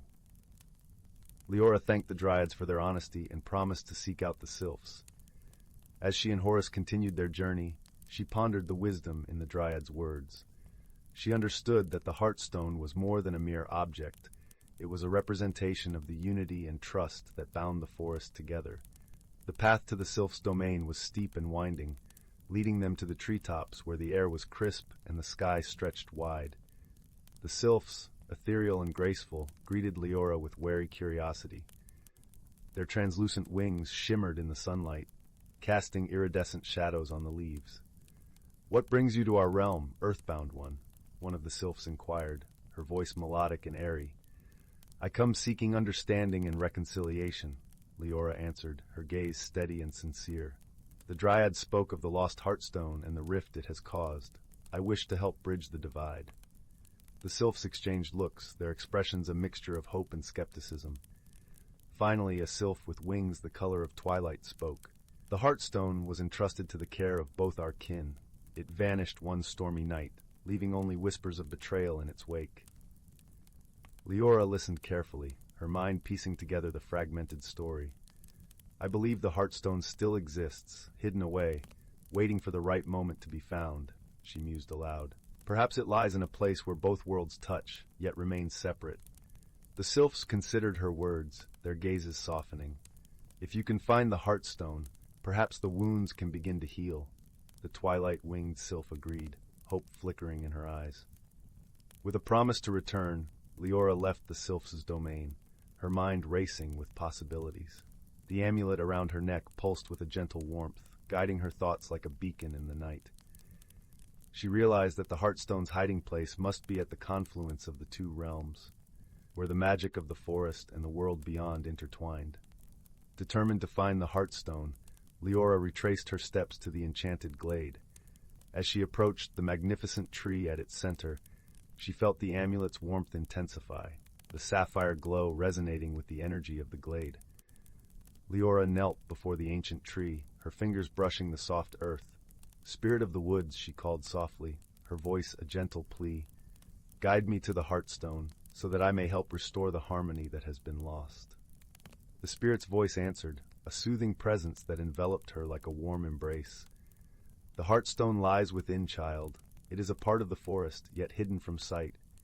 Trust in your heart and the amulet's guidance." Closing her eyes, Leora let the amulet's warmth flow through her, connecting her to the pulse of the forest. Images danced in her mind's eye, visions of roots intertwining, branches reaching skyward, and the gentle rhythm of life that flowed through the whispering woods.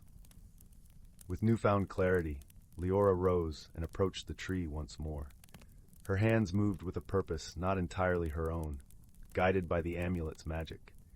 She reached into a hollow within the tree's trunk, her fingers brushing against something cool and smooth. When she withdrew her hand, she held the heartstone. It was a gem of unparalleled beauty, its surface swirling with colors that mirrored the forest's vibrant hues. As she held it aloft, the glade seemed to breathe a sigh of relief, the air shimmering with renewed energy. With the heartstone in her possession, Leora returned to the dryads and sylphs, her heart filled with hope and determination. She gathered them in the glade, where the spirit of the woods watched over them with a gentle presence. Holding the heartstone high, Leora addressed the gathered spirits, her voice carrying the weight of the forest's ancient wisdom. This is a new beginning, a chance to mend what was broken and rebuild the bonds of trust and friendship. The dryads and sylphs regarded the heartstone with reverence, its light reflecting in their eyes.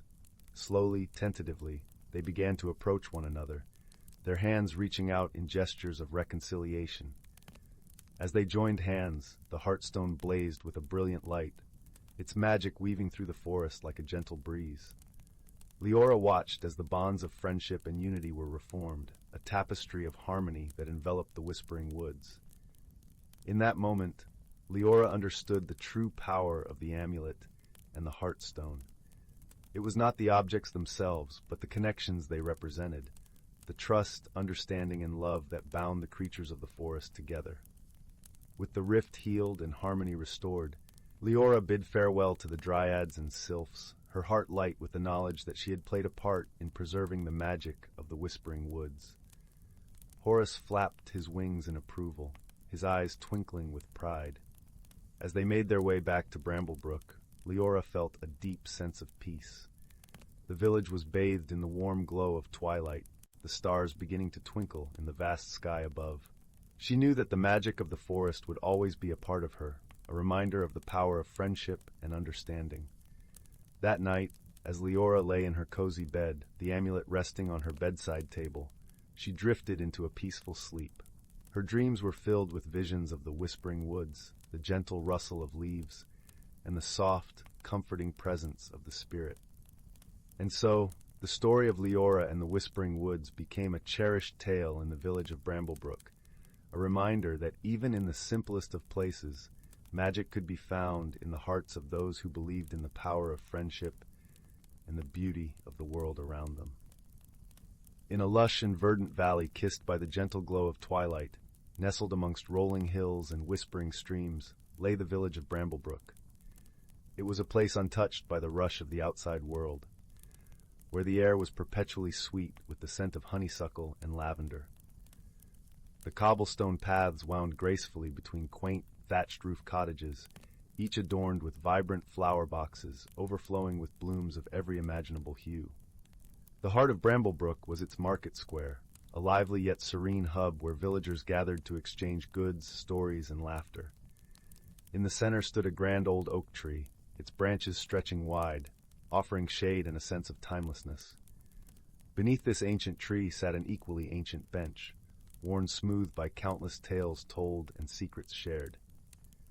One evening, as the sun dipped below the horizon, painting the sky in shades of peach and gold, a peculiar event began to unfold. The villagers noticed that the twinkling lights of the fireflies, which usually danced merrily in the dusk, were nowhere to be seen. Instead, a soft, shimmering mist curled through the air, weaving its way like a silken ribbon through the village. The villagers, though curious, were not alarmed, for they were accustomed to the mysterious wonders of their magical world.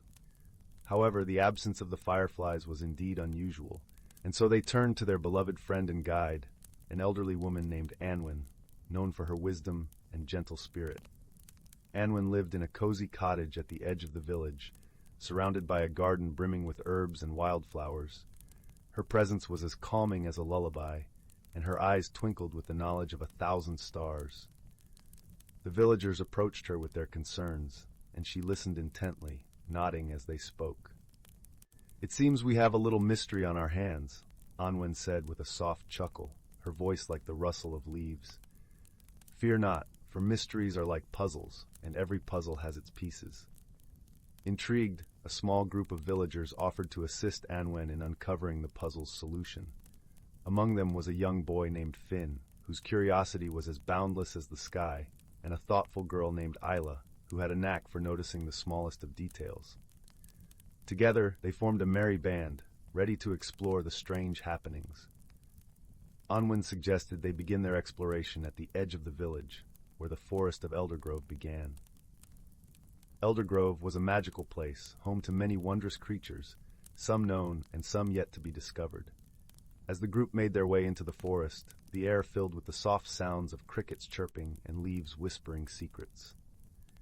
Finn and Isla, walking side by side, marveled at the beauty around them. The trees were wrapped in moonlight, their leaves shimmering like silver coins. They caught sight of a family of rabbits peeking curiously from their burrows and a pair of owls hooting softly from a high branch. "Look," Elis, pointing to the ground where faint, glowing footprints appeared, leading deeper into the forest. Anwin, following their gaze, smiled knowingly. "We are on the right path," she said. "These are the tracks of the glow mice, gentle creatures who often know more than they let on." With renewed determination, they followed the luminous trail, which led them to a clearing bathed in the light of the crescent moon. There, amidst the clover and wild thyme, they found a gathering of glow mice, their small forms aglow with a soft, golden light. The glow mice chattered excitedly at the sight of the villagers, their tiny voices like the tinkling of bells.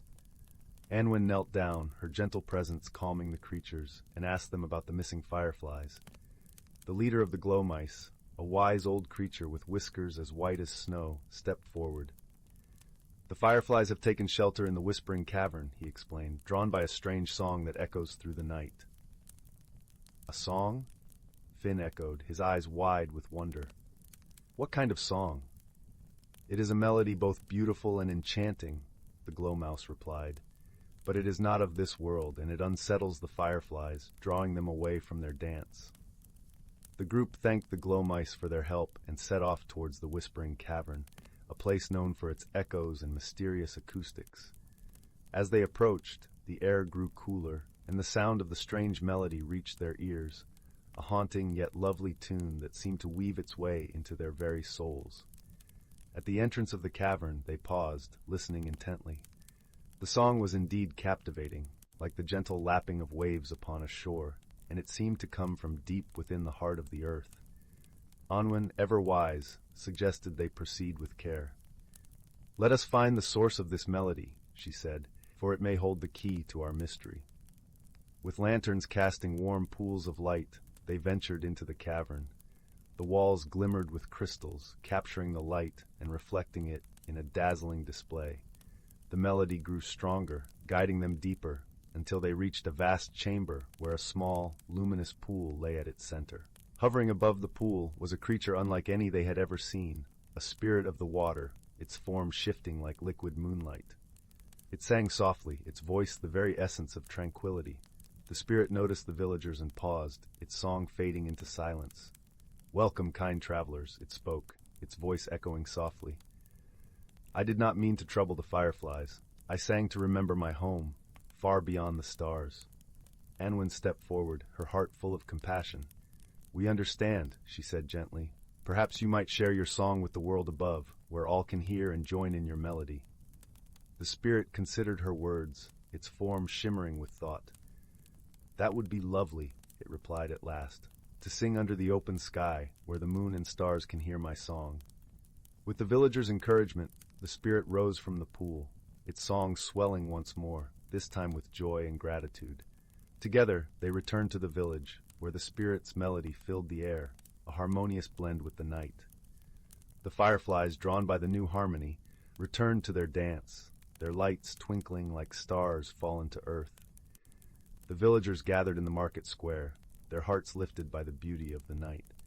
And so the mystery was resolved, not through force or fear, but with understanding and kindness. The spirit found a new home in Bramblebrook, where it sang each night, accompanied by the fireflies, the glow mice, and the whispers of the ancient oak. As the villagers retired to their homes, the world outside their windows was a symphony of light and song. Finn and Isla, nestled beneath warm quilts, closed their eyes, their dreams filled with the magic of the night. And in the heart of Bramblebrook, beneath the starlit sky, the spirit sang on, its melody a gentle promise of peace and wonder, weaving through the dreams of all who listened. The Whispering Woods and the Lantern of Luminara. In the small village of Amberley, nestled at the edge of the Whispering Woods, tales of enchantment and mystery were as old as the trees themselves. The woods were a place of wonder, where the air was thick with secrets and magic lingered in the rustling leaves. Yet it was also a place avoided by many, for deep within its heart lay a hidden world, known only to those with the courage to seek it. The village was a cozy cluster of thatched roof cottages, surrounded by fields of lavender that swayed gently in the breeze, filling the air with a soothing fragrance. The villagers were kind and simple folk, their days marked by the rhythm of the seasons and the quiet pleasures of rural life. In one such cottage lived a young girl named Leora. She had hair the color of autumn leaves and eyes that sparkled with curiosity. Leora was known for her gentle nature and the way she seemed to understand the whispers of the wind and the songs of the birds. She often spent her afternoons wandering the edges of the Whispering Woods, listening to the stories the forest had to tell. One cool autumn evening, as the setting sun painted the sky in hues of orange and pink, Leora sat at her window, gazing out at the woods. Her heart longed for adventure, and she felt a pull towards the trees, as though they were calling her name. "Leora," her mother called from the kitchen, "come help me with supper." Leora reluctantly tore her gaze from the window and joined her mother. As they prepared the meal, her mother spoke of the coming winter and the preparations they must make. But Leora's mind drifted back to the woods, to the stories of hidden worlds and magical beings that her grandmother used to tell. That night, as the village lay quiet under a blanket of stars, Leora lay awake in her bed, listening to the gentle rustle of the leaves outside. Unable to resist the call of adventure any longer, she quietly slipped out of bed, wrapped a warm cloak around her shoulders, and tiptoed out of the cottage. The moon cast a silvery glow over the landscape as Leora made her way towards the Whispering Woods. The air was crisp and carried the scent of pine and earth. As she entered the woods, the trees seemed to lean in, welcoming her into their embrace. The deeper she ventured, the more the forest came alive. The leaves whispered secrets, and the branches formed intricate patterns against the sky. Leora felt a sense of wonder and awe, as though she were stepping into a dream. After walking for what felt like hours, Leora came upon a clearing bathed in moonlight. In the center stood an ancient oak tree, its twisted branches reaching towards the heavens. Beneath the tree lay a small, flickering light, like a star fallen to earth. Curious, Leora approached the light and discovered it was a lantern, crafted from delicate glass and metal, its surface etched with intricate patterns.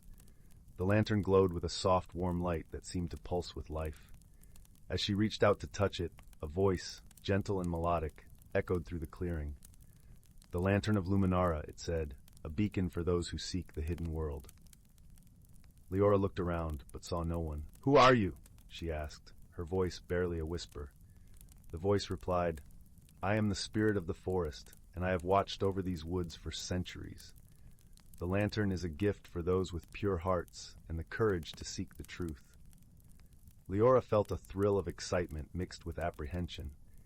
She had heard of the Lantern of Luminara in her grandmother's tales, a magical object that could reveal the hidden world within the Whispering Woods.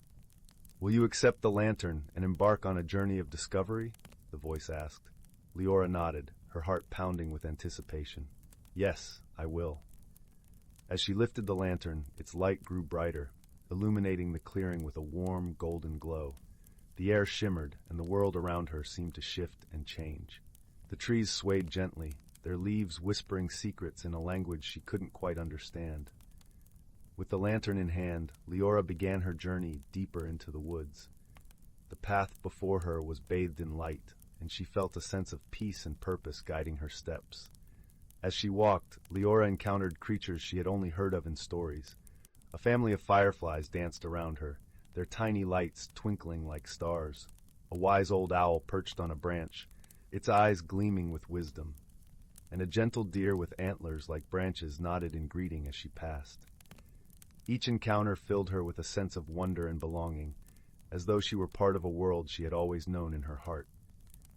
The forest seemed endless, a labyrinth of trees and shadows, but Lyora felt no fear. The lantern's light guided her, and she trusted in its magic to lead her to the hidden world. As she journeyed deeper, the air grew cooler and the shadows longer. The forest was silent now, save for the gentle rustle of leaves. Lyora felt a sense of anticipation, as though she were on the brink of discovering something extraordinary. Finally, she reached a glade where the moonlight danced upon a shimmering pool. The water was as clear as glass, reflecting the stars above. At the center of the pool stood a small island, and on it, a stone altar, ancient and weathered by time. Lyora approached the water's edge, her reflection rippling in the surface. The lantern's light cast a golden glow over the pool, revealing a path of stepping stones that led to the island. With each step, Lyora felt the weight of the forest's magic surrounding her, a tangible presence that filled her with awe. When she reached the altar, she placed the lantern upon it, the light casting intricate patterns over the stone. In that moment, the air shimmered, and a figure appeared before her, ethereal and radiant. It was the spirit of the forest, its form shifting like the wind through the trees. "Welcome, seeker of truth," the spirit said, its voice a melody of the earth. "You have come far, guided by the light of Luminara. What do you seek?" Lyora took a deep breath, her heart filled with the courage of her journey. "I seek to understand the world hidden within these woods, to learn its secrets and share its wonders." The spirit smiled, its light flickering like the lantern. "You have shown courage and kindness, and the forest has embraced you as one of its own. The hidden world is within you, a place of wisdom and magic that can only be found by those who seek with an open heart." As the spirit spoke, Lyora felt a warmth spreading through her, a connection to the forest and all its creatures. She understood now that the hidden world was not a place to be found, but a state of being, a way of seeing the world with wonder and love. "You are part of the forest, Lyora," the spirit said, "and its magic will be with you always. Go forth and share its light with the world." With those words the spirit faded, leaving Lyora standing by the altar, the lantern's light still glowing brightly. She returned to the village, her heart filled with the magic of the whispering woods. She knew that her journey had changed her, that she carried the hidden world within her. And so, Lyora became a storyteller, sharing the tales of her adventures with the villagers. Under her guidance, they learned to see the magic in the everyday, to find wonder in the world around them. The Whispering Woods remained a place of mystery and enchantment, a source of inspiration for all who dared to listen to its whispers. And Lyora, with the lantern of Luminara as her guide, continued to explore its secrets, her heart forever open to the magic of the hidden world. Once upon a starry night, in a cozy woodland village, there lived a young hedgehog named Willow. Though small in stature, Willow's heart was vast, filled with dreams of adventure and self-discovery. However, like the tightly furled leaves that protected her, Willow found herself resistant to change, preferring the comfort of her familiar burrow.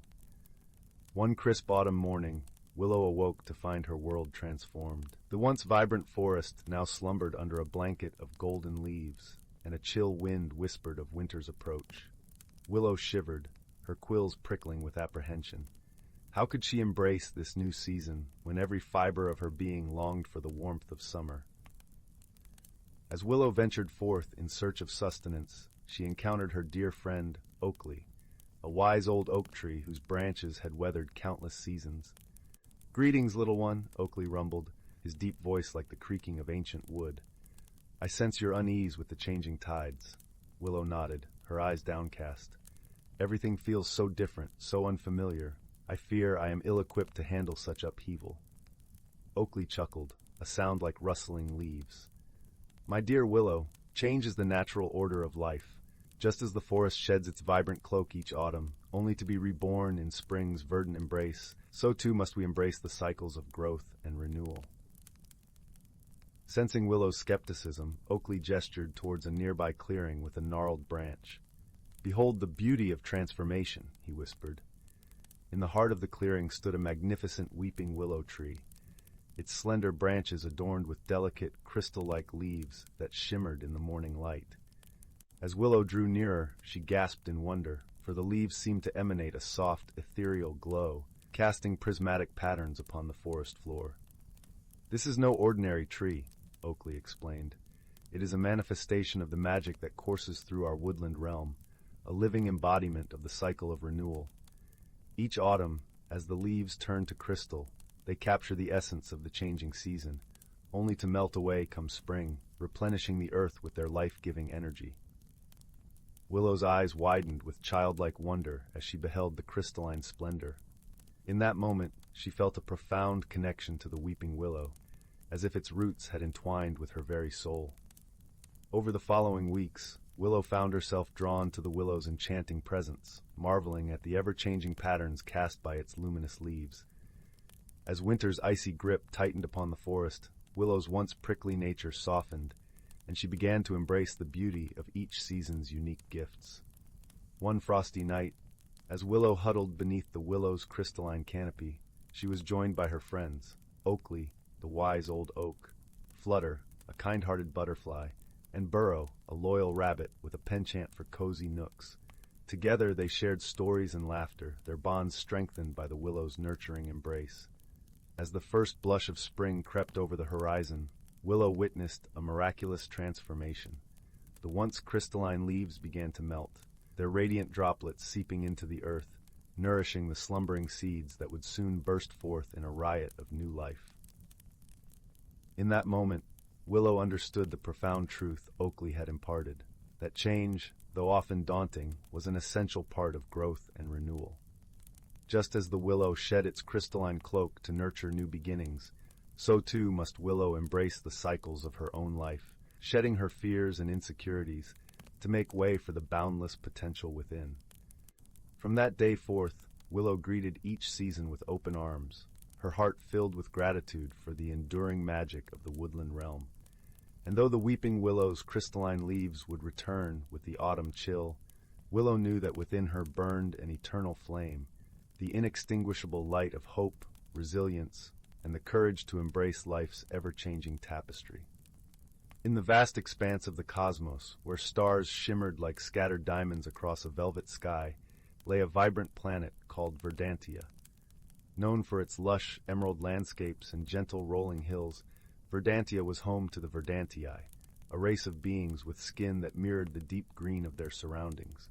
The Verdantii were peaceful creatures, thriving in harmony with nature, their hearts as open as the endless sky above them. On a day when the sun painted the horizon with strokes of amber and rose, a peculiar event unfolded. A small, glimmering spacecraft descended from the heavens, its hull reflecting the colors of the sky. It landed softly in a meadow, its entrance hatch opening with a gentle hiss. From the vessel emerged a being unlike any the Verdanti had seen before. This visitor was from the planet Crystallon, known for its shimmering ice cities and the ethereal beings who dwelled there, the Crystalli. The Crystalli were beings of light and crystal, their bodies refracting the light in a dazzling array of colors. This particular Crystalli, named Lyra, stood cautiously at the edge of the spacecraft, her crystalline form catching the setting sun's rays in a spectacular display. Nearby, a young Verdanti named Joran watched with curiosity from the cover of a leafy thicket. Joran was known among his people for his boundless curiosity and gentle spirit. Seeing Lyra, he felt a mix of wonder and apprehension. Gathering his courage, he stepped forward, his movements slow and deliberate, so as not to startle the visitor. "Greetings," Joran called softly, his voice as soothing as the rustle of leaves in a gentle breeze. "Welcome to Verdantia." Lyra turned, her eyes wide with surprise, the colors within her shifting like a kaleidoscope. "Hello," she replied, her voice a melodic chime. "I am Lyra, from Crystallon." As they began to converse, it quickly became apparent that their differences extended beyond mere appearance. Lyra's world was one of precision and logic, where emotions were often subdued beneath layers of crystalline perfection. Verdantia, in contrast, was a world of feelings and intuition, where the heart guided the hands as much as the mind did. Their initial attempts at communication were fraught with misunderstandings. When Joran spoke of the warmth of the sun and the joy of feeling the earth beneath his feet, Lyra struggled to comprehend. To her, warmth was a rare luxury, and the concept of feeling connected to the ground was foreign. Conversely, when Lyra described the way light danced through the crystal towers of her home, Joran found it challenging to envision such a place, where everything was as bright and hard as diamond. Despite these challenges, a bond began to form between them, woven together through their shared curiosity. They spent their days exploring the verdant fields and whispering forests, learning from one another.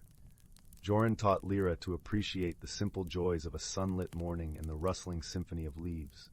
In return, Lyra shared stories of her ice-clad world, painting vivid pictures with her words that brought a touch of crystalline to Verdantia.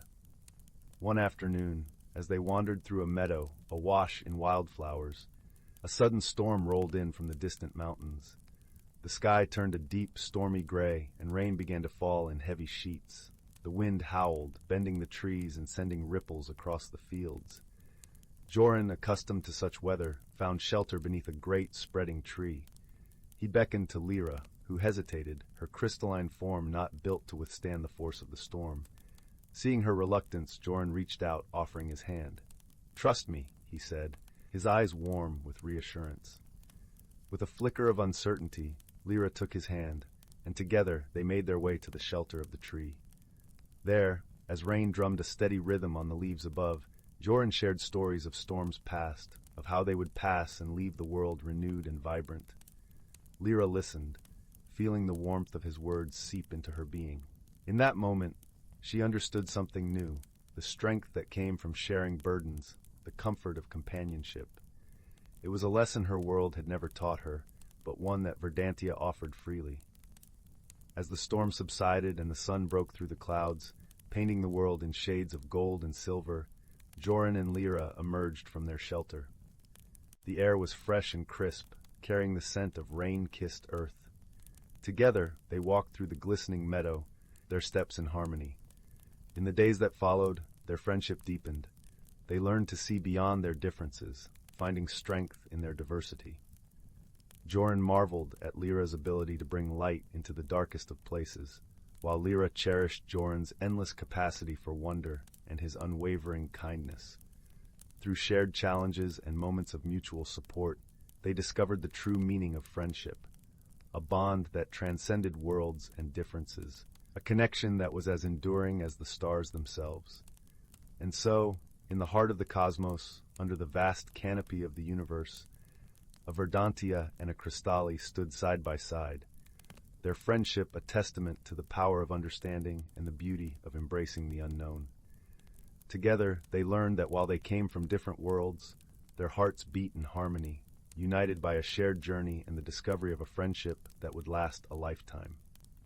As the sun set on another day, casting long shadows across the land, Joran and Lyra sat side by side on a hillside, watching as the stars began to twinkle in the deepening sky. The air was crisp and cool, carrying the faint scent of blooming night flowers. It was in this serene moment that they both realized how much they had grown, not just in understanding, but in spirit.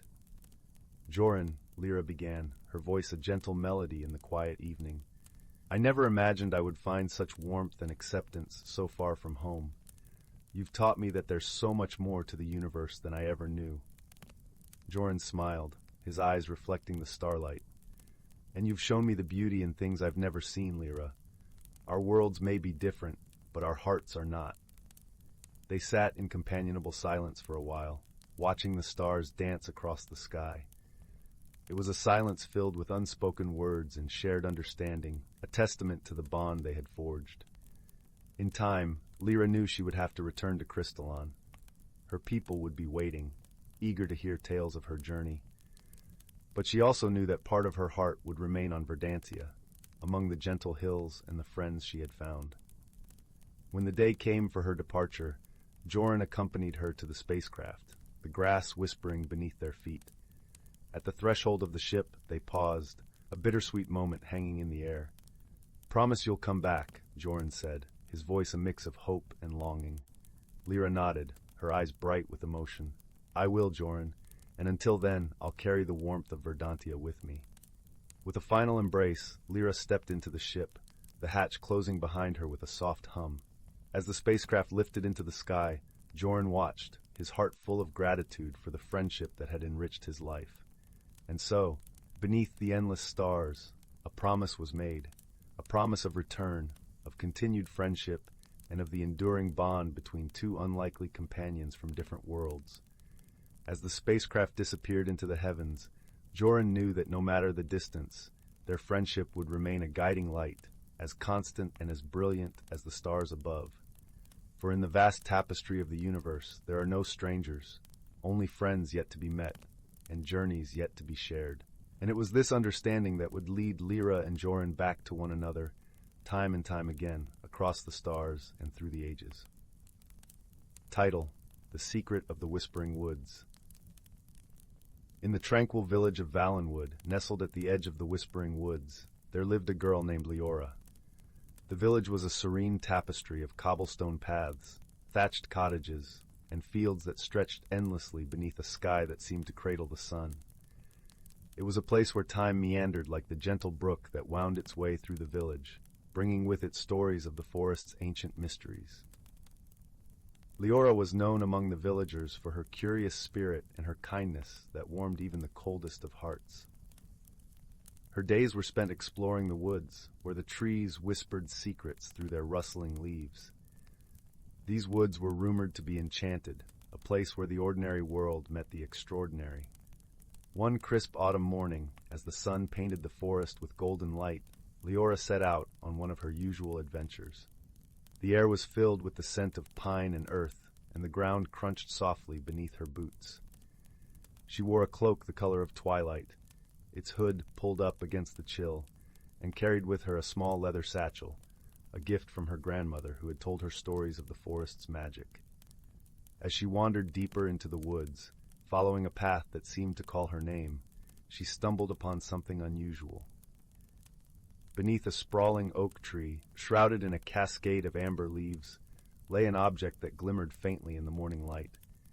It was a delicate silver key, its surface etched with intricate patterns that seemed to shift and dance as she held it in her hand. Leora felt a tingle of excitement, tempered by curiosity. She had heard stories of magical objects hidden within the forest, but never had she imagined finding one herself. Clutching the key, she continued her journey, the forest now feeling more alive, as if it were guiding her steps. As she walked, the path began to change. The trees grew taller, their branches weaving a canopy that dappled the ground in soft hues. The air was filled with a gentle hum, like a distant melody, and Leora felt as though she were being drawn towards something unseen. After what felt like hours, she arrived at a clearing bathed in sunlight. At its center stood an ancient stone archway, entwined with ivy and covered in runes that glowed softly. Leora's heart raced, for she knew this was no ordinary place. This was the gateway to the hidden world of the Whispering Woods, a realm spoken of only in hushed tones and bedtime tales. With the key trembling in her hand, she approached the archway. As she inserted the key into a hidden lock, the runes flared with light, and the air shimmered with anticipation. The archway began to hum, and slowly it opened, revealing a world beyond the veil of the ordinary. Leora stepped through, her breath catching in her throat. The hidden world was a tapestry of wonders, a place where the fantastical mingled with the familiar. Flowers of every hue filled the air with their fragrance, and creatures of legend darted between the trees, their eyes alight with curiosity and warmth. As she ventured further, Leora met a small fox with fur like spun gold. His eyes sparkled with intelligence, and he introduced himself as Finley, a guardian of the forest. Finley explained that the key she had found was one of the forest keys, magical objects that maintained the balance between the two worlds. Each key was entrusted to a guardian, chosen by the forest itself. Leora listened with rapt attention, her heart swelling with wonder at the responsibility that had been bestowed upon her. Finley spoke of the forest's harmony, its delicate balance threatened by those who sought to exploit its magic for selfish gain. The keys, he said, were the forest's way of ensuring that only those with pure hearts could access its secrets. Over the days that followed, Leora and Finley explored the hidden world together. She learned of the creatures that called it home and the enchantments that wove it into being. They visited the luminal grove, where the trees glowed with an inner light, and the crystal falls, whose waters sang with the voices of the ancients. Each place was a marvel, a testament to the forest's magic and its enduring beauty. Yet, as much as Leora marveled at the wonders around her, she was also aware of the responsibility she bore. The key she had found was a symbol of trust, a bond between her and the forest. It was a promise to protect this hidden world and to ensure its secrets were kept safe from those who would do it harm. One evening, as the setting sun painted the sky with hues of rose and gold, Leora and Finley sat beside a babbling brook. The air was cool, and the forest was filled with the gentle songs of night creatures waking to the twilight. "Leora," Finley began, his voice soft with the weight of what he was about to say. "The forest chose you for a reason. It sensed the kindness in your heart and the strength in your spirit. But this journey isn't just about protecting the forest. It's also about discovering who you are and what you are capable of." Leora listened, the warmth of Finley's words settling over her like a comforting blanket. She knew what he said was true. The forest was a part of her now, as much as she was a part of it. In its depths, she had found a sense of belonging, a connection to something greater than herself. As the days turned to weeks, Leora's bond with the forest deepened. She learned to listen to its whispers, to understand its needs and desires. She discovered a strength within her that she had never known, a quiet resilience that allowed her to face the challenges that came her way. But not all who entered the forest were as kind-hearted as Leora. One day, while exploring a secluded glen, she encountered a stranger. He was a tall man with a sharp gaze and an air of mystery about him. His presence unsettled her, for she sensed an undercurrent of darkness in his intentions. The man introduced himself as Marcellus, a traveler seeking the forest's secrets. He spoke in a smooth, persuasive voice, weaving tales of exploration and discovery. Yet beneath his words, Leora sensed a hunger, a desire to possess the magic of the forest for himself. Leora knew she had to protect the forest from Marcellus's greed. She and Finley devised a plan to guide him away, using the forest's enchantments to create illusions that would lead him astray. It was a delicate dance, one that required all of Leora's ingenuity and the forest's magic. Through patience and cleverness, they managed to divert Marcellus, leading him in circles until he grew weary and confused. Frustrated, he eventually left the forest, his ambitions thwarted by the very magic he sought to control. With Marcellus gone, peace returned to the forest. The creatures resumed their songs, and the trees sighed with relief. Leora had proven herself a true guardian, her wisdom and kindness shielding the hidden world from harm. As the seasons changed, Leora continued her guardianship, learning and growing with each passing day. Her adventures in the hidden world taught her the importance of balance, of living in harmony with nature and respecting its mysteries. One day, as she sat beneath a willow tree, watching the sun set over the horizon, she realized how much she had changed. The girl who had first wandered into the whispering woods was still there, but she had grown into someone wiser, someone more attuned to the world around her. In time, Leora became a legend in Valenwood, her tales of the hidden world inspiring generations to come. She remained a guardian of the forest, a bridge between the two worlds, ensuring that its secrets were preserved for those who would honor and cherish them. And so the Whispering Woods continued to thrive, its magic a beacon of hope and wonder in a world that sometimes forgot the beauty of the unseen. Leora's story was one of friendship and transformation, a testament to the power of kindness and the enduring magic of the world around us. As the firelight flickered and the stars began their nightly dance across the sky, Leora sat quietly, listening to the woods whispering their ancient secrets, knowing that she was exactly where she was meant to be. In a quaint village nestled amidst rolling green hills and golden fields of barley, there lived a young girl named Lila. Lila had a heart full of dreams and eyes that sparkled with curiosity. Her village was a lovely place where every morning dewdrops gleamed like tiny jewels on the grass, and the air was filled with the sweet scent of blooming honeysuckle. Yet Lila often found herself gazing beyond the horizon, wondering what lay beyond the familiar landscape she knew so well. One misty morning, as the first light of dawn painted the sky with hues of pink and purple, Lila decided it was time to follow her heart and explore the world beyond her village.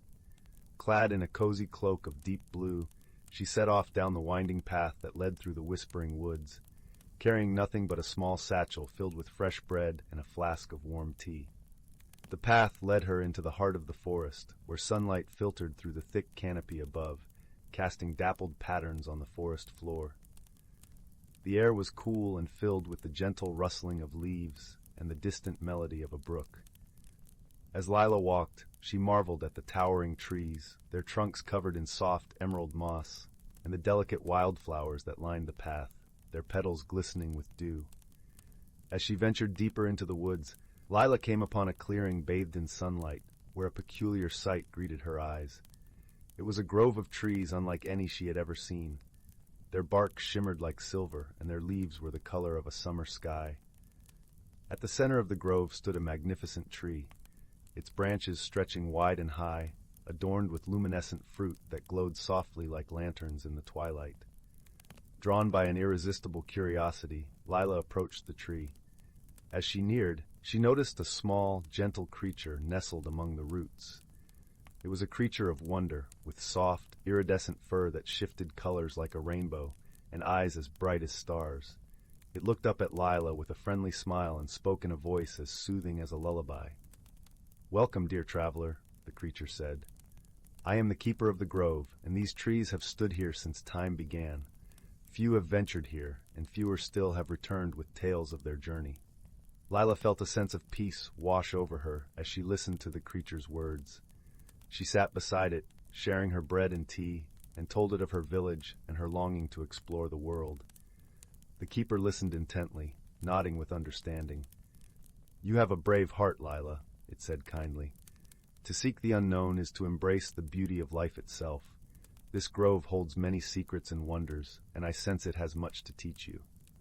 Encouraged by the keeper's words, Lila decided to explore the grove further. As she wandered among the silver-barked trees, she discovered a stream flowing with shimmering water that sang softly as it danced over smooth stones.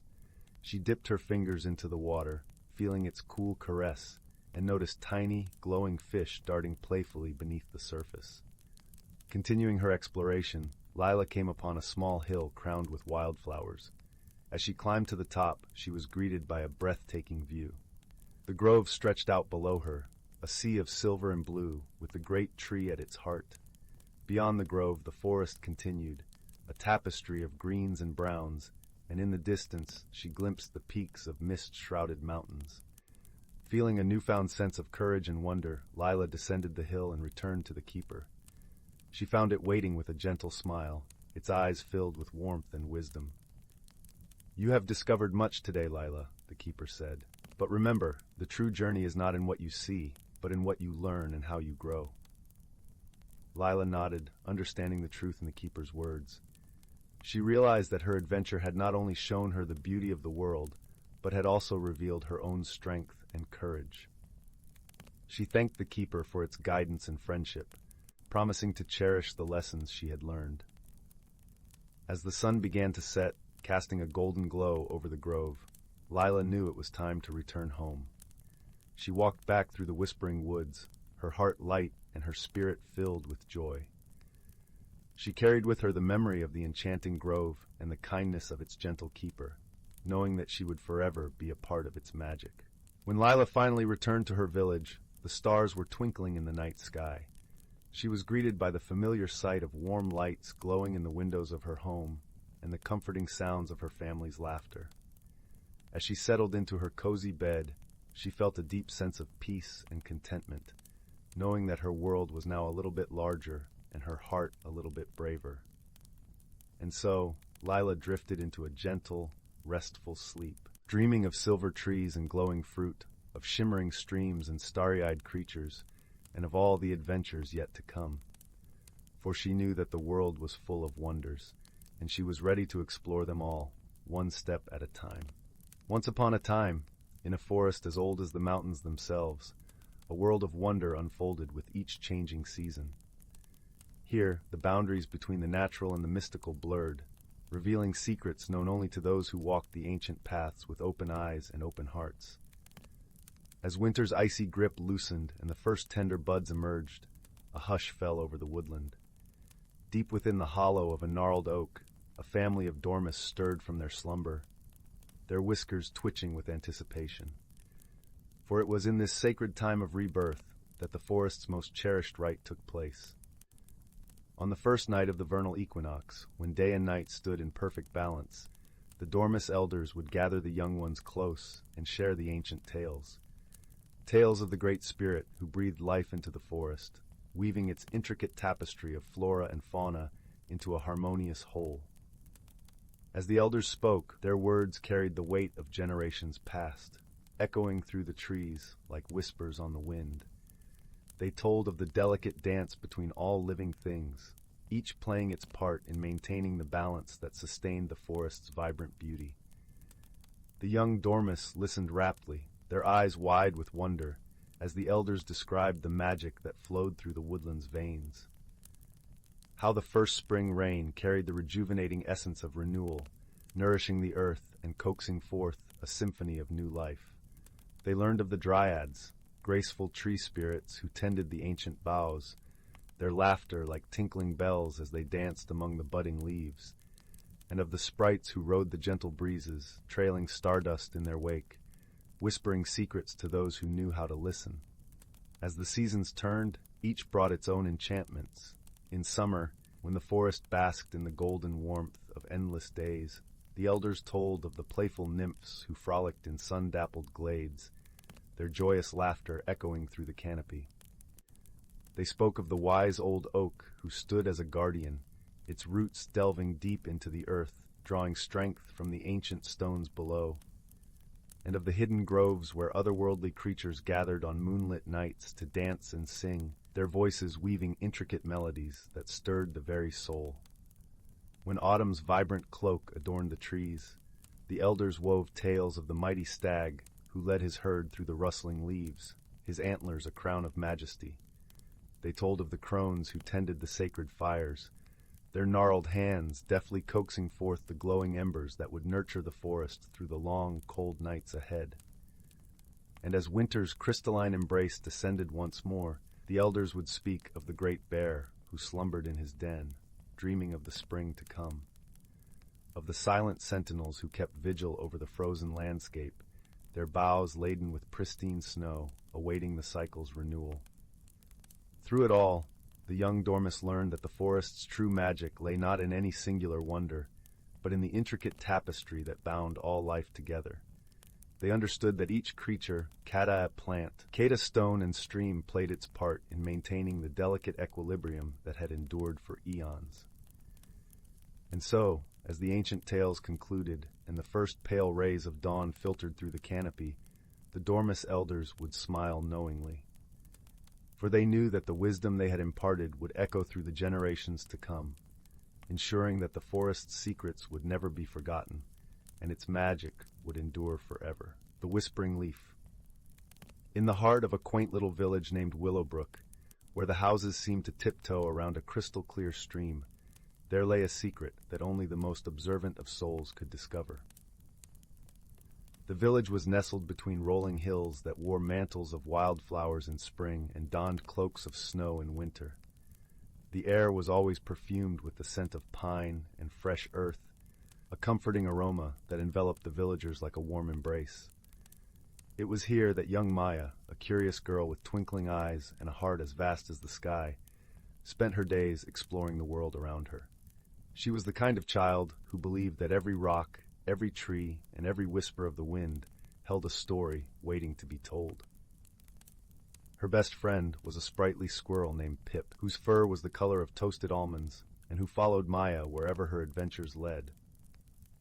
One chilly autumn afternoon, as the golden leaves danced lazily to the ground, Maya and Pip stumbled upon something extraordinary. Deep within the Whispering Woods, a place where the trees were so ancient and towering that they seemed to touch the heavens, Maya found a leaf unlike any she had seen before. It was not the vibrant orange or fiery red of the season, but a shimmering silver, glistening as if kissed by moonlight. Maya gently picked up the leaf, marveling at its cool, silky texture. As she held it, she could feel a soft hum resonate through her fingertips, a gentle vibration that seemed to whisper secrets of the forest. Intrigued, Maya and Pip decided to bring the leaf back to the village, eager to share their discovery. As they walked, Maya noticed that the leaf seemed to respond to her thoughts, glowing ever so slightly brighter when she was happy and dimming when she felt uncertain. She realized that the leaf was not just a curious object, but a magical one, capable of communicating in its own silent language. Upon returning to Willowbrook, Maya showed the leaf to her grandmother, the village's wise elder. Her grandmother's eyes widened in recognition, and she pulled Maya close, her voice a soft murmur. "This is a whispering leaf," she explained. "It holds the wisdom of the forest and can guide those who listen with their hearts." Maya was fascinated. She spent her days learning to understand the leaf's subtle cues, its gentle glow guiding her through the complexities of life. It taught her patience as she waited for its light to respond, and empathy as she learned to feel the emotions it reflected. One evening, as the village was bathed in the soft glow of twilight, a shadow fell over Willowbrook. A thick fog descended, obscuring the familiar paths and casting an eerie silence over the village. The villagers, usually bustling with laughter and warmth, retreated into their homes, unease settling like a heavy blanket. Maya, however, felt a tug at her heart, a gentle urging from the whispering leaf. She knew that something was amiss, and that the leaf was guiding her towards a mystery that needed unraveling. With Pip by her side, she ventured back into the whispering woods, the silver leaf casting a soft glow to light their way. The forest was different in the fog, the trees looming like silent sentinels and the air thick with the scent of damp earth and pine. Yet Maya felt no fear, only a sense of purpose. The leaf's glow brightened, leading her deeper into the woods until she arrived at a clearing she had never seen before. In the center of the clearing stood an ancient oak, its branches stretching wide like the arms of a giant. It was here that Maya noticed something peculiar, a faint, rhythmic pulsing emanating from the base of the tree, as if the very earth beneath it was breathing. Maya approached cautiously, her heart pounding with a mixture of fear and excitement. As she neared the oak, she saw a small, hidden door nestled within its roots, almost invisible under the thick carpet of moss. The pulsing seemed to grow stronger, resonating in time with her own heartbeat. With a deep breath, Maya reached out and touched the door, the whispering leaf glowing with encouragement. The door swung open silently, revealing a staircase spiraling down into the heart of the earth. Maya hesitated for a moment, feeling Pip's reassuring presence beside her, before descending into the depths below. The staircase led to a hidden cavern, its walls adorned with shimmering crystals that bathed the chamber in a soft, ethereal light. In the center of the cavern lay a pool of clear, still water, reflecting the myriad colors of the crystals above. The air was warm and fragrant, filled with the scent of wildflowers and honey. As Maya stepped closer to the pool, she saw her reflection, but it was not her reflection alone. In the water, she saw images of the villagers, each one captured in a moment of joy, kindness, or courage. She realized that the pool was a mirror of their best selves, a testament to the goodness that lived within each of them. The whispering leaf pulsed gently in her hand, and Maya understood that the pool was a source of magic for Willowbrook, a wellspring of the love and light that bound the village together. But the fog had disrupted its harmony, casting a shadow over the village. Determined to restore the balance, Maya turned to the whispering leaf for guidance. It glowed with a brilliant light, illuminating the cavern and filling Maya with a sense of peace and clarity. She knew what she had to do. Kneeling beside the pool, Maya dipped the whispering leaf into the water, watching as the silver shimmer spread across the surface. The pool seemed to come alive, ripples of light dancing across its surface, and the air filled with a gentle hum that resonated deep within Maya's soul. Slowly, the fog that had enveloped Willowbrook began to dissipate, the heavy silence lifting as the village was bathed in the warm glow of the setting sun. The villagers emerged from their homes, their laughter and chatter returning as the shadow that had clouded their hearts vanished. Maya, her heart filled with joy, returned to the village with Pip, the whispering leaf still glowing softly in her hand. The villagers gathered around her, their eyes wide with wonder and gratitude. Her grandmother embraced her, whispering words of pride and love. From that day on, the whispering leaf became a cherished symbol of hope and harmony in Willowbrook. Maya learned that the true magic lay not in the leaf itself, but in the love and kindness it inspired. She and Pip continued their adventures, exploring the world with open hearts and curious minds. And so, the village of Willowbrook thrived, its people united by the magic of the whispering leaf and the wisdom it imparted. Maya grew into a wise and compassionate leader, her heart forever guided by the lessons she had learned on her journey. As the years passed, the story of the whispering leaf became a cherished tale, passed down through generations as a reminder of the power of friendship, courage, and love. And though the leaf eventually faded, its legacy lived on in the hearts of the villagers, a beacon of light that would never dim. In the gentle embrace of the whispering woods, where the trees still whispered their ancient secrets, Maya and Pip found their place, forever part of the magic that made Willowbrook a haven of peace and happiness. And in the quiet moments, when the moon cast its silver glow upon the village, the whisper of a leaf could still be heard, a gentle reminder that magic was all around, waiting to be discovered by those who dared to listen with their hearts. In a quaint village nestled at the edge of the whispering woods, where the trees hummed soft lullabies and the air was sweet with the scent of blooming honeysuckle, there lived a young girl named Lila. Lila had chestnut curls that bounced as she walked and eyes like polished amber, always alight with curiosity. Her home was a snug little cottage with a thatched roof, surrounded by a garden that danced with wildflowers. Every evening, as the sun dipped below the horizon and painted the sky with hues of lavender and rose, Lila would sit by the fire with her grandmother, a wise woman renowned throughout the village for her knowledge of herbs and lore. The hearth crackled warmly, casting a golden glow over the room, where shadows played gently on the walls. One particular evening, as Lila and her grandmother were preparing to settle down with steaming mugs of chamomile tea, a soft but persistent tapping echoed through the room. It seemed to be coming from the window, which overlooked the garden now blanketed in twilight's embrace. Curious, Lila padded over to the window and pulled back the lace curtain. To her astonishment, she found a small, peculiar creature perched on the windowsill. It was a moonbeam sprite, its delicate wings shimmering faintly in the dim light. The sprite's eyes were wide with worry, its tiny hands clasped together as if in prayer. "Oh, dear Lila," the sprite fluttered its wings, causing a gentle flutter of silvery dust to cascade around it. "Something strange is afoot in the whispering woods. The songbirds have fallen silent, and the fireflies are nowhere to be seen." Lila's grandmother joined her at the window, her expression thoughtful. "These are indeed curious happenings," she murmured, her voice as soft and comforting as a woolen shawl. "Perhaps it is time for a visit to the woods. They have secrets to share if one knows how to listen." The next morning, with the sun barely peeking over the horizon, Lila set off toward the whispering woods. The air was crisp and cool, carrying the earthy scent of dew-kissed leaves.